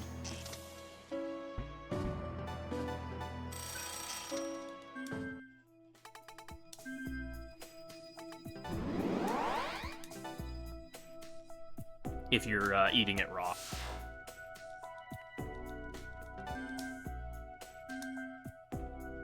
Because yeah, typically with Scotch bonnet, you would like, when you're cooking like a stew or something, you would like submerge the Scotch bonnet in the stew briefly to give it some heat, and then you would remove it immediately, and you wouldn't want like the pepper to break open or anything, or any seeds to get in. What's the hottest unnatural pepper? I know it was the Carolina Reaper for a while, but I wouldn't be surprised if someone's created some monstrosity that's even worse now.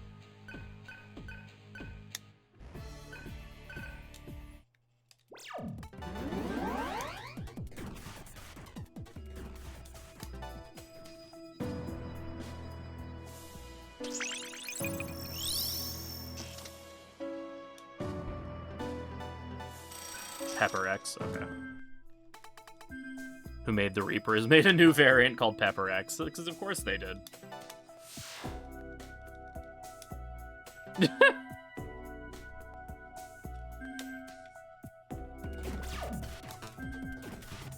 Yeah.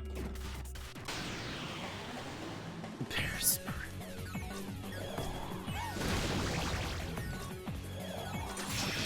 Is the just blue or black or white and gold? I honestly have no idea.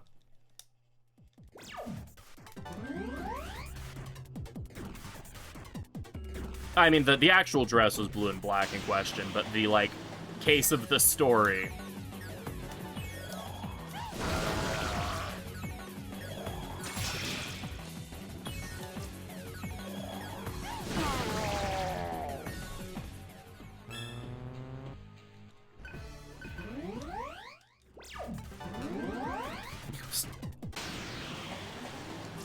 Well, and then because this is, like, you know, a group of, like, you know, macho, manly men, like, only, like, of, like, you know, probably the, you know, 50 plus hundreds of people that she fed, like, only, like, a handful of them ever went for the dress.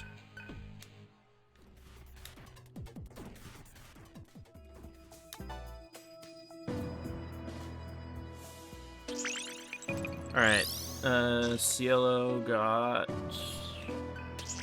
that. Now he works on Vicious God. So now is when we're gonna stop getting mantras learned, because we'll be on this one for a while. And then once Seraph starts up Vicious God and maybe gets a couple Devours, then we'll swap our loadout to Seraph being our main DPS. I would have done that. I mean, that would be like the true power move, honestly, is like eat the pepper and then take the dress.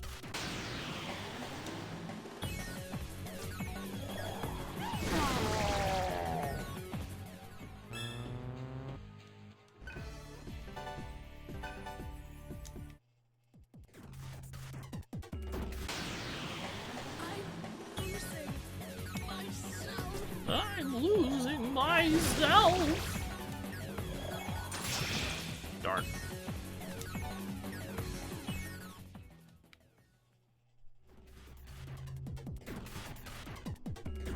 In front, eating the pepper while wearing the dress. Yeah, there you go. Okay, Narasimha, I appreciate your enthusiasm in the matter, but, like, could you not eat the dress and wear the pepper? Yeah, there you go.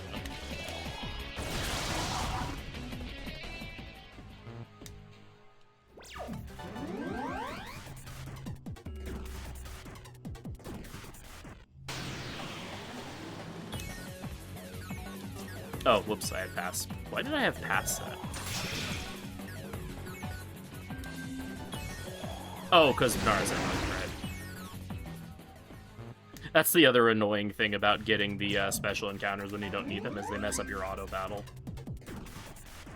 I have to use, like... Hey, there's Parvati. I have to use, like, a modicum of brain power. That's just too much.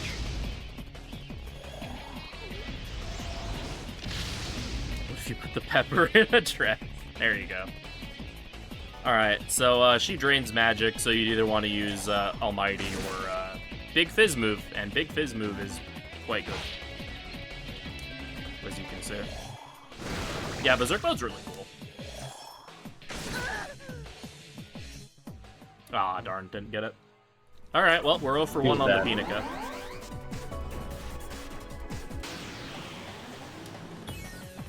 And I have to fix my auto battle again. A couple more Devours and we can swap parties and setup.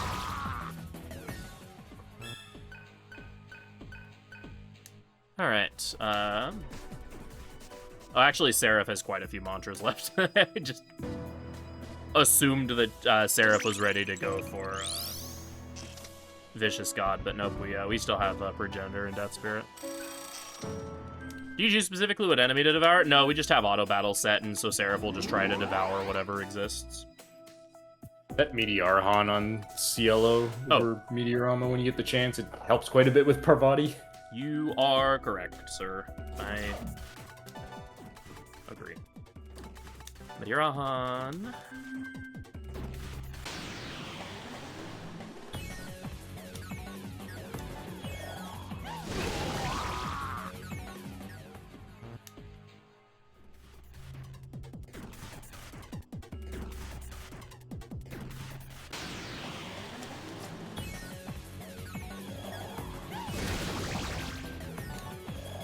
Wasn't sure if my, I'd forgotten if my auto battle was set up already or not. Heck.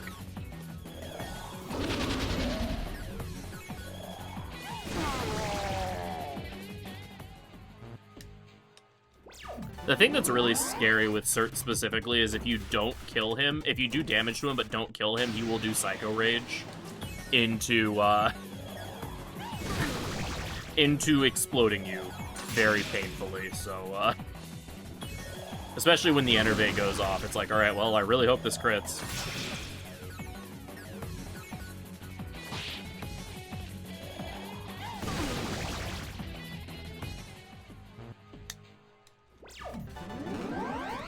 Athenas are nice because they can drop plants. A bunch of these encounters can drop plants.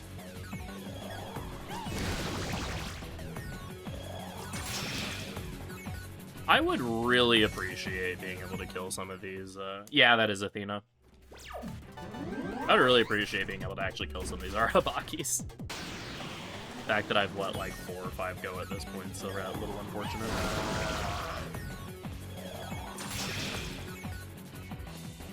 Oh, she had that queued up. Whoops. Right, she had ran. Monsieur, please. Okay, that works too. Nom nom nom nom nom.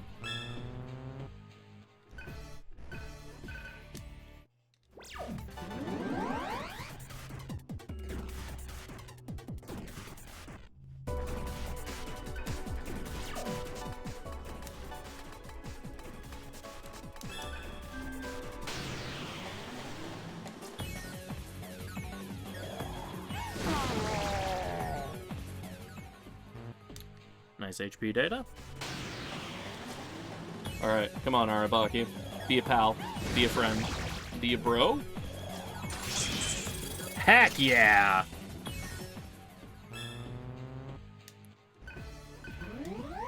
Rank A. It was delicious.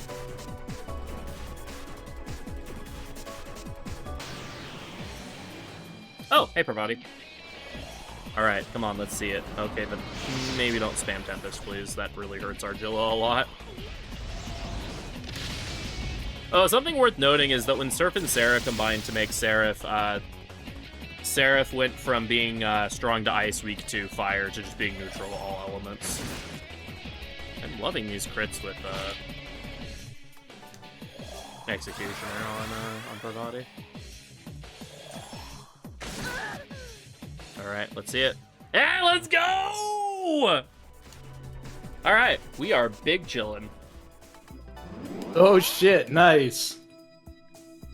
That's we don't have to worry about that anymore. Yeah, we are big chilling. Now we just need some Omoikanes to speed up this grind, and then we'll be good.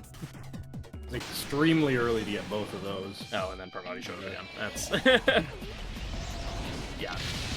Early Parvati Narasimha is really nice, because it means we just can focus on grinding. No more stress until the Satan fight. Yeah, you can take the run at your own pace now, grind as little or as much as you want.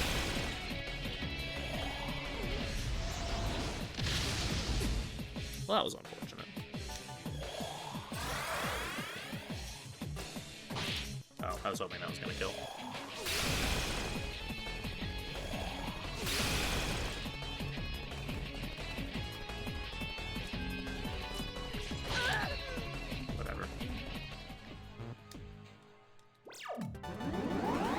Unfortunately, Executioner does have a kind of low accuracy relative to other Viz moves. It's one of those high crit, low hit abilities, except its crit rate's actually not that good. It's like 15 or something. Maybe it's 30, but still. It's higher than average. Alright, Barong's feared. If I had faster reaction time, I would have just forced the Devour there, but...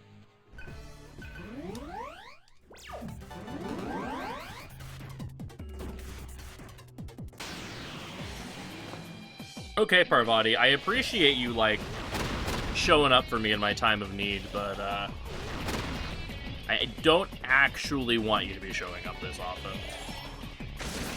I'm sorry you had to find out like this, but...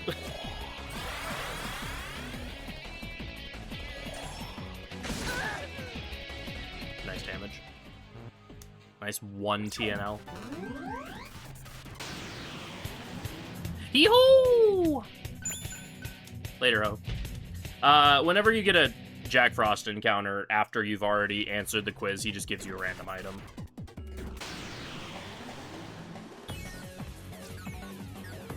Oh, that was not cute.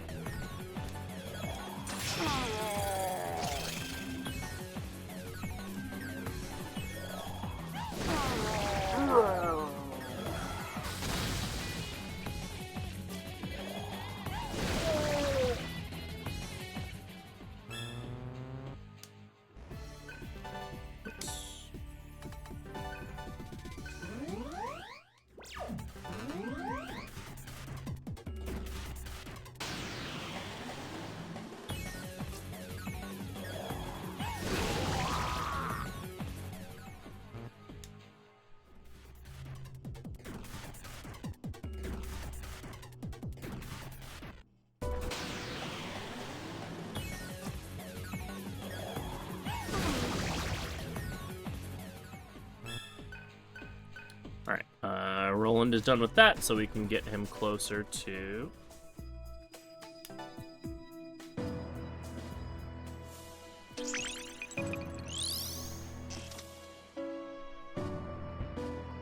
Dark Leader. This is so we can have a backup caster of charge for the Satan fight, because one of the rules of the fight requires us to have one party member at +3 every 4 turns, otherwise he kills you. So we have a backup mind charge person just in case bad things happen. Yeah, the situation would be if he debilitates you 3 times in on the final turn before you have to be buffed. You could deploy Roland, because we're going to have the pass ring on him, and then you could potentially get 3 charges and still either healing or void death up in 1 turn. Very niche situation, but it's not that expensive to get Dark Leader. Yeah, he's not doing anything else, so like might as well.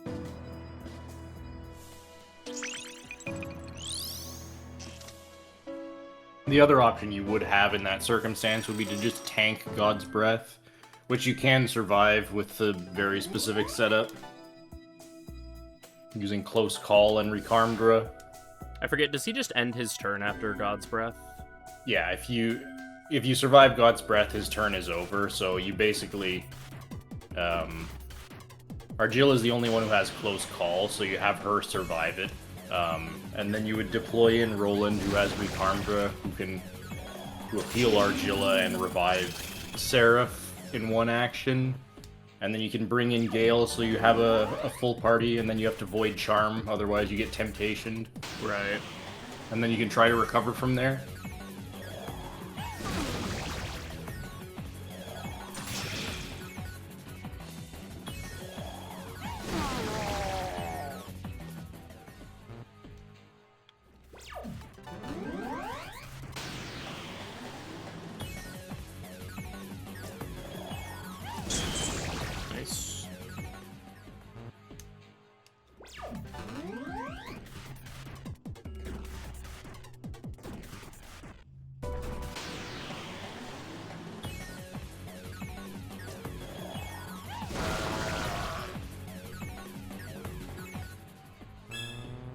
Power data drop, very cool.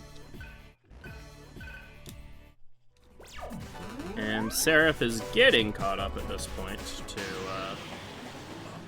Cielo.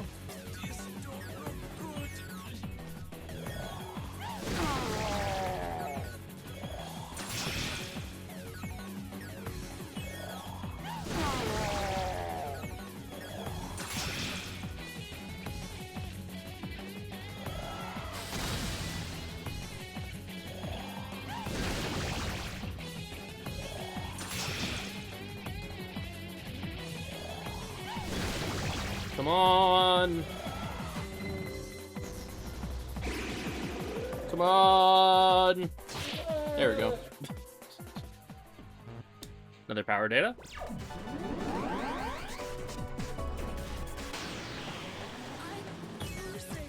I have to re-enable Power Wave because I burned through all of my HP.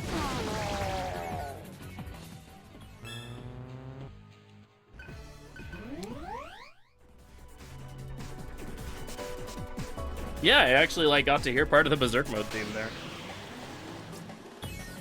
It's a hot commodity.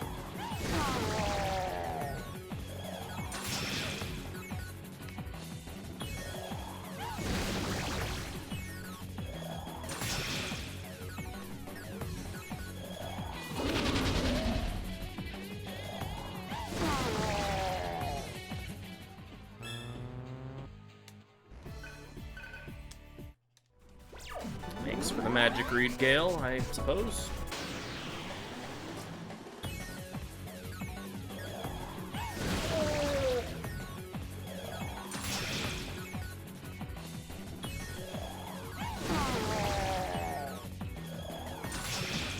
I forget what I classified as the split point for this.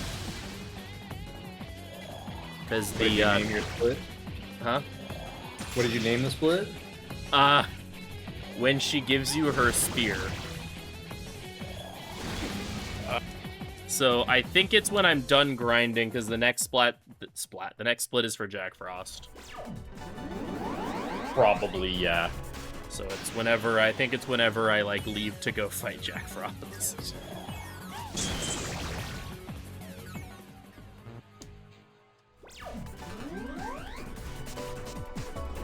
But the split title is so long that I actually can't see what I had in parentheses that marked the thing.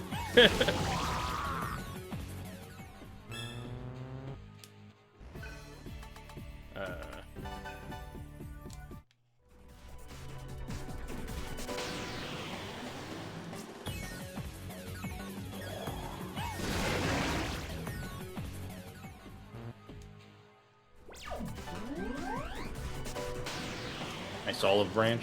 Yeah.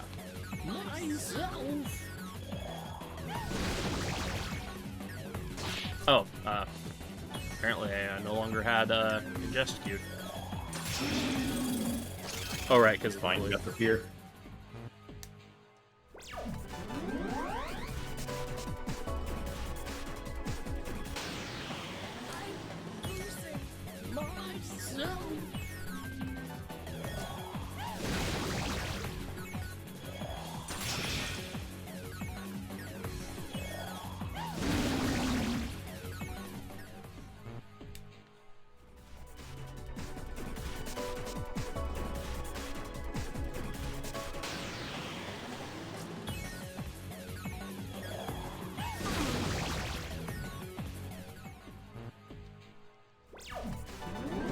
Alright, anyone in chat have any other random within reason questions? Or relevant questions. Relevant questions are cool too. Because we still got another, like, 45 minutes of this. At least, yeah. At least, yeah. At least we don't have to have the Pina Canonica stress anymore, but, yeah. But we're still gonna be here for a little bit. Hee-ho? Hee-ho. It's the most relevant question. Hi, Parvati. Favorite Final Fantasy? 10.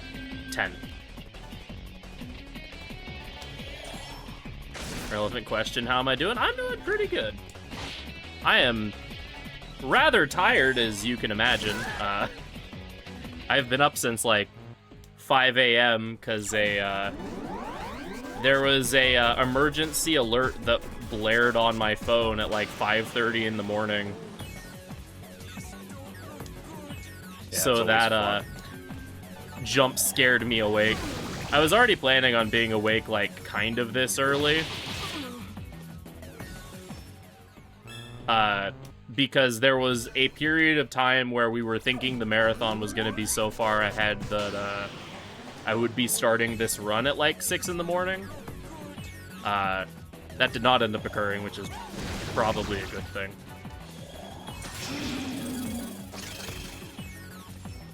But either way, been up a little early, so we're a little tired, but no, we're doing good. We're vibing, we're chilling, we're having a good time. Let's see, questions. We could have demons on your party. What would they... Oh, like, if I could just, like, choose, like, my perfect SMT party? In this game? Yeah, are we talking, like, in this game or just, like, in general? Put a Rahabaki in your party. I was gonna say Rahabaki tends to be pretty good.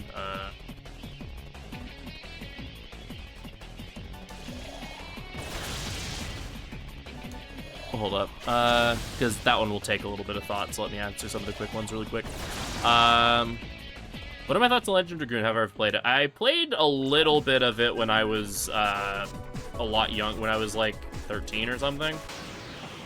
And I liked what I played of it. I do own it, and I really want to play it because one of my best friends, who is unfortunately no longer with us, it was one of his favorite games of all time.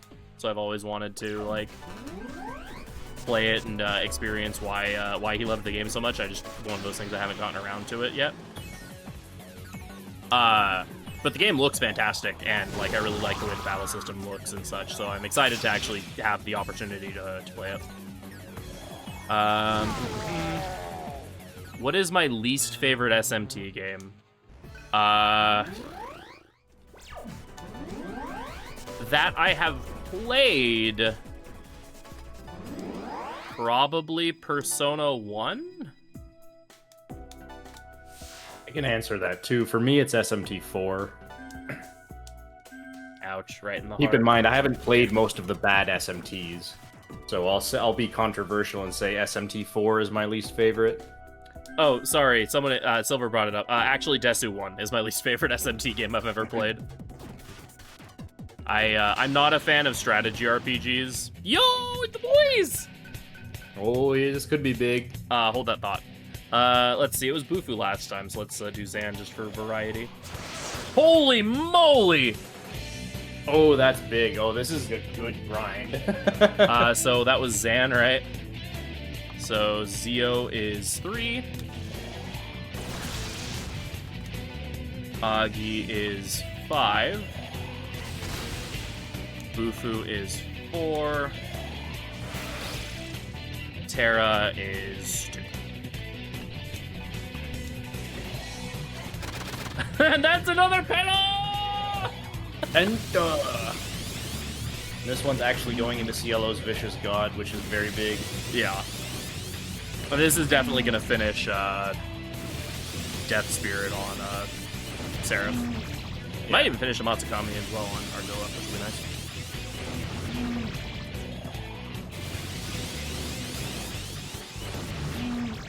But yeah, I'm not really a fan of strategy RPGs in general. And Desu just has a lot of things that I'm not super fond of. I can see why so many people, like, absolutely love the games and stuff. They just aren't for me.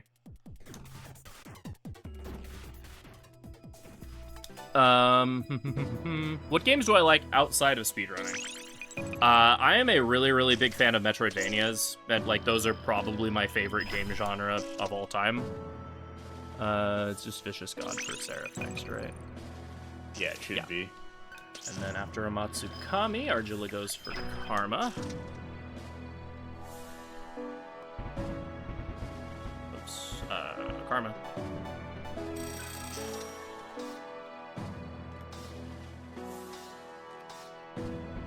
Alright. Alright, now I just need to catch up Seraph with, Cielo and do a little bit more.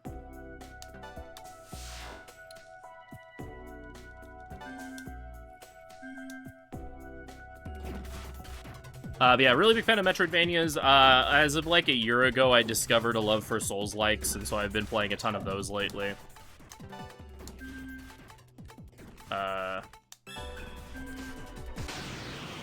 They just like really itch that like, or scratch that like mental itch of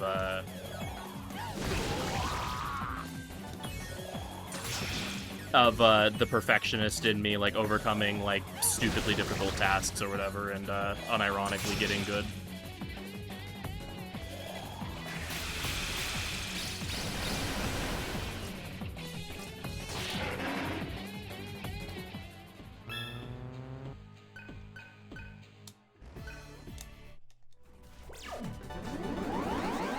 Okay.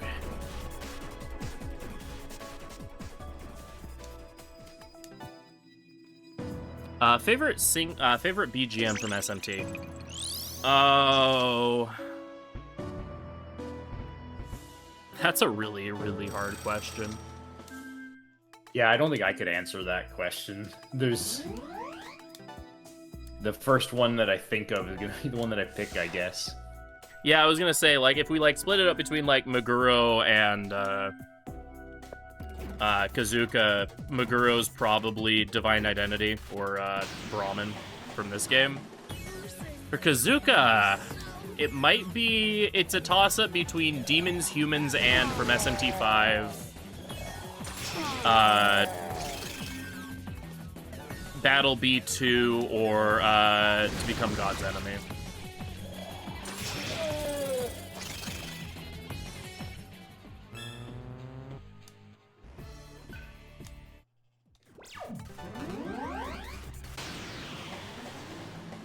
SMT5, Persona 4, or Soul Hackers 2? SMT5, because that's one of my favorite SMT. That's like my third favorite SMT game of all time. Yeah, that one's not really a comparison. Yeah. SMT5 is, without a doubt, the best of those three. Yeah. Like, I like both of the other two games, but, like, I like SMT5 by, like, orders of magnitude more than the other two.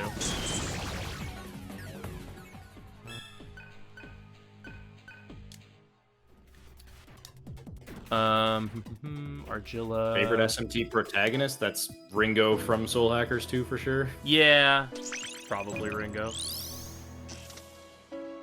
There's not much competition though, as you know, most of these games have silent protagonists.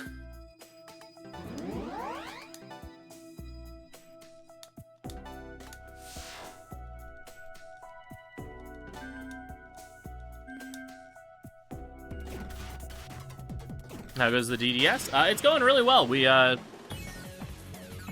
We're hopefully on like we're in like the second half of this grind. We have all of the like major roadblocks taken care of. We just have to grind until we get to a certain point. I'm gonna say my favorite Persona protagonist is Maya. I agree with chat.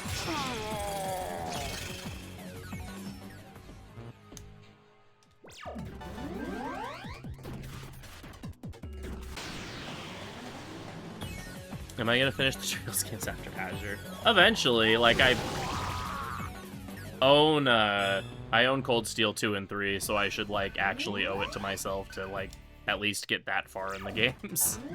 Cold Steel 2 is fun. I think the Trails started to fall off after Cold Steel 2. I kind of stopped liking the games, but it's still probably worth playing them if you already have one. Yeah. Yeah, I hear like Cold Steel 2 is one of those ones that like either people like love it or it's like their least favorite one, so I'm kind of interested to see where I'll fall on it. Considering I'm also one of the people that like really doesn't like Azure. I didn't like Azure either. I think Trails games, the first ones you play, you like more, and then as you keep going and playing them, you find that they're all quite similar, and so you start getting bored of them. Yeah, and I mean the fact that like Sky Third is still my favorite, and then Zero is my second favorite.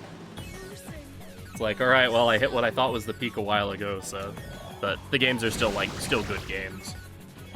Yeah. What's my demon body? Oh,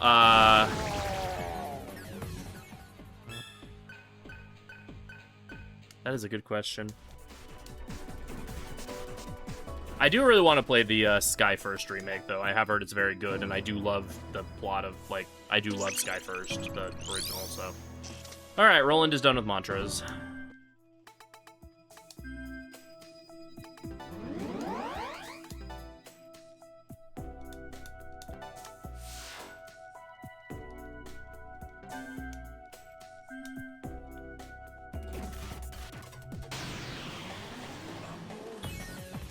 I mean, like, my, like, joke answer to, like, everything of, like, what demon are you is always Mothman, because Mothman's my boy. But, it would probably be nice to have a demon form with arms, so...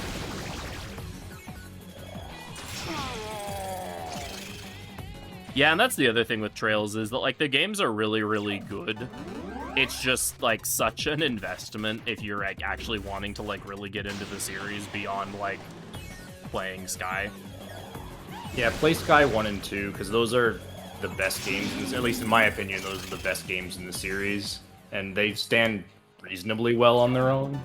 Yeah. If you want more after that, which you probably will based on how those games are structured, then you can start playing the rest of them.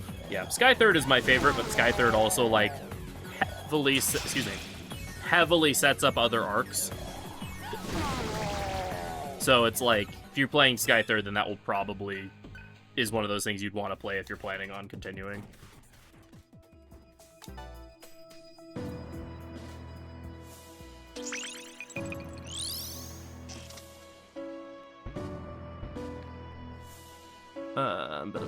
Argilla goes for Maiden. Yeah, right now we're just getting Argilla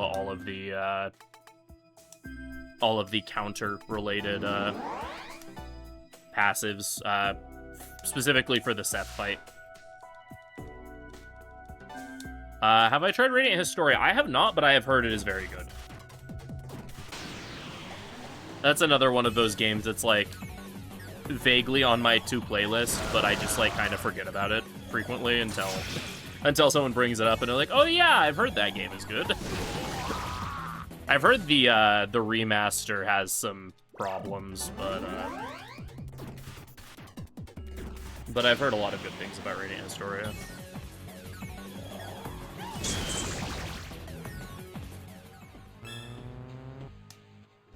You know what's wild is that Cielo's actually, like, almost done. But Seraph is just so far behind. Since Cielo got that Penta on, too. Yeah, the Penta makes a big difference. So, Seraph needs to, get eaten here. Get some Devours. Kingu is the encounter you want to see for that. Ideally, you Power Wave and Fear it, and then get the Devour for free. Yeah. Kingu's also just worth a lot of AP from a Devour. Right. Alright, we're actually, like, hitting our Habaki, though. Hey, nice vital data. Nice.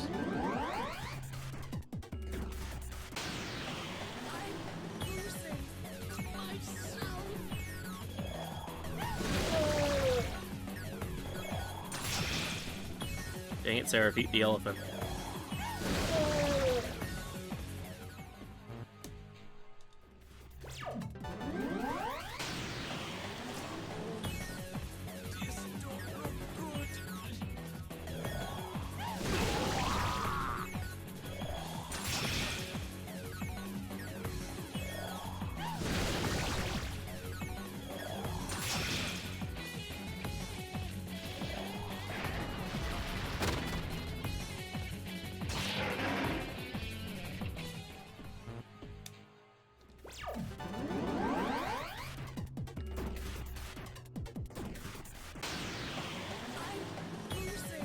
Alright, let's get this Kingu. Well, that's not a good setup to get this Kingu.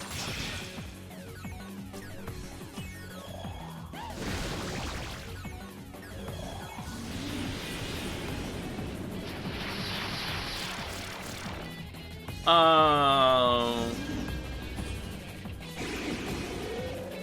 Yep. Yeah, that's...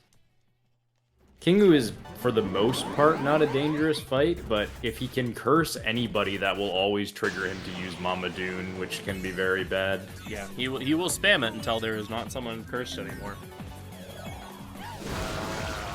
Go on, eat the Thor. That's not eating the Thor.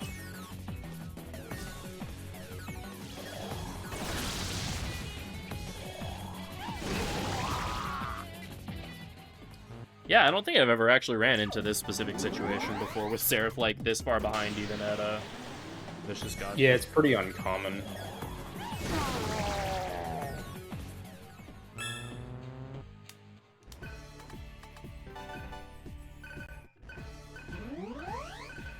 Not a big deal, though. Yeah. I mean, like my PB finishes the grind in, like, 55 minutes, so I have a feeling I'm gonna be good. Quite ahead, yeah. You can sometimes get Devours on Narashima, too, if you're lucky and he fears himself.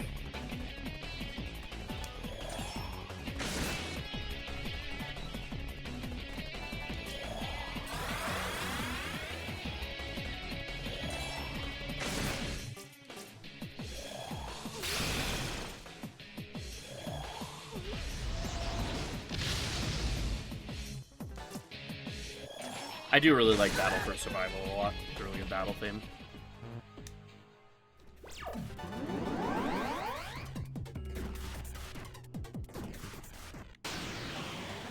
Let's see, did I miss any questions?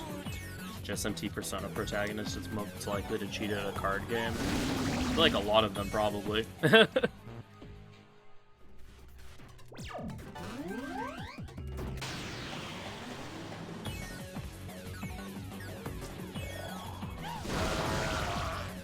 Yeah, I mean, I feel like the battle theme question I kind of summed up earlier with my, like, listing of a bunch of themes. since those are all battle themes. Is which wouldn't cheat at a card game? Eat the thing. You didn't eat the thing.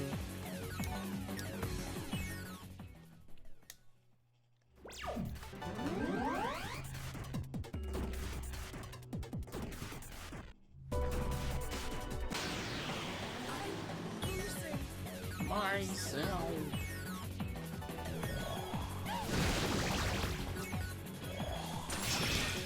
A number of mainline games do that. If you mean like the song just doesn't actually start until you begin fight. A lot of mainline games do that. Because 4 and 4A do that. SMT1 does that. Oh good, we're getting Mama Dune again. Love that. Woohoo! And now I run. Yeah, Strange Journey. I think every main line does that. I want to say. Hi, Parvati.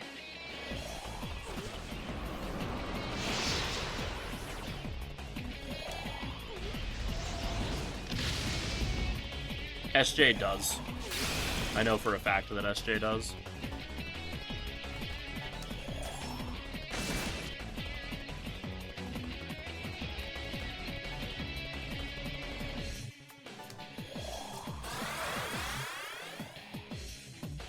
Yeah, because they're special encounters, so... Can you ingest Parvati?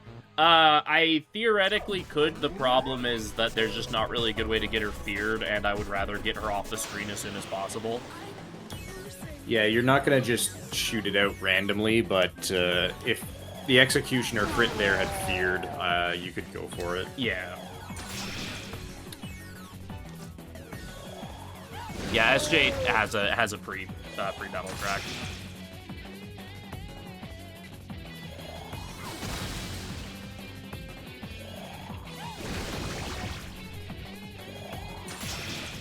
Pre-battle slash negotiation track. Alright, there's Maiden done. Now she's going to be a princess, and then she'll be a queen, and then she'll be a goddess. I feel like this is just heaping compliments on Argilla more than actual mantra names that she's getting. I'm very glad that specifically getting these 3 mantras on Argilla is good.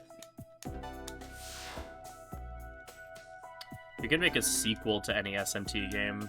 Why did it say? Honestly, it might be Synchronicity Prologue. I'm gonna be real.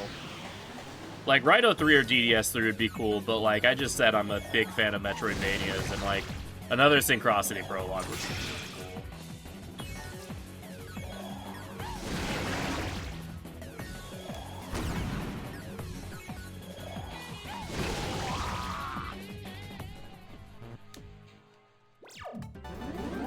I mean, Metaphor is just kind of a general love letter to Atlas games. I don't think it's like... Because it shares mechanics with a lot of Atlas games, not like strictly DDS.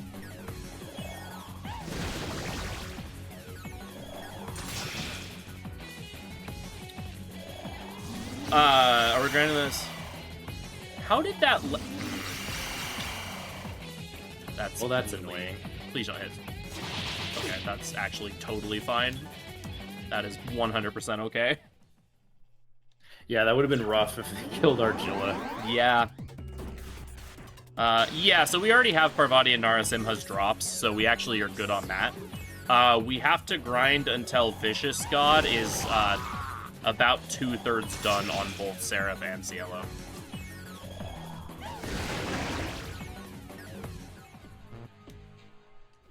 Which I think Cielo is basically at that point already, so we just need Seraph to catch up, but we're not getting any devours, which is making this take a while.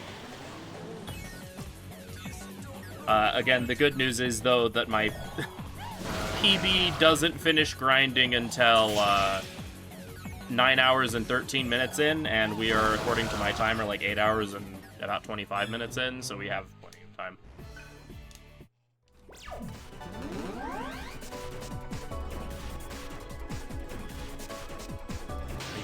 series to get a new game, what would it... Hi, Narasimha. You want to crash into my shield? That's not crashing into my shield. That's making me be in pain. Oh, the pain.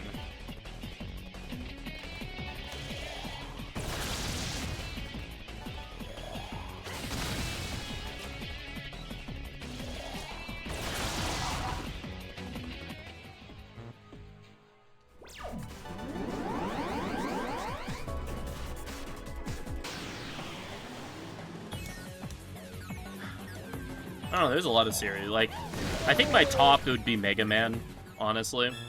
Just because we, like, haven't had a new Mega Man game since Mega Man 11, and, like, Mega Man 11 just kind of wasn't really my thing.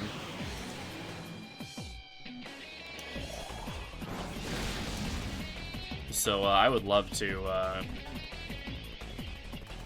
would absolutely love a new Mega Man game. There we go, there's some good AP.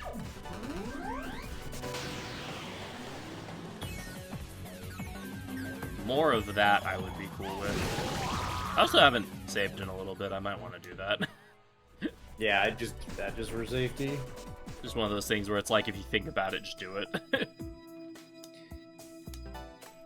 Yeah, it's been like 4 minutes, but...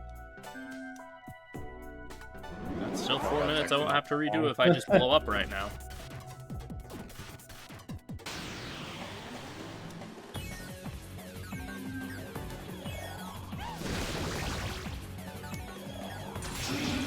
Hey, there's a kingdom.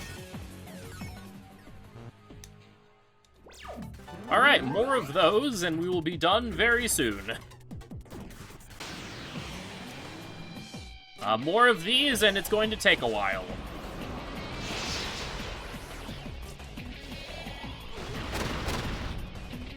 I mean, yeah, they're making a Star Force collection, but that's not a new game. All they've done with the Mega Man for, like, the last over a decade has been collections. Which, don't get me wrong, I like the collections. I think they're very good. But, like, I've also played basically all of the games already. Some of them many, many times. How far is the grind going? Yeah, I need to get to, like, the S in Vicious God on... Either, like, the S or the G on Vicious God with both Surf and, Cielo. Seraph and Cielo, and then I'm done grinding for now. Then I can go do some of the optional bosses and then finish up whatever I don't have left afterwards.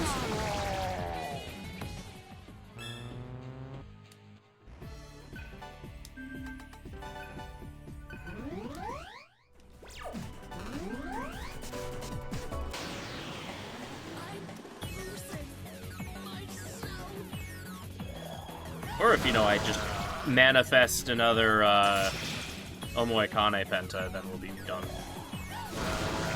What are we doing right now? We are grinding. The super boss of the category very much revolves around defeating the game's ultimate super boss, which is Satan. Who is one of the most challenging JRPG super bosses of all time. So we need to have a very specific setup in order to beat that boss. So we're grinding for a couple of the skills that we need, along with some levels and stats and such.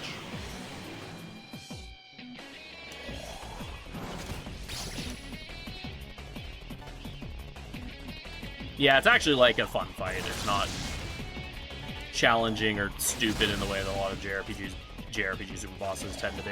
There is some stupidity, but it's overall more fun. Who is the hardest optional Mega 10 boss? This boss. Satan. The boss that we are currently preparing to fight in a couple hours. Yo, the boys! Alright. Oh. How lucky do you feel? Let's find out, shall we? Alright, let's just alternate this, I guess. Boofoo, boofoo, boofoo. Aw, darn. Alright, well, Lempe nuts.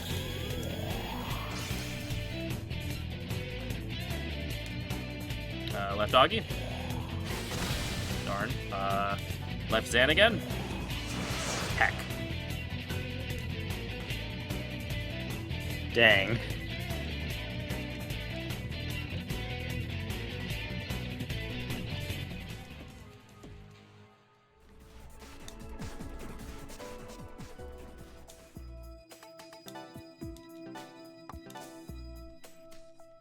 I mean, like, I got 2 back-to-back pentas.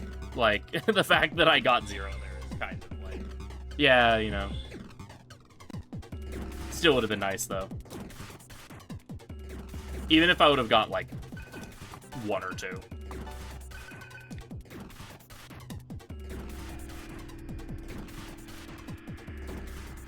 Also means doing the walk of shame back to buy another Impel Stone of like, yeah, I threw mine. Can I have another one?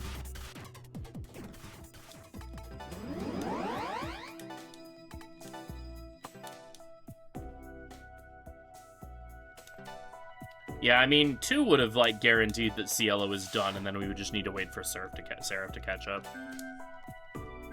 5, I think, would have just set us up to be done. Did I use the, I did.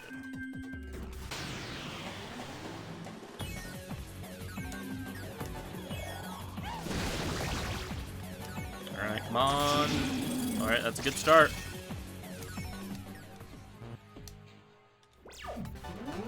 Yeah, we're going, like, somewhere between, like, the U and the S in Vicious. Is when we'll know we're done.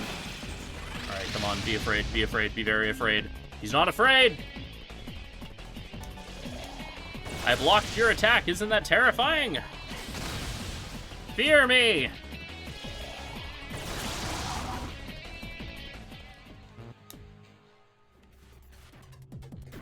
I wonder if Pyro Jack tastes like pumpkin spice latte. Pumpkin spice.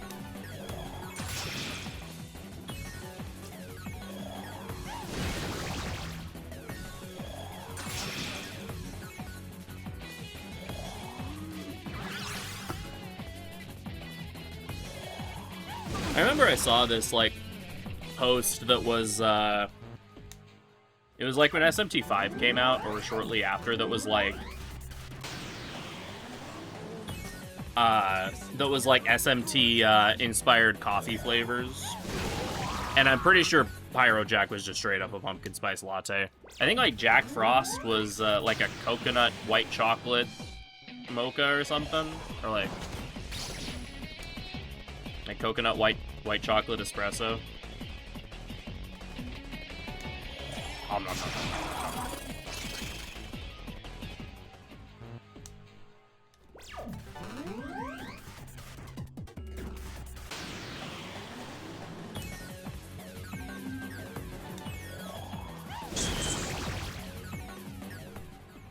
Another vital data, love to see it.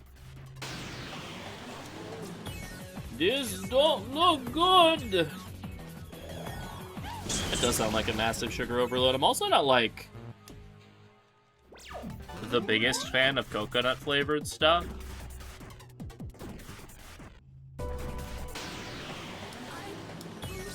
Like, it can be refreshing. But, like, actual, like, coconut, like, eating coconut always just, the texture is weird. I don't know, I'm a texture person.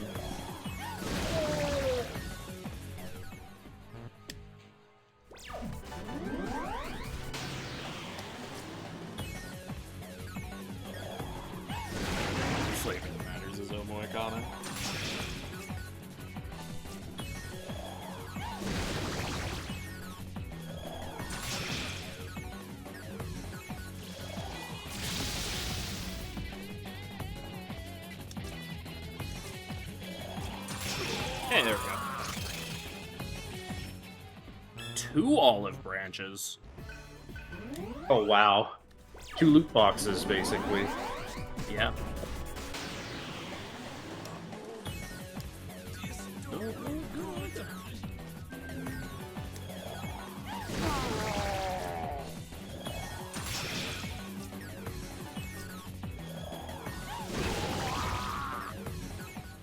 I mean, yeah, generally texture is very important. Just like, you know, like, texture is, like, of varying degrees of importance depending on the person.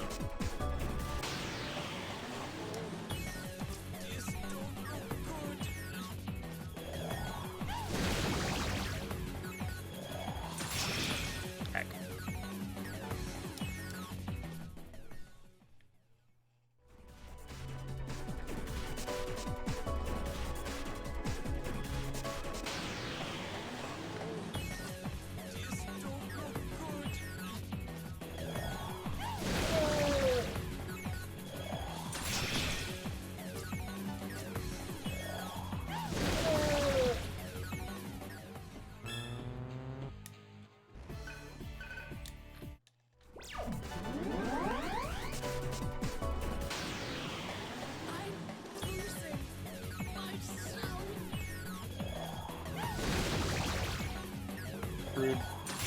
Oh, there we go. Nice. I swear they're Kingu has a almost higher synced up. vulnerability to ingest than everything else. It feels that way. Sort of does, yeah.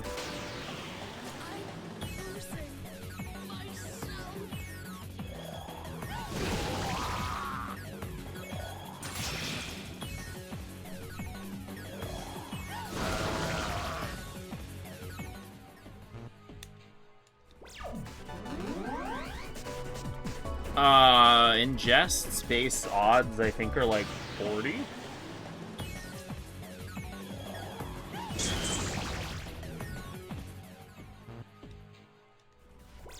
Chance of actually hitting on Unfeared here is definitely lower than 40, but I don't know what it actually is.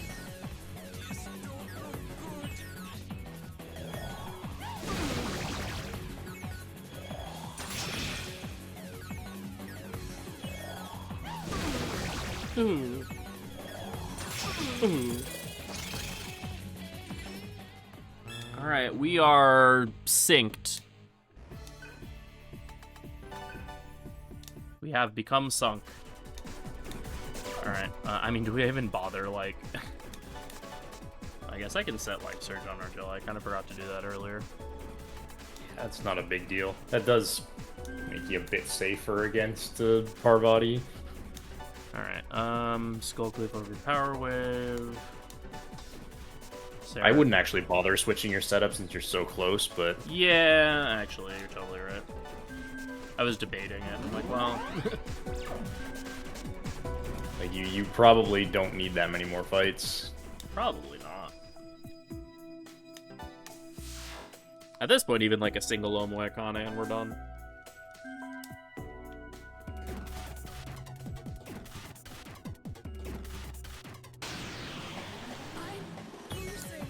Myself.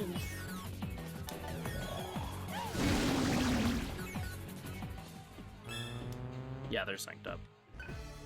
Alright, well, I can definitely stop going for Devours. Yeah, just have Surf do normal attacks. Front flip. Do a flip.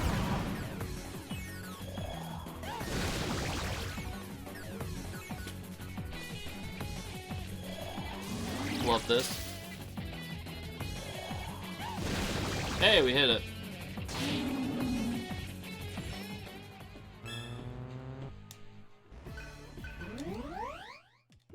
Dual barrel. I'm like half tempted to call it good, go kill Jack Frost, and then just fight stuff on the way to Meganata. Yeah, I mean, you might just be good. I can never tell. I find it so hard, and Vicious God getting magic pixels really sucks. Yeah, that's the thing, is I would rather, like, over-grind and be sure that I get it than, like, think I'm good and then beat Meganata and not be done and be really sad. Since you have to change your whole setup for Meganata, so going back to the grind setup afterwards is a little annoying. Yeah. Yeah, you don't have to change very little to fight, you don't have to change much to fight Jack Frost.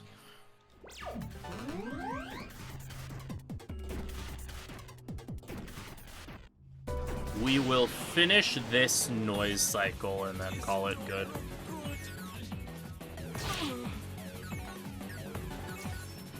I think is what we'll do.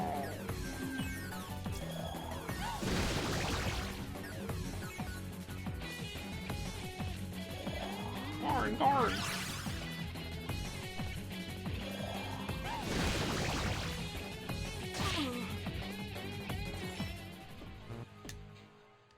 And that'll also mean that Argilla is done with Princess and working on Queen. That actually makes sense.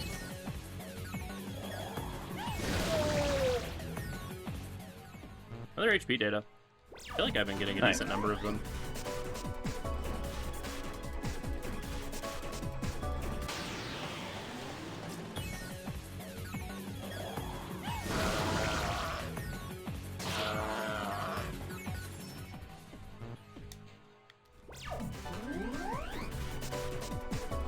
I feel like I've seen like a ton of Star Rubies, but like no quick data though.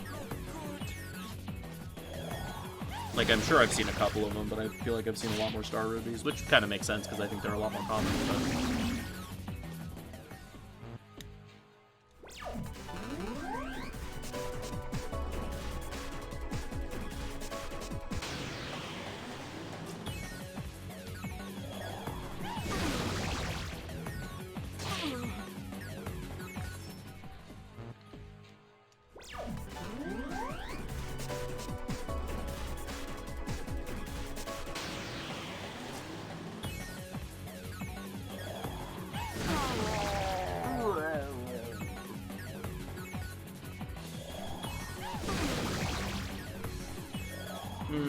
I don't like that. Really now. Please Oh, don't no. Argilla.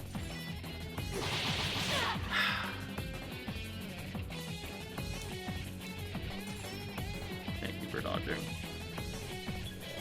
Well.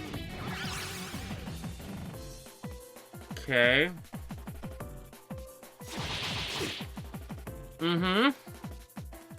Yep. Oh no. Ugh.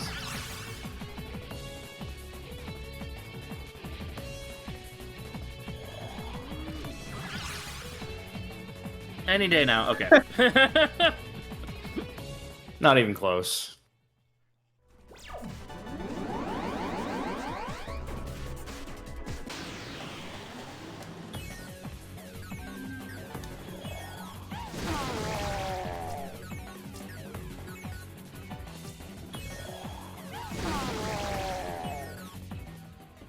I mean, like, I figured I was probably fine, because Athena, like, very rarely actually attacks you, but... Yeah, she can just punch you, though, and that probably would have killed Cielo from that HP. Oh, yeah, if she had attacked me, I was dead, but she doesn't that frequently, so I wasn't, like, mega concerned, but I was definitely not comfy. Alright, we are definitely good now. Yeah, you're definitely good to go now. I just head out. Stoma spray and head out. Yep.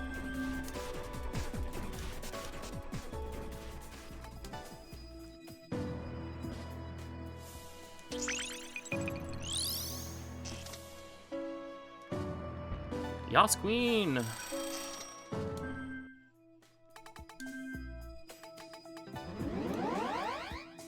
Alright, and I have an Impel Stone still, so... Yeah. Alright, golded that split by like 15 minutes? 16 minutes? Nice. That was a very good grind.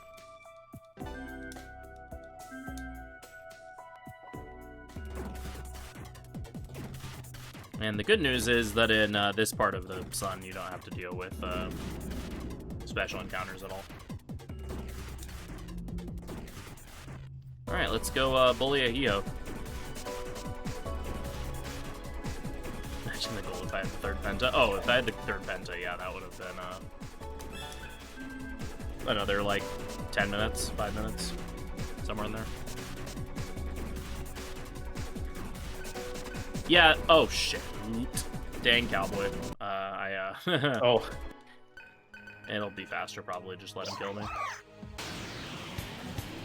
Hey, Yeah, he should kill you in like one turn.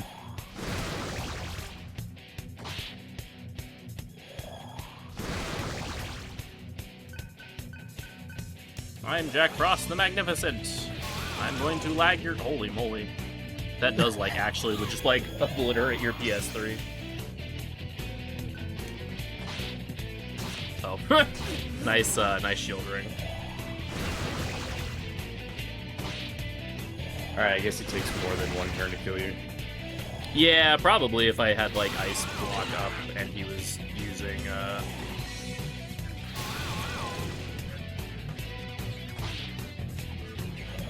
Oh, there's Megadoleon. I was gonna say, if I was forcing him, he's Megadoleon.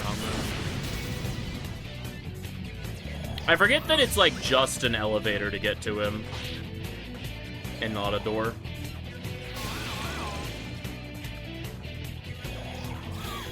No, just punch me. Come on. You just have to punch me once. Come on. Why you gotta flex, man? Hio with the BM. Alright, well.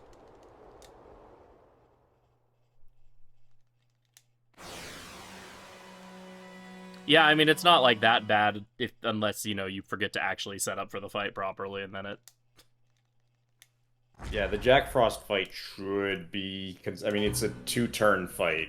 So as long as you don't miss and he doesn't do anything really weird and dumb...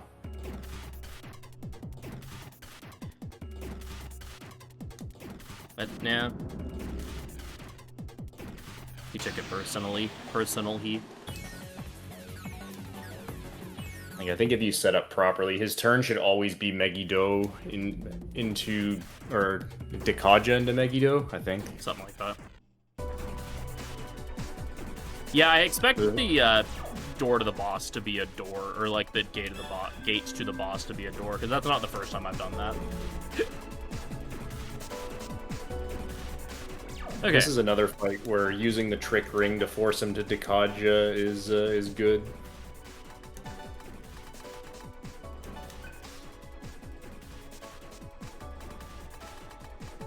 Trick ring? Oh. Dang it, Gale.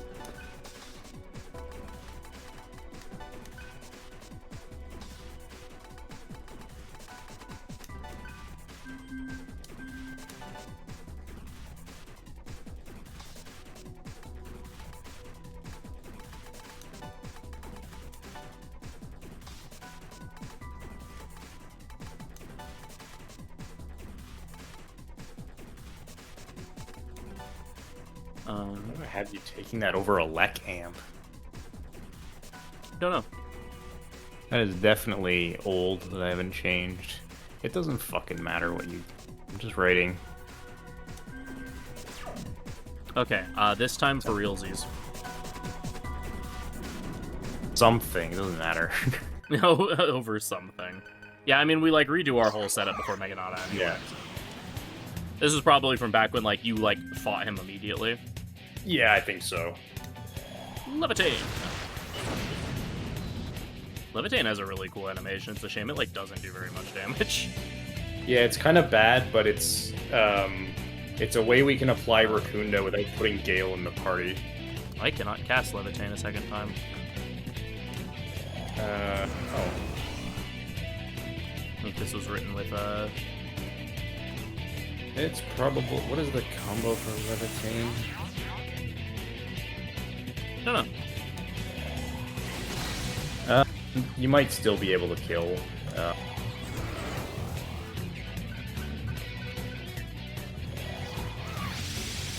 need to fix that. Oh, no, I don't know, actually. I don't know what I didn't have.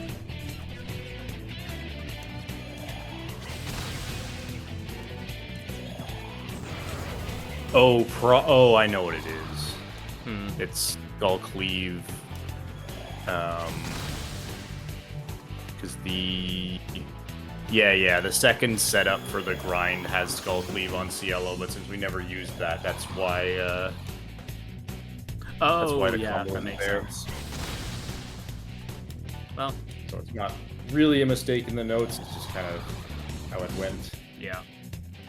Still probably I think this should still work, though. You should still have enough damage.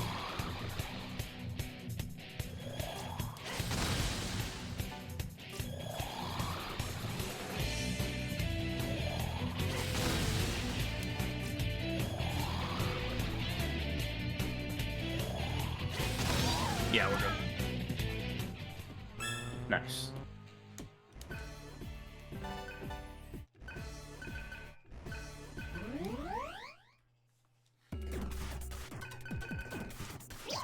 Hee-ho, hee-ho!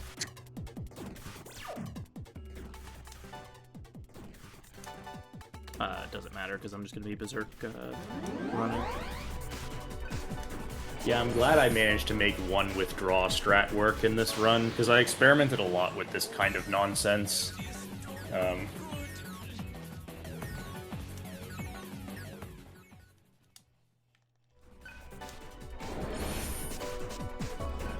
Because in theory, Impel Stone and then just get down to either one party member or two party members, and then just feed the entire Impel Stone to your strongest party member. I forget, do I need an Impel Stone for Shiva Vishnu? Yeah, Yeah, you'll want one for Shiva. I mean, you don't need it. You can definitely win without it, but it's worth buying one. Right. I just couldn't remember if I needed it, if that was something I wanted to go back for.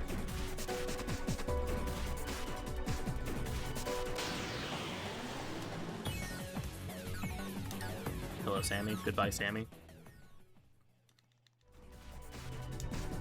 Yeah, that strat is even cooler when you actually do it right.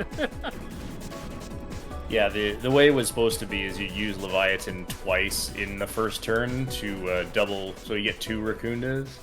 And then the Trick Ring baits out Dakaja, because otherwise he'd Dakunda the Raccoondas off. And then you would just do the same turn 2, spamming Agidyne. But you'd have even, wouldn't even be close to a damage range.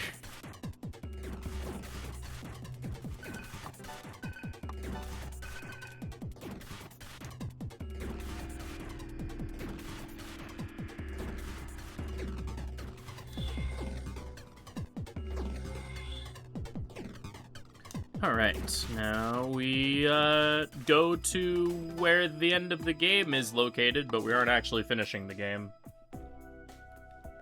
That is still a ways away. Yeah, unfortunately there's no teleport point at the end of the 6th layer, and you inevitably have to traverse the 6th layer twice because beating Shiva and Vishnu are a requirement to fight Seth and Satan, and Seth and Satan are back in the 5th layer. So you always have to go through this twice. First one right, all there's left. Now we need to remember to grab the Synchro Ring. The Synchro Ring is one of the best rings in the game. It makes all combo skills take 1 less press turn. So if it's a duo combo, it only takes 1 press turn. It basically becomes a regular action, which is absolutely incredible and basically mandatory for Satan. I'm assuming by real Estoma you mean like as a skill. In which case, yeah, it is kind of interesting that it's not a skill. I guess they just couldn't think of a mantra to put it on or something.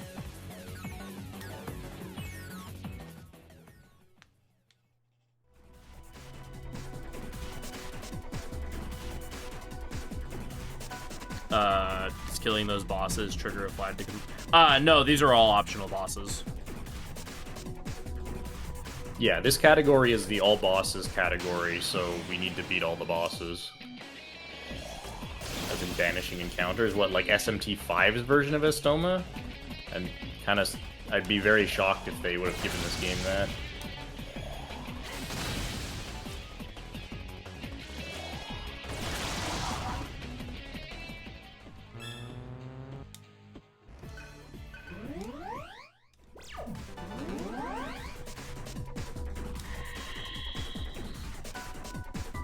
Nocturnes works the same way that this game does. Yeah, I was gonna say, this game is Nocturnes. It removes low-level encounters. The encounters in here are just in, like, the 70s and stuff, so I can't remove them very well.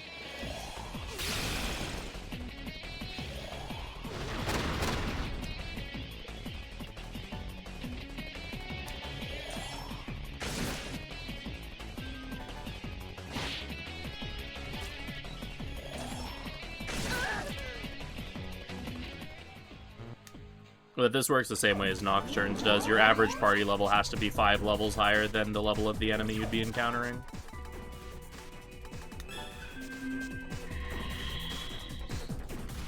No, PS2 era Mega 10 loves to make the standard enemies in the final dungeon just be absurdly high levels.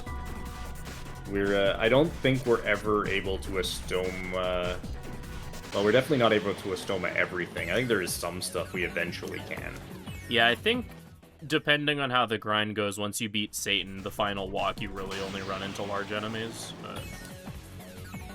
But most of the enemies in this dungeon are like mid-high 60s, low 70s, and then large enemies are all in like the upper 70s, I believe.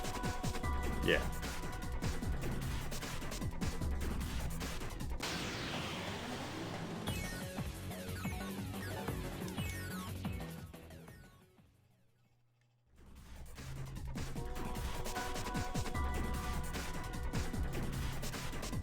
you should be able to at level 99. Yeah, I don't think anything's really much higher than like level 80, but or like level 85. I mean, I don't know. But I don't remember the levels for sure off the top of my head, so... I mean, maybe, like, Parvati and Narasimha are, like, stupidly high level just for some reason. I don't know. Or they might be special enemies that ignore a stoma. That could be a thing, too. That's possible. Not sure. Bye, Sammy. Bye, Sammy.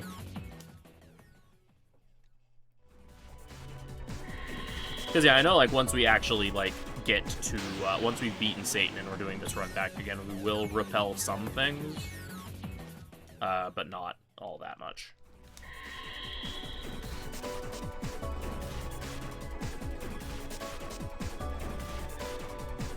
In the older route, where you did, like, 3 more hours of grinding, then you absolutely were banishing everything that wasn't a large enemy by that point, but that also would require 2 or 3 more hours of grinding, so...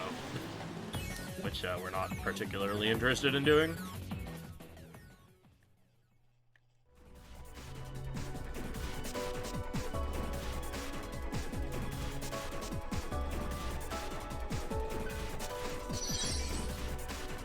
Now, there's some areas where I almost wish that Astoma just lowered the encounter rate instead, but I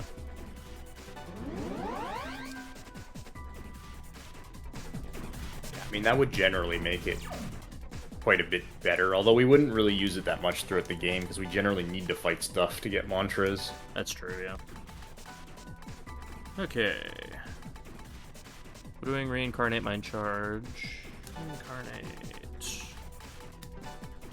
Mind Charge. Electrain. Life bonus, life gain. Atma bonus, blank blank.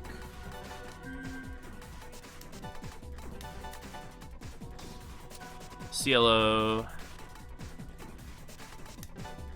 Tarunda, Tarakaja, Meteorahan, life bonus, life gain, Atma bonus, blank blank, Agitine, bonus gain surge, fire boost, fire amp, Atma bonus, no critical.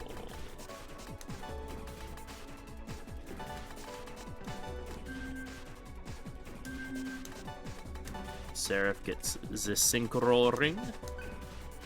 And Cielo gets the Pass Ring. We add magic to the Synchro Ring, which might seem weird, but it's for later. I'm gonna hold off on that other one for now. Yeah, you might get one from loot boxes. Yeah, and then either magic or Vit to the Pass Ring. Vit's probably better because you use it at Seth. Yeah, let's just throw a Hope Diamond in there. Alright.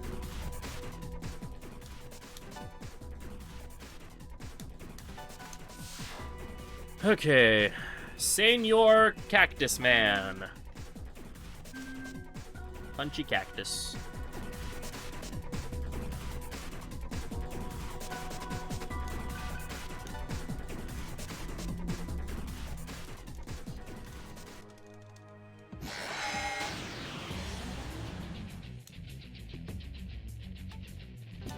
Oh yeah, lore reminder, this is the giant scary demon thing that killed Argilla and Roland earlier.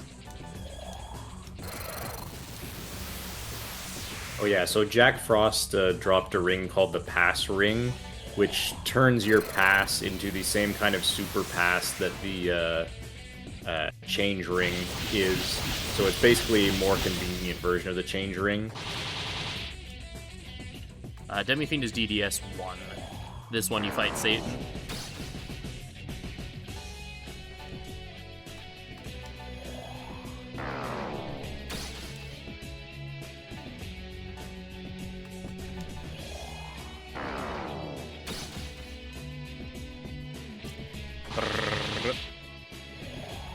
Spin! little bummed out about the lack of any sort of dodges there. Oh, well.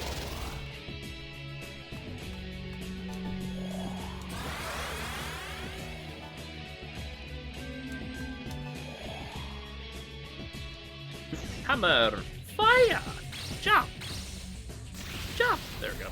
I mixed up my Mario and Luigi voices there. Alright, so yeah, he does that, and then he does Black Bhakti to charge for a really powerful attack on his next turn, which hopefully doesn't murder our faces off.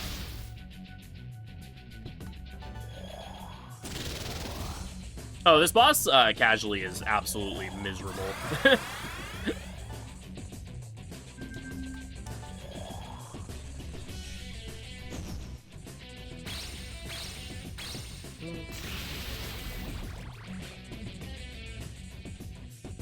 Alright, now he's going to use Virage Blade, which is almighty physical, random targets. It can cause bad things to happen. Then he does Moksha to flip himself open here like this.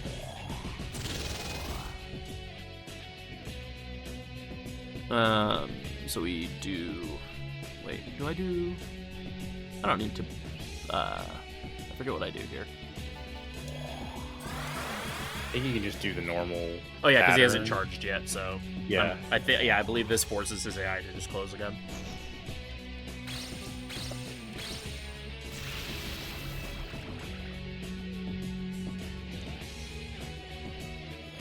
Full disclosure, this part of the run I did not practice at all beforehand, so it's been a little bit since I've done this part.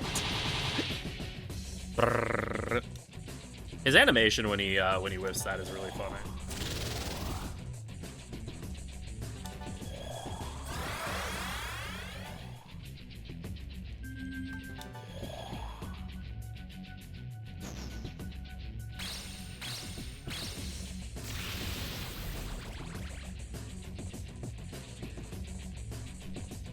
Indra. Punch, punch, punch, punch, punch, punch, punch, punch. Brrr. Alright, here we have like... We're gonna have like a metric crap ton of Somos, so we're just gonna throw one here.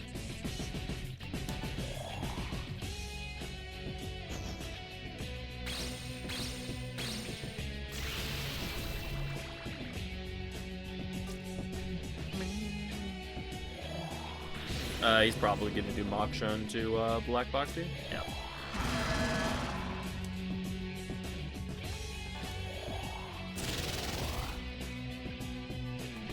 Which unfortunately means we do have to take the turn to... Well, you can... Yeah. Oh, right. Yeah, you can go for a reincarnate and then... Yeah. Forgot about the pass. Because this one won't kill, but next turn will. So here's Meru Thunder. It's one of his. It's his other signature skill. It does hilarious amounts of damage if you happen to have Gale in your party. In the any percent run, we have Gale as part of our final party, and he drains for more than his max HP from that attack. All right, and this should finish him off. Yep. There he goes. Farewell, Mr. Cactus Man. Yeah, that guy has kind of an insane amount of HP.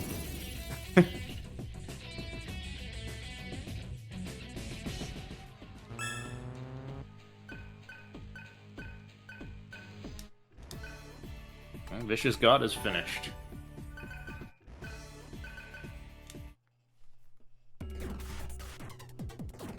Alright, and now we turn around, and now it's time to do some more optional stuff.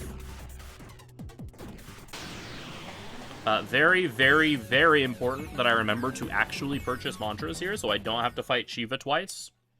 Yeah, I've done that before. My Sucks. current PB does that, so I have 5.5 minutes to save on this split because I had to do this fight twice.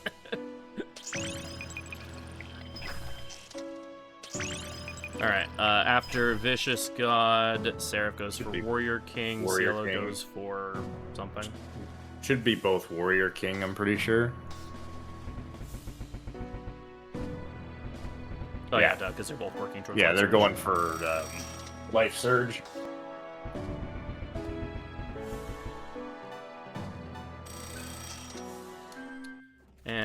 is still working on Queen, so.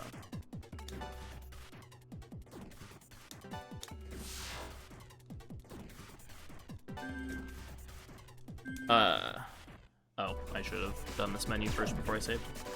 Zeodyne over Reincarnate. Salvation over Electrain. Elec Boost over Life Bonus. Elec Amp over Nothing. And Death Resist over Blank. CLO gets Salvation over Mediarahan. Null Critical and Death Resist over Blank. And then Argilla already has Life Surge, so she's good. Just for reference, the ability Null Critical is a very weird sounding ability. It basically just halves enemy crit rate against you. Meaning in hard mode, it means the crit rate's like normal now. Yeah. It doesn't work as advertised and actually Null Critical. Shiva's on the east side. Alright. You want to explain Shiva? Yeah, so Shiva works on a, 6-turn cycle. Basically, his resistances shift around each turn. So what you're allowed to hit him with change. Turn 1's fire, and I mean, it's probably more things than just fire, but the stuff that's relevant to us. Turn A is fire, turn B and C are electric. Turn D and E, we can't hit him because we don't have anything. And then on the final turn, you can hit him with anything. And then he goes back and does that again.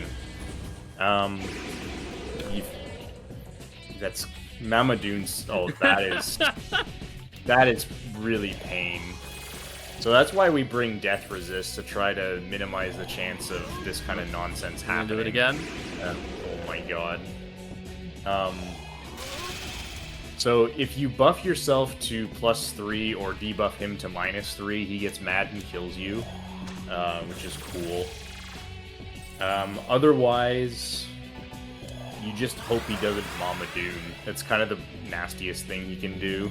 I have no idea what turn he's on anymore because of that. Oh, nice, and now he's just gonna kill me with Genocide Spam. What the fuck?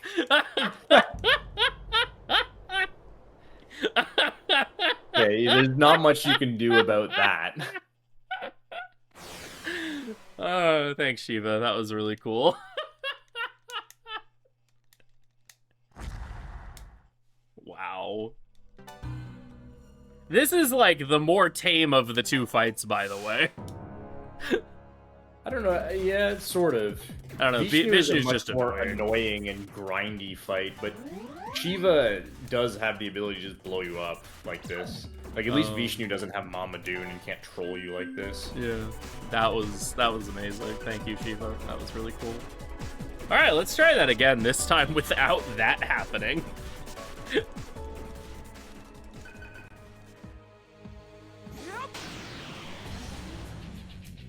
Goodness gracious. All right.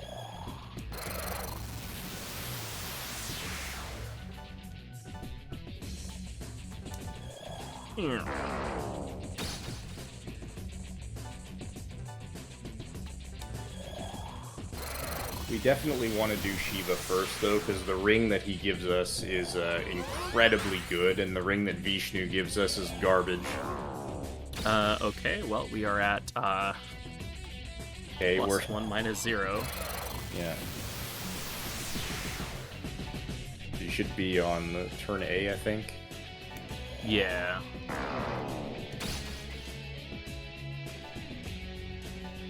I'll get the mind charge up so I can hit him next turn. He's at -1, we're at +2. He is at -0. I am not allowed to buff, apparently. Or debuff him, apparently. Alright. Yeah, I would... well, I guess next turn you can also hit him if you want. Yeah, I'll just hit him now.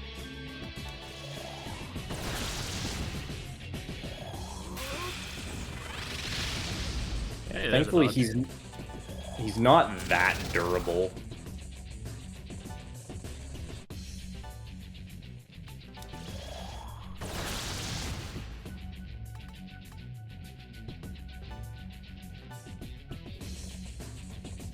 We'll get the Mind Charge ready. We're gonna have to wait a couple of turns, but we'll get it ready. Yeah. Alright, good news is that's like a quarter of his HP or something, so... Yeah, he doesn't have that much HP. And here's his -2. We'll just turn to get it.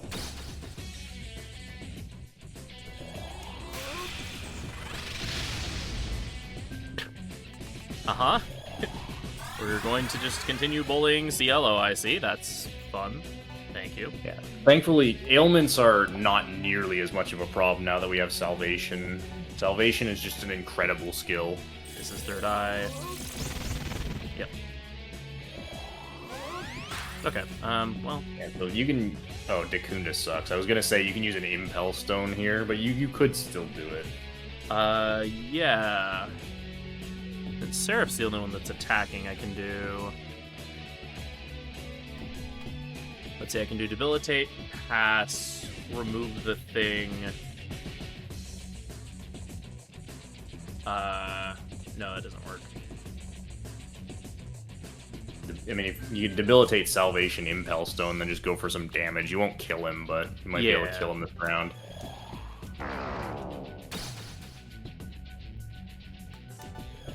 I was thinking since Seraph was the only one attacking, I could maybe get away with only, healing Seraph, but that wouldn't save a turn, so...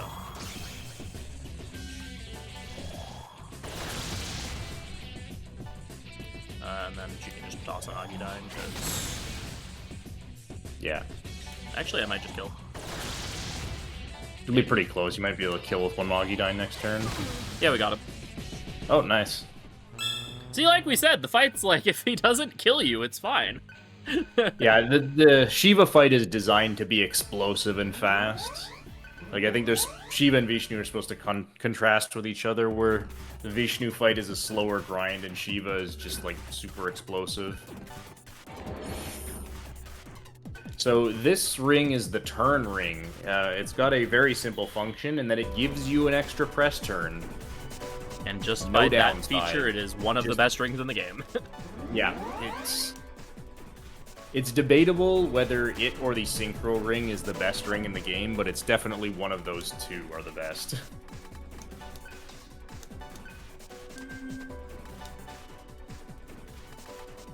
And we add Vit to it. Yep.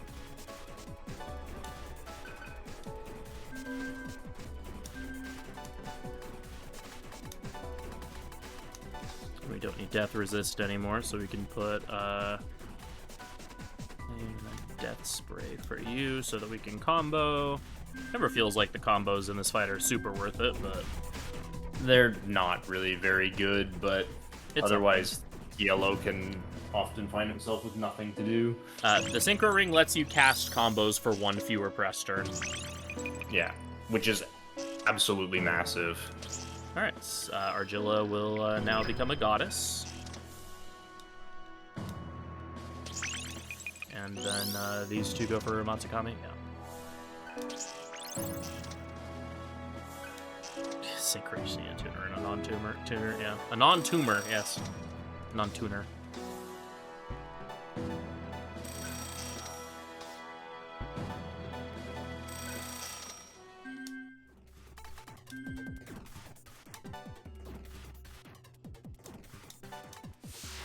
Alright, time for my personal least favorite fight in the entire game. Yeah, this fight's a bit of a frustrating slog. So Vishnu, kind of the way this fight works, he doesn't like you buffing him, using buffs either, like Shiva, but he's not quite as instantly will kill you if you buff to max. But he does like spamming Dacunda and Dakaja if you use too many buffs. His gimmick is that once you hit him with an element, he won't let you hit him with that element again for at least a little bit. So you can kind of tell what elements are forbidden based on what magic he's casting. So like if he casts Mabufudine, you know that you shouldn't hit him with fire. If he uses Materadine, we know we shouldn't hit him with Elec. So we're kind of going to coordinate Seraph and Argilla to like keep switching him. Ideally, we want Seraph hitting because they do more damage, but we need Argilla as backup because sometimes he'll be immune to Elec. The nastiest thing he has is his unique skill, which I cannot pronounce, Chaburgita, which is just almighty physical damage that hits random targets. It's almighty fizz, it can crit, it can also stack a ton of hits on a single person. What he loves to do is Dekunda his debuffs off and then use that skill and crit someone and kill them, which is very frustrating. Well, he crit someone. He did not kill them, though. That was very close. Almost prophetic. He also has Vanity, and Vanity can always screw you. Yeah, Vanity is, it's going to be a very running theme through this, that we do not enjoy Vanity's existence.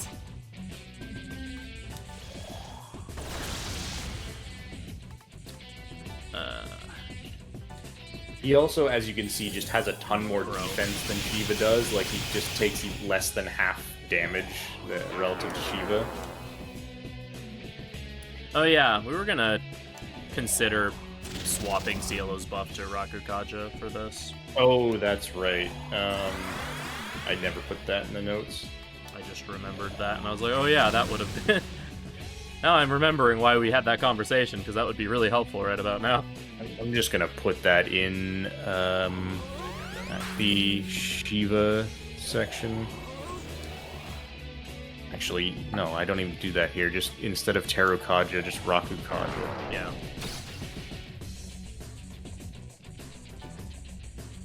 There.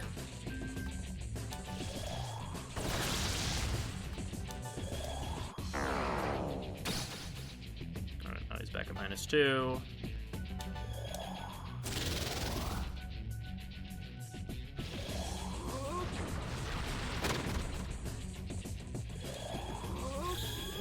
Okay. That's fine. That's very good, actually. Thank you, Argilla. Appreciate you.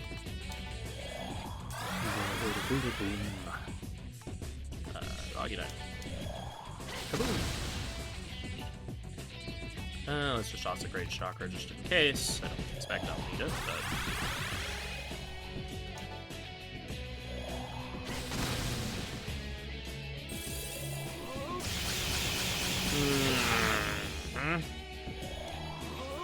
Yeah, that's fun.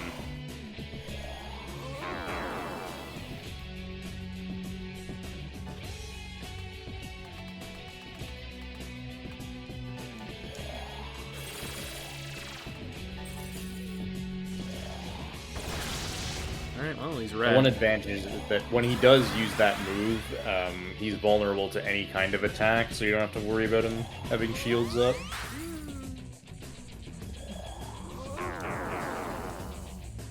At the point that everyone's defense is kind of in the negative right now, which isn't great.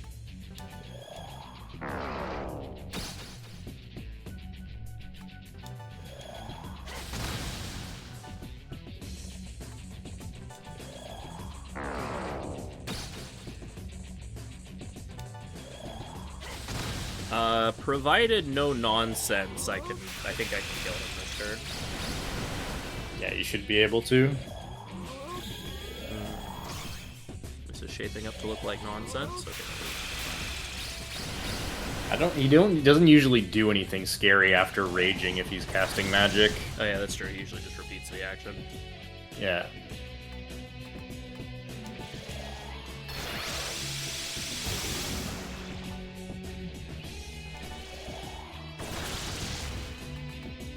Thunderbolt for lethal?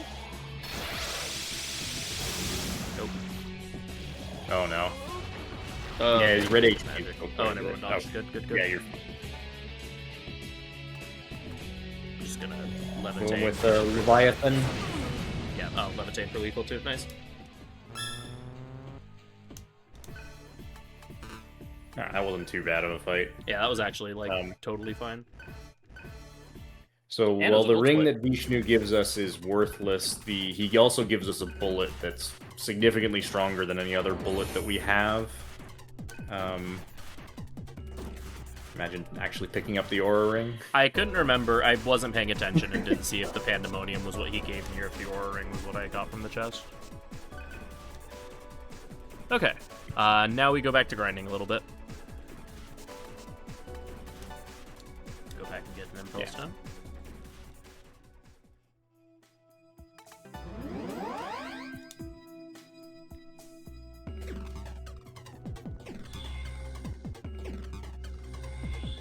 Yeah, so at this point, we just need Argilla to finish off Goddess, and we need Seraph and Cielo to get Life Surge. Then at that point, we are potentially strong enough to fight Satan. We're at least at the minimum requirements to beat him. Yeah, if this grind goes well and we have a good Seth thing, we could be on pace for sub 11 hours, which would be cool.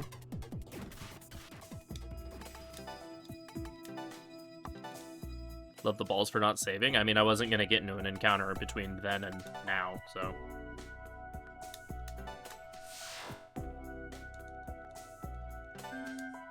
The Berserk Ring is also still equipped. That too, I also Parvati and Berserk Ring. Narashima don't show up here. Alright, time to mess with my setup again.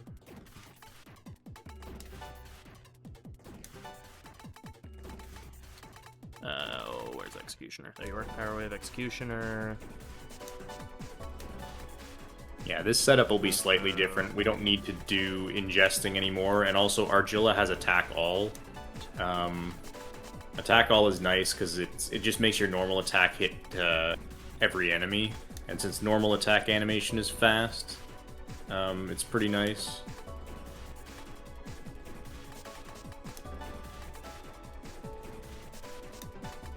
We also get auto summon now, so we don't have to heal between fights. Yeah. Seth doesn't finish our mantras. Seth is needed to finish Demon Soldier and what's the one Cielo gets? Bolt Emperor. And we kind of want Argilla to have Goddess done for Seth, so that way she has Deploy to help counter Desert Wind. Oh, the runner command never got changed. Am I able to change that? Yeah, it's just exclamation point runners and then the link to my Twitch. I need a link to your Twitch channel. Hold on, let me find one. Cielo turn. Argilla retreat.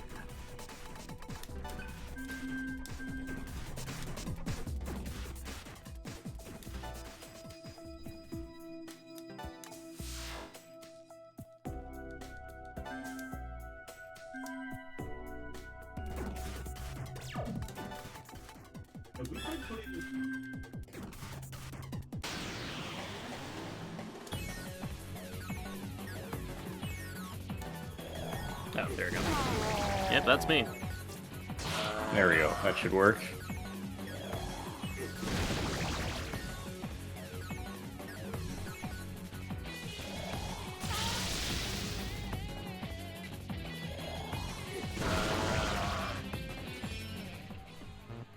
My favorite class so far?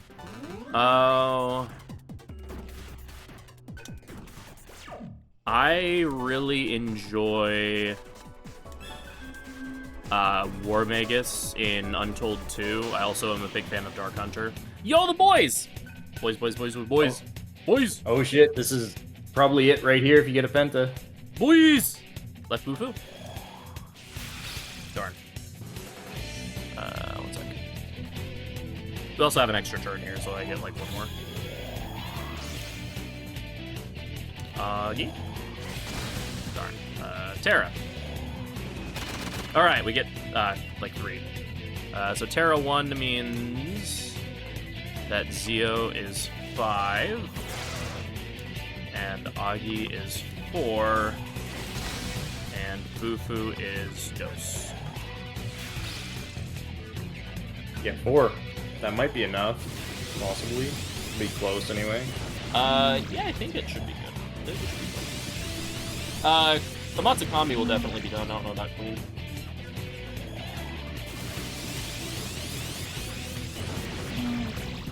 Because the Matsukami was pretty close.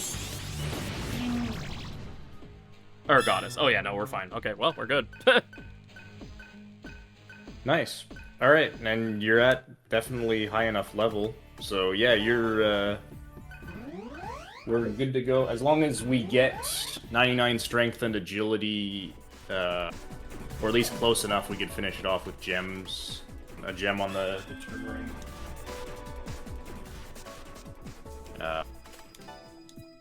And now Which I imagine you probably have enough data. We'll find out after loot boxes. Yeah. I do need to buy another info So, stone.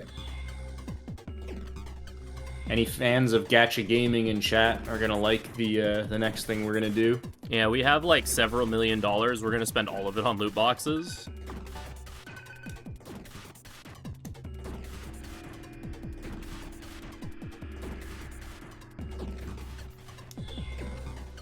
Don't forget to spin to max noise. Yep.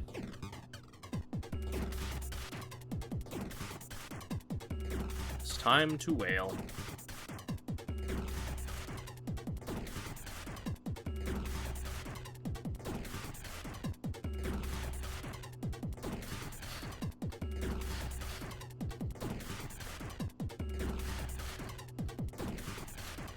Let's spin around Roland. That seems fun.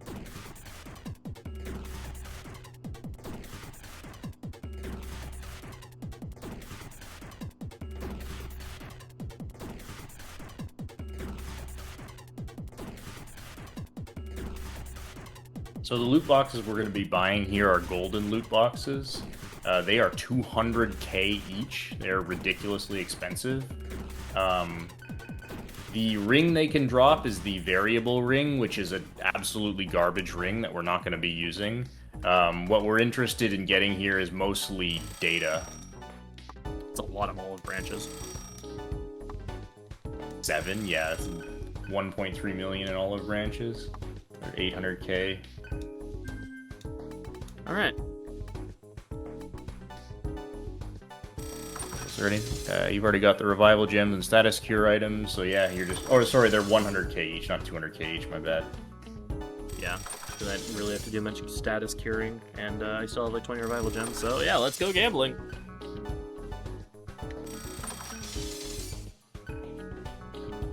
So the best data to get here is either HP data, magic data, vitality data, or quick data. Variable Those are ring the 4 rand. big ones. Oh, you can finish. Yeah. Power data is also kind of nice to have, at least to max out Seraph's strength. Yeah. Variable ring randomizes the number of press turn icons you have at the start of the turn.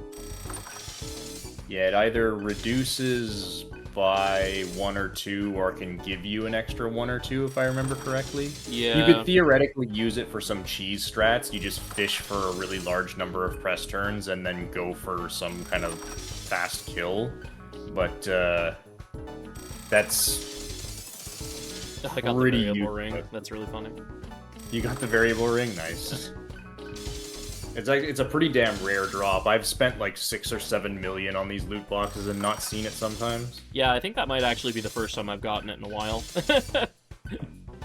I think, like, since learning this, the newer route, I think this is the first time I've actually gotten it. Yeah, I mean, if you had TAS RNG manipulation, the variable ring would just be straight up superior to the turn ring, because you could just manipulate the 2 bonus turns every time. There's a Hope Diamond. We needed one of those. Nice thing is that we allow use of turbo controllers for most SMT runs, so I get to just, like, hold X and triangle here and have it turbo X for me, so I don't have to, like, actually mash this out, which is nice. Yeah, my turbo controller action, I can set it to mash X without even holding the controller, so I usually just turn it on, put the controller down, then go up and take a walk for, like, 5 minutes or whatever this takes.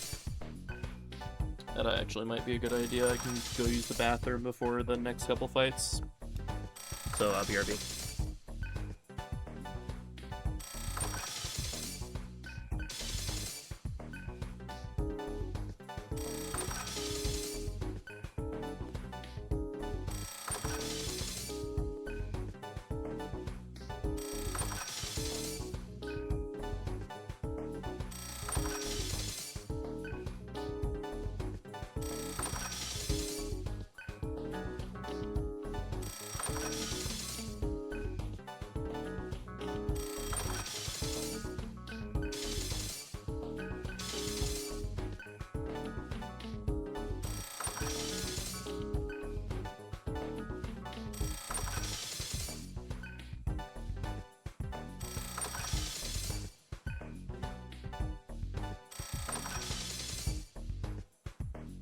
I just realized I didn't buy mantras, so I'm gonna go do that really quick.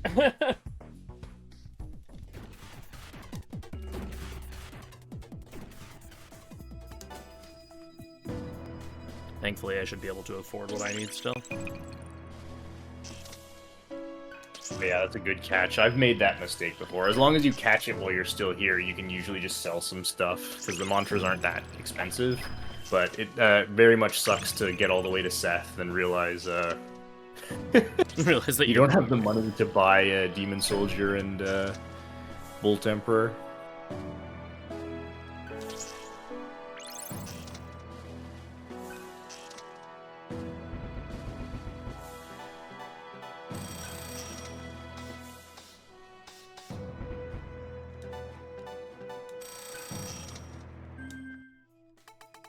And you don't need anything on Archangels, right?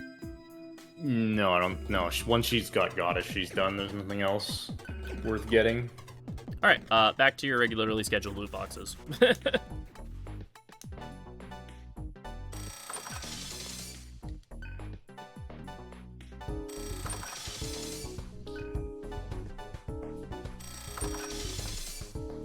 Hopefully, it didn't go off max noise.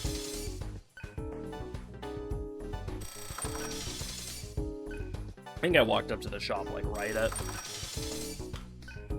the beginning of max, so we should be good. Yeah. Get myself a off-brand Nutrigrain bar real quick. Because I am quite hungry.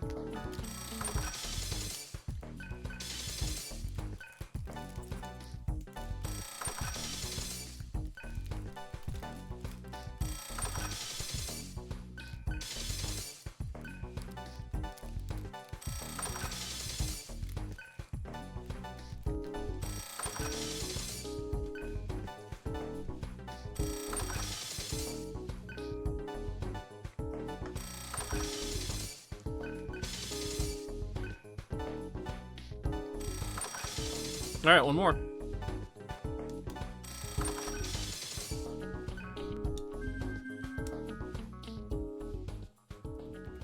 All right, let's see what we got.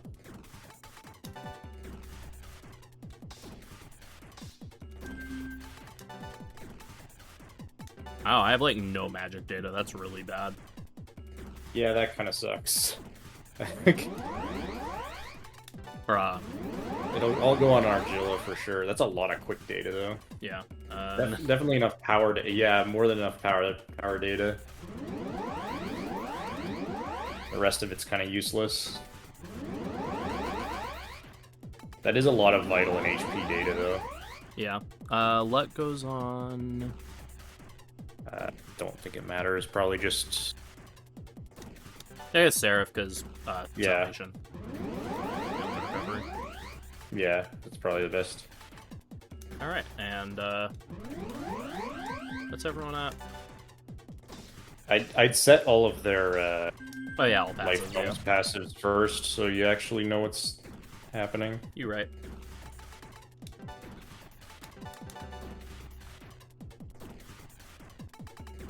Item ring.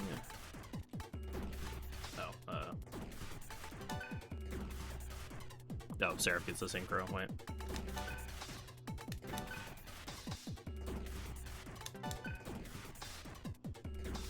Turn past synchro.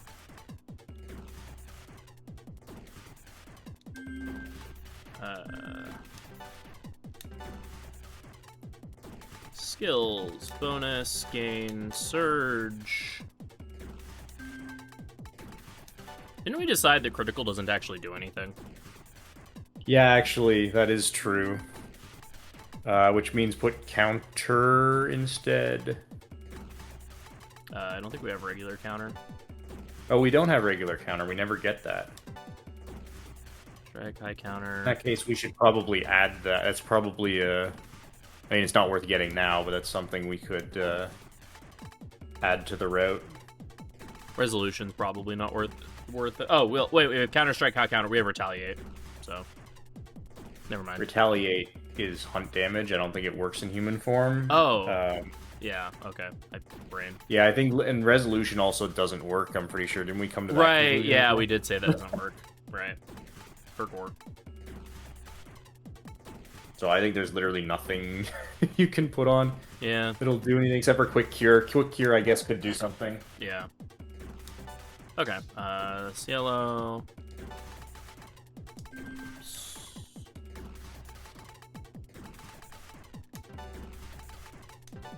Salvation. Turn to Tarakaja.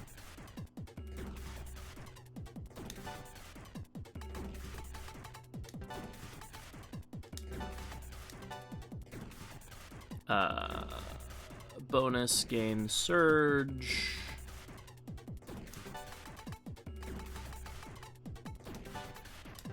No critical death resist. Seraph.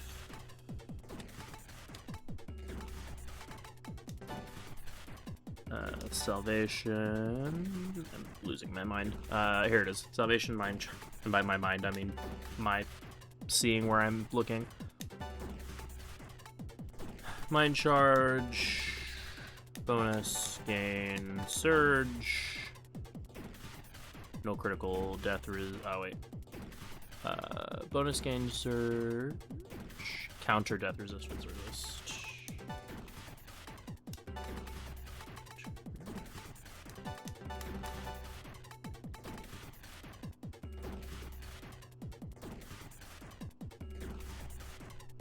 Okay, now let's see how our HP is. Okay, that's...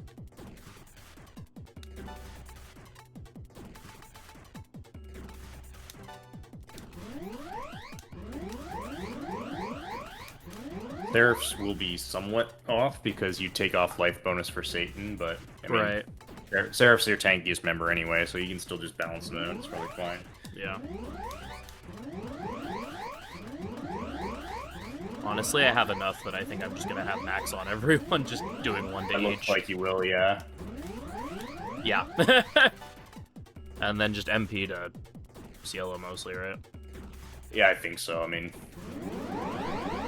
balances MP with Seraphs at least. Yeah. All right. Okay, she has 92 magic, so that's not like That's not that terrible. bad. Yeah. It's better than it looked. Yeah. What's Mind Charge for? Mind Charge is for the charge and debilitate combos, since it's a required element of that. And I have 99 of all of those on you. Cool, cool, cool. Oh, and Seraph's also gonna get, I just remembered Seraph was gonna get +3 Vit on the next level up anyway, but whatever. Yeah, so that's fine. You'll take off life bonus. The Vit will make up for it. Oh, right. Yeah, yeah. And then 6th player to get to 5th player. Yeah. I'd save here if you... Yeah, Yep. definitely. So, Arbati and Narashima can ambush you in the cursed hallway. Oh, whoops. Not that way. Hello, Horus. You know what? Okay.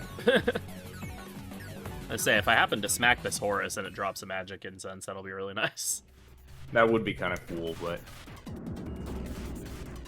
It was worth the pot shot, at least.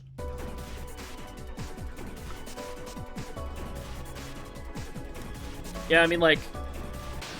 The important thing is just that she has more than CLO, and the closer you can get to 99, the better. Alright, this is... Gems are not worth very much. At best, we would have gotten one more loot box, which, in my opinion, isn't even worth the menuing time to sell all that stuff.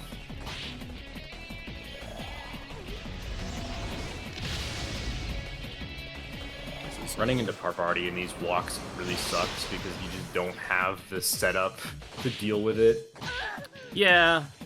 On one hand, it probably would have been worth it to wait to do my full setup until I got to Seth instead of... I did it. Yeah, it's kind of... But, eh.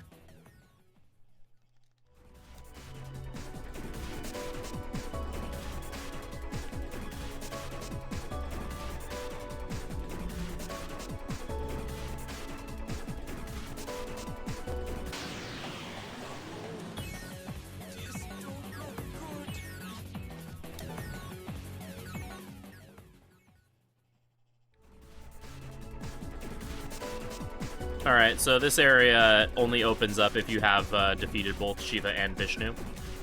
And it is a third penalty zone. Because the other ones were so much fun. Yeah. I mean, this one just damages you constantly. It basically puts you at 1 HP after like 2 steps. Yeah, it halves your HP every step or something, so...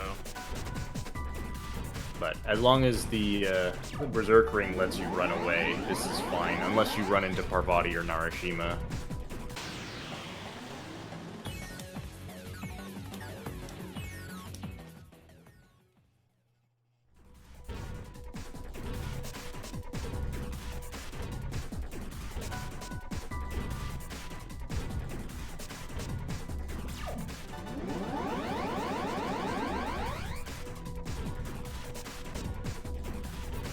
Yeah, this is another room that's a lot nicer on PS3 than it is in,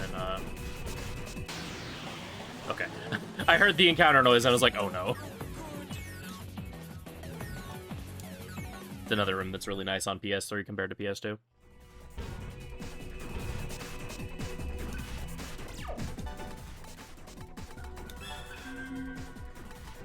There's theoretically some stuff I'm repelling. I think like Kukulane and such I'm repelling.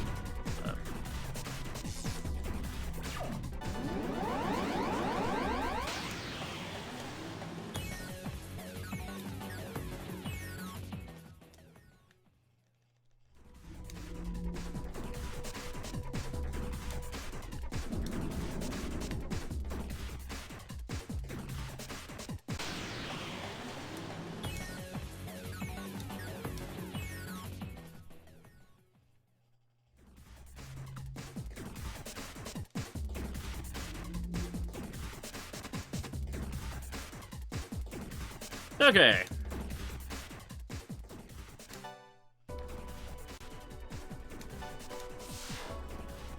So, next boss is Seth.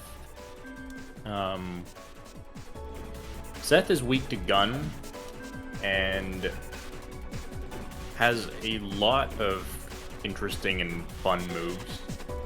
That's a good way of putting it. He's another boss that does not like to be maximum buffed or debuffed, so another one that will sit at +2, -2. The kind of overall strat here is we're gonna buff up on turn 1, then we're gonna revert Argilla and Seraph so they can start shooting Seth. Because he resists everything except for gun, he resists pretty hard, so we need to use gun damage here. And we have the Synchro Ring on Seraph, so they can use the twin shot combo with Argilla for only 1 press turn. Argilla can just shoot, and then Cielo has the pass ring, so assuming we're allowed to keep our buffs, we can get some pretty high damage going here. Assuming we're allowed to keep our buffs. Assuming we're allowed to keep our buffs. Thankfully I hadn't, like, started to, like, actually initiate the fight yet, so... The only unfortunate thing about this strategy is every time you need to refresh your buffs, you need to transform Seraph back into demon form in order to do so.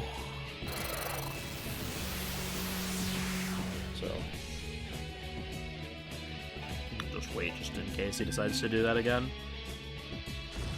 I mean, I would have transformed Argilla. Yeah, that's true. There we go.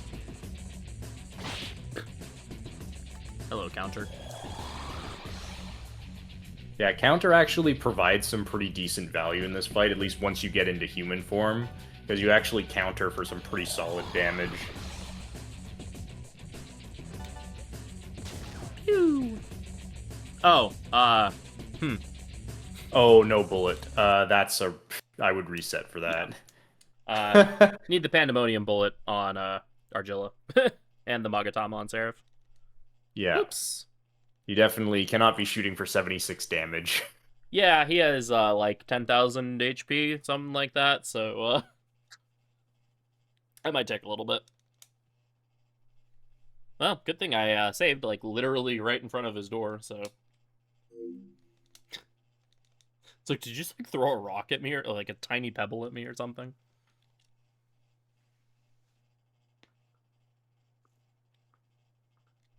Yeah, it's very easy to forget to switch bullets because you haven't had to change up your ammo in like hours and hours since like pretty early in the game.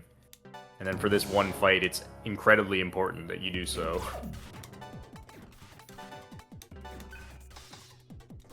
There we go. That tickles, stop it all.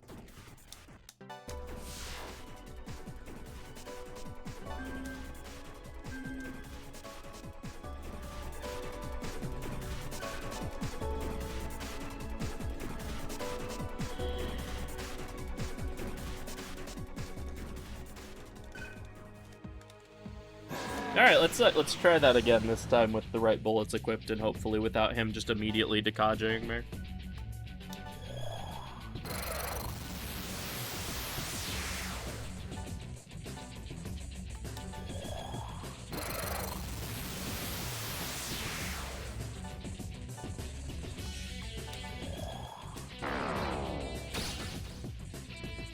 Seth the Magic Dragon.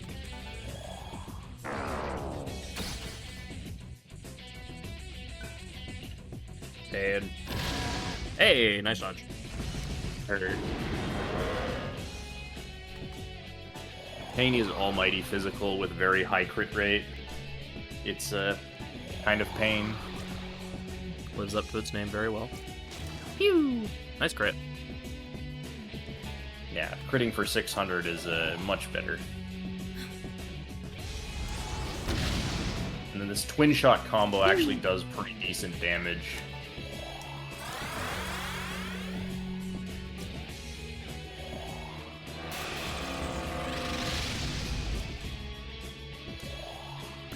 I really would like you to not continuously use that, Mr.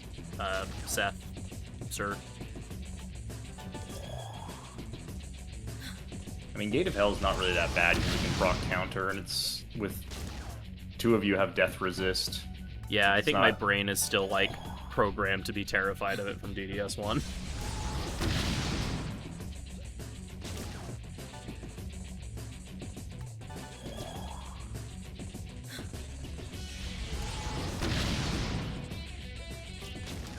Some twin shot crits would be pretty nice, though. Twin shot's crit rate is not that high. No. I mean... Desert Wind, Cielo is definitely the best target for Desert Wind. So Desert Wind just blows the character out of the fight, which forces you to redeploy them. So Argilla has the passive skill Deploy, which makes deploying someone a press turn instead of a full press turn. Desert Wind also leaves them on very low HP. Yeah, 150. The most annoying thing about Desert Wind is that it removes buff. But on Cielo, that's not that important. He's gonna own someone's face off right here, though. Yep. Oh yeah, the power charged pain. With the pew counter. Aw, darn. Yeah, that sucks.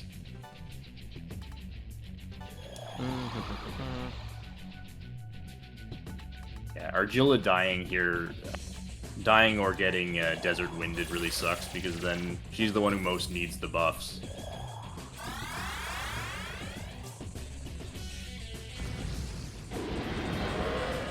I might just force the oh, never mind.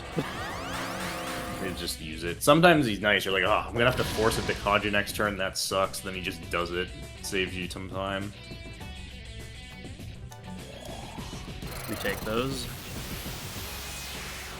I can just shoot him. Pew! Nice crit.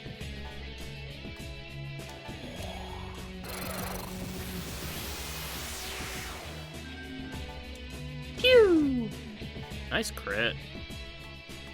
It's my girl. Argilla's crit rate is very high. Pew! Another crit.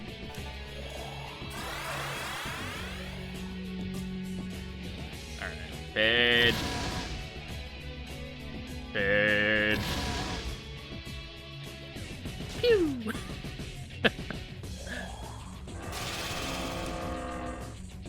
See, like, counter's actually good here. It does good damage. Yeah, counter, high value. Dang, that's, yeah. Argilla's going off with these crits. Oh, yeah. Argilla's like, you'll shoot your eye out, kid. By that, I mean, I'll shoot your eye out, kid.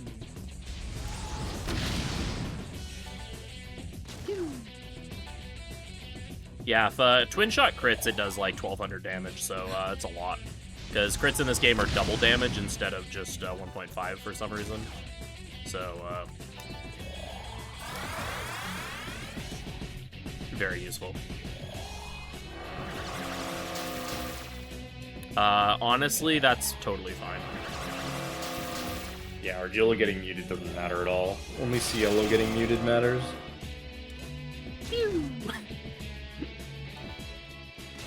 I'll never not just find it super amusing to just make pew noises every time I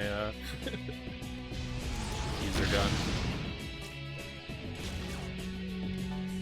Yeah, if you put multiple different forms of counter on someone, they each have a chance to proc independently. So Argilla has high counter and counter strike. They can't proc at the same time, but every time she gets hit by a physical attack, one of them is pretty likely to go off. Well, he is well into red HP. So Spiteful Force will really hurt, but yeah, Spiteful Force is almighty damage that scales with how low his HP is, and getting to Kadjit always sucks. And Desert Wind. Okay. And Vanity. That's lovely. Thank you, sir. Yeah, that kind of ass. So, let's see. We pass. Transform. Yeah, you should be able to get a salvation with Seraph. Yeah. Ah, that was dumb. Yeah, don't... Oh, no. You have to be very careful when shooting without buffs. God. Punished for greed. This is... Well, I got rid of the mute. That's true.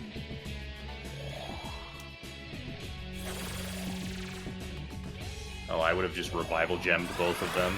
Yeah, I realized that as I tossed the thing. Pew. Maybe Argilla will just... Actually, Argilla finishing here would kind of suck, because then you wouldn't get the AP on Seraph. Oh, that's Wake him up. really Yeah, bad. we woke him up. Let's go! Yeah, revival gem salvation maybe, or bead whatever. Yeah, I'm gonna res salvation and then throw out a charge to get rid of the...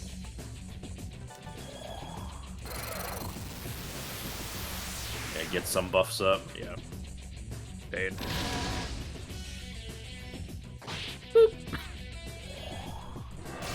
Well, my defense is like down the drain, but we can probably just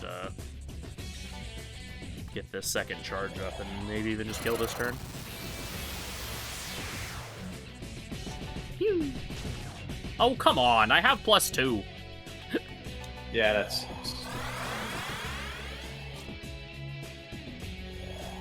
No. Thank you. Thank you, Dole.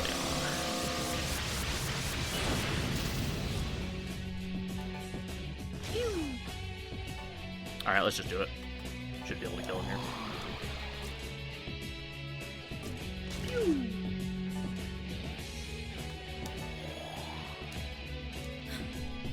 Toss, toss.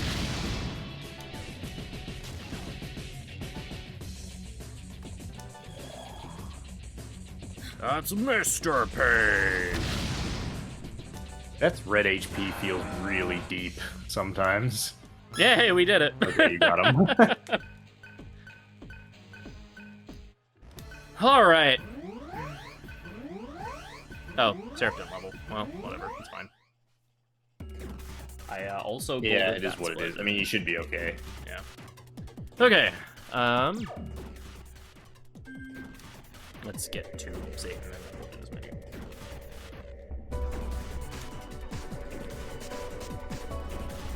Alright, Satan, you want to, explain how right? Yeah, I can start talking about Satan. So, Satan has like 9 million different mechanics that you have to keep track of. I guess I'll start talking about them one by one. So the very first thing he does is uses a skill called Futility. This turns off all of your passive resistance skills. So any kind of resist whatever, or void whatever, drain whatever, reflect whatever, any of your passive skills that give you immunities to anything, he just turns them off, so you don't get those. So then he operates on a 4-turn cycle, kind of similar to Shiva in that his resistances switch every turn on a 4-turn cycle. Relevant for our cases is that turn 1 of his cycle he repels Earth, turn 2 he repels Physical. We're only going to be hitting him with Earth and Physical, so we're primarily going to be doing our damage on turns 3 and 4 of his cycle, which is set up intentionally because at the end of his 4-turn cycles, he will check your party and see if any of you are on max buffs, so +3. If you are, he will use Dekaja. If you're not, he will use God's Breath, which does 10,000 damage to your entire party. So it's a party wipe skill. So what this means is that at the start of his 4-turn cycles, you've got 4 turns to get your buffs up to +3, or he kills you. That doesn't sound really that hard. I mean, 4 turns is a long time. But he has a bad tendency to not let you do things. He has many different ways he can stop you from doing stuff. So the first kind of problem is we need to put up a Void Death shield every turn. The reason why we need to do this is because if he decides to use Mamadoon, which he has, he can easily kill multiple party members and just put you in an unwinnable position. So that's the first problem. We need to Void Death every turn, so that's costing us a turn. He also has skills like Vanity, which can apply random ailments to your party and can lock you down. Again, we can't protect against that passively, and you only get 1 active shield, which we need to spend on Void Death, so we can't defend ourselves from Vanity easily. He also has Debilitate, which kind of sucks because we're trying to get to max buffs to not die. He gets 5 press turns total. He doesn't have any physical attacks, but he has all kinds of different kinds of strong magic attacks. So that's more or less the description of Phase 1. When he gets down to, what is it? I think it's 15,000 HP. He's got 30,000 HP. When he gets down to 15,000, he'll move into Phase 2. In Phase 2, he upgrades from his single target dying skills into the multi-target random hit skills, your Bolt, Storm, Tempest, the stuff that Parvati uses. And also he gains access to Temptation. He will use it on turn 1 of his cycle each time. This is an almighty-based charm attack that is guaranteed to hit. It will always full charm your entire party. So you have to cast Void Charm to protect yourself from it. So every turn, basically turn 1 of this every cycle, you have to do that and leave yourself vulnerable to Mamadoon, which is kind of one of the crappiest things about the fight.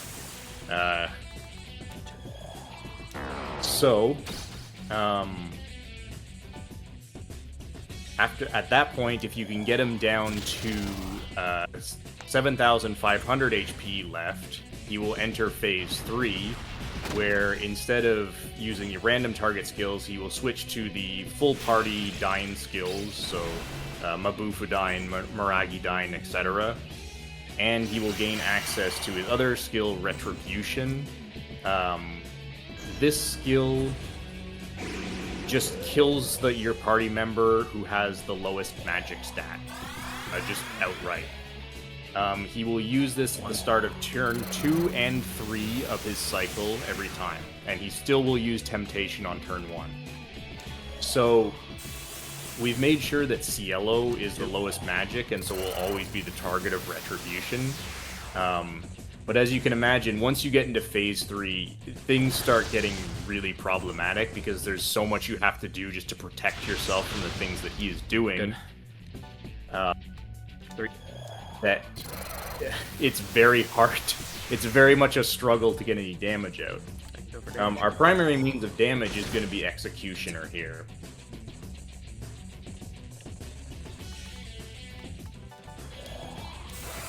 So, with 99 agility... Okay, so one other thing I forgot to mention. We can put him on -2 stats. If we put him to -3, he will use Dacunda, but if we leave him at -2, he will never use Dacunda. So we can leave him at -2 stats. If he's at -2, we're at +3, and we have 99 agility. Executioner cannot miss, which is very good, very important. It's also got pretty damn good damage if we use it with Power Charge. It's basically the best damage that we can easily get access to. So, yeah, one very important thing about this fight is counting damage. I'm going to try to count damage with Frito. Let me use my calculator. Hope he's only hit him once, because I only saw one hit. Yeah, I did 1070 to him. Okay, alright. A lot of runners like to be completely quiet and focus for this. For me, I get really talkative when I'm nervous, so you'll probably hear me rambling through the fight and like keeping track of my buffs and such verbally. Yeah. So the most important skill in this fight is tracking your buffs to make sure you actually get them there, counting damage to make sure you push the phases when you're ready for them, and then otherwise just kind of understanding your limits and what your priorities are. Because Satan is not going to let you do what you want to do. So you have to understand what you need to do and what you don't need to do. I did 2 on him right at the start of the fight. That was the very first thing that I did.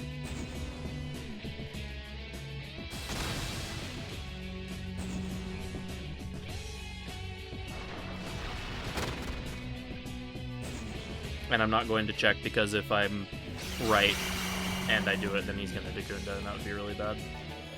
Yeah, you usually would be able to tell by your Executioner damage. 1070 is a normal amount of damage. Yeah. Okay, I'm going to do another seismic shot here. I am safe to attack this turn. 478.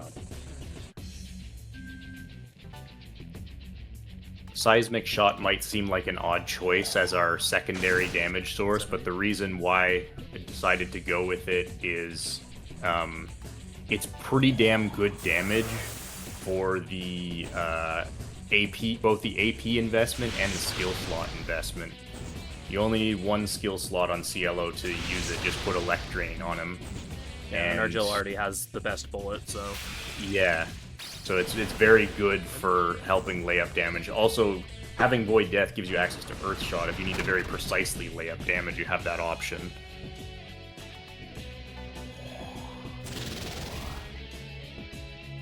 We do have plenty of secret backup plans, mainly involving the deploy passive that Argilla has. 21-24. That's a good crit. Yeah. Crits are worth their weight in gold in this fight, because not only do they give you a bunch more damage, they also give you another press turn, which can let you hit him even more damage. During turn 1, or during phase 1, they're not as important. When it comes to phase 3, every crit we get will save literal minutes and make us far less likely to die.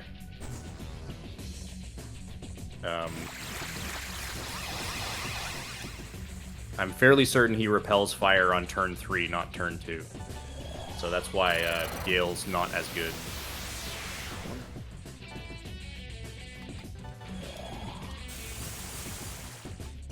Dose. Yes, we go physical for this fight purely because, well, there's two main reasons for going physical. It is statistically higher DPS if you include the crits.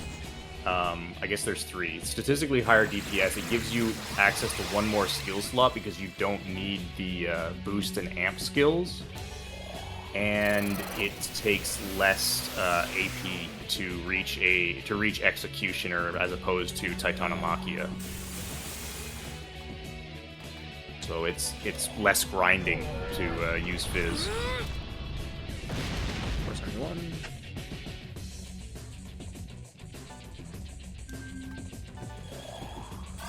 I definitely, yeah, I do prefer using the Impel Stone to go to push to phase 3 because it allows you to actually take advantage of crits. Trying to use the Impel Stone as a finishing blow, I don't think is good because then you can't. You can never rely on getting crits, so you have to assume you're not getting them. So if you do get them, well, you just wasted the Impel Stone when you could have used it to push deeper into phase 3, which I think is way more worth it. I did the dumb thing there. It's fine. I can be quiet if I'm distracting you, sorry. No, you're not. I just was trying to be smart, and it didn't work out. I was trying to get the Mahama meant I couldn't throw an Executioner out, and so I was trying to see if I could heal, but not fully commit the salvation, but I should have. Oh yeah, that doesn't work.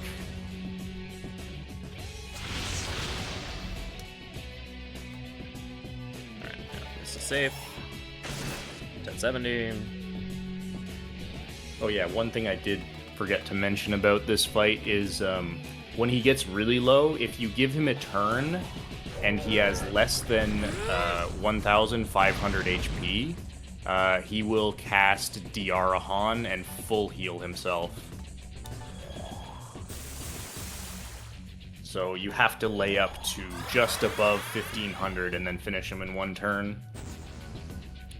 I mean, yeah, bro, if I'm going to be making mistakes in this fight, I'm totally fine with making mistakes in phase 1. I would much rather do something silly in phase 1 than in phase 3. Oh, well, that's unfortunate. My Avoid Ring is not live now. Oh, I guess we didn't... Did you mention the Avoid Ring? I was kind of focusing. Oh, no, I did not mention the Avoid Ring. I should talk about that. So Seth dropped an incredibly good ring, the Avoid Ring. What it does is makes any... if the user either dodges an attack or voids an attack, it will act as if you drained or repelled for the purpose of press turns. So what that means is if we put the Avoid Ring on Argilla, and since Argilla's in human form, she nulls light. So if Satan decides to cast Mahamaon, it will end his turn completely. Or if Argilla manages to dodge an attack, it will also... So you see there, his turn ended completely, even though Argilla just voided. But also, if Argilla dodges an attack, it will end his turn completely. So, a human form character with the Avoid Ring is a very critical part of this strategy. It also means we can rock a party with no elemental weakness, which is really nice. Yes, because if Satan hits a weakness and gets a 6th action in one turn, he will always use a random Kaja, which really screws with you and is really bad. Can Satan be drained of all MP? No, Satan has infinite MP. I believe this is the Temptation.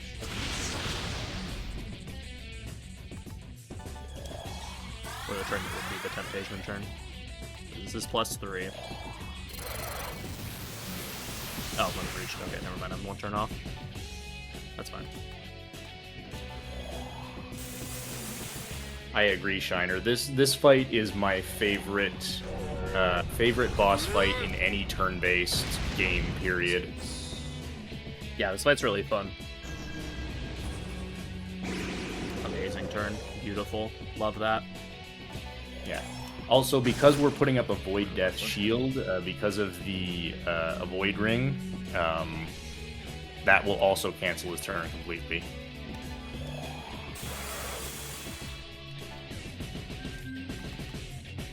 He is at 19,679 by my calculation.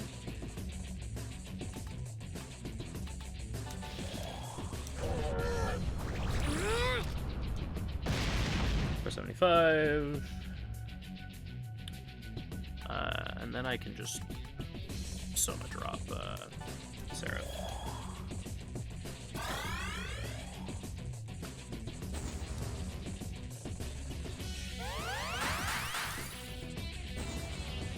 Okay, starting at -1. This is a thing he can do that's really rude, is he can just toss debilitates out whenever. Yeah. It especially becomes a problem if he debilitates you a bunch and then locks you down with either ailments or, like, killing you or something like that, because then it can be very hard to recover. We do have... Yeah, like, Seraph getting charmed sucks. It's just gonna slow us down, and we need to get our buffs up. And of course, the less buffs you have, that means you're less likely to dodge, or you take more damage. It's all just really bad. And this would be Temptation. I like keeping track of my turns by saying what he would be doing in other phases.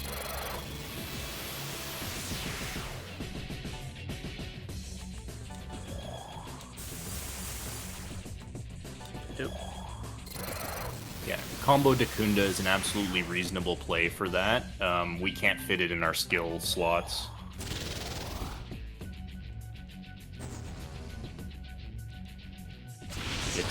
It would be a luxury that we don't have.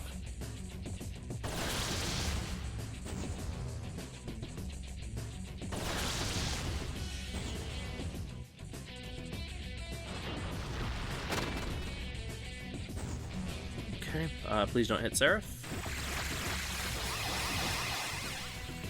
Darn it. Yeah, the one big downside with using Fizz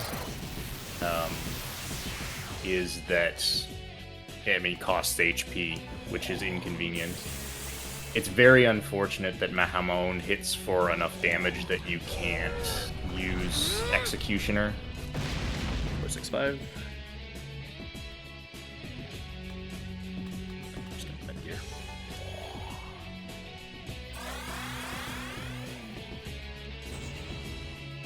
Alright, we are at +3. This is turn 3. That's really not good. Yeah, that's very obnoxious.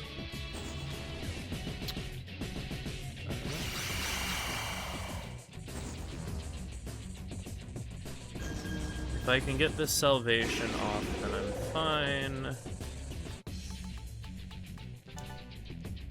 Turn loss, that's... do...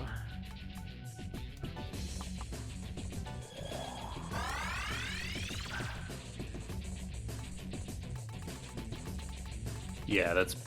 You're basically forced to... Yeah, Panacea, Void Death. Yeah, thankfully you didn't take very much damage, so you don't need to heal. He actually did 0 damage to me that turn, I'm pretty sure. And again, thankfully we're in phase 1, and his likelihood of actually killing someone in phase 1 is very low. Oh, and he didn't... That too, so we are sitting pretty.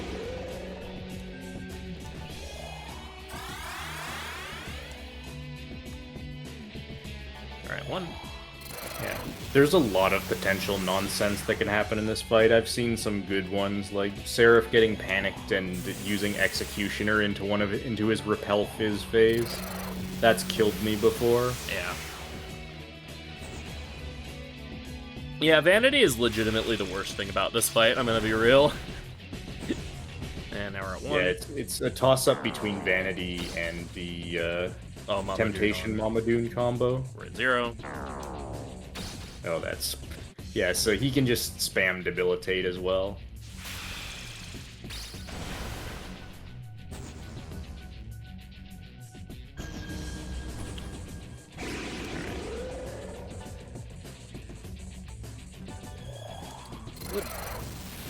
Well, Executioner is not almighty, it's just physical. 1. We're at 2. If it was almighty, you could not use it in this fight. Satan takes half damage from almighty attacks.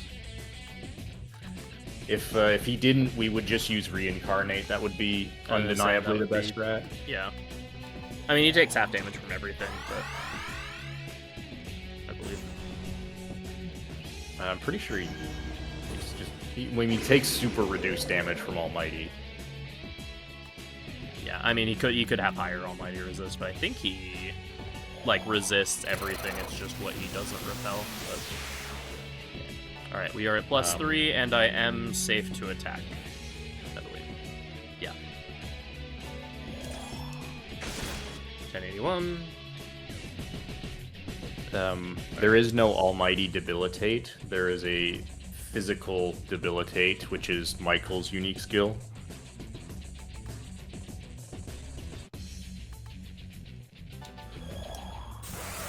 Yeah.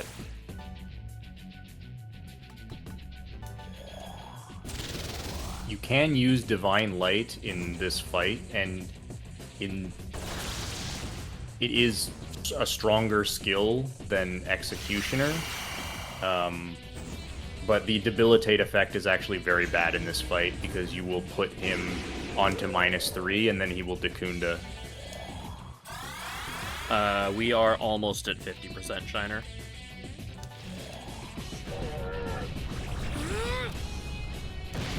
Uh, 492. This is the last turn of the cycle, right? I believe so, yeah. Okay. Because a crit here pushes, so we'll... 1083. Did not push, that means we have to wait a while. I mean, you don't have to push on a Dekaja turn, but... yeah, that's true. You just have to Void Charm ahead of time. It just kind of sucks to do that. Yeah. You're basically giving him a free cast of Temptation. Alright, starting -1.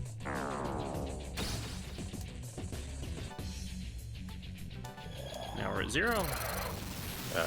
I don't know what Satan's Almighty Resist is. I just know he resists a lot. He takes very little damage from Almighty skills. We're at 1. I should throw Soma.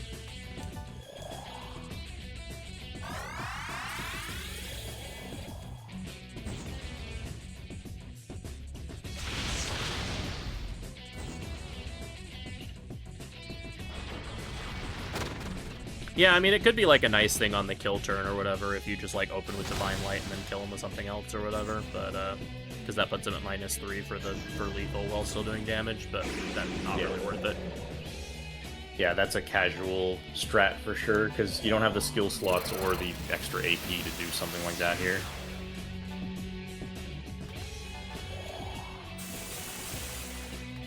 Three.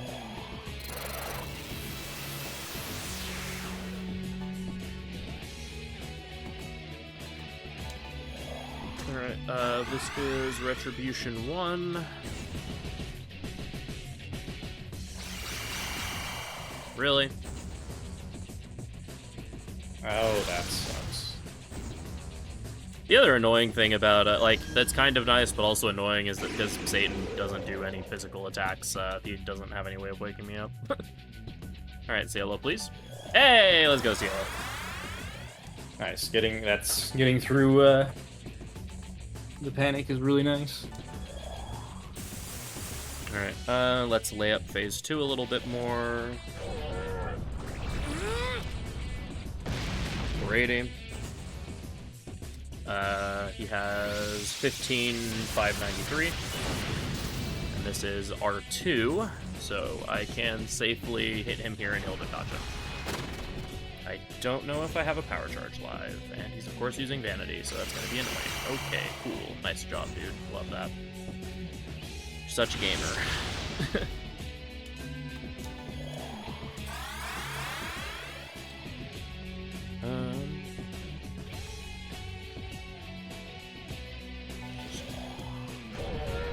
This will put him right at the cusp. 475. Do I have a power charge live? I didn't. Okay. Oh, I'll just hit him next round and just prep for the temptation. Yeah, as long as he gives you a decent turn 2, that's what I would go for. That Vanity's fine. Yeah, if Vanity doesn't impair Seraph's ability to act, then it's completely fine.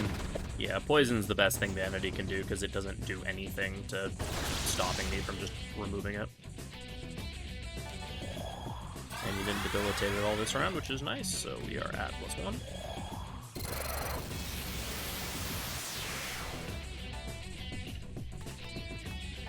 Here's my Void Death. We're at +2.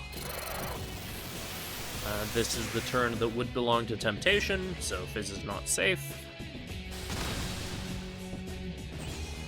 We are at +1.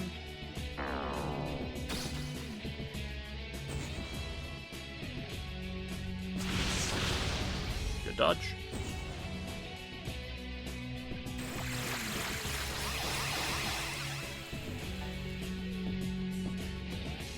We are at +2.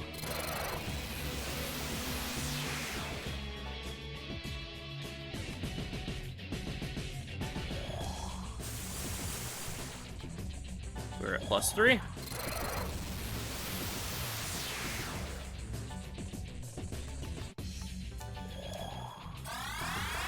This turn would be Retribution number 1.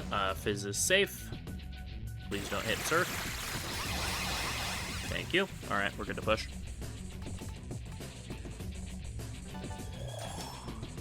Alright, we are in phase 2.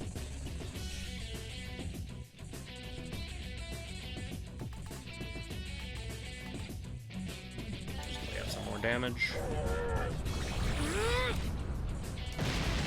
475. I have to use Void Charm this turn because he's going to Temptation my face. My health's actually fine. I can do another seismic shot. 470. Here's Temptation. Boop.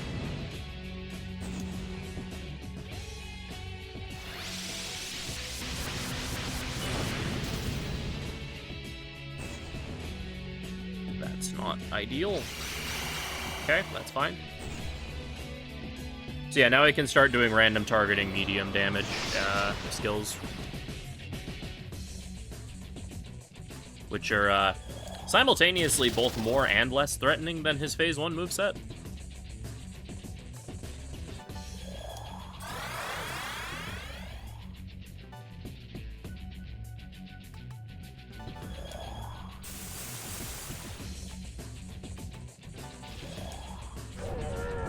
It's less overall damage, but it can hit a few more times. For 63. Yeah, except I don't know if his resist everything is a natural, is like he just naturally has such high defenses that he resists everything, or if it's actually like an innate resistance. Alright, now I have to use Void Charm on the first move of every turn. So we are at +1. I put up Void Charm. We are at +2. I Soma drop Seraph to get my HP and MP back.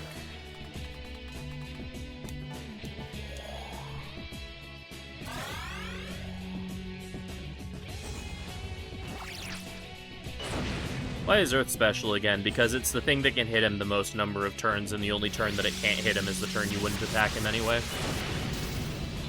Good dodge. Now we are at +3. I am not safe to Fizz, though. so I can get in a pot shot with Seismic. Also, our Jill's gun combo does the most damage base, aside from Seraph's, but... Seraph's is almighty, so he takes half damage from that. Oh, well then, yeah, Archangels definitely does the most. In that case. Okay, let's... I charged it. Let's just toss a med tool then. Alright, this is what would be Retribution 1, and he's giving me a free turn. Heck yes. Thank you, Satan. Love you, buddy. Hashtag things you only hear in an SMT stream. 1026.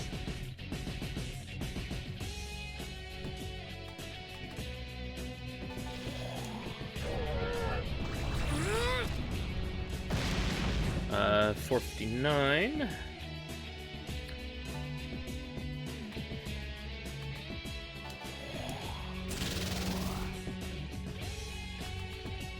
Death.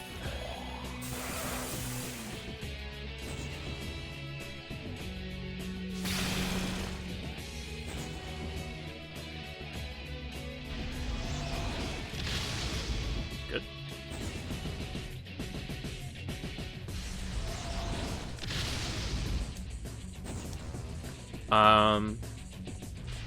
A crit here gives me like a really good layup for phase 3. All right, 2202. I roll crit too. Yeah. He has 8492 by my calculation. That's what I got too. Cool. So let's do 992 to phase 3. Yeah. So let's do Seismic to get him below 8k.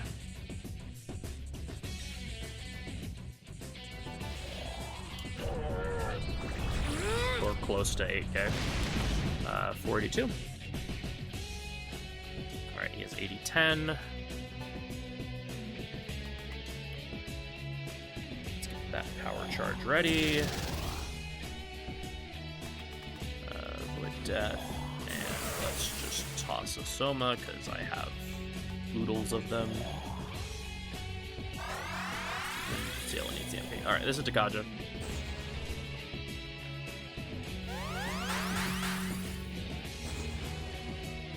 Not a good start. That's fine, though. Good. That's fine in this case.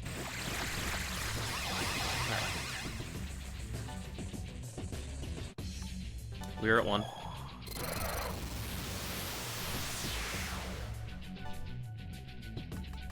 Take this charm. We are 2. Yes, you can. They're not very good.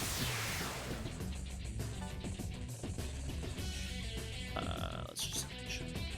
we are at 2Zs. This is Temptation. I want to lay up with one more Seismic. That'll put me like perfect HP. I don't like We're lucky. that. No, it's bad. We are at 1.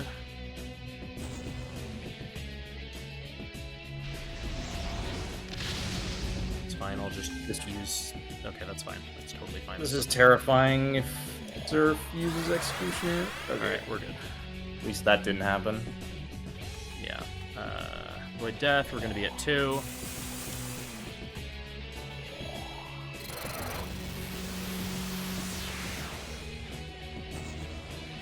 This is Retribution 1.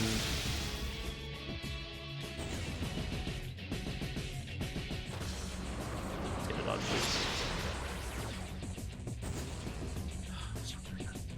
think Vanity means... Nope, it definitely does not. Alright, never mind. I wasn't actually sure how that worked. Oh... okay, that could have been worse. That's still kind of shitty. Yeah!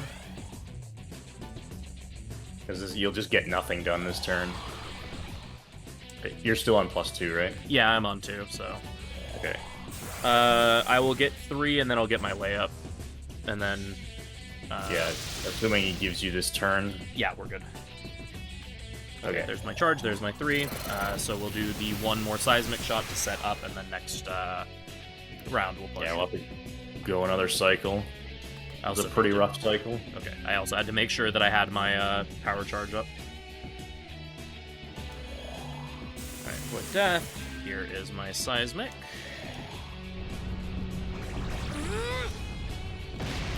$459. Alright, he is 51 HP away from phase 3.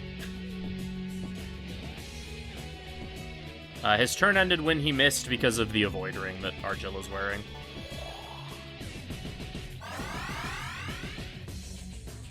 Alright, Dakaja. I just need a safe turn and I can push.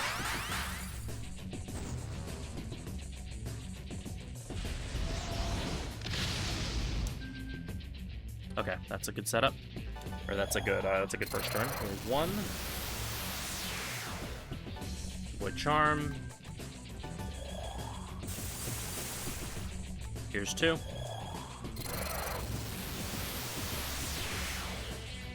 Let's just toss a tool. Alright, Temptation.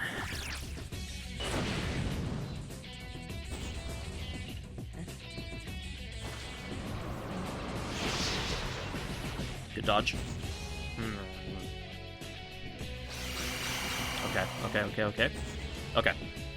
Okay.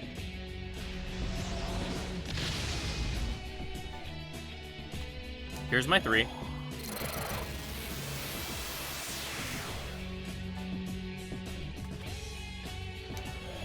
Void Death.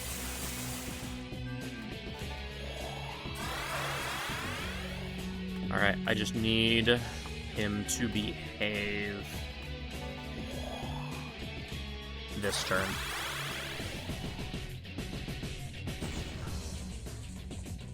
Come on, Argilla. Good dodge, good dodge. I need Seraph to end up with more than 50% HP at the end of this turn.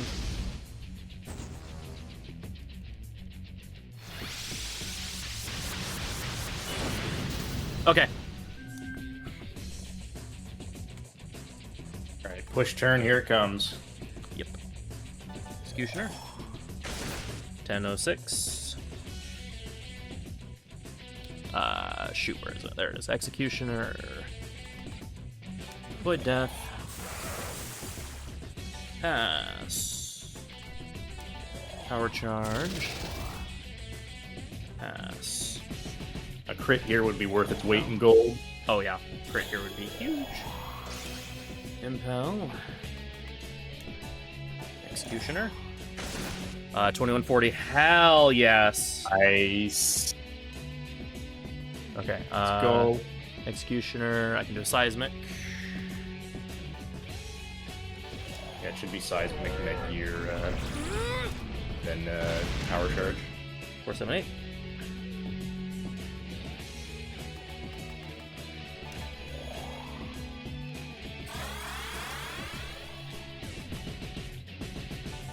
All right, he has 3927 HP left. Pretty solid push. Yep, Cielo dies here, that's fine.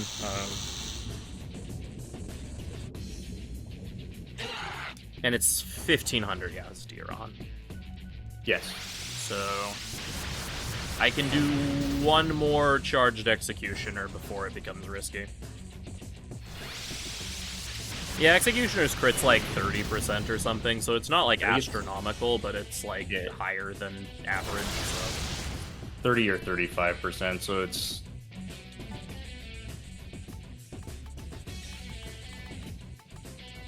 let's see, I do... Yeah, you probably want to just revive here and stabilize for the Dakaja turn. Yeah. You can't do anything aggressive here, it's too risky. Yeah, I agree.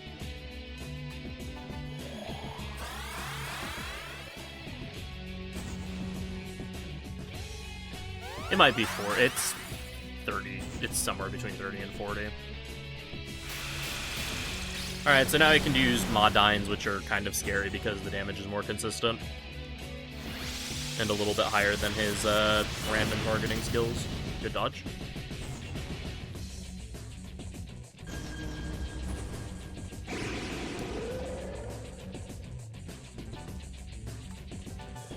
1.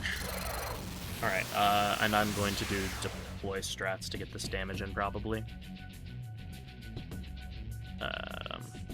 My brain would work. That would be nice. Set up your buff first. Yeah. Oh, yeah. Yeah, I was gonna do the, once I get +3, setup. Okay, yeah, that works. Okay, we're at twosies. Twosies, this is Temptation.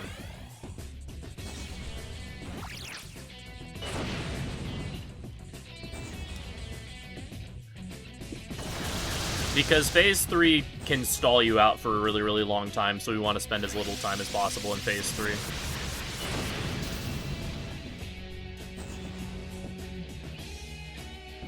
So we push really far into Phase 3 so that we don't have to spend a long time in here. Alright, we are at threesies.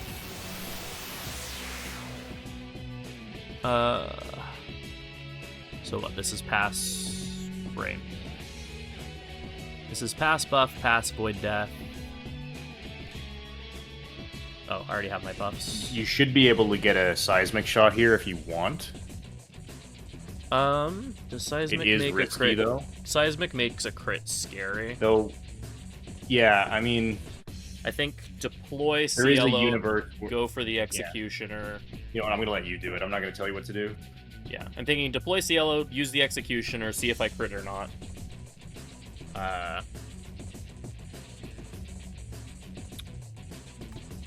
Yeah, let's do that.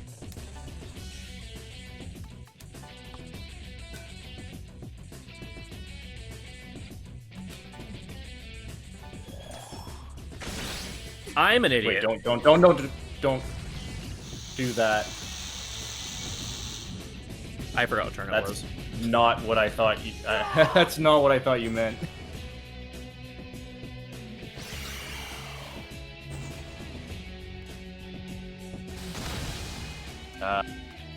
Use Roland strats. Roland strats. So that's deploy Roland. Deploy Roland over Gale of Recarmdra.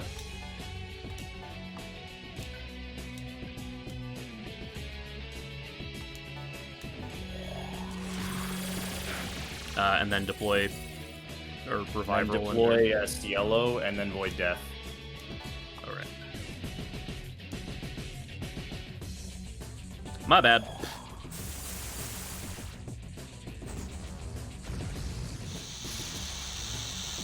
In our darkest hour, he comes to our rescue. Yeah. Thank you, Roland. So you're going into turn 4, I think, yeah. That was the first retribution. Was it? Or no, that was the second. Wait. Yeah. Sorry, that was the second retribution. No, that was the he first. killed. He killed Cielo, or he killed Gale with the first retribution. He just killed Cielo, Okay. So we are going into the last turn. Okay, yeah, we are on turn 4. Yeah, okay, we're where I thought we were. Okay. Okay, we should be fine. Just revive Cielo and stabilize for Dekaja. Yeah, and Argilla has +3, so we're safe. Okay.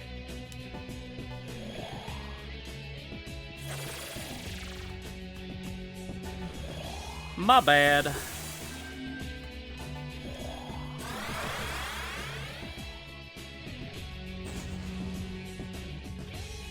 That does mean both Roland and Gale are dead, though.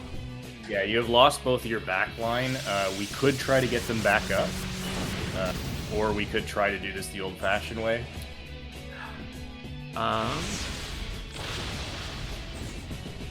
Probably decide based on what he does turn 2. If he gives you freedom in turn 2, you can deploy one and revive them if you have the actions. Oh, this is bad. Yeah. That's very bad. Okay. Let's see. I think we...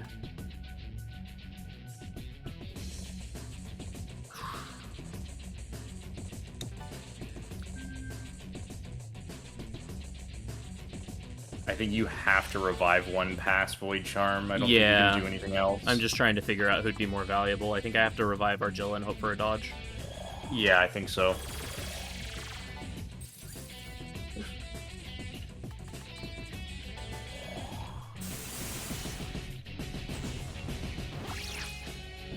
God, I'm so mad I did that.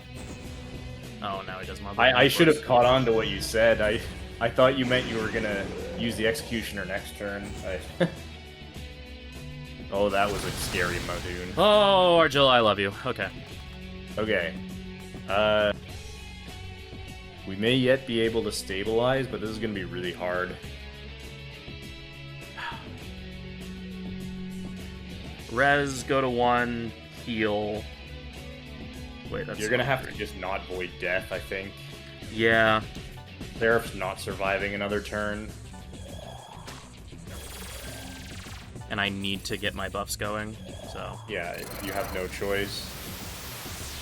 You can only get 1 buff per turn, so he has to not debilitate.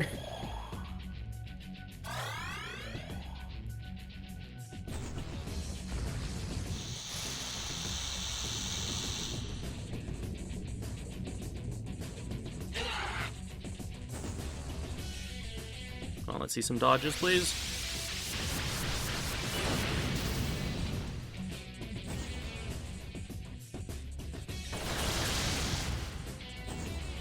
Yeah, the problem, Shiner, is that my HP just wasn't high enough to not die. Yeah, you get a choice between healing or Void Death here. You don't get both. Yeah, and I have to heal again. I'm gonna be here since he's gonna die anyway. Here's doozies.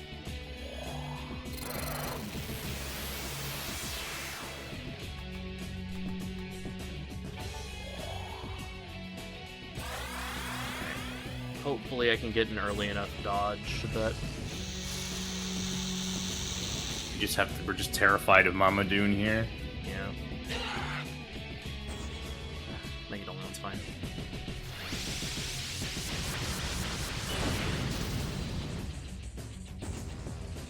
Come on, let's get...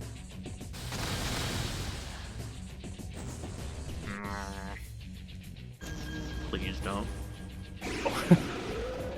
Okay, we're good. Okay. Okay, we made it. We're not quite out of the woods yet, are we? Because we still need 1 buff, so we're still going into the Kaja turn with no Void Death. Right, that's true. We're not stabilized yet. Yeah, we're not quite yet, but we are at least more than we were. Since Roland's dead, we don't have the option to tank God's Breath. Really need someone to dodge.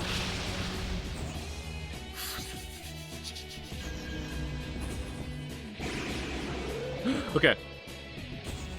Okay, -1, that's fine. It's not a big deal. Everyone lives this turn. Yeah. We're back up. Okay. Okay. We are now stable. Whole backline's dead, but we're stable. I would like to apologize to everyone's hearts for the heart attack I just gave everyone.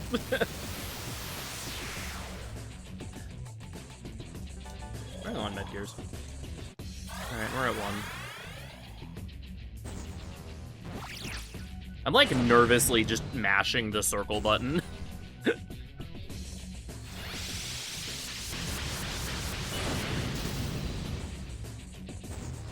I am not listening to Shiner's advice. Of course. Okay, well, we got a dodge. It's not the end of the world. You probably don't have to heal here.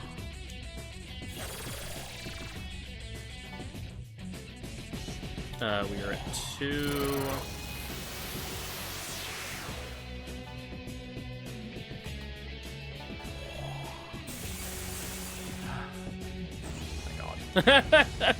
Alright.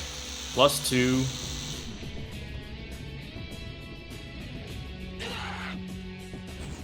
+2. We actually have Void Death up, which is nice.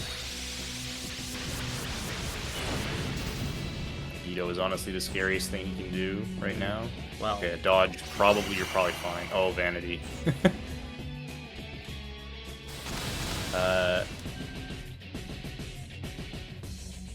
Commute is fine. You'll have to revive Cielo Salvation. Yeah. Unfortunately, you can't get your third buff unless you skip Void Death. I would rather... I can just get it next turn.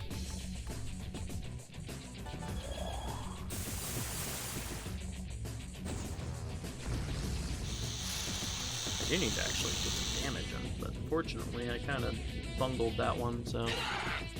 Yeah, losing your whole back line makes it very hard to get anything done.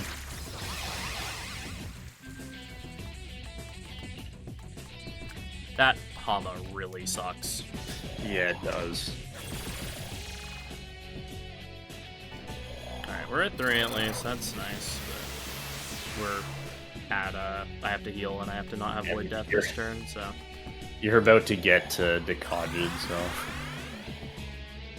Yeah, this is why we, this is exactly the reason why we don't want to be in Phase 3 for very long. And I would not have been in Phase 3 for very long if I had, not done what I did. I misread how the,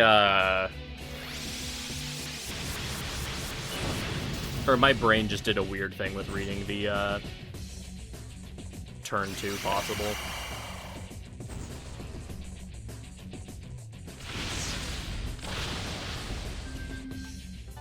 I don't know what it did, but it, like, very much misread it.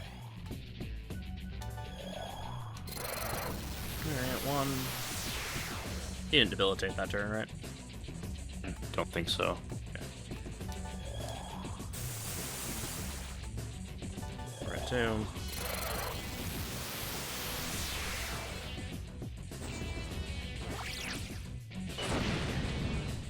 Alright, nothing stupid, please. If he gifts you this turn, then you have some options. Alright, he gave me a turn. Here's 3. So you could choose to deploy someone and revive them. That is an option. Or you could get a power charge up, because you probably lost yours, right? yeah, because And then Sarah killed themselves. And then try to get a power charge up, and then try to find time to get a hit in. It will be hard. You'll have to. It'll have to be a turn when he doesn't hurt you too much. Yeah. Yeah, I'm gonna do the power charge. Then Void Death, Soma, and then we wait. Yeah, we'll go with old school strats. This is simpler.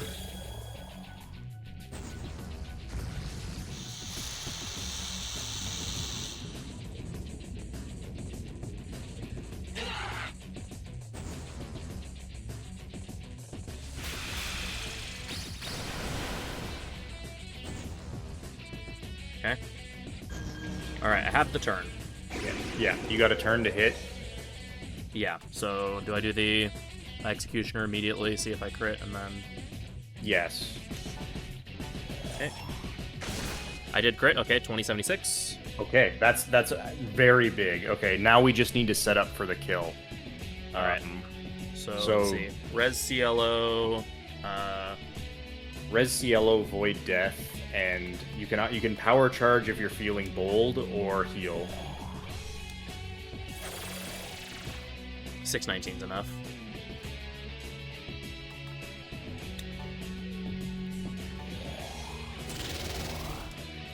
At +3, 619 is fine. It's low, but it's fine. Yeah, it's low. It'll be hard to finish next turn. If he doesn't damage you at all, you can finish this turn.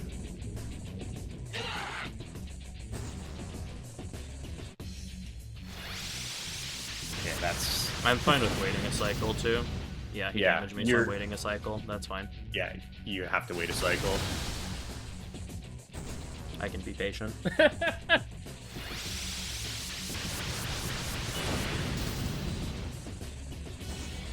Oh, okay. Well, that's fine.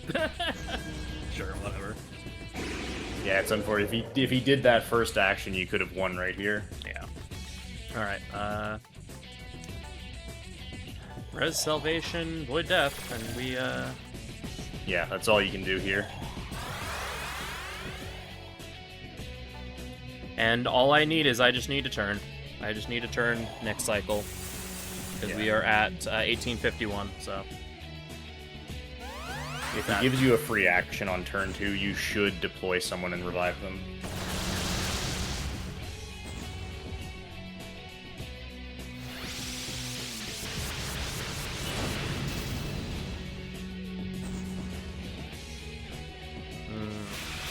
You're making this scary again.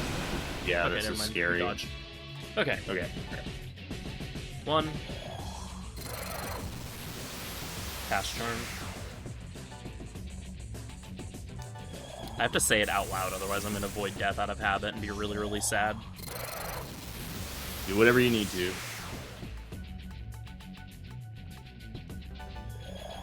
Alright, we're at 2. 2, this is Temptation.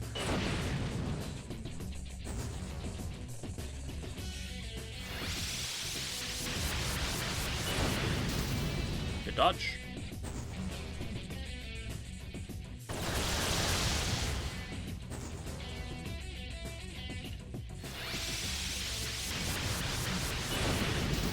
Okay. I can set up. Yeah, okay. So- So get your third buff. Yep. I already have Then, my power charge. Yeah, you already have your power charge, so just deploy someone over Cielo, revive them, and then Void Death. Why do I need to deploy someone? Don't I have was the just turns saying, just otherwise? so you have Cielo in your back line in case Satan does something nasty this turn. I mean, you don't have to if you don't want to. I don't think I'm comfortable with the strat, so... Okay, don't do it. I'm not doubting you, I've never done that, so I don't want to... Based on how my brain has been the fight so far. Okay, and, just double check, yep, we're good, and we are Void Deathed. Alright, here we go.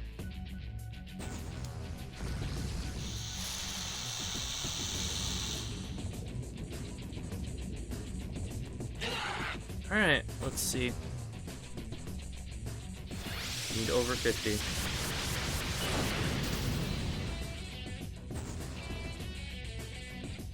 That's not good. That sucks. Yeah.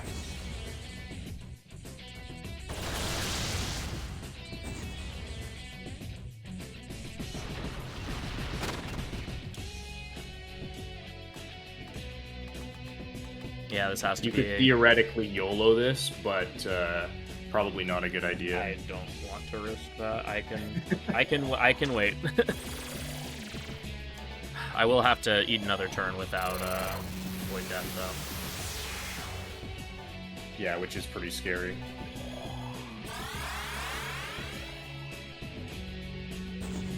Yeah, I just need him to give us a good turn. Like,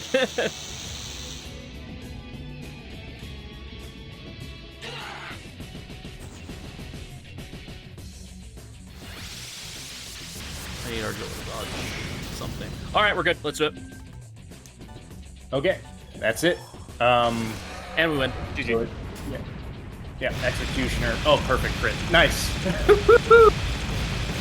Okay. A bit of a mess, but hey, what works works. Yeah, that would have been totally fine with the stupid whatever. It's fine. It's fine. Yeah, this is gonna losing- PB by like 40 minutes. It's fine.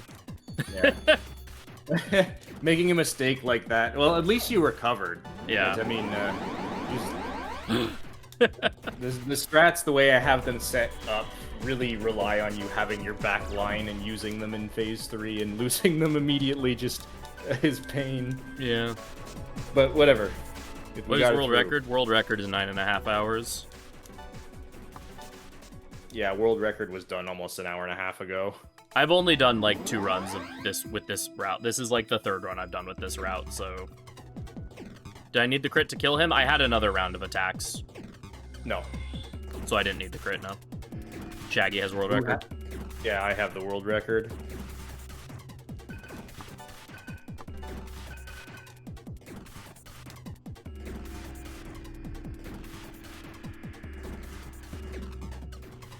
For some reason, I have 10 minutes of time save on this Brahman split, and I'm very concerned about that fact. They died a Brahman or something. Oh, right, I messed up the Fizz strat because I'm bad at it. Just don't even use the Fizz strat. Just use Reincarnate instead if you don't like it. It's Geodyne. brain power. I'll figure it out later. You just put Zeodyne, Elect Boost, Elect Amp, Mind Charge, and then do what you're used to in any percent. Bonus.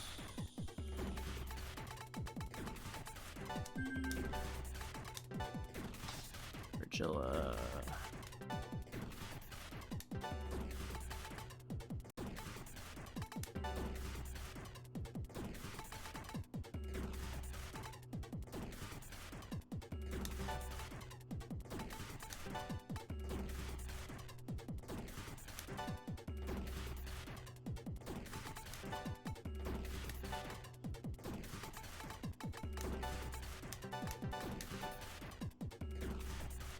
Yeah, there we go. Wait, and you have... Yeah.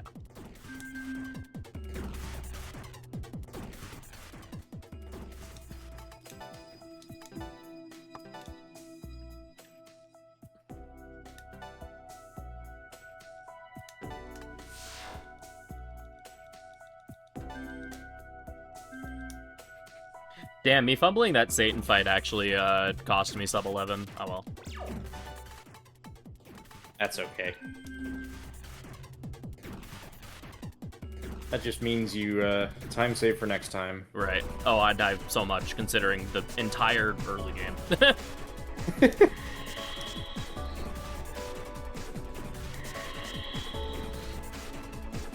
Oh, alright, and I have like this walk to Brahman to like calm my nerves. Yeah, you get to... I remember, like, trying to meditate during this walk to Brahman. Yeah. Yeah, I mean, like, I would love to do more runs of this, I just don't know when I have time to. Maybe during the holidays or something, I don't know. I've committed to maybe doing, like, 50 things during the holidays, so... Rich Ring was fast. Rich Ring was first try. Oh yeah, Rich Ring was super quick. It was just like I died twice in the tutorial area. Yeah. That's kind of... It kind of sucks to have a PV with that when it's like, oh yeah, normally you're doing attempts, you just reset for that stuff. And the run I'm competing against died once in the tutorial area, so I was like, oh yeah, I have like 4 minutes of time save in the first split, and then I died the second time. Plus the second death was like really... I think both deaths were actually like right before save points. Pretty bad deaths, yeah. Yeah. But it is what it is. Like I said, this is still evidently like a 40-minute PB. Yeah. Nobody's gotten through this run without at least one multi-minute death. Yeah, Stoma Spray like just barely works here now. There's still like large enemies can show up and stuff, but most things are repelled after you kill Satan.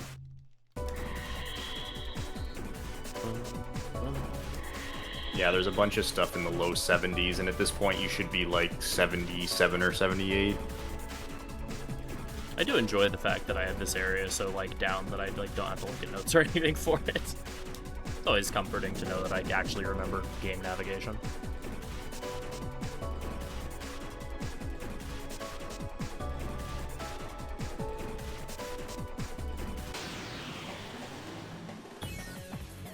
Well, there's an encounter. That's because of Cert. Cert's pretty high level. I think Cert's the highest level normal-sized enemy.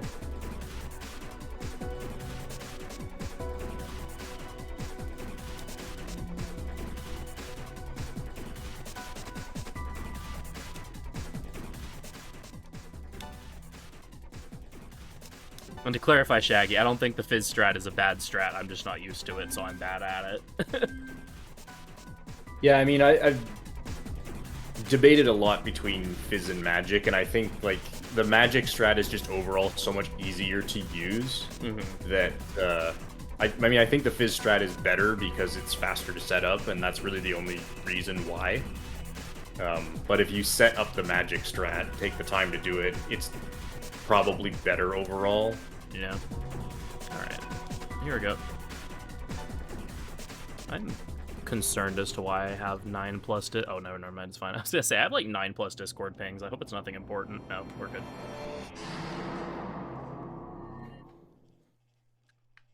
Oh yeah, I'm responsible for stopping the timer.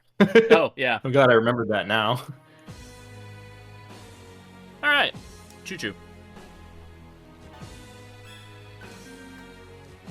So yeah, we're finally completing the story of the game.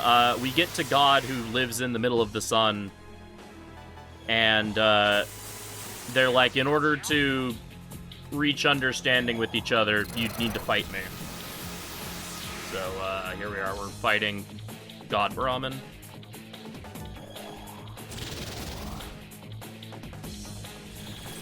My personal favorite Meguro track of all time. So buff and debuff to full, and then we'll just executioner him. I'm gonna turn the music up a little bit and just let y'all jam.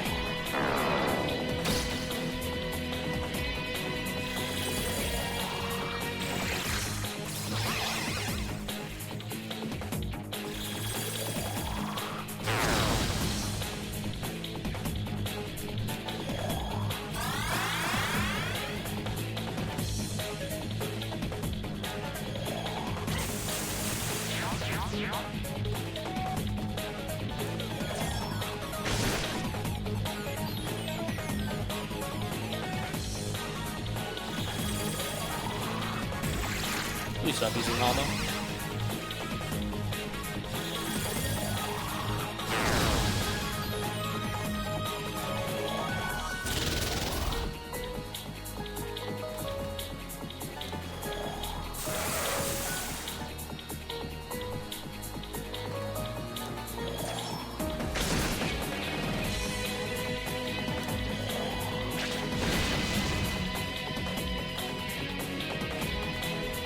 Demon Rage crit.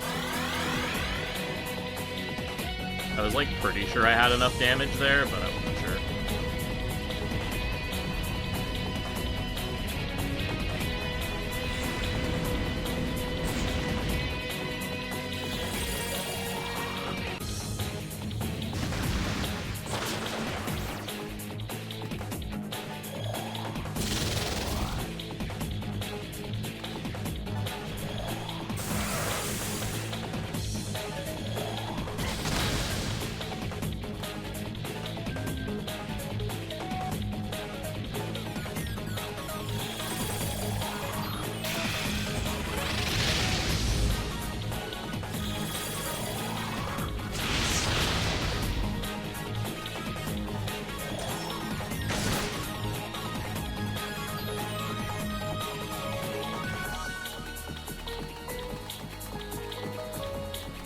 I decided to use the magic mirror, by the way.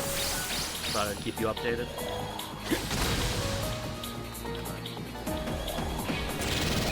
So we made the joke about not knowing which of the magic mirror or Earth Wall I was using. Yeah. Alright, Earth Phase I have to kill in one turn. So, yeah. Yeah, the next 3 phases you have to kill in one turn, because if you leave him on low HP, he can use, what's it called? Eternal Zero, I think? Yeah. Which sets his buffs to maximum and sets your buffs to minimum, which really sucks. Yeah, also this phase like spamming death skills, which is not fun, so we really want to get out of phase, Earth Phase as soon as possible. Each phase has 3,500 HP, except the final phase has like 5.5k or something. Yeah, Man, something a bit more. Save the Impel Stone for the final phase, because you can still one-turn it.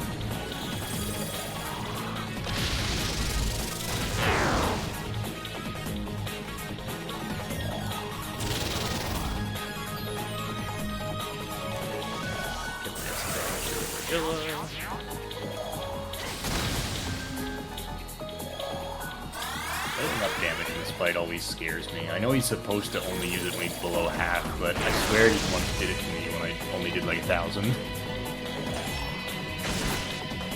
Alright, sure, let's just one-shot the phase, why not? There you go.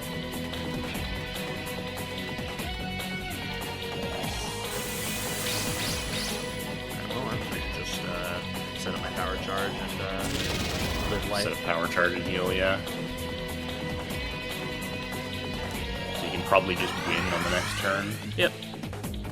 I'll just toss an Augudine for the BM. So the song was called Divine Identity, but the new OST track, the new OST release just calls the song Brahman.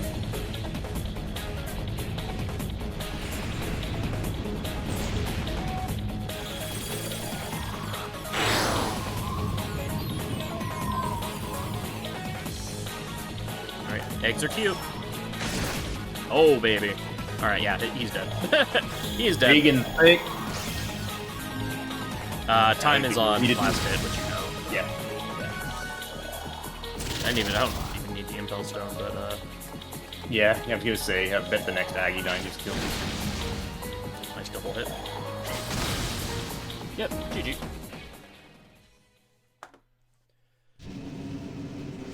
GG. Oh my god. 11:08. Yeah. 11:08:18 is time I have on my splits. I got 11:08:17. Yours is probably more accurate. Yeah. Oh my goodness. Good run. Very entertaining showcase. And hey, you did all the important stuff, right? Yeah, except for almost throw Satan out the window. Okay, yeah, that would have been something. It's a hard fight. It really is not easy, especially doing it in a marathon setting. And like, if it was me, I would have silenced comms and not looked at chat. I can't do that fight the way you do it. Yeah, I just difference in how our brains work. I have to like talk and be doing stuff, otherwise my brain just like starts freaking out or whatever. Ugh. Yeah, yeah, that would have been sub 11 without that throw, but whatever, it's fine. That's still a PB by 37 minutes.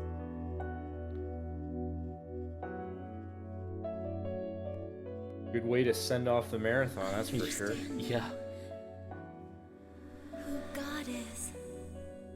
Oh my goodness. Exists. Thank you all for the GGs, I really appreciate it. I am you. You are me. But yeah, that's the end of the marathon. I will, I can Is myself. say my piece and then give us an outro while we're watching the ending.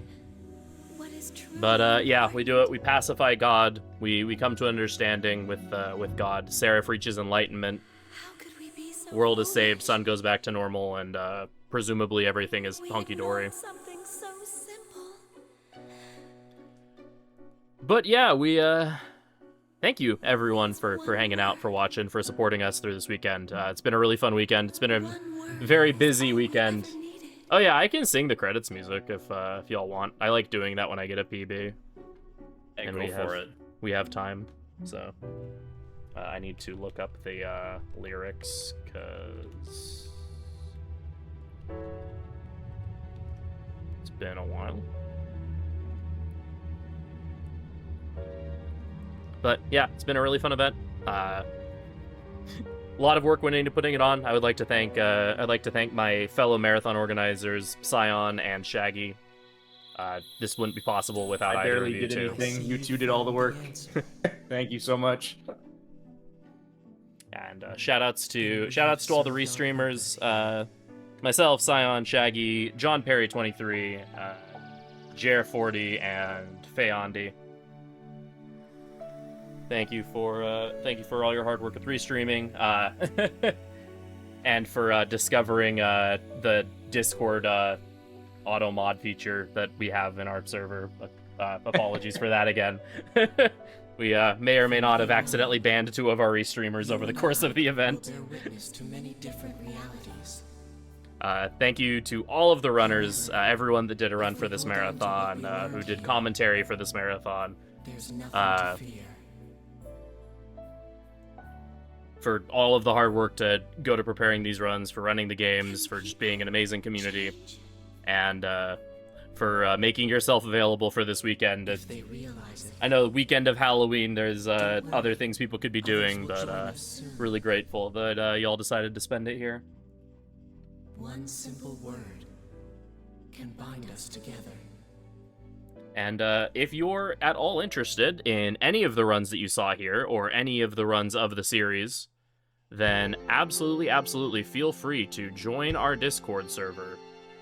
The SMT Persona Speedrunning Discord. We are always happy to have people. Here is the invite link in chat.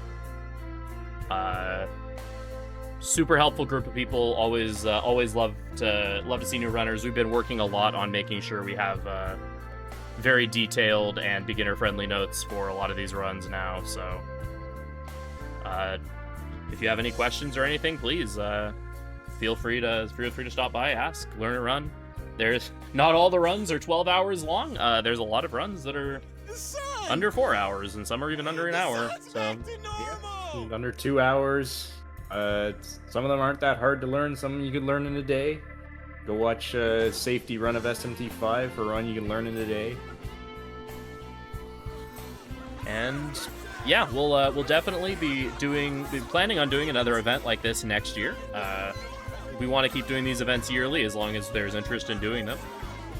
And potentially we might do something over the summer. This last summer we did a full Persona series relay race during the month of June. And so it's possible that maybe during the summer, allowing, we might do something. Maybe not. We'll see. But stay tuned. And if you want updates, then you can also find them in the community server. You have anything you'd like to say, Shaggy? Hurry up, Gale. No, I think you covered everything. Yes. Thanks to everyone for all your hard work, and I pray that these children, I'm proud to be part of this community. Share their names with you. And yeah, I hope we see new members come and join us. Don't worry, Fred. And yeah, I'll see you next year. Otherwise, yeah.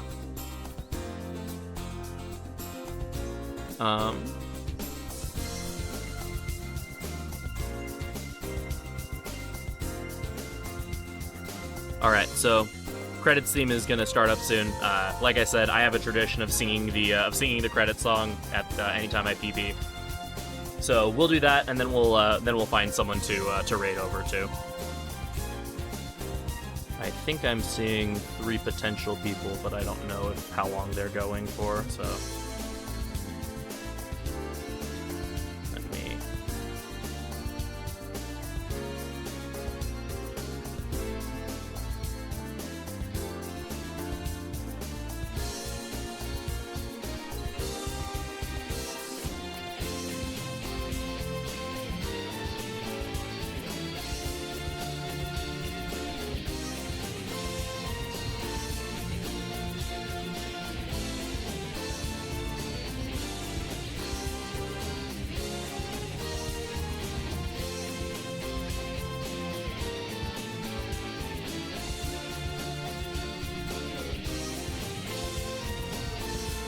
Oh, I'm doing it in my octave.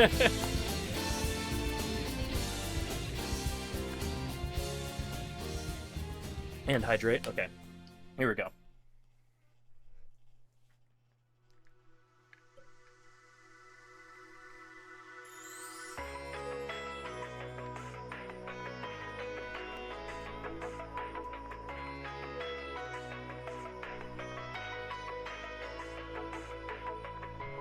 Na oboeteru himitsu no hako 今不意に思い出して恋を抱きしめて歩く川沿いの道会いたい桜咲くこの場所で舞い上がれこの空に溢れる想い涙になる会えない今どこで笑ってるあなたへと届けたい抱えきれずしまったあの日あの想い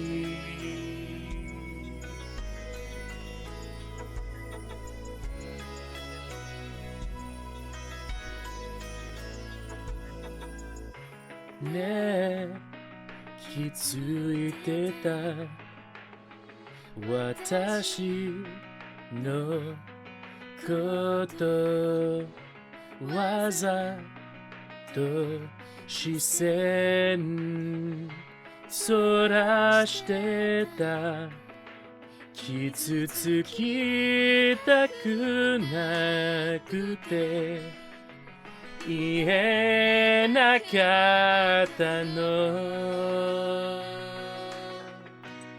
好きだよその言葉今ここで伝えたい打ち明けたい桃色の魔法消える前に会えたい今すぐここに来て抱きしめてほしいよ迷い込んでしまった募るこの想い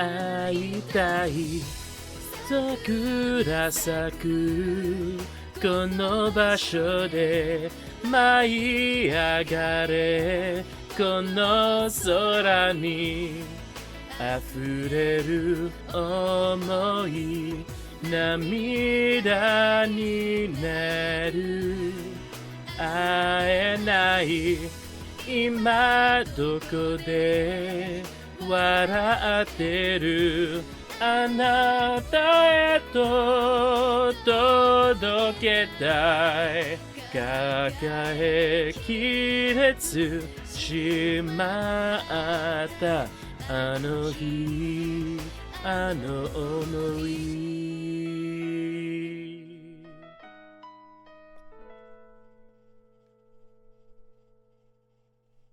Thank you once again everyone for hanging out. It's been good having you here.